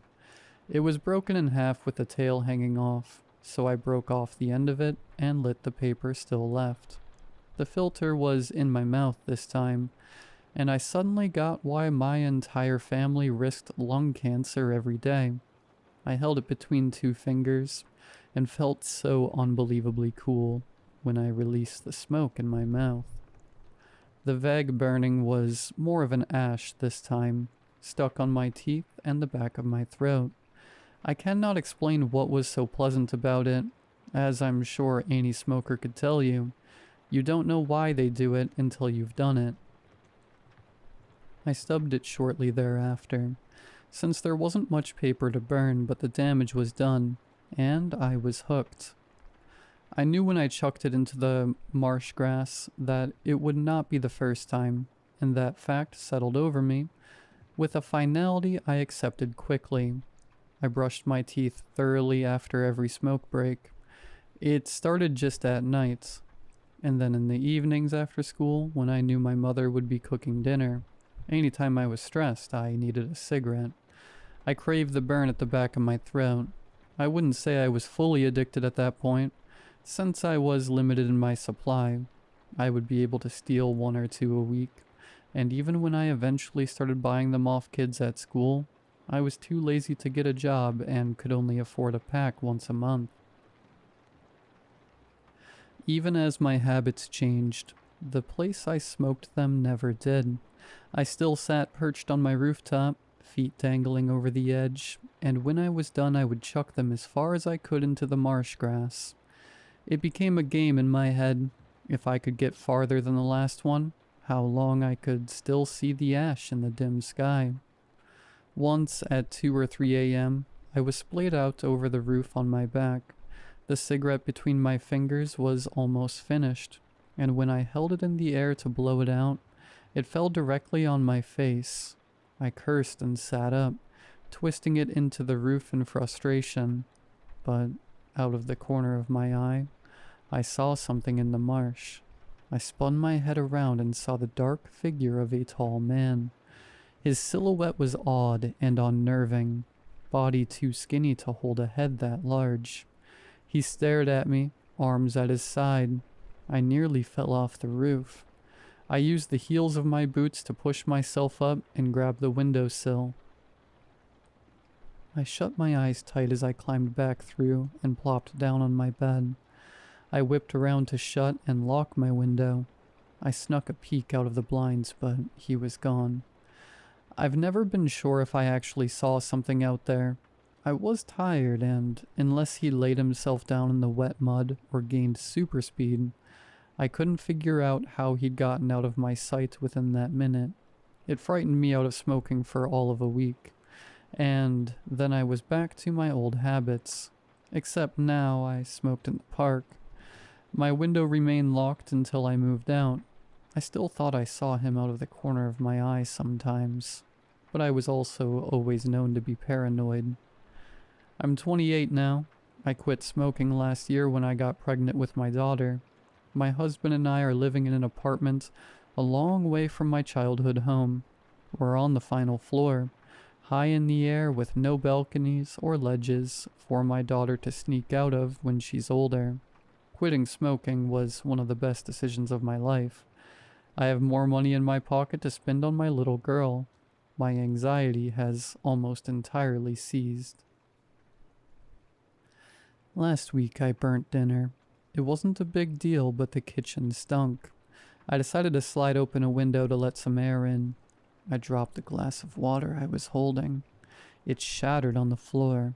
My husband ran over and found me confused, a hand up to my open mouth. On the windowsill, 400 feet in the air, was a mound of burnt cigarettes. Long pieces of grass were poking out of it, covered in mud.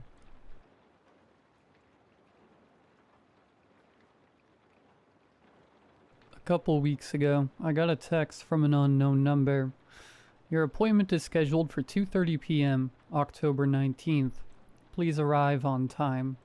No name, no details, just that. I figured it was a wrong number or some spam bot and ignored it. I'm not the type to book random appointments. My life's a mess of late rent and grocery runs. Not schedules. But the next day, another text. Reminder, 2:30 p.m., October 19th. Do not be late. It came at 3 a.m., lighting up my phone on the nightstand. I blocked the number. It didn't stop. The texts kept coming. Every day from different numbers, burner phones maybe, or spoofed lines. Always the same message, same time. 3 a.m. I'd wake up to my phone buzzing, that cold glow cutting through the dark, and my stomach would drop. I called my provider, but they said there was nothing they could do. Numbers weren't traceable, no pattern to pin down.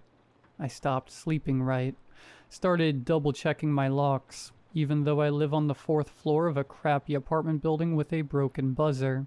Paranoia, sure, but it felt like someone was watching me screw up my own head. October 19th feels almost like yesterday. The text stopped that morning, and I thought it was over. I was exhausted, strung out on coffee and nerves, but relieved. Around noon, my boss called me into work. Extra shift. Cash I couldn't say no to. I'm a line cook, and the kitchen was a blur of grease and yelling. I didn't notice the time until I glanced at the clock while scrubbing a skillet.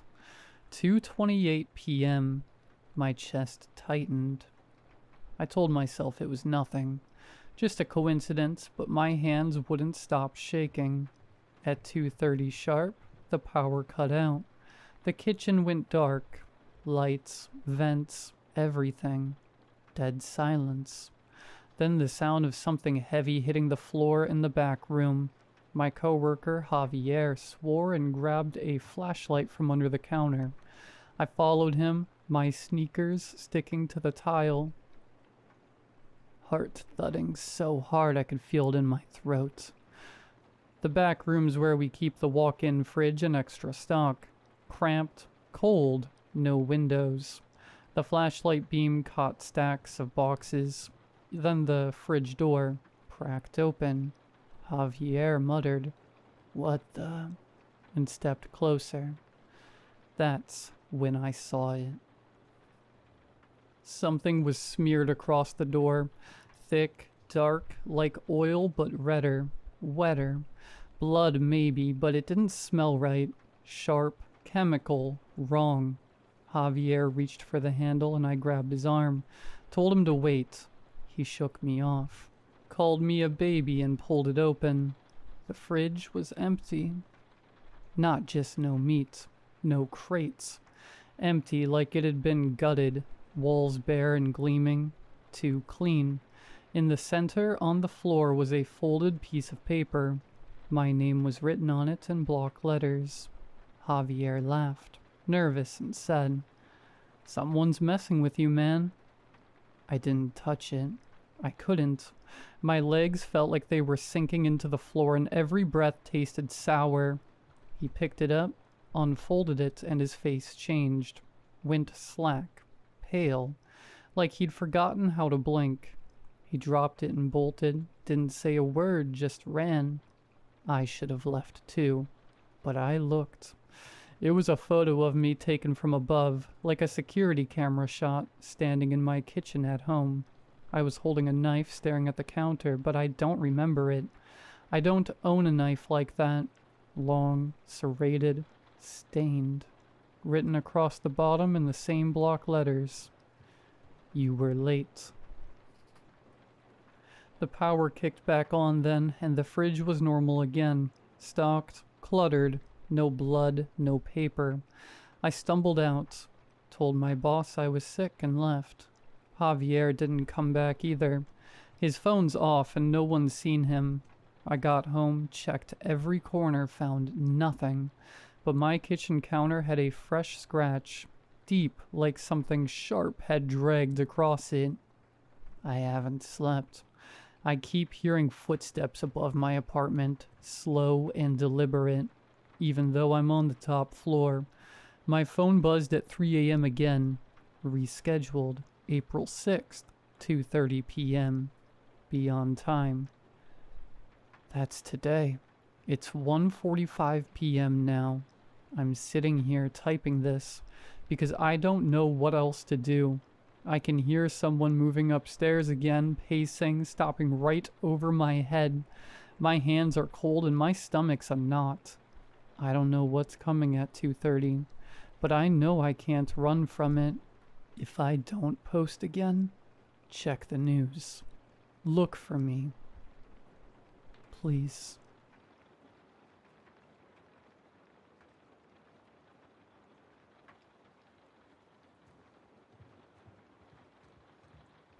You ever notice something in your house that wasn't? A corner that feels colder, a shadow that bends wrong, maybe a door you swear didn't used to be there. Mine appeared on a Tuesday. I live in a 2-bedroom apartment, 1 bedroom, 1 office, always been that way. I work from home, no pets, no guests, just me. But when I walked past the hallway that afternoon, there it was, a door on the left wall. Same color, same handle, perfectly normal. Only problem? That wall's never had a door. I stood frozen, just stared. I even took out my phone to check old pictures. Walls empty in every single one. So obviously I did the stupidest thing. I opened it. It was a room, small, empty, dustless, windowless. The air was warm, still. The floorboards were the same as the rest of the apartment, but newer, like freshly installed. The ceiling light flicked on automatically, humming softly. I stepped inside just for a second. When I stepped out again, it was night. I checked my phone. 3:42 a.m. I'd lost over 10 hours. I tried to convince myself I fell asleep, blacked out, whatever. But the next morning the room was still there, and something was in it. A chair. Not like one I own. This one was old, Victorian maybe. Ornate carvings, crimson velvet, worn down to threads and spots. And on the chair, a single Polaroid. It was of me standing in the room, but I never took that photo. I slammed the door shut, locked it, pushed a bookshelf in front of it. I didn't sleep. The next morning I pushed the shelf aside. The room had changed. Now there were 3 Polaroids. Me sitting, me looking up in confusion, and the third, me screaming. Over the next week the room grew, slowly by inches. A side table one day, a coat rack the next. Every day something was different. The light bulb began to flicker. The air smelled like rotting wood. The photos multiplied, but I never went in again. I started hearing things at night, shuffling, a soft, dragging noise, like something pacing in a circle. One night I heard humming, a lullaby I couldn't place. And then the photos started appearing outside the room, in my fridge, my coat pocket, my shoe. One was pinned to my pillow. Me, sleeping, shot from above. I called my landlord. I asked about previous tenants. He hesitated before saying, "You're in 3B, right?" "Yeah." He paused again. "There is no 3B. I thought he was messing with me, until I went outside. The building has no 3rd floor. I live on the 2nd floor, and the apartment above me is gone. It's just roof. I ran back inside. My hall was longer than I remembered. The door to the room was now the only door. My bedroom? Gone. Office? Gone. Just the door, and the chair, and the photos. Hundreds now. Thousands maybe. Piled on the floor, pinned to the walls, floating in the air. All of me. Dozens of angles. All expressions. Some I don't remember making. Some I know I never made. Some photos are of me sleeping in places I've never been. One shows me with my eyes stitched shut. One shows me hanging from the ceiling. One shows me holding a camera, smiling. And now there's a mirror. It wasn't there before. And in that mirror, I just saw myself stand up from the chair. But I haven't moved. I don't think I ever left the room. I think it's been watching me pretend to. I think it's learning. I think it's almost ready to take my place. So if you ever notice a new door in your house, don't open it. Please. Don't let it out.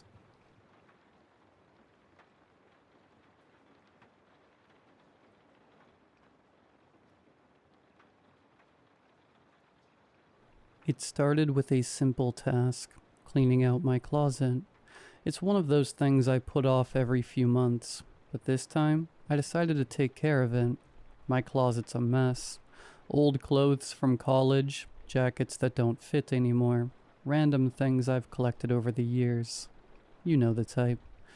I reached for a jacket that I hadn't worn in ages, one that was a bit too small but always reminded me of simpler times. Walking around campus, running late for classes, just the usual college life. I pulled it out from the back of the closet, shook off the dust, and noticed something odd. There was something in one of the pockets. I don't remember putting anything in it, and I've had this jacket for years.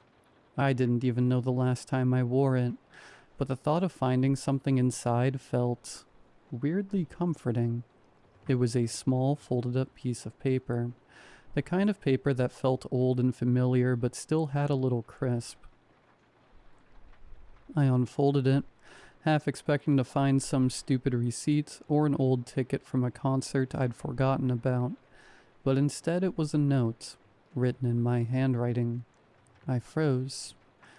It wasn't the kind of note I would have written recently. It was my handwriting from years ago, but I'm certain I didn't write this. The words were clear, precise, and strangely calm. Here's what it said. Do not open the door at 3:23 a.m. Don't listen to the knock. My blood ran cold. I didn't even know what to think. I looked at the clock. It was 3:22 a.m. I checked the time again. 3:22 a.m. How could this note have been written by me? I haven't written anything like this in years. I couldn't remember ever making a note like this, and yet there it was, in my handwriting, in my jacket pocket, as if it had been placed there just moments ago. I stared at the paper for what felt like an eternity. The smell of old leather and paper in the room suddenly felt too thick, like the air was closing in on me. I thought about tossing the note, throwing it away, or burning it, but something made me keep reading. I'm not joking. The knock will come. It will be faint at first, but it will get louder. Don't answer the door. It's not you on the other side. That part didn't even make sense. It made my head hurt just reading it. But before I could make sense of it, the strangest thing happened. I heard it. A knock. I know it sounds crazy, but it wasn't just any knock. It was like someone was tapping on my door, just hard enough for me to hear, but soft enough that it almost sounded like I imagined it. I looked up, my heart pounding, and checked the time again. 3:23 a.m. There it was, just like the note said. My mind raced, trying to rationalize it. Maybe it's a neighbor. Maybe I'm just hearing things. I stood there frozen for a while, staring at the door, waiting for more knocks. Something. Anything, but it didn't come. For a while the silence was almost unbearable, and then I heard it again. This time it was more deliberate, louder, almost as if it was an actual person on the other side. Someone knocking slowly, methodically, like they knew I was there, but that's impossible, right? I'm here alone. No one has keys to my apartment. No one should even know I'm up this late. I've read enough horror stories to know where this is going, but something feels off. This isn't like any other story I've read. This feels personal, like it's meant for me. That's what's scaring me the most right now. I'm not answering the door.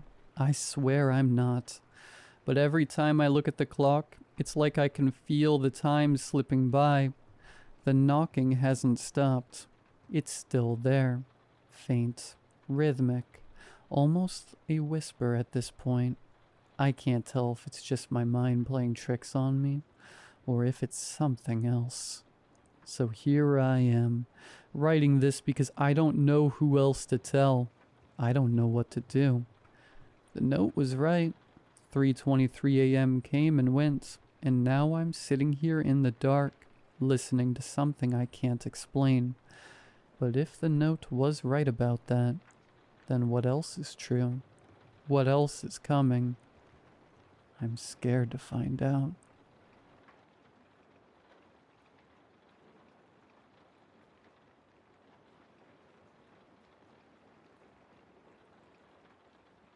The first time I heard the hum, it was in the dead of night. Snow had blanketed the town in a heavy, sound-dampening hush, and the only noise in my house was the soft ticking of the clock on the mantel. I was drifting somewhere between sleep and wakefulness when it started. A low, mournful melody, barely audible but impossible to ignore. At first, I thought it was the wind howling through the eaves, but this was different. It wasn't random. It was deliberate, rhythmic, almost human. I sat up in bed, holding my breath, straining to listen. The hum seemed to be coming from inside the house. My heart started to race as I fumbled for the lamp on my nightstand. But as soon as the light flickered on, the sound was gone, like it had been swallowed by the darkness itself. I told myself it was nothing, just a trick of a half-dreaming mind. But when I went to the window, I froze. There were footprints in the snow, starting at the edge of the woods and leading straight to my house. They stopped abruptly beneath my bedroom window, as if whoever, or whatever, had been out there had been watching me. The next morning, the town was buzzing with the news. Mrs. Avery, a neighbor 2 doors down, was missing. Her house was locked up tight, her car untouched in the driveway. The only thing anyone noticed was an odd sound, like faint humming, drifting around her property. Now I can't stop hearing it. The hum follows me everywhere I go, growing louder and closer, as if it's waiting for me to figure out what it wants. Or to take me, too. At first, I thought I was going mad. A sentient hum that wants to take me. It made no sense, but as the missing persons reports kept flooding the bulletin boards, I knew something had to be happening. On the 16th of August, the mayor held a press conference. I'm flipping through channels when I spot her familiar face on channel 7. I listen in. Madam Watson, what is happening with all these people? A reporter queries. We want answers. The mayor responds. There is an ongoing police investigation, and we are working hard to find your loved ones and bring them home safe. The camera zoomed in on the mayor's face, her calm demeanor faltering as the crowd's frustration erupted in a storm of shouts. BS, someone screamed from the back, their voice cutting through the noise. You've been saying that for 2 weeks. The mayor's expressions shifts. She seems uncomfortable, like she's holding something back. I lay there, silent. The moon casts a soft shadow on the back end of my room. I drift away to sleep when suddenly I hear it. I can't pinpoint where it's coming from. It's like a surround sound speaker turned to the lowest volume. The hum is soft yet eerie. I stand up, listening closer. I still don't know where it's coming from. I decided to investigate, so I equipped myself with a flashlight and an old, dull kitchen knife. I hesitated at the edge of the woods, my flashlight beam barely penetrating the thick darkness ahead. Every instinct screamed at me to turn back, but the hum, the cursed hum, pulled me forward. It was as if I had no choice. The footprints continued well into the woods. Animals howling and snow breaking under my boots keep my mind off the god-awful hum in the background. Continuing, I see that the footprints veer off the trail into the denser, wilder area of the forest.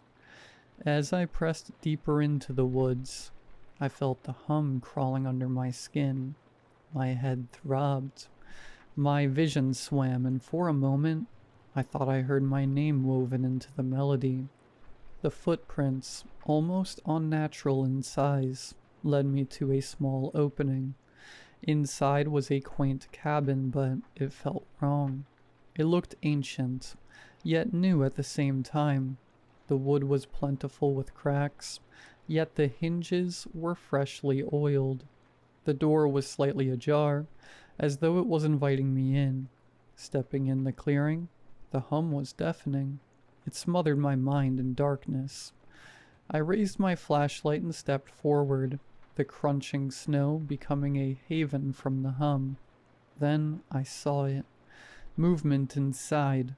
I stood there a moment. Should I have gone back? I whispered to no one. I was in too deep now. I enter the cabin. The floorboards a symphony under my weight. I clear the cabin, but no one is inside. Looking deeper, I see musical instruments. A piano, its keys yellowed with age, an old 6-string with 1 string snapped, and a gramophone, gleaming flawlessly despite the state of the cabin. On the platter lay an aged record, its label faded. I extend my hand, now trembling, to pick it up, but the hum grows. It's no longer an organized melody. It's a scream. It's a fighter jet taking flight in my mind. I stumble back, my hands grasping my head in pain. Something moves in the shadows, a flicker just beyond the reach of my flashlight. No, I muttered, my voice shaking. I turned and bolted, nearly tripping over the doorway in my haste. The hum receded as I ran, fading to a faint, almost soothing drone that nestled in the back of my mind. When I finally stumbled into my bed hours later, the hum was still there, dormant but present, its rhythm a sinister lullaby. Sleep came, but peace did not. I stood in line in the mayor's office, humming softly under my breath without realizing it. The realization jolted me, and I clamped my mouth shut. When my turn came, the secretary gestured for me to enter. Inside, Mayor Watson sat behind a massive oak desk, her expression unreadable. "What can I do for you?" she asked. Her tone clipped. I dove straight in. "I need answers about the disappearances. The hum, what is it? I know you're hiding something." Her gaze sharpened, but she didn't react immediately. "That's a dangerous assumption," she said, leaning forward, "and one I suggest you keep to yourself." "I hear it," I said, my voice shaking. "The hum, everyone who's heard it is gone. What's happening to me?" Her face tightened, and for a moment, she seemed to weigh her words carefully. Finally, she sighed. "My great-grandfather created it," she said, her voice barely above a whisper. "A song. He wanted it to be perfect, but it became something else. It feeds on curiosity, draws people in. It always leads to the same place." "The cabin," I said, the word falling from my lips like a stone. Her expression darkened. "No one who goes there comes back, and every time, it gets stronger." I shuddered, the hum growing louder in my mind, as if reacting to her words. She stood abruptly, her gaze hard. "You shouldn't have come here," she said, her voice final. "Leave, before it's too late." As I walk to the exit, the hum grows louder in my head, reverberating off my skull. I exit, trying to ignore the intensity. It continues back home. My body began to move on its own. I tried to fight it. My mind screamed for control, but my body no longer obeyed. Each step toward the cabin felt like sinking deeper into quicksand. Inescapable, suffocating. The hum swelled, a living thing coiling tighter around my thoughts. When I reached the clearing, the cabin stood waiting, its crooked frame illuminated by the pale moonlight. My vision blurred, the edges of reality folding in on themselves. I could feel it. The hum wasn't just sound anymore. It was inside me, rewriting me. The door creaked open as if it had been expecting me. The gramophone gleamed in the center of the room, its brass horn catching the faint light. My hand reached for the record. trembling but purposeful, as though it no longer belonged to me. When the needle touched the vinyl, the hum erupted into a symphony, haunting, beautiful, and devastating all at once. It was everything: joy, despair, love, and terror, woven into a melody that consumed me. My body sagged, and for a moment I felt weightless, as if I were dissolving into the music itself. I wasn't alone. Shadows emerged from the walls, faint outlines of those who had come before me. Their eyes glowed faintly, their mouths moving in unison to the hum. I tried to scream, but no sound came. They weren't trapped. They were the hum. My vision faded, but I could still hear the song, now clearer than ever. It whispered promises, beckoning others. It wasn't just music, it was a message, a signal, and I was its newest voice. The next morning the hum began again, faint but insistent, drifting over the town. Another would hear it soon, another would follow, and I would be waiting.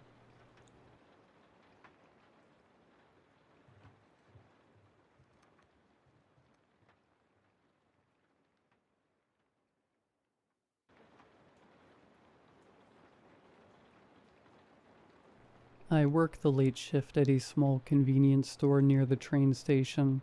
It's a quiet job, mostly just stocking shelves and occasionally chatting with customers. But every night, right around closing time, I get a regular who makes my skin crawl. He's an older man, disheveled, with a long trench coat that seems too big for him. He shuffles in just before midnight, mumbling to himself.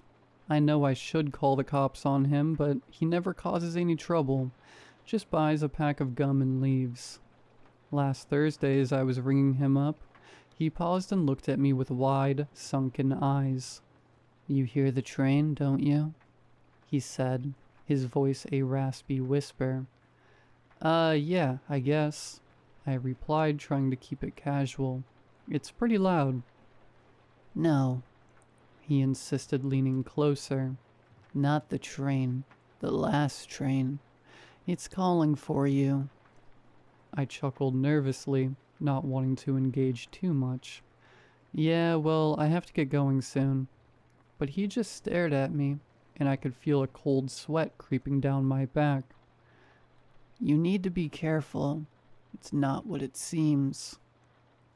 He left without another word, and I tried to shake it off, but his warning echoed in my mind. After closing the store, I walked to the platform to catch the last train home. It was already late, and the streets were eerily quiet. When I got to the platform, the lights flickered. I waited alone, listening to the distant rumble of the train approaching. But as the train pulled in, something felt off. The train was empty, the seats eerily clean. Not a single passenger in sight.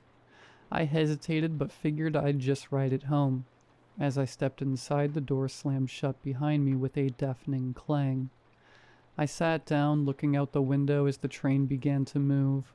The conductor's voice crackled over the intercom. "Next stop, nowhere." Panic surged through me. What did he mean? I pulled out my phone, but there was no service. The train rattled along the tracks, and I tried to convince myself it was just a malfunction. Then I noticed the lights flickering again. It wasn't the train's lights this time. It was something outside the window. Shadows darted past, almost too fast to see. I pressed my face against the glass, heart racing. That's when I saw them. Figures, dark and featureless, standing by the tracks, watching the train go by. They were everywhere, lined up as far as I could see. I felt their gaze pierce through me, freezing my blood. I stood up and banged on the door, desperate to get out, but it was locked tight. "Let me out! Let me out!"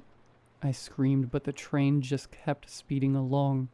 The conductor's voice echoed again.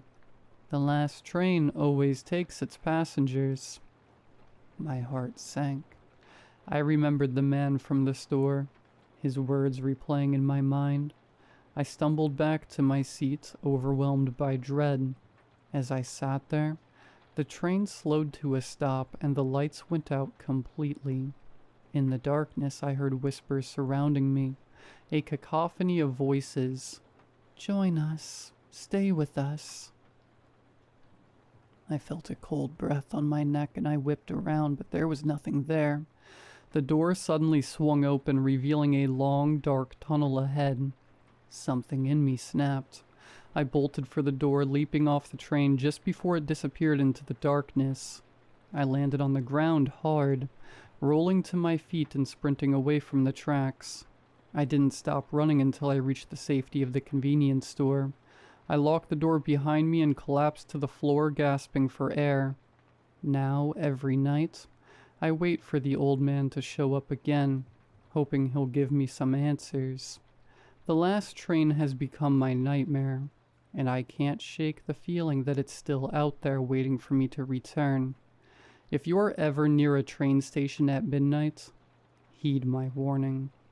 Don't take the last train home.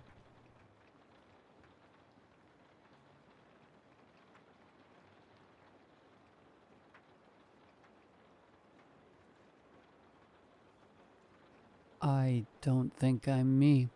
I know that sounds strange, and yeah, if I heard someone else say it, I'd probably tell them to see a psychiatrist. But it's true. I would never wear a striped sweater, and definitely not on a random day in July. I don't even own striped sweaters. Yet there I was in a photo inside a photo album my best friend's mom was showing me, grinning in a red and blue striped knit like it belonged on me.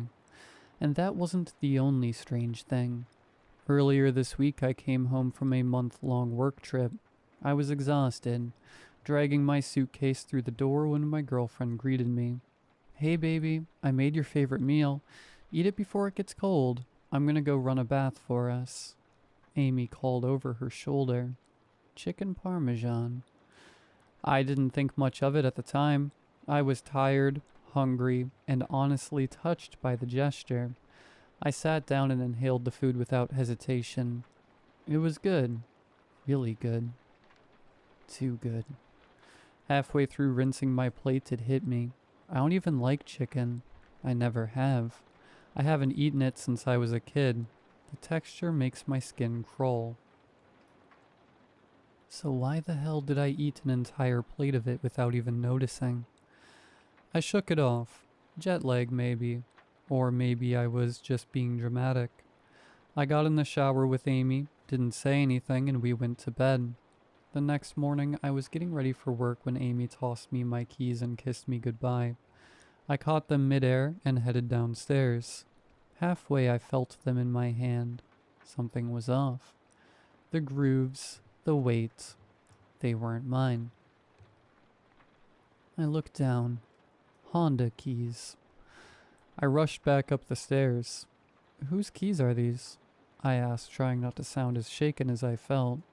Amy looked up from her coffee, brow furrowing. What? These keys, Amy. They're not mine. I drive a Toyota. So, whose are these? Don't play dumb. She blinked. Honey, are you feeling okay? Those are your keys, stupid, she said with a soft laugh. No, they're not. My voice dropped cold. Without saying a word, Amy disappeared into the hallway, then returned holding a framed picture. That's you, she said, handing it to me. In the photo, I was standing next to a shiny new Honda Civic at a dealership. Huge smile. Handshake with the salesman, wearing, of course, a striped sweater. That was 6 months ago, babe. When I surprised you with the car. Do you seriously not remember? I opened my mouth, but nothing came out. That was me. My face, my grin, my stance. But it felt like I was looking at a stranger with my skin. I hurried into the bedroom, pulled open the closet, and froze. Dozens of sweaters. Striped, patterned, holiday themed. My entire wardrobe looked like an ugly sweater convention. Amy followed me in, concern all over her face. Jamie, are you okay? You're starting to worry me. I'm fine, I lied. Just didn't sleep well, I said, even though I slept like a baby. I kissed her on the cheek and left for work. Outside, the Civic sat gleaming in the driveway. It looked familiar now. I got in. It smelled like me. Air fresheners, black tree scent, LED lights under the dash. Everything clean and organized. Exactly as I would have it. But it still felt wrong. Like I was stepping into someone else's life who just happened to be me. I arrived at the office late, feeling hazy. As I settled into my usual desk, a voice interrupted me. Jamie, you're at my desk, said Andrew, my annoying coworker. I looked up. What? No, I've always sat here. Just because I've been gone for a while doesn't mean you can steal my desk, Mountain Drew. Mountain Drew? Seriously? He muttered, pushing up his glasses. We had a bit of back and forth, and 10 minutes later, I was in HR. Do you know what your position is here? The woman behind the desk asked. Of course, I said. I'm in charge of the Orbis project. And what does that entail? She asked, typing something. I opened my mouth, closed it, then opened it again. I attend meetings, organize. Wait, I blinked. What is the relevance of this question? I deflected. Well, she said, swiveling her monitor slightly. You're in the wrong department. Wrong floor, actually. And according to your file, you haven't been assigned to the Orbis project. That doesn't launch for another 2 months. You were moved to data processing last month after your last incident. My stomach dropped. What incident? She scrolled through my record with a practiced sigh. The one where you were caught dumping unmarked liquid into coworkers. Lunches in the break room. Honestly, you're lucky you weren't fired. I sat frozen in the chair, every nerve in my body screaming. What the hell is happening to me? The words slipped out before I could stop myself. Excuse me? She asked. My face turned slightly red. I'm sorry, I'm just having a hard time readjusting after the work trip. Okay, Mr. Jamie, why don't you just go on ahead back to your proper work area and try to stay out of trouble, please. The paperwork isn't easy on these old fingers, you know. Yes, of course. Thank you, I said as I quickly and quietly whisked away back into the building. After asking around a bit, I finally made it to my actual desk. Everyone on that floor acted as if I belonged there. I got a quick rundown of my tasks and got right into it. Trying not to think about all the bizarre things that happened, I decided to put it out of my mind and focus solely on work. About 30 minutes before I had to clock out, I decided to go through my emails. I didn't see anything out of the ordinary. I checked my drafts and saw my last draft dated on the day I went on to the work trip. Subject, Orbis. Sweet red, it's not me. Take the call. It made no sense, but I didn't know what to make of it, so I just went back to work. Besides that first day back, everything else seemed to be running smoothly. I got through the week without any more hiccups. I didn't mention my apprehension to Amy because she is such a worrywart. That was until today. I had planned to visit my best friend's family for a weekend barbecue. Kind of an unofficial celebration for his niece's upcoming graduation. I got there relatively early. Honestly, I was looking forward to it. I needed something familiar, but if I thought that today would bring me peace, I was wrong. The grill was already going when I got there. The scent of charcoal and barbecue sauce hit me before I even stepped out of the car. Kids were running around the yard with water guns, and someone had queued up an early 2000s playlist on a Bluetooth speaker. It felt right. I needed this. Familiar faces. I spotted Marcus, my best friend since middle school, near the back porch, beer in hand, laughing with his cousin. He lit up when he saw me. "Jamie, look who finally decided to show up," he said, pulling me into a quick hug. "Hey man, sorry I'm early. Didn't want to miss the ribs this time." "Smart move," he chuckled. "You're not still vegetarian, are you?" That made me pause. "I was never vegetarian," I said, half laughing. He blinked, then shrugged. "Oh, right, yeah." The moment passed, but something about it lingered. I grabbed a plate, made small talk, accepted a drink. For the first time all week, I felt like myself again, until I wandered inside to use the bathroom. On the hallway wall, right before the guest bathroom, was a photo collage I'd seen a dozen times before. I'd even helped Marcus's mom hang it last year, but this time something was off. At the center of the collage, surrounded by prom photos and school portraits, was a framed picture of me and Marcus at the lake house. I remember that trip, or at least I thought I did, but in the photo I was wearing a striped sweater again, the same red and blue one from the dealership photo. I stared at it for a long time. My arm was around Marcus's shoulder. We were grinning, beers in hand, but there was something wrong with my face. Too wide a smile. Almost posed. Unnatural. Why would I even wear a sweater in the sweaty July weather at a lake anyway? "You okay?" a voice said behind me. I jumped. It was Marcus's mom holding a bowl of potato salad. She smiled warmly. "Bathroom's just there, hun." I nodded. "Yeah, thanks. I don't remember this picture being here." She looked at it. "Oh, you two had so much fun that weekend. You don't remember? We printed that out the same night you all came back. You helped me pick the frame, Jamie." "Oh, yeah.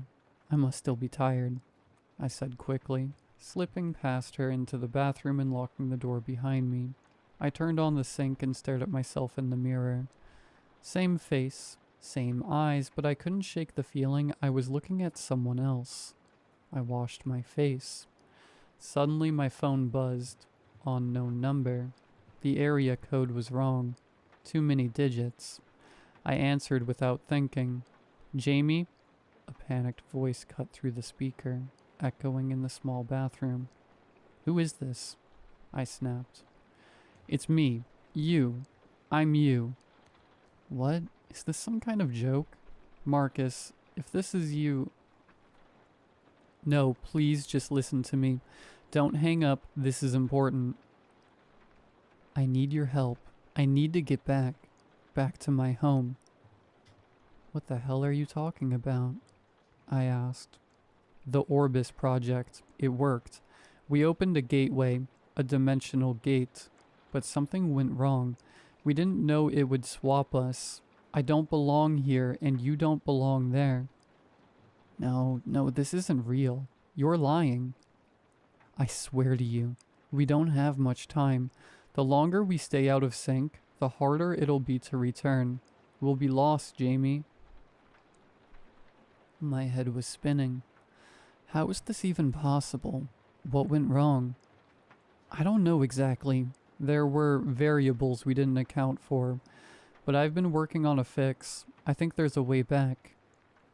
How do I know you're telling the truth? Have you noticed anything strange? People acting like you said or did things you don't remember? Preferences that don't feel like yours? I hesitated. "Yeah, I don't like chicken."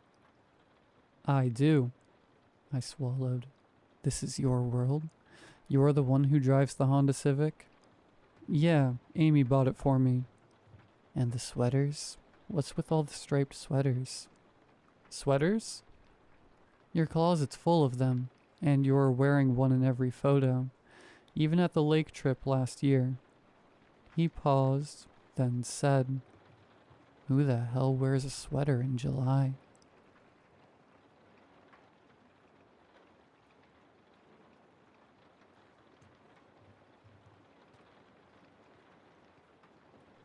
In my apartment, I barely paid attention to the bathroom mirror. The place was old and cheap, and I was too broke to be picky. The mirror was like everything else, stained, slightly warped, and permanently fogged in the corners. I only glanced at it in passing, never giving it much thought, until the night I realized my reflection wasn't blinking. It happened while I was brushing my teeth. I had been staring absent-mindedly at my reflection when a strange feeling crept over me. Something was wrong, but I couldn't place what. Then it hit me. I blinked. My reflection didn't. I froze, toothbrush clutched in my hand. My eyes were burning from how long I had been staring, so I forced another blink, slow and deliberate. The man in the mirror held my gaze, his eyes wide and unblinking. I let out a nervous laugh, shaking my head. Maybe I had just imagined it. Maybe I was overtired, or the mirror was old enough to have some weird warping effect. It was an illusion, nothing more. That's what I told myself. Over the next few days I started to notice other things. Subtle at first, the tiniest delay in my reflection's movements, a hesitation before it matched my expression, a flicker like a buffering video, before it snapped into place. And then one night it smiled at me. I wasn't smiling. The change was so small, so fleeting that I almost convinced myself it hadn't happened. But deep down I know better. Something was wrong with the mirror. I started avoiding it. I'd brush my teeth quickly, keeping my eyes down. I'd shower with the door open, towel draped over the glass to block my view, but no matter how much I ignored it, the feeling of being watched never faded. Last night, everything changed. I woke around 3 a.m., my throat dry, my body aching with exhaustion. Without thinking, I stumbled into the bathroom and flicked on the light. And I looked. I shouldn't have looked, because my reflection was already staring at me. It wasn't mirroring my sleepy confusion. It wasn't matching my sluggish movements. It was grinning. A slow, creeping smile stretched too wide across its face. And then, as I stood there, frozen, it blinked. But not normally. One eye, then the other. A cold wave of nausea rolled through me. My breath hitched. My hands clenched the sink so hard my knuckles went white. My reflection took a step forward. I flipped the light switch off and ran. I don't remember getting back into bed, only the sheer terror that kept me awake until morning. When I finally worked up the courage to check the bathroom, the mirror was empty. Not shattered, not removed, just empty. The sink, the tiled walls, the shower curtain, everything reflected perfectly, but I wasn't there. Then I heard it, a slow, wet footstep behind me. And another, and another. I didn't turn around. I couldn't. My body was locked in place, every nerve screaming at me to run, but something in the air, something thick, heavy, wrong, kept me frozen. My breath came in short, shallow bursts, my pulse pounding in my ears. The floor creaked. Whatever was behind me was getting closer. I squeezed my eyes shut. If I didn't look, maybe it wouldn't be real. Maybe I'd wake up in my bed and this would all be some fever dream. A long, slow exhale ghosted against the back of my neck. Not mine. The air around me felt colder, suffocating like the walls were closing in. Then a whisper, so close it could have been inside my own head. "You let me out." The lights flickered. The air smelled damp and rotten, the wood left to decay in a basement. I opened my eyes, and against every instinct, I turned around. There was nothing there, but in the mirror my reflection was back, only now it wasn't mimicking me. It stood still, watching as I slowly backed away. Then, just before I turned to run, it raised one hand and waved. Before I understood what was happening, an invisible force, something pulling at me, dragging me towards the mirror. Every instinct in my body screamed at me to fight, to resist. I dug my heels into the floor, twisting, thrashing, forcing my body to break free from the invisible grip. My fingers, which had already begun to press against the glass, curled into a fist, and I punched the mirror. Glass exploded in all directions, shards cutting into my skin, a sound like shrieking metal tearing through the air. The pull stopped. I hit the floor, gasping, hands shaking as I scrambled backward, away from the shattered remains of the mirror. For a moment, nothing happened. Then, from within the broken pieces, something moved. A pale hand reached out from the largest shard, fingers stretching, twisting, grasping at empty air. My face, but wrong, warped with rage, its mouth stretched wide in a silent scream.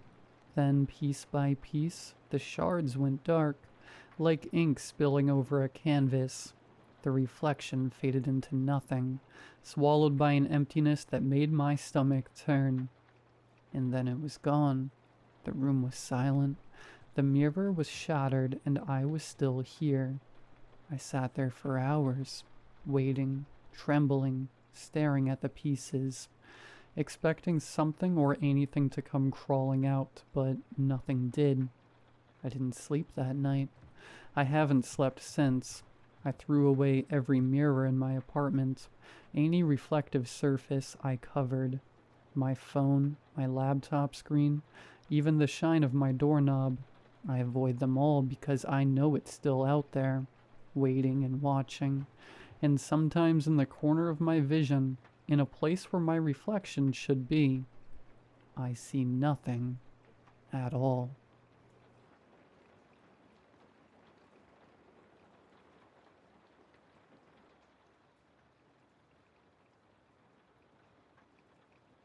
My dad never let me own a phone.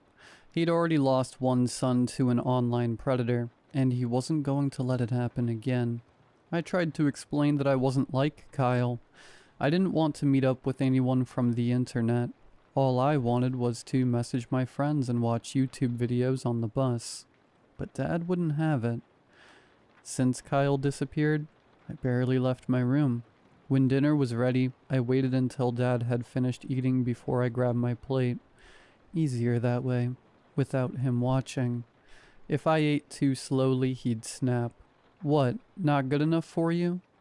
Before, Kyle used to redirect our old man's anger at himself, shielding me from the worst of it. He'd taken a beating once when I knocked over a can of red paint in the garage. Whenever someone asked about the purple bruise under his eye, he'd say it came from playing hockey. I never got the chance to thank him for that.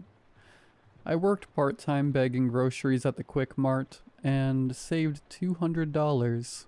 One of my friends, Devin, sold me a cheap Motorola smartphone.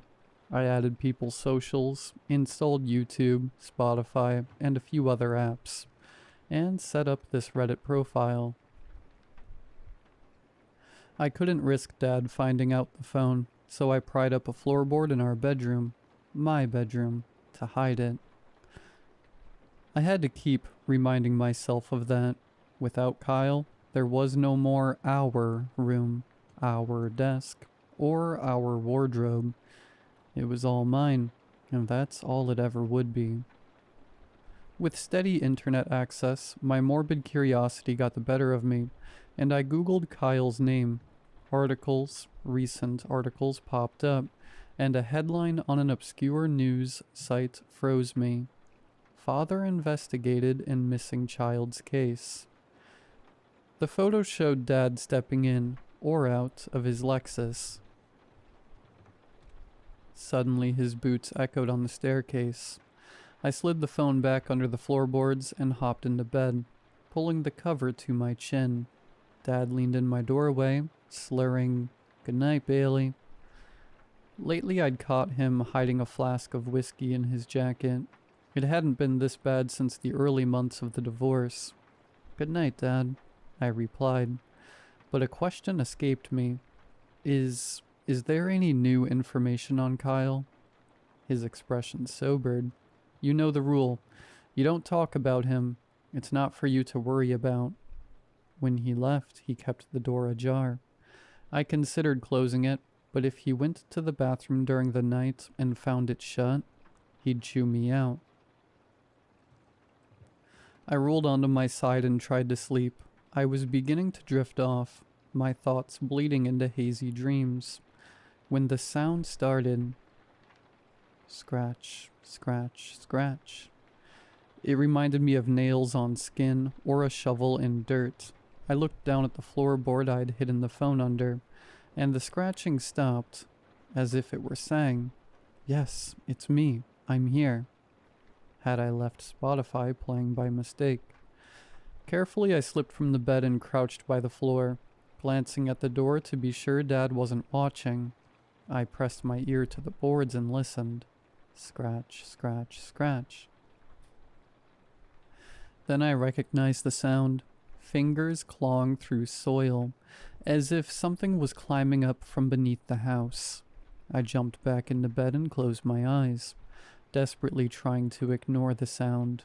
It was an absurd thought, not one a rational mind interprets. Yet I couldn't bring myself to lift the floorboard and look inside. The next morning, I asked Dad what it could be. He had an immediate answer. Rats. They'd probably nested in the walls and floor. One must have fallen into a gap and trapped itself. Night after night, the scraping continued. I wondered how long a rat could survive. 5 days? A week? By the end of 2 weeks, I knew it couldn't be a rat. The sounds grew louder, closer.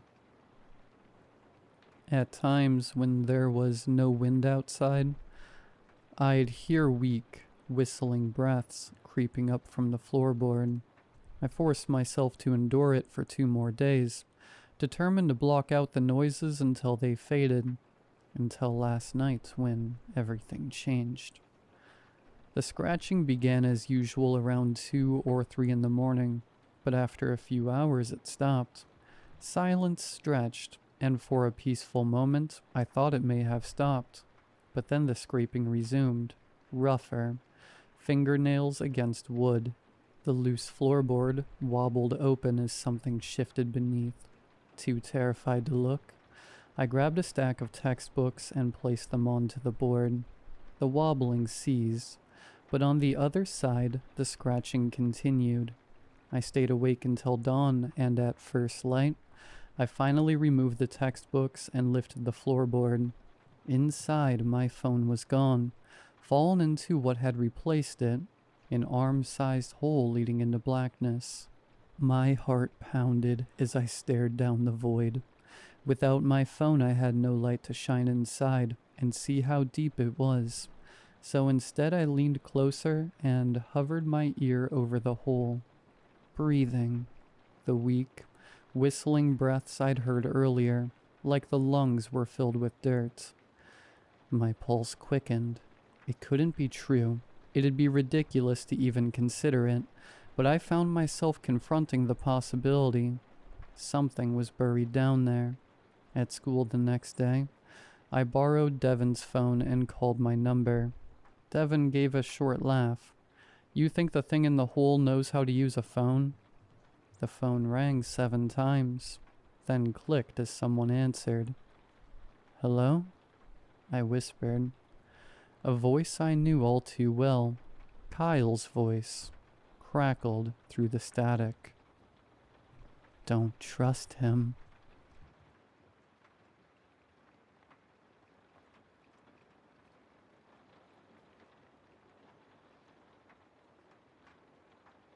The last time I decided to journal my travels didn't end well. I was hunting a demon that had the supernatural abilities to create life out of written word. And all the messed up stuff I put down came back to kick my butt for months after that. Nearly killed me on multiple occasions. And I had many sleepless nights. I think it's safe to say that the pesky little guy got what was coming to him, though. I thought it ironic to use my own word as bait. only to lure him into a paradox. It went something like, "You will cease to exist once you understand why you cannot." You like that? I spent all day thinking about the best way to mess with him.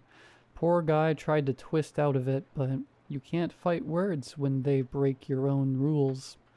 He ended up comatose, loaded up in the back of my truck, and thrown into the holy burn pit after that. Good riddance. Anyway, my shrink says I gotta keep writing things down and really process my thoughts and actions. I can then maybe identify what triggers my PTSD and try to make some progress out of it. I don't think he really understands the gravity of what I do. As long as I keep hunting, I am safe. The world is a safer place. It falls on me to keep it that way. So, I'm shacked up in this musty yellow motel room in the middle of nowhere typing out my emotions. As long as it helps me hunt, then it's alright by me. Middle of nowhere is actually a special place called the Ho Rainforest in Olympic National Park. All kinds of god and devil-given creatures alike call it home. It's over 1,400 square miles of dense and mountainous terrain. Most of it is so remote that GPS and cell service doesn't work at all. What I'm saying is, I'm very lucky to have narrowed my search down to just a small part of it. About 25 square miles is where my stage is being set here in Ho. Hopefully it ends up being a good show. It's also one of the only temperate rainforests in the world, meaning it's cold, foggy, and constantly damp. Everything out here is covered in thick sheets of emerald moss. They grow out of twisted and wound-up trees under the cozy blanket of fog. Those wind-up trees are massive and ancient. Some even tower well beyond 300 feet. Their twisted roots and dense undergrowth make the forest a labyrinth with no real entrance or exit. Perfect for a little mouse like me to go and find my cheese. The whole place looks and feels like a dream, straight out of high fantasy. I've already done some preliminary scoping out of the forest to figure out what I'll need to survive for a week or so. Camping out there is serene, but also utterly terrifying. It's so silent. You could hear your own blood pumping, only to be broken up by the sounds of blood-curdling screams. Cougars. Among the animals to look out for in these parts are of course bears, the aforementioned cougars, and maybe an elk if it's got its balls twisted in a knot that day. But the real big bad, the one I'm interested in, is responsible for centuries worth of disappearances and lunatics. I call it the Mnemosyth, from Mnemosyne, the Greek goddess of memory, and Sith, an old word for shadow, or parasite. It's an elusive creature that I suspect has some sort of memory warping ability. From what I understand of the research, it feeds off of the memories of its victims, sucking them of their life's essence, so to speak. Once your memory is gone, you become like a husk with a brain filled with holes, as if a parasite burrowed its way through your soft, fatty tissue, and left you to rot. I talked to a young man last week who had an encounter with it, the only possible survivor from such a deadly monster. Every other account was just second-hand descriptions of events. I can assure you that he acted like his head was Swiss cheese, and he looked like it too. After the incident, he sure as crap couldn't take care of himself anymore. His parents kept him in his own room in the backyard. It was a shed converted to a livable area, complete with a bathroom, AC, and everything. They claimed that they couldn't handle his episodes anymore, and so I got the vibe that they needed the space more than he did. They looked tired. They wheeled out a decrepit young man with 1,000-yard stare, folded in a strange position, one leg tucked under himself and left arm grabbing the back of his seat. He looked like the origami of pain, a collection of mobile, bagged fluids and tubes littered around him. Some coming in, others out. He was gaunt and deathly. Head was caved in, a perfect concave lens around both temples, leading to a sharp edge at the top where some wiry hair held on. I smiled and waved with smooth southern hospitality, but could tell my smile was just a bit too straight-lipped. That slight grimace of acknowledging something terrible had happened to him, and my sympathy couldn't help but show itself in an awkward gesture. I hoped his parents didn't notice and thought I was wincing, but they didn't seem to mind. They gave me nothing but kindness, the sort of people that would take great care of their disabled child. Good people. "Hey, Eddie, my name's Mark," I said. I reached over and touched his frail shoulder. He squeezed his eyes and lurched back in his chair a little, like I was threatening to hit him. "He hasn't talked much since the accident," said his mom. The father chimed in. "He doesn't do much at all, stares off into space, draws a little. He likes that one cartoon. You know, the creepy one with that weird pink dog. Courage, baby." Yeah, that one." He looked solemnly at Eddie, then glanced at his wife for a brief moment, seemingly from embarrassment. I crouched down and got a better look at the kid. From what I've heard, the parents, Beth and Rick, went camping in Olympic National with their 2 sons, Eddie and Ryan, about a year ago. "So, Eddie, you like to draw?" He looked scared, nodded his head a little. "Beth, could you show me some of his drawings?" She took me inside his shed, which honestly looked better than my own apartment. It was pristine and clean, very sterile, hospital-like. His drawings were black and white sketches of abstract nature.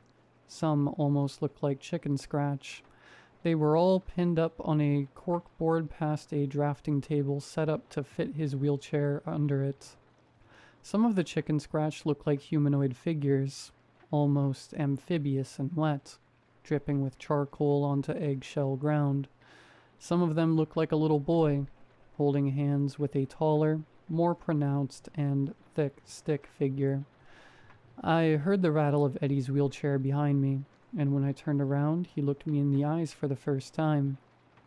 "Don't trust what you know," he slurred. "What you think." He took a deep and labored breath. "Yourself." I don't know what Eddie was trying to tell me, but I think at that moment, he knew what I was at his home for.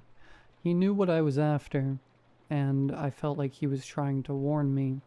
They said that Eddie started to act irrationally on the first day camping. He would say the same things over and over. He would think he was somewhere he was not. He started to have some night terrors in the tent, then went out sleepwalking in the middle of the night. Beth got scared when she woke up and didn't see poor Eddie in his sleeping bag.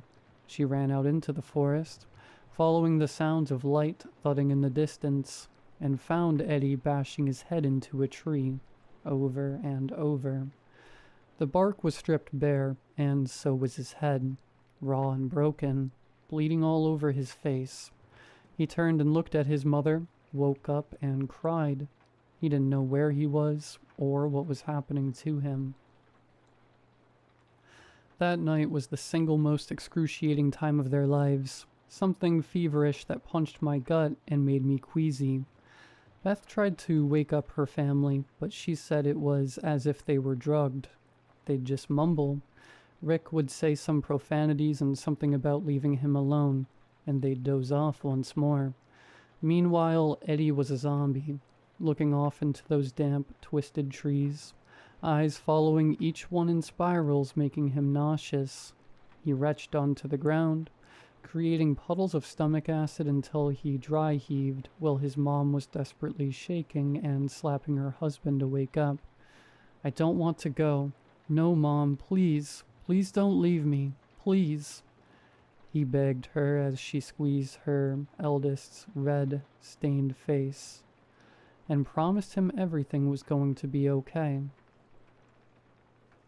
Beth dragged Rick out of the tent to try and put him in the truck to take to the hospital. She had the right idea to get out of Dodge, but it was too late. She says she swore she saw something dragging Ryan's limp body in the dark. When she shined a light, the thing hissed at her and looked at Eddie, who started to attack his mom. He didn't recognize her anymore and screamed she was a monster as he brutally beat his mom half to death. She said she could hear the bones in her face crunching under the weight of his fists.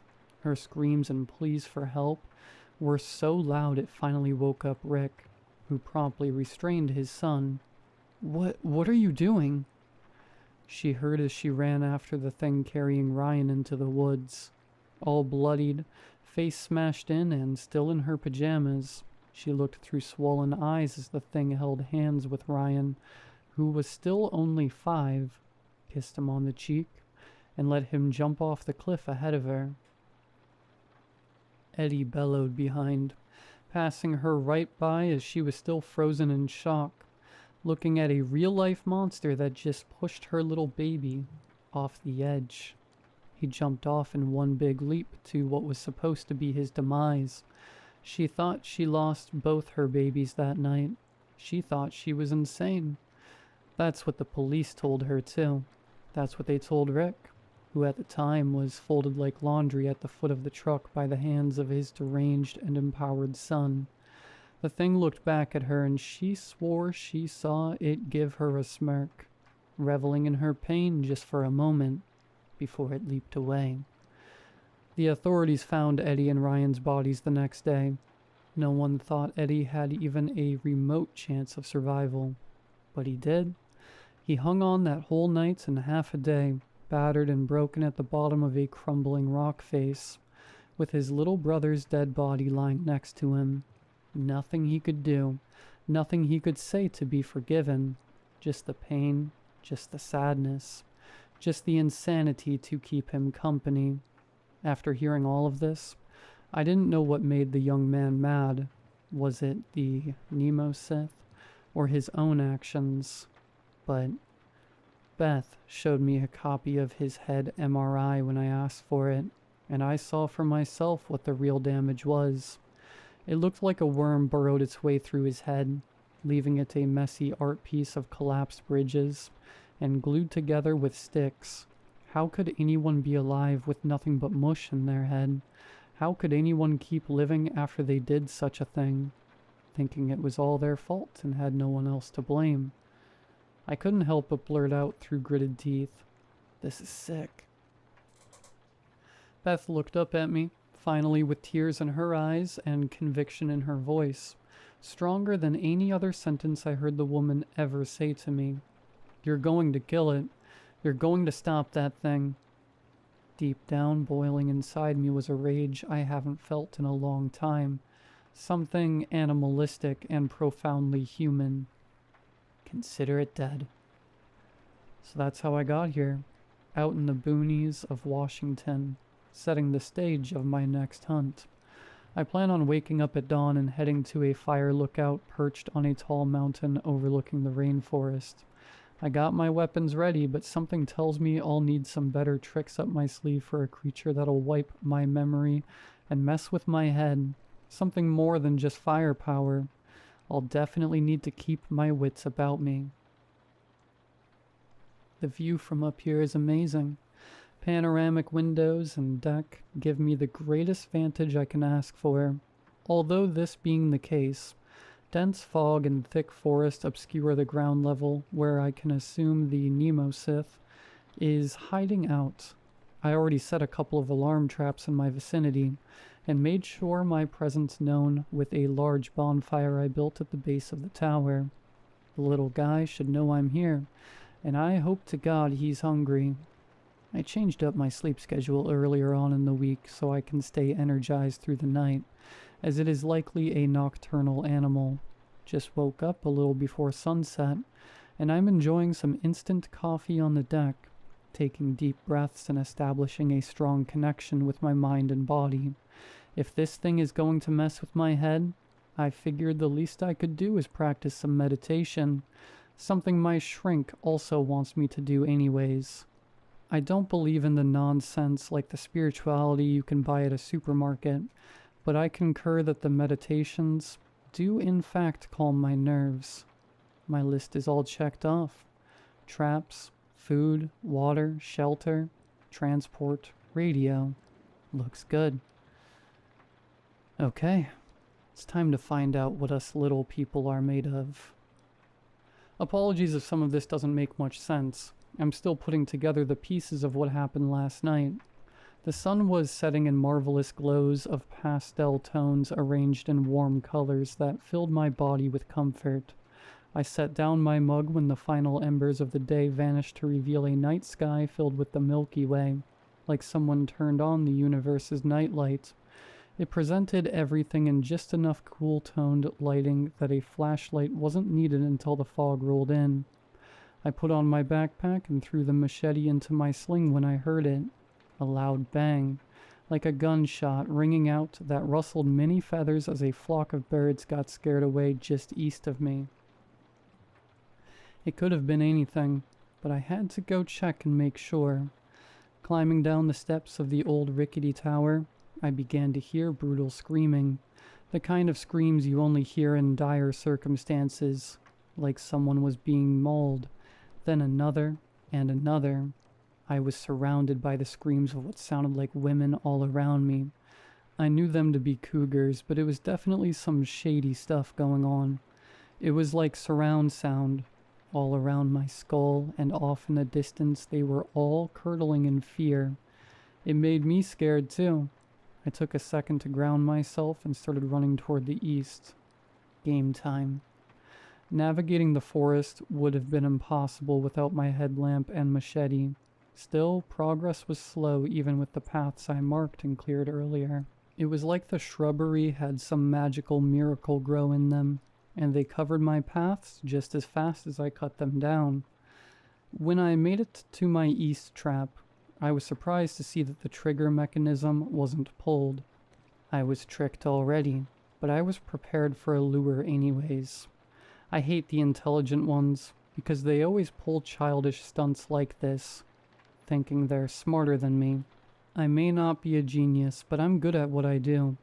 I pulled out my handgun, closed my eyes, and listened. Then, with the slightest rustle in the leaves, jolted me back. I flipped around, aiming through the iron, and then I wasn't there anymore. I was a kid back in Arkansas, and I immediately threw up in my lap from the sheer dizzying spiral of what just happened. I tried so hard to remember what was going on, but it was like my whole life before that never happened, and it felt like a dream to me. It got to a point that all I could remember was the mantra I said when meditating. Don't trust what you know, what you believe, yourself. I said in a rushed whisper over and over. I was startled when I got a slug to the face in the middle of my rambling.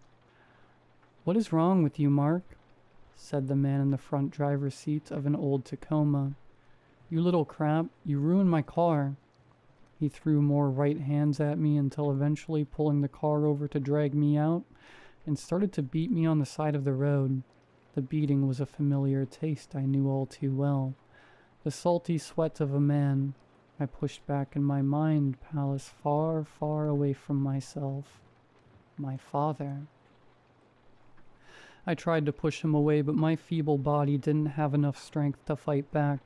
I just ate every hit until a tooth cut through my bottom lip, and I felt my nose crack and bleed down my chin. He stood up in a grunt and exacerbated breath. "Today's the day, Mark." He took some deep inhalations. "You're really pushing me. I'll leave you out here if you don't suck it up." He walked over to the truck and cracked open one of the cores that littered the back seat. He started back over to me, well swigging it. "What you gotta say, little man?"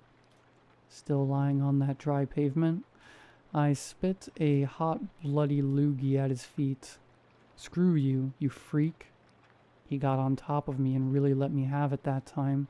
Full swings and torn up knuckles driving my head onto the pavement over and over. When I started to lose consciousness, I began to have flashes of me in the forest, and something else on top of me, something slimy and wet, with claws and needle teeth. That's when I snapped out of it. I threw the thing off of me and was surprised to find just how light it was. About 90 pounds of gross muscle, contorted and amphibious. It reeked of mold and decaying meat. The Nemo-sith hissed at me and leaped away into a tree as I heard it bound across branches. "You scared?" I screamed in frustration. I let off a couple of shots, but none of them hit their mark as I was dizzy and tired. My equilibrium was off and my ears rang like a bomb exploded in my skull. It bounded away, and I knew I had to get back to the tower to reassess and check the damage before it attacked again. The journey back was daunting. I stumbled all over the place and kept hearing my father in my head, yelling at me, telling me things, whispering to me to keep secrets, terrible secrets, the ones I'm in therapy for. When I finally made it back, I checked the mirror to find I indeed suffered a real beating. Broken nose, black eyes, cut on the bottom lip, definitely a concussion. The only new things were the small pinpricks nesting around my scalp. The monster tried to burrow its way through my brain just like Eddie. It almost got me good. Bringing my dad out like that was the real pain. And when I started to think of him, my anxiety spiked. I shot up and cut down the stairs to the entrance of my lookout, boarded up the entrance, then sat in a corner and took deep breaths trying to get rid of my panic. Ever since I couldn't re-up my Xanax prescription, I've had to just suck it up and deal with the panic attacks myself. When I finally started to feel a bit better, I began to realize that taking away my only escape route might not have been such a great idea. But in my mind at the time, it was the only way to ensure I was going to be left alone. The only way to stay safe. I took some deep breaths in that musty corner and even ate a granola bar. It hurt like hell crunching on it, but I had to chew on something. I heard that animals only eat when they're safe, so if you eat when you're panicked, then you could trick the mind into relaxing. This time it only helped a little. "Come on out, Mark," I heard from outside. I couldn't believe my eyes when I saw my dad making rounds about the lookout. He was holding an axe and was bigger than I remember, wearing that same stupid hat and filthy plaid shirt, looking like a lumberjack. His hands and body were still dirty and bloody from the beating he gave me earlier. His voice boomed with authority. "You can't hide forever, little boy." Panic mode was in full effect. That's what he used to call me when he... I leaned out the porch and with gritted teeth started shooting at him. But I was still just as bad of a shot as earlier and couldn't reach him. The gun ran out of bullets, so I ducked back into the cabin and began reloading when I heard thunderous cracks coming from below me. They shook the tower and threw me off balance, knocking me on my butt. The bastard was going to take the whole thing down. Sure enough, the remaining logs couldn't withstand the weight of its cabin, and my big fat butt fell down with it. I saw the sky quickly revolve into earth and back again as I tumbled through the air. The cabin slammed into the mountainside facing up, but at a steep angle, shattering all the windows. The impact made the fridge fall from above me, crushing my left arm between it and the floor. I screamed out in pain as it slid off me and fell through the windows and down the cliff. My arm was twisted up, compound fracture through the elbow and nicked an artery too. Blood was gushing out 3 feet in spurts that were in sync with my heartbeat. I quickly tore off my shirt and wrapped it. That's when the cabin started sliding. The Nemo-sith started clawing at the barricaded door above me, cutting through the plywood like butter. It shrieked like a cougar and pounced as we both skied our way down the slope. Trees and rocks pushed past us, tearing up the cabin and splitting it into pieces like grated cheese. I rolled around a wall to avoid getting hit, but the thing kept coming at me with ferocity, swinging its claws around with no purpose or care. I managed to shoot it a couple times in the body, and milky fluid bled from it like a punctured balloon. Smash. We made it to the bottom, and when the wreckage settled, all was silent. I stood up, and through double vision and fog, I saw my dad again, approaching slowly with arms out wide. "You know I love you, buddy. I love you so much." Hunched over, half dead and completely done with that, I said, "You love me now?" and emptied the rest of my magazine into the filth. He doubled over and flexed back, arching his spine into a bridge that melted the skin off and became his true form, a slimy, nasty, overgrown frog thing. It screamed one last time, rattling its lungs out until slowly catching a hitch in its breath, gurgling on fluids. It slowly died there, melting into the wreckage like bubbly acid. It took some time getting back to my truck. Even more time to drive to a hospital and convince the staff I was just in a car wreck. You live and you learn. I called Beth in the hospital and let her know what happened. She's ecstatic, and invited me over for dinner once I get out. I begged her to make me some cheesecake, and she did me one better to offer a ride from the hospital with Rick and Eddie too. I'll be taking a short break from hunting to heal up and recharge. In the meantime, I'll be taking any offers or bounties people have, and setting up a schedule. My shrink is pissed that I missed my last appointment and told me no excuses when I explained the whole almost dying thing. He told me to just keep journaling and make sure to come back to the office once I'm out of the hospital. That guy. Something still bugs me though. When I first came down that tower, I didn't just hear one cougar. They were everywhere. Maybe just another sick trick. Anyways, till next time, Mark.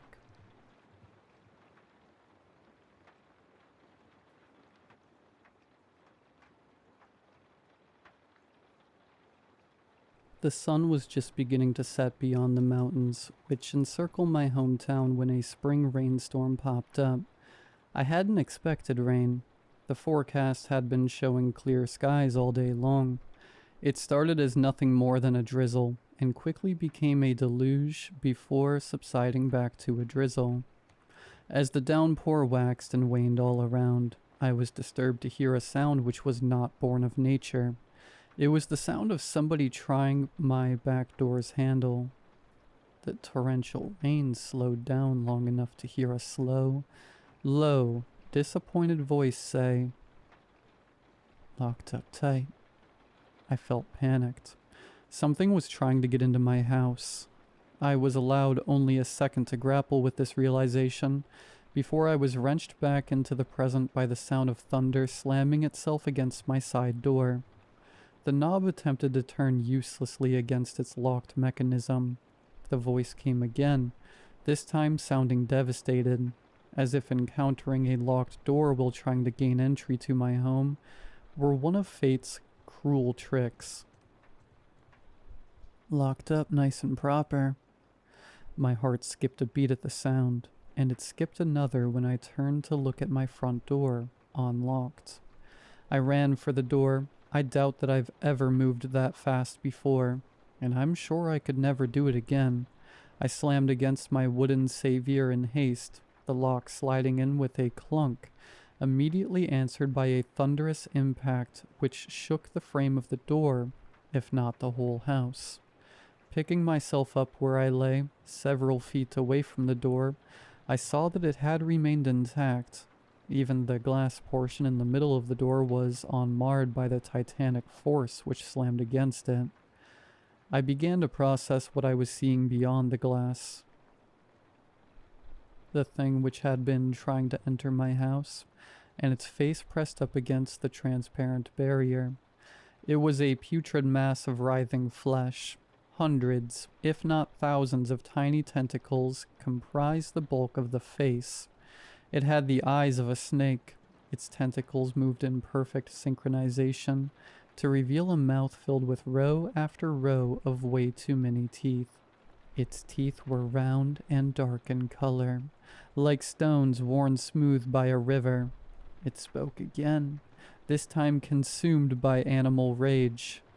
All loxy-upsy, good, good, good.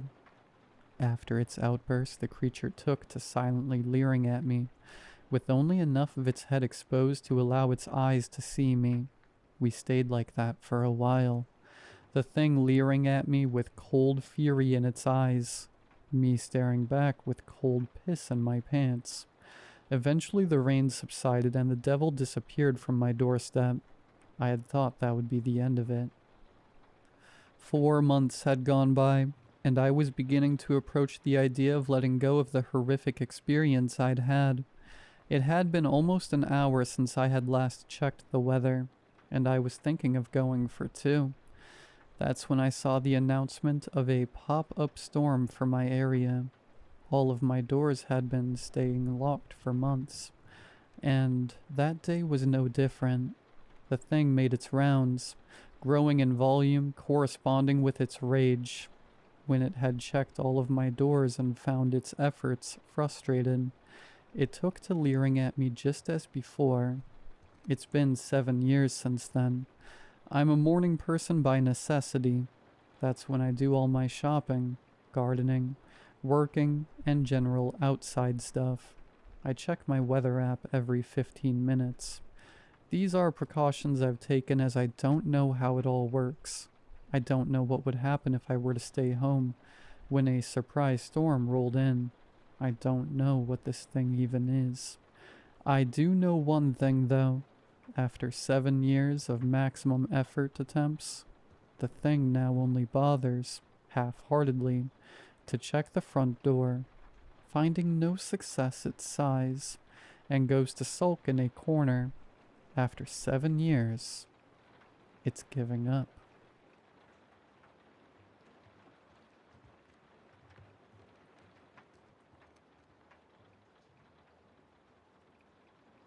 Some roads feel like they remember you better than people do.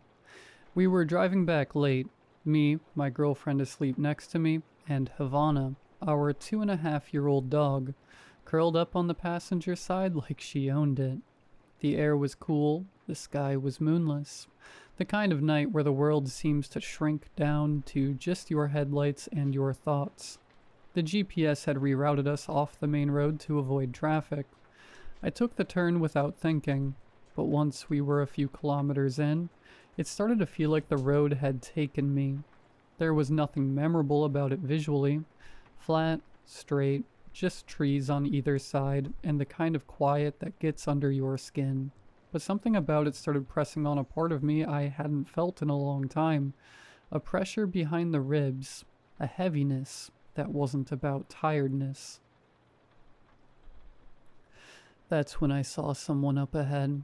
A man on the side of the road, not waving, not panicked, just standing there, calm. I slowed down, and as the lights caught his face, I nearly forgot to breathe. "Marco?" He smiled. "Hey, Peter." I pulled over, gravel crunching beneath the tires. Ivana perked her ears but didn't growl, just looked at him like he belonged there. I got out. Marco looked older, like me, but his posture was the same, relaxed but alert. He always had this way of noticing everything without needing to talk about it. I hadn't seen him since we were maybe 11. He was never the loud kind of friend. We didn't climb trees or build forts or throw water balloons at girls. We just talked, in hallways, on slow walks after school. We'd found each other because neither of us liked pretending to be interested in the things everyone else seemed obsessed with. I never played with Lego. He didn't play soccer. We found connection in the quiet places between everything. And this road, this one exactly, was where we used to walk together. After school, before the streetlights came on, it cut behind the newer blocks and curved near an old train yard that doesn't exist anymore. We used to sit on a cracked bench back there, and talk about things that felt too big to say out loud anywhere else. Like where we'd be in 20 years. Like whether anyone would still remember us. Like what it meant to feel invisible, even when surrounded by people. And then one day, he was just gone. No explanation, no warning. He didn't move away in the way that kids usually do, with boxes and teary goodbyes. He just disappeared. Empty seat in class. No forwarding address. I asked once, maybe twice, but no one had answers. And I didn't push. I just let him vanish. Now here he was on this road again, like no time had passed. "I never got to say goodbye," he said. His voice hadn't changed. Still soft, still grounded. He looked toward the road like it was familiar too. "I didn't even know you'd left," I said. "I know," he said, "but you remembered this road." "I didn't mean to. But something in you did. You came back when you needed to. That's what this place was always for." I didn't understand what he meant. Not fully. Not yet. But he kept going. "You used to talk to me when no one else did. You let me be quiet without making me feel wrong for it. You asked real questions, and when my life was going to hell, you didn't even know it, but you gave me a place to be safe." I looked away. That lump in my throat was back. "You helped me carry something I didn't have words for back then. Now I'm here to return the favor." I laughed, not because it was funny, but because I didn't know what to do with the ache in my chest. "I'm fine," I said automatically. "No," he said gently. "You're functional." He looked at me like I'd said something untrue about my own body, like he was the scaffolding inside me for what it really was. "You've been unraveling slowly for a while," he said. "You show up, you get the work done, you hold conversations, but inside you're bone tired, worn down by the pressure to keep it together, and no one sees it, not the way I do." I didn't answer, because he wasn't wrong. I'd been going through the motions, delivering on expectations, solving problems, nodding along in meetings, but something deeper had been leaking out of me, something I hadn't told anyone about. That feeling like the floor could give out at any second, that brittle edge just beneath the surface of every task, every social obligation, every smile. "You've convinced everyone you're okay," he said. "Even her." He gestured toward the car. "But you're not." I felt something hot building behind my eyes. Then he glanced at the passenger seat. "She knows, though," he said, nodding at Havana. "She keeps you tethered every day. You think she's just a good companion, but she's more than that. She pulls you out of the fog, reminds you there's joy and safety, even in tiny moments." I looked at her through the window. She was watching me, tail tapping once, then still, like she understood every word. "You've got more strength than you give yourself credit for," he said, "but strength isn't the same as not needing help." "I don't know what to do," I said quietly. "You don't need to do anything tonight. Just feel it. Let yourself stop pretending for once. That's why I'm here." He looked back down the road, and for the first time I realized something. He didn't look like someone visiting. He looked like someone returning home. "You came back now because you knew I was close to breaking." He nodded. "This was our place. You were most you here. Before you learned to hide. I figured maybe if you came back, you'd remember how to come back to yourself." I took a step forward, but he was already backing away. Not vanishing, not disappearing, just walking into the dark, like someone leaving a room that wasn't theirs to stay in. I watched until I couldn't anymore. Then I got into the car. My girlfriend stared and squeezed my hand. still half asleep. Havana leaned gently against my leg with that quiet, solid love that doesn't ask questions. We drove. The road didn't feel hollow anymore, just quiet, real, steady. I don't know what Marco was. Memory, ghost, guardian. All I know is that I needed him, and somehow he knew exactly where to find me. That's the thing about the right kind of friendship. Even when time and distance tear it from the surface, something underneath remembers. A hidden map, a place. He came back to remind me I'm not alone in this. That I never really was. And that sometimes saving someone doesn't look like a grand act. Sometimes it looks like showing up on the side of the road, right when the silence gets too loud.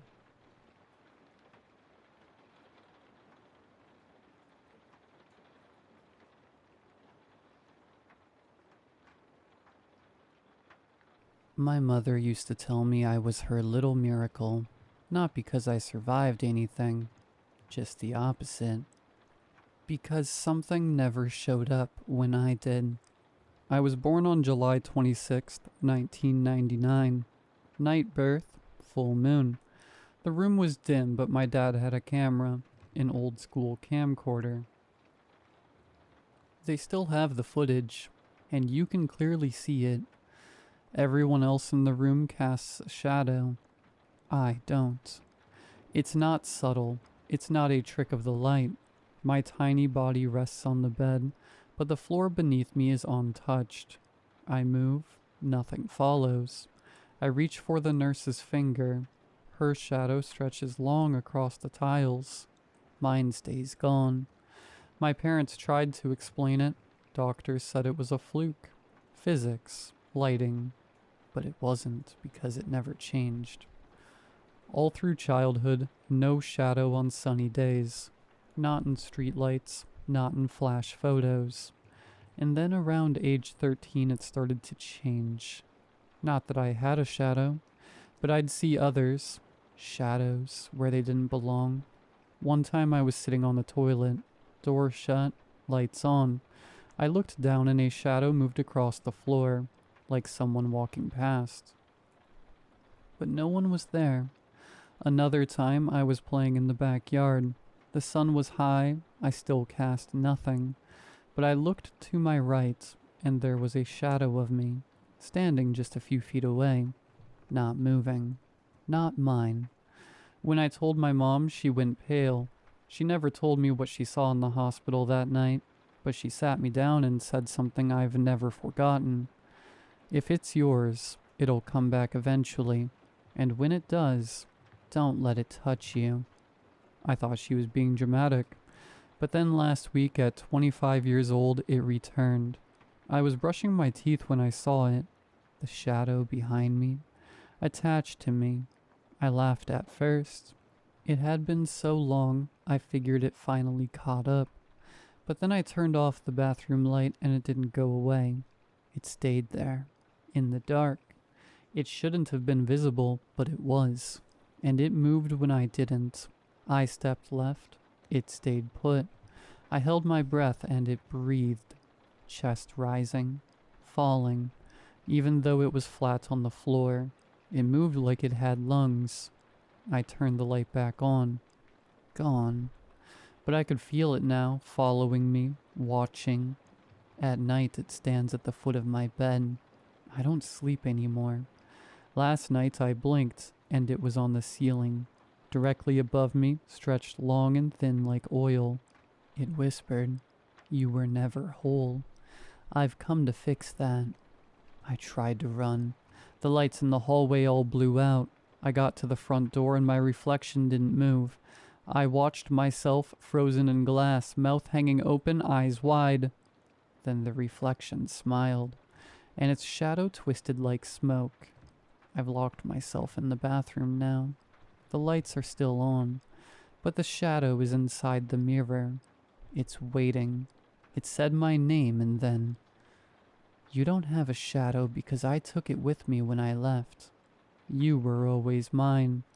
And now, I want it back.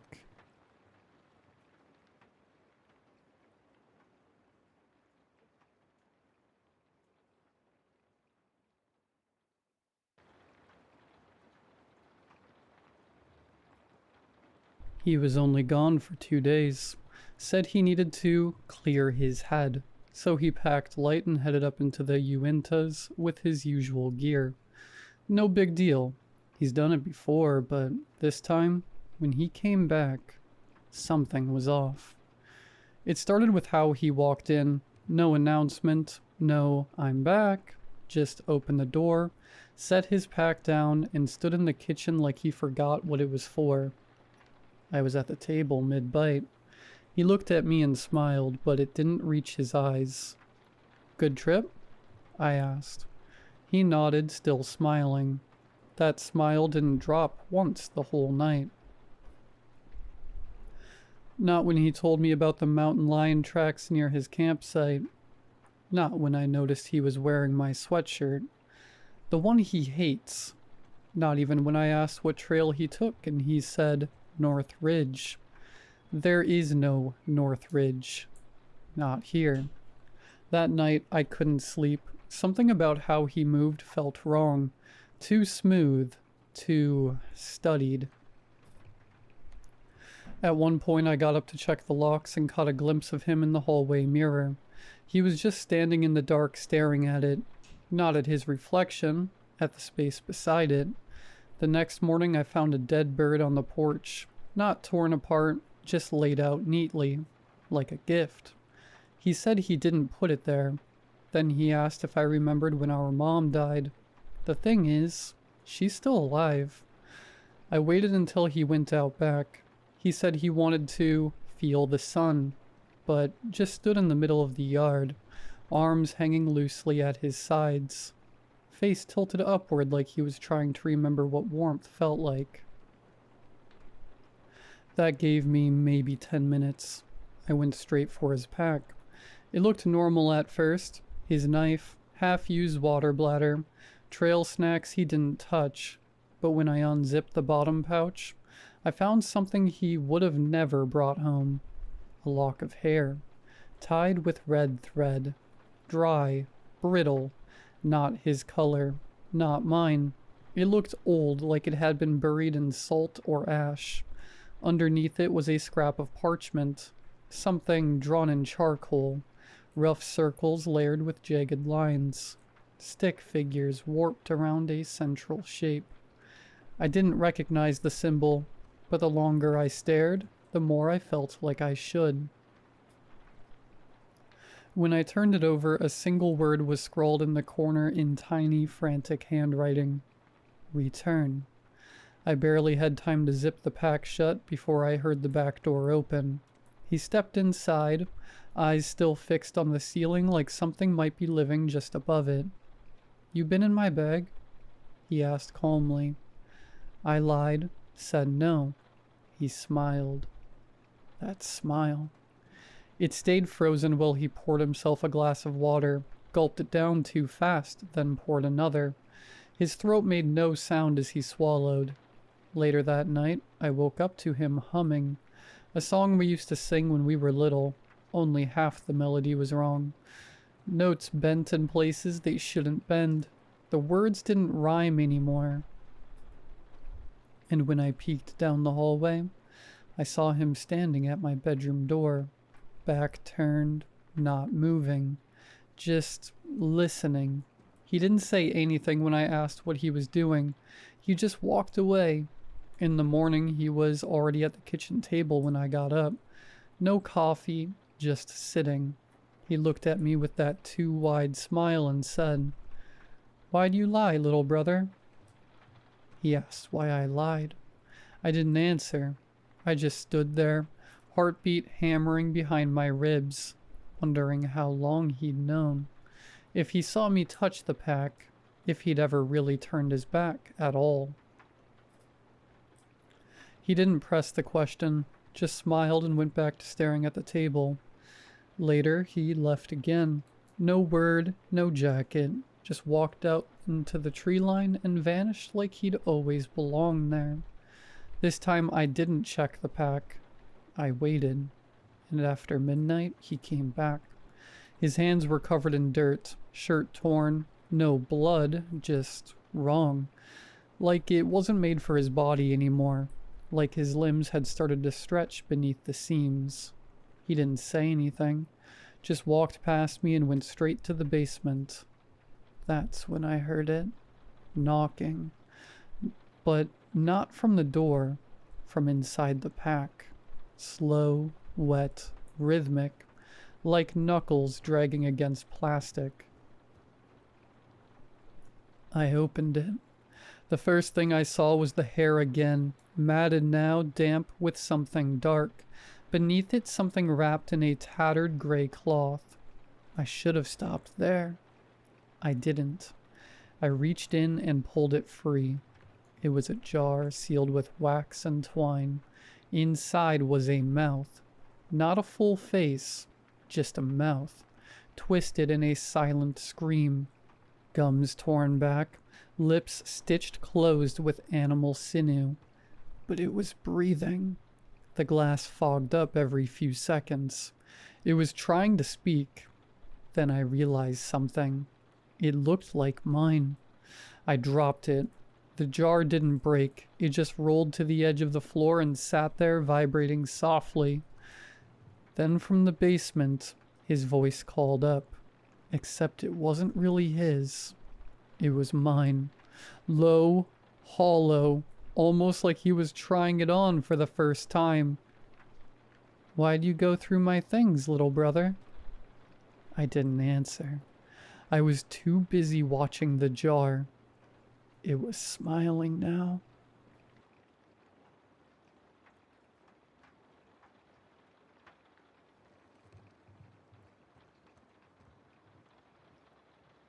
You don't need to know my name. It's not important. And I know that I'm bad at writing, but I need to get this down before you follow in my footsteps and find yourself on that dirt road, leading to that place. Once you've entered, they don't let you leave. I should have listened to my gut when it told me something seriously sinister was hiding out in the dark corners and hallways of that horrible building. Something that I would come face to face with that very night. This was in 2017. My friends and I had done a lot of abandoned exploring as a group when we were still in high school. Mostly old churches, malls, and some crack houses that were usually inhabited by junkies shooting up, or homeless people needing a place to warm up for the winter. We would stock up on beers, spray cans, and whatever change we could put together between the three of us to buy some weed. It started out tame. We were just a bunch of stupid teenagers exploring old buildings, all while getting hammered and stoned in the process. We had a cheap handheld camera David got for a school film project we would use to record our adventures. Most of the footage was just our antics and vandalism we would do in these abandoned places, thinking it was the coolest thing at the time. Mark would even edit the videos during the week and post them in our group chat, and that's how we spent the rest of our summer, each abandoned place getting crazier than the last until we had seen it all in our town. One Friday night in November, David and Mark were at my place, where we would drink and smoke every weekend, thinking about the next place we would explore. We had already been everywhere in town, and it was getting repetitive. That's when we settled on the Elm Creek Health Facility, an abandoned mental asylum 45 minutes up north of town. We heard stories about kids exploring and going missing, but obviously, urban legends weren't holding us back from having a good time. David had a great-grandmother who was admitted there in the 40s because of her severe schizophrenia and manic episodes. Doing my research on the place now, it was famous back then for its inhumane experiments on patients, and was closed down in 1963 after many cases of abuse were reported. The facility was shut down, but the building remained. The rain battered down on the windshield of my car as we made our way north of the highway. I was 4 beers deep, and to sober up, I kept the windows rolled down in the pouring rain. We exited off the highway and made our way east towards the industrial side of town, where a dirt road led to the facility. That feeling I spoke about earlier was overwhelming me. A sense of existential dread, fear, and excitement washed over me as we turned into the dirt road, only lit by my headlights. The rain was still coming down heavily, only stopping when we were enshrouded in the tall and thick trees along the dirt road. We parked when we reached the no trespassing gate. Mark handed David and me flashlights, and we set out on the path to the building on foot. We joked about not making it out alive, as a means to project what we were feeling. We were all scared, but wouldn't admit it. Mark was on camera duty and started rolling as soon as the building was in sight. The building stood high in the sky, overgrown with vines and leaves, covering the boarded-up windows. We were lighting up a joint when we first heard the voice. "You guys exploring too? There's an entrance over here. Come here and I'll show you." The voice rang out in the cold rain, emanating from somewhere outside of the building. When Mark responded to the voice and said, "Yeah, we've never been here. Where are you?" No answer. We couldn't see where the voice had come from as we were still far from the building, so we just shrugged it off as another group of explorers. And maybe we would get the chance to see them when we got inside. We approached the building and scouted the perimeter for any entrance points we could find until we found an open window behind a grate. Mark kicked the grate in, and we descended into the basement of the building. The smell was the first thing that hit us. Mold and rotten wood. The room was full of graffiti, and medical instruments and books were strewn haphazardly around the room. Smashed beer bottles and cigarette butts littered the floor and made it apparent that we were not the first or the last people to ever enter this building. We made our way out of the room and down one of the long and winding corridors, asking, "Hello, is anyone there?" To which we received no response. We brushed it off as maybe the group had left before we made it up to the building, even though we knew it wasn't possible, and we continued before Mark stopped us and said, "I heard this place has a room where they did experiments on patients. It would be sick to get on film. Let's split up, and if one of us finds it, call the others." Before I could object, he was walking down the staircase with the camera pointed at his face, talking to the audience vlog style. David was just as scared as me. But to look unbothered, he offered to take the third floor and let me explore the main floor on my own. I went room by room, shaking with nervousness and mentally documenting what I saw to tell the others later. When we were done, the feeling of being watched was enough for me to start calling out to Mark and David, to which I received no response. That was when I started running back towards the beginning of the corridor to where we had split up in the first place. That was where I saw him. Mark was standing in the corridor, back turned to me and not moving. "Mark, what? This isn't the time to joke around. I want to leave." He didn't move. A chill ran down my spine as the man turned around and revealed himself. It wasn't Mark. It was me. The man was a carbon copy of my face except for the soulless void of black in his eyes. His face twisted up into a grin. My body was frozen and I stared in horror as he mimicked me perfectly. "Are you lost, Jason?" I backed away slowly, tripping over garbage on the floor in the process. "Why are you trying to leave, Jason? They don't let you leave here, just like David's great-grandmother." I regained my footing and turned toward the staircase. I raced down the stairs towards the basement we entered, tripping and stumbling while trying to convince myself this was some sort of elaborate prank. That was when I heard him start to run. He chased me down the stairs and throughout the basement until I got to the room we entered. I halted across the lawn, not looking back even when I heard the distant shrieking of David and Mark. Trembling with fear, I got to my car, put it in reverse, and drove to a gas station 2 miles away. When I called the cops, a search party went to the facility to find David and Mark. They are still missing to this day. Every night in my dreams, I am in that building. If you ever find yourself on that dirt road, remember this. They don't let you leave.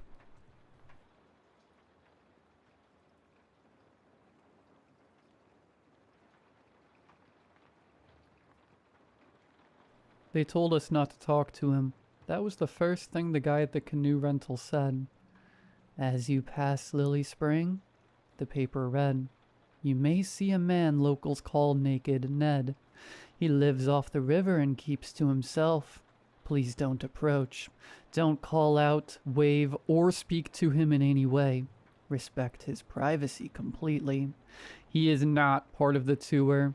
Do not engage. Ned won't bother you if you don't bother him. I read it aloud in the van, doing my best creepy narrator voice. Spooky. Kaysen snorted. Told you, Naked Ned, king of the swamp. He waggled his eyebrows at Jess. Jess rolled her eyes. I've seen enough naked old men in Atlanta. We call it downtown. Luke barked a laugh that was the old Econoline van rattled down the last dirt stretch. I swear it nearly came apart over a giant pothole. Our driver was this wiry, bark-skinned guy who looked like he'd been carved from driftwood. He turned slowly and locked eyes with us. Best mind that paper, he rasped. Ain't just for show. You come with respect. The river carries you home. Then staring right at Jess. You come to judge, the swamp keeps your bones. Nobody said a word. Then Kaysen scoffed like he always does. That's supposed to scare us? The guy didn't answer. Just climbed out and let the van door swing open behind him. I stuffed the paper into my backpack. Whatever, let's go find your naked Florida man.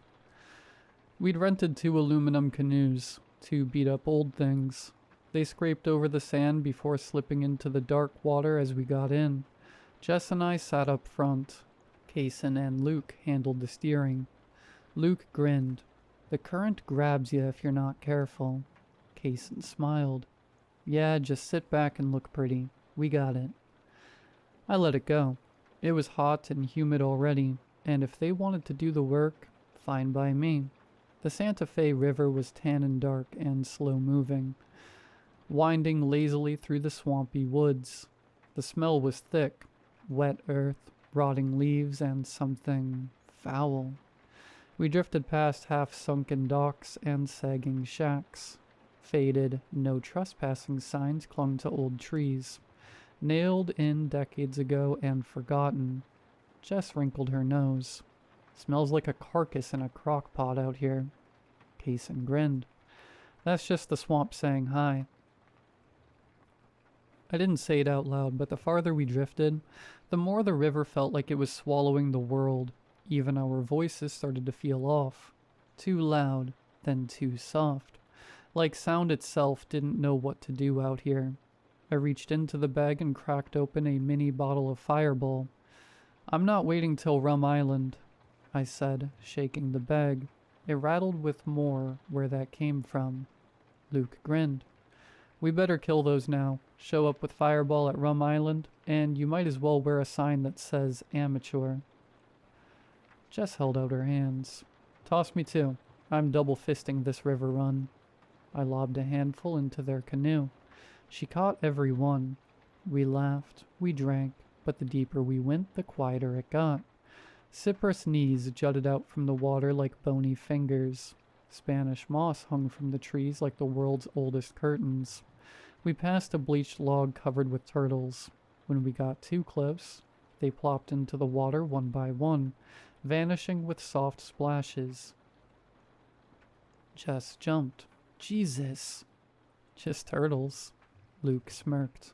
I wasn't so sure. Where there are turtles. Then came the yellow eyes, barely above the waterline. A gator. watching, not moving. Nasty, Kaysen muttered. No one disagreed. A little farther on, we passed a leaning pine tree. Wired to the trunk was a skull. Maybe deer, maybe not. One antler hung down like a broken limb. Just spotted it. Well, that's not creepy at all. Kaysen clenched his jaw. Idiots hunting out a season. Silence settled in. They say people disappear out here, he added. No splash, no trace. Just gone. Jess scoffed. BS. But her eyes stayed locked on the skull until it disappeared behind us. Ahead the river forked. One way curved wide and easy, the other narrowed into a shadowy tunnel of trees. The water in that direction turned crystal clear. That's Lily Spring, Luke said quietly. We stared into it. It was beautiful in that way deep water can be. Too still, too clean. I took another swig of Fireball. Jess grinned. Well, let's go meet him. Then the current shifted and started to pull us in. The water turned crystal clear. White sand on the bottom with scattered leaves and roots twisting like veins. No one spoke. Then we saw it. A crooked yellow sign nailed to a tree. Naked Ned ahead. I snorted. Seriously? The outfitters put that up? Kaysen smirked. The swamp did it. Nobody laughed. The message came first, smeared on a small warped wall of old plywood. I'm not qualified to cast the first stone. Are you? Then we saw him. He stood behind the wall just tall enough to cover him from navel to thigh. He was tall, disturbingly thin, his skin too tight like it had been stretched to fit bones it didn't belong to. His hair was long, matted with river scum, his beard ever longer, and clung to his chest like Spanish moss. But it was what hung below the wall that really hit us. Between his legs dangled something long and hideous. It looked like a dead snake, shriveled, lifeless, roped with veins hanging almost to his ankles. Whatever it used to be, it wasn't anymore. I don't even want to describe it again. For a second we all just stared. Jess gagged out a laugh. Kaysen whispered, "What is that?" Ned didn't move, just stared at us like we were already caught. Jess, drunk and fearless, stood up in the canoe. "Hey Ned, you gonna show us the goods or just stand there like a scarecrow?" "Jess, stop," I snapped. She threw her arms wide. "Come on, what's the point of being a famous naked swamp man if nobody sees it?" Ned tilted his head. "I show everyone the same thing," he said. "It's only the guilty who have to die." His words drifted across the water like a putrid breeze from hell. Jess sat down hard. Then Ned stepped around the wall.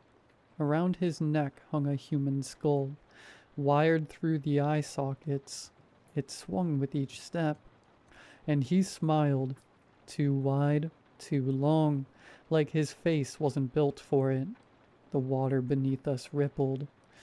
Then something bumped our canoe.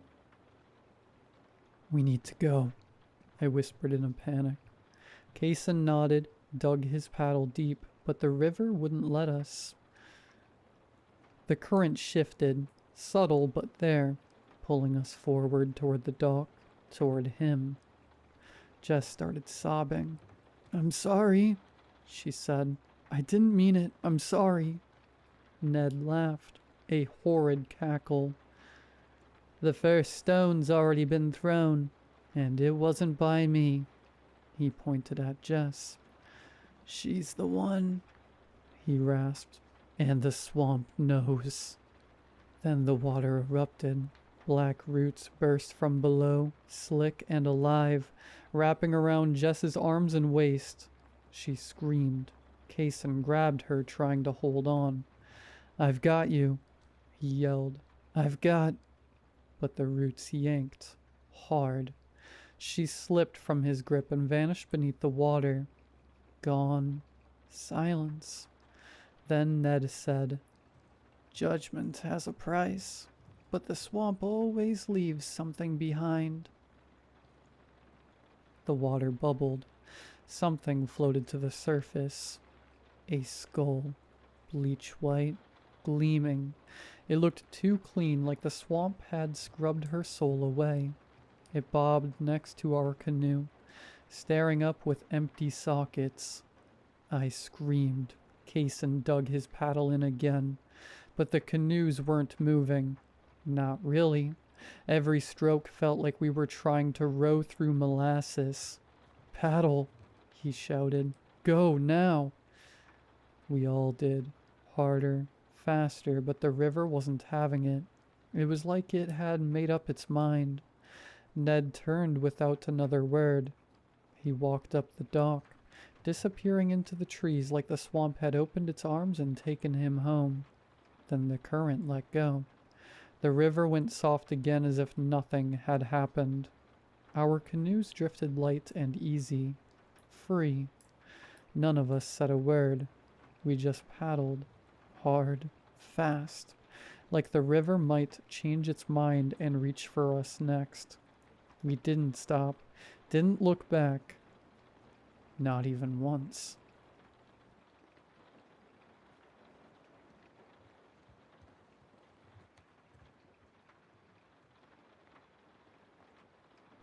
I know I shouldn't be writing this. I should be running, but my legs are trembling so badly I can barely stand. My hands are slick with sweat, making the keys slippery as I type. My phone is at 3% and I need someone, anyone, to read this before it dies. This started 3 days ago. I was coming home from my night shift at the hospital. I'm a nurse. Long hours, little sleep. I've always brushed off the weird stuff. Flickering lights, cold spots, probably just my sleep-deprived brain, but that night was different. When I pulled into my driveway, I saw the living room light was on. I was sure I'd turned it off before leaving. Still, I figured maybe I was wrong. Sleep-deprived mistakes. I walked in, tossed my keys on the counter, and froze. The front door was still locked. I moved through the house, turning on lights, checking every room. Nothing. No one. Just me, out of breath and shaking. I was about to convince myself I'd imagined it when I caught a glimpse of something in the hallway mirror. My reflection blinked too slowly. I stepped closer and my reflection didn't move right away. I lifted my hand and it lagged behind. Only by a fraction of a second, but enough for me to notice. I waved, it waved, a beat too late. I don't remember falling asleep that night, but when I woke up, there were muddy footprints leading from the front door to my bed. I live alone. I didn't go to work the next day. Instead, I stayed home, triple-checking all the doors and windows were locked. By midnight, I was sitting on the couch with every light on, scrolling through Reddit and pretending I wasn't terrified. That's when I saw it. My bedroom door, barely cracked open, slowly swung shut. I stood. My throat felt like it was stuffed with cotton. I tiptoed to the door, hand shaking as I pushed it open. The room was empty.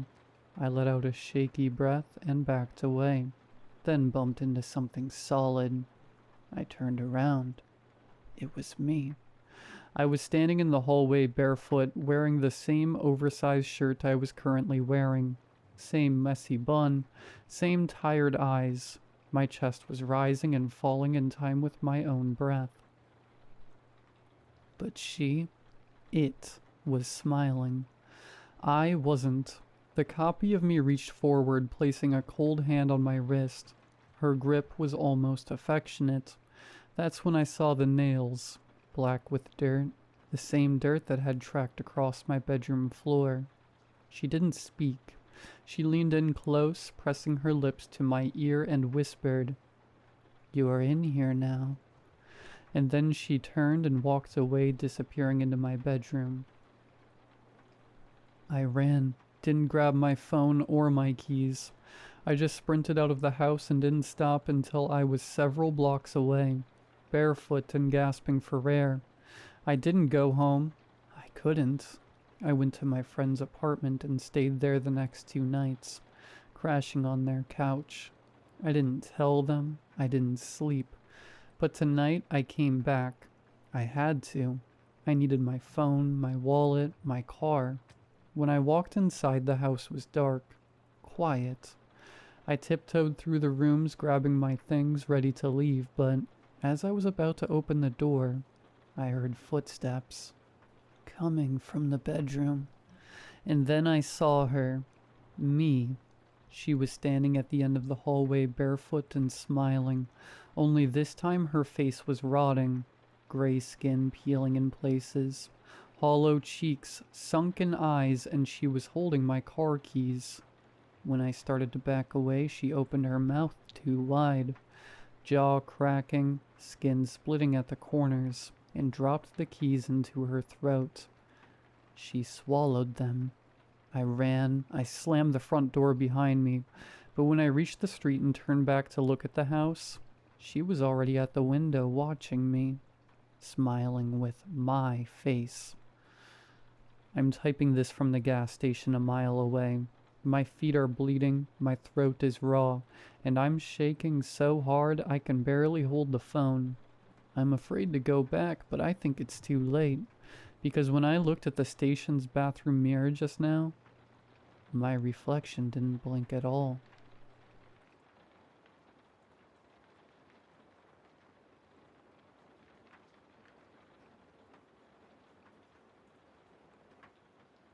So, you know those double-sided Q-tips you use for makeup application or cleaning out your ears?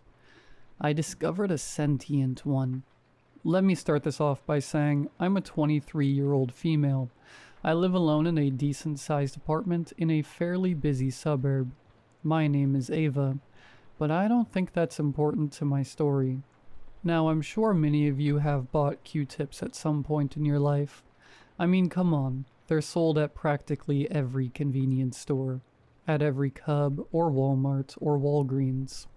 I'm sure when it boils down to it, there are very few stores that don't sell Q-tips, even if they're just the generic ones called cotton swabs. Well, my story begins a couple weeks ago, so let's start there. I was getting ready to go out and I grabbed a few Q-tips to help blend my makeup. Something about one of them felt, I don't know, off. Like there was this unsettling aura coming off of it that shouldn't be. Because it's just an inanimate object, right? I use it anyway, despite the odd feeling, like an idiot. As some eyeshadow smeared onto the cotton, the aura changed from unsettling to almost threatening. My body jolted and the Q-tip fell from my hands and onto the floor of my bedroom. I tried to put it out of my mind as I got ready, and as I'm about to leave the room, I grab it and throw it out with the others before heading out for a fun night with friends. When I get home and put my car keys on top of the cabinet by the front door, I jump. Sitting there, right beside my key dish, is a used Q-tip I didn't put there. As I take note of the makeup smudge, I realize it's the same one from earlier. I once again throw it away before heading to bed. When I wake up, slightly hungover, I see the Q-tip on my nightstand next to my cup of water. It looks like the same one, but that can't be possible, right? So now, whenever a smudged Q-tip shows up, I throw it out.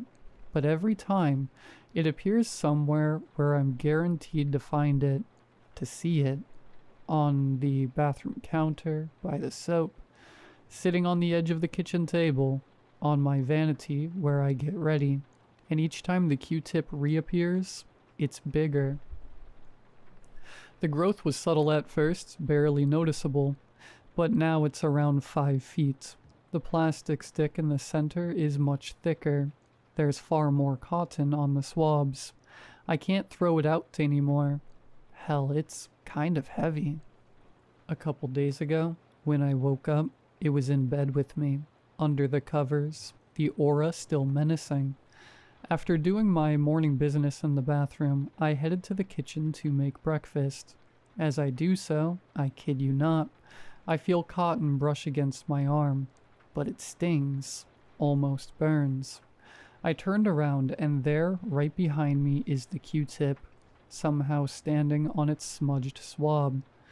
I looked at the arm next, but figure there's no point, because there's no way a Q-tip could harm me, right? But when I looked down at my arm, where it brushed against me, not only is my literal skin smudged, I can see my bone. I screamed. Loud. It doesn't hurt though, so I pinch myself, figuring I must be dreaming. But I don't wake up. It's been a couple days since it smudged me, since I was first able to see my bone. I still can. It hasn't changed. My bone is still there, like the Q-tip just smudged everything off, leaving a round crater at the bottom of which I can see my arm bone. I'm writing this now because I need help. 20 minutes ago, the cotton of the Q-tip brushed up against my leg, and now it's like my arm. Skin that has seemingly been smeared away, just disappeared, but the bone is still there beneath the smudged away skin. I still can't feel any sort of pain, but I also know that this is real. And I don't know what to do. I don't know who to turn to, because I fear they'll think I'm crazy. What if others can't see my smudged away skin? What if it looks normal to others, even though the skin and flesh is completely gone, and they think I'm crazy and lock me up? I think it's going to slowly smudge me away, like I used to smudge my makeup. Does anyone know what I should do? This is both a plea for help and a warning. If a Q-tip seems off to you, whatever you do, don't use it.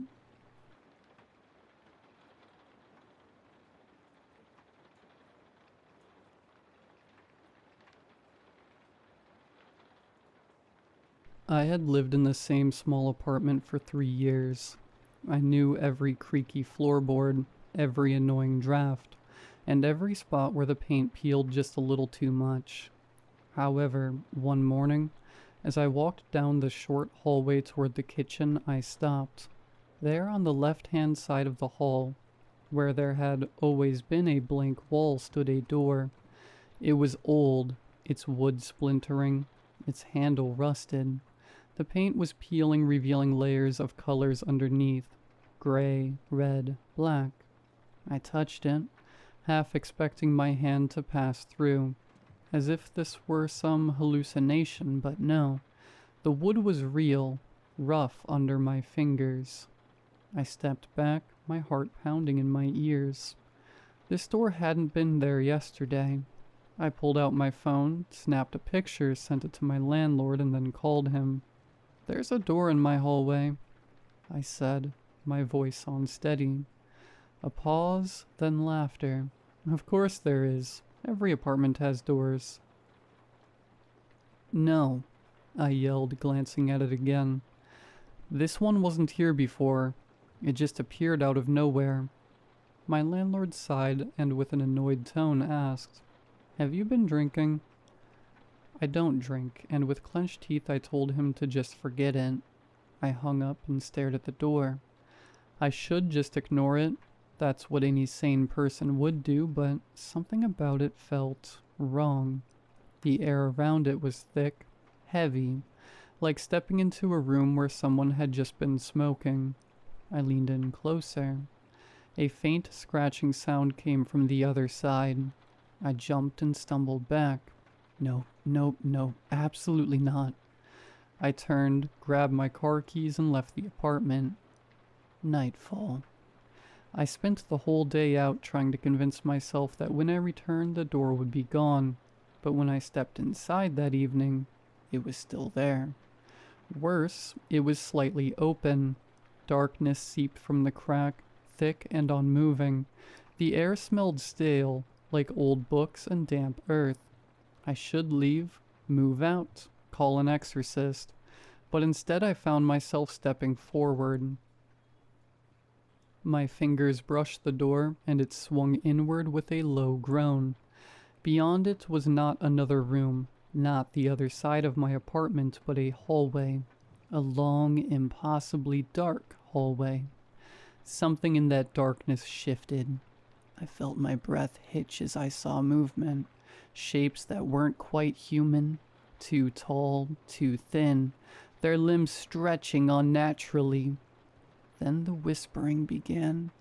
It wasn't a language I knew or had ever heard before, but I understood it all the same.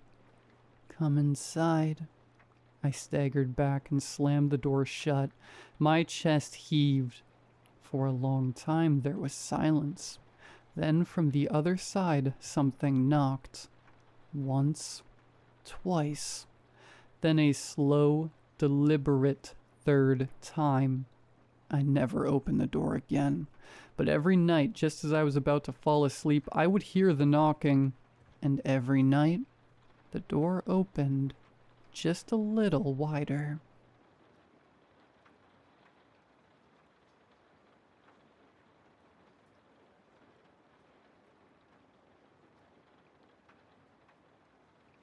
It started with a post-it, bright yellow, stuck to the inside of the fridge.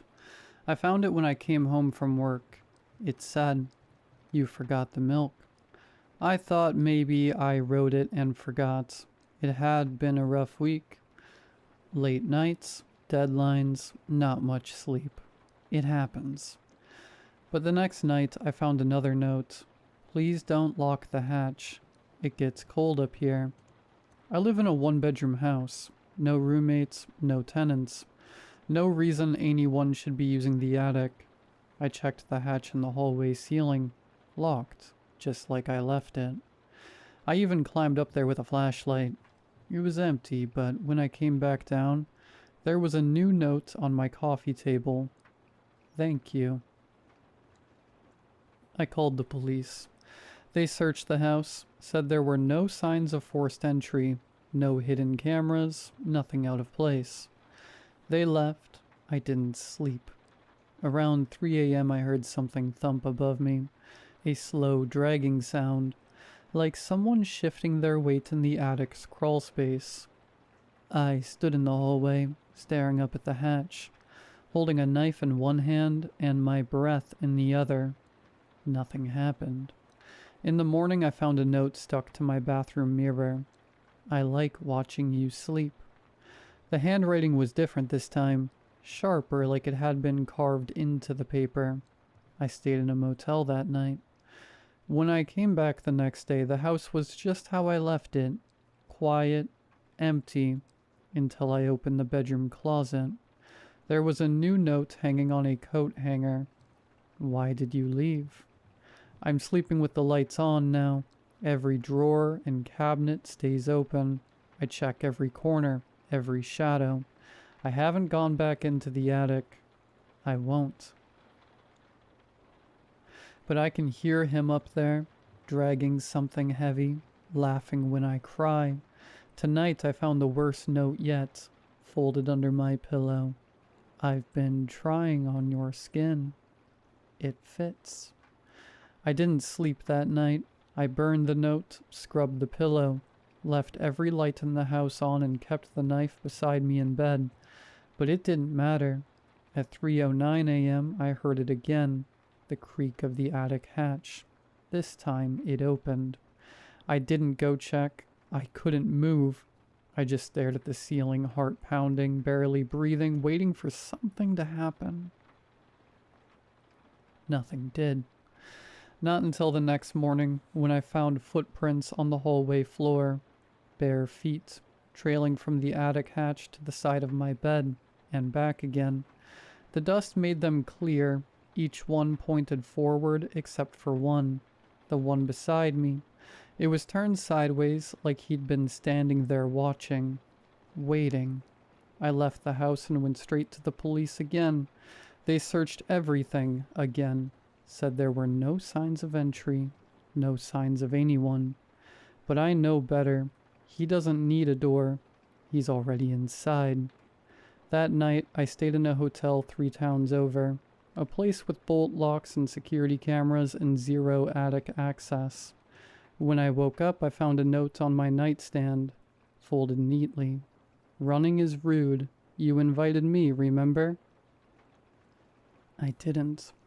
At least, I don't think I did, but something in me feels I might have. Like there's a blank space in my memory shaped like him. The next few days I stayed with friends, told them my place was being fumigated. I didn't want to drag them into this, whatever this is. But it didn't stop. New notes kept showing up, one tucked into my jacket pocket. Your friends smell like plastic. One under my plate at dinner. You chew wrong. And then one scrawled across my rear view mirror in grease. I'm going to be better at being you than you ever were. I don't think he wants to haunt me anymore. I think he wants to replace me. I went back to the house today. I had to see it again. I don't know why. Maybe to prove to myself I still existed there. That it's still mine. The lights were already on when I arrived. The attic hatch was open. I crept into the hallway. Every photo on the wall had been replaced. My face was still in them. But my eyes were wrong.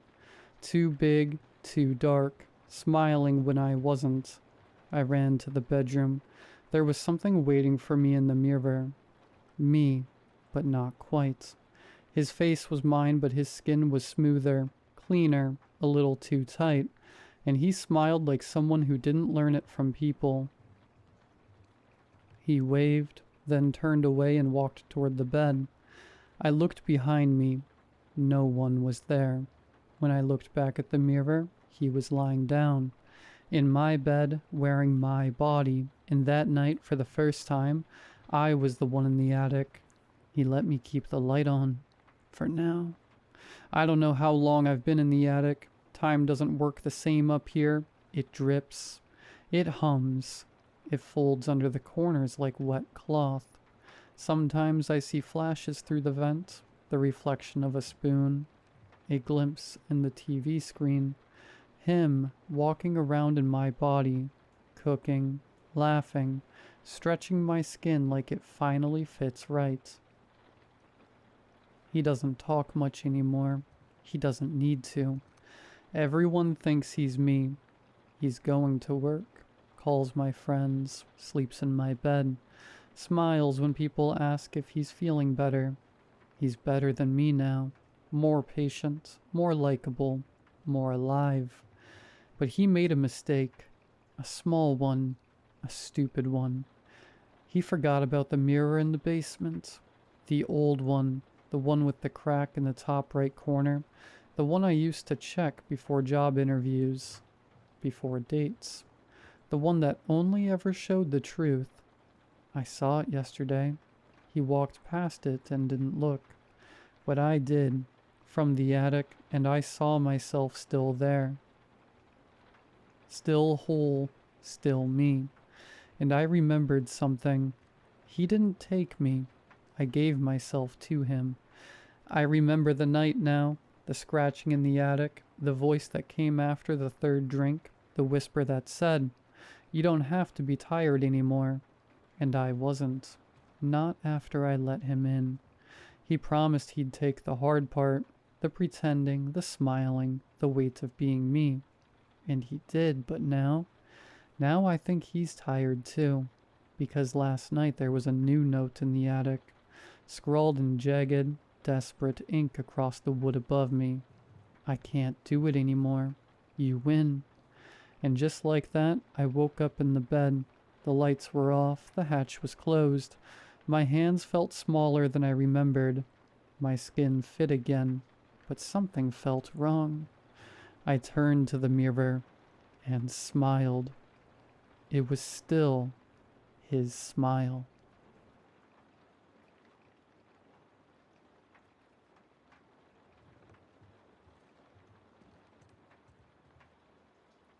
Sometimes I think about a photo I saw when I was a kid. A photo that used to terrify me. I can't quite remember what was in it anymore. But the fear it stirred in me was so real, so sharp that even now, years later, a flicker of unease returns whenever I try to recall it. It's strange how something you can't even picture can still haunt you. One rainy afternoon I visited my Uncle Ryan, who still lived alone at 42 in the same house he'd grown up in. The place had a quiet, museum-like stillness to it, full of untouched memories. I remembered hearing from our family about how his teenage girlfriend, Alice, had drowned during a summer trip when they were just 17. He never really dated anyone seriously after that. As we sat in his living room, sipping tea under the soft hum of a table lamp, I caught sight of an old photo album on the shelf. A chill passed through me, sudden and inexplicable. Something about the album tugged at a deep, buried fear, like the feeling I got when I try to remember that photo from my childhood. It's not my uncle's girlfriend that was in the creepy photo, wasn't it? I mean, his girlfriend looked sweet and charming.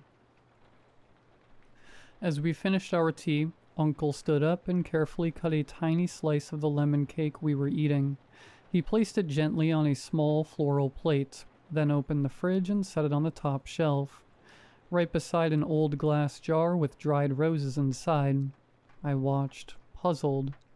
"Saving some for later?" I asked lightly. Uncle smiled, but it didn't quite reach his eyes. "It's for Alice," he said softly. "She always loved lemon cake. I like to leave her a little something, just in case she visits."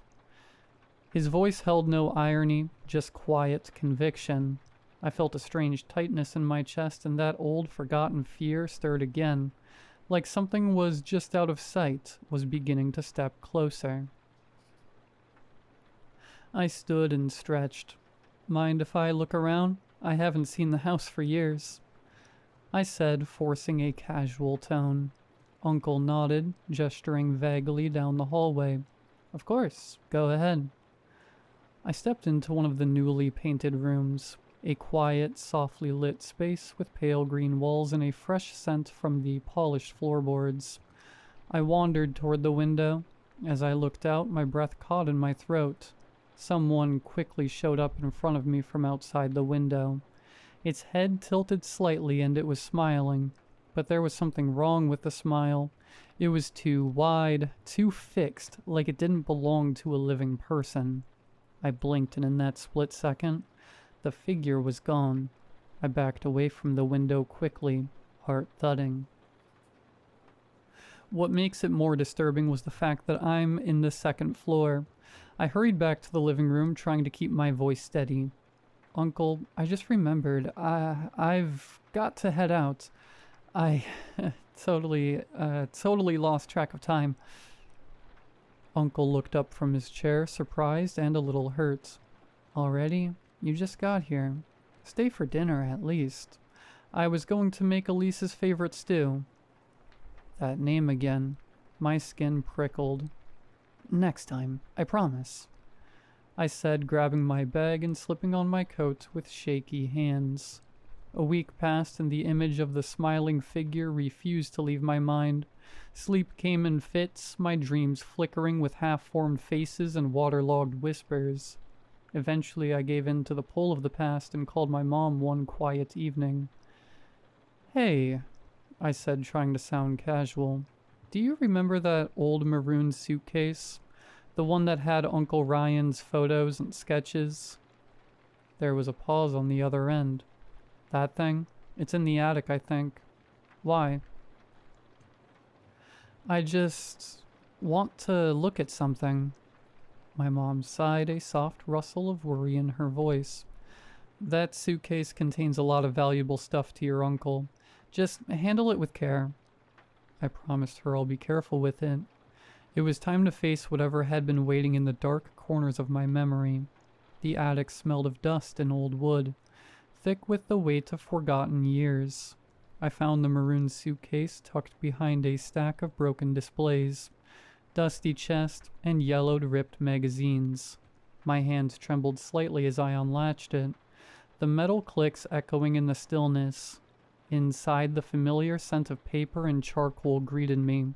I sifted through them softly, cautiously, until my fingers paused on a worn piece of cardstock tucked between 2 pages of a sketch pad.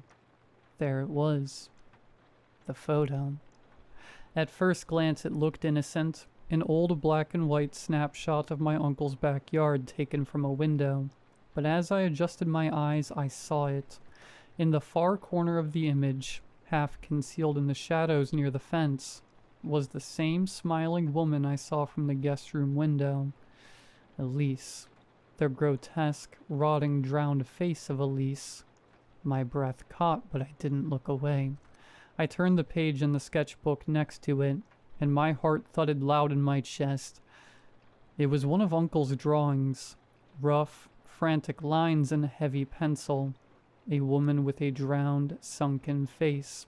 But what made me gasp was her neck. It's long and impossibly stretched, reaching up along the side of a house. Her face peeking through the second-story window, looking like a pale snake dipped in black mud. I suddenly understood. The fear I carried since childhood wasn't just from the photo. It was from seeing that face once before, through the very same window when I was just a little girl. Alice had been watching over us.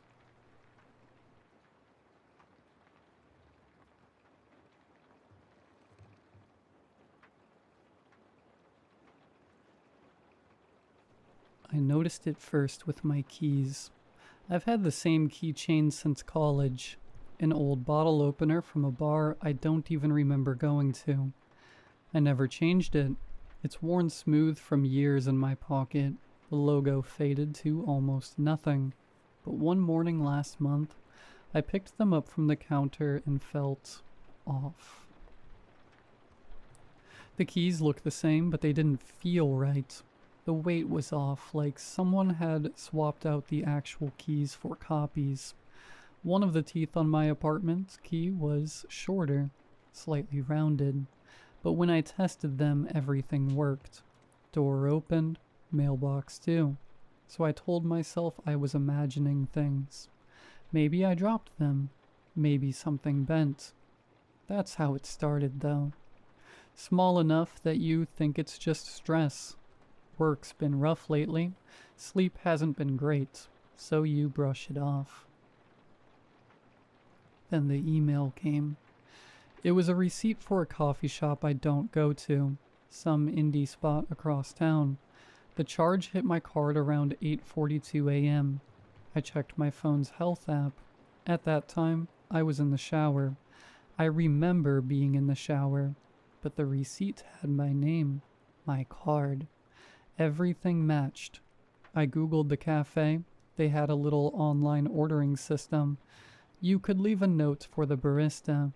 Mine said, "See you tomorrow." I started checking my accounts more often after that. There were more weird purchases. A small charge at a gas station I've never been to. A subscription to a language learning app. Someone ordered sushi at 11 p.m. on a Sunday.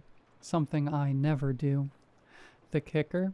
They ordered what I might almost pick. Not my usual, but not something I'd hate either. I figured maybe my card had been stolen, but then why were the purchases so close?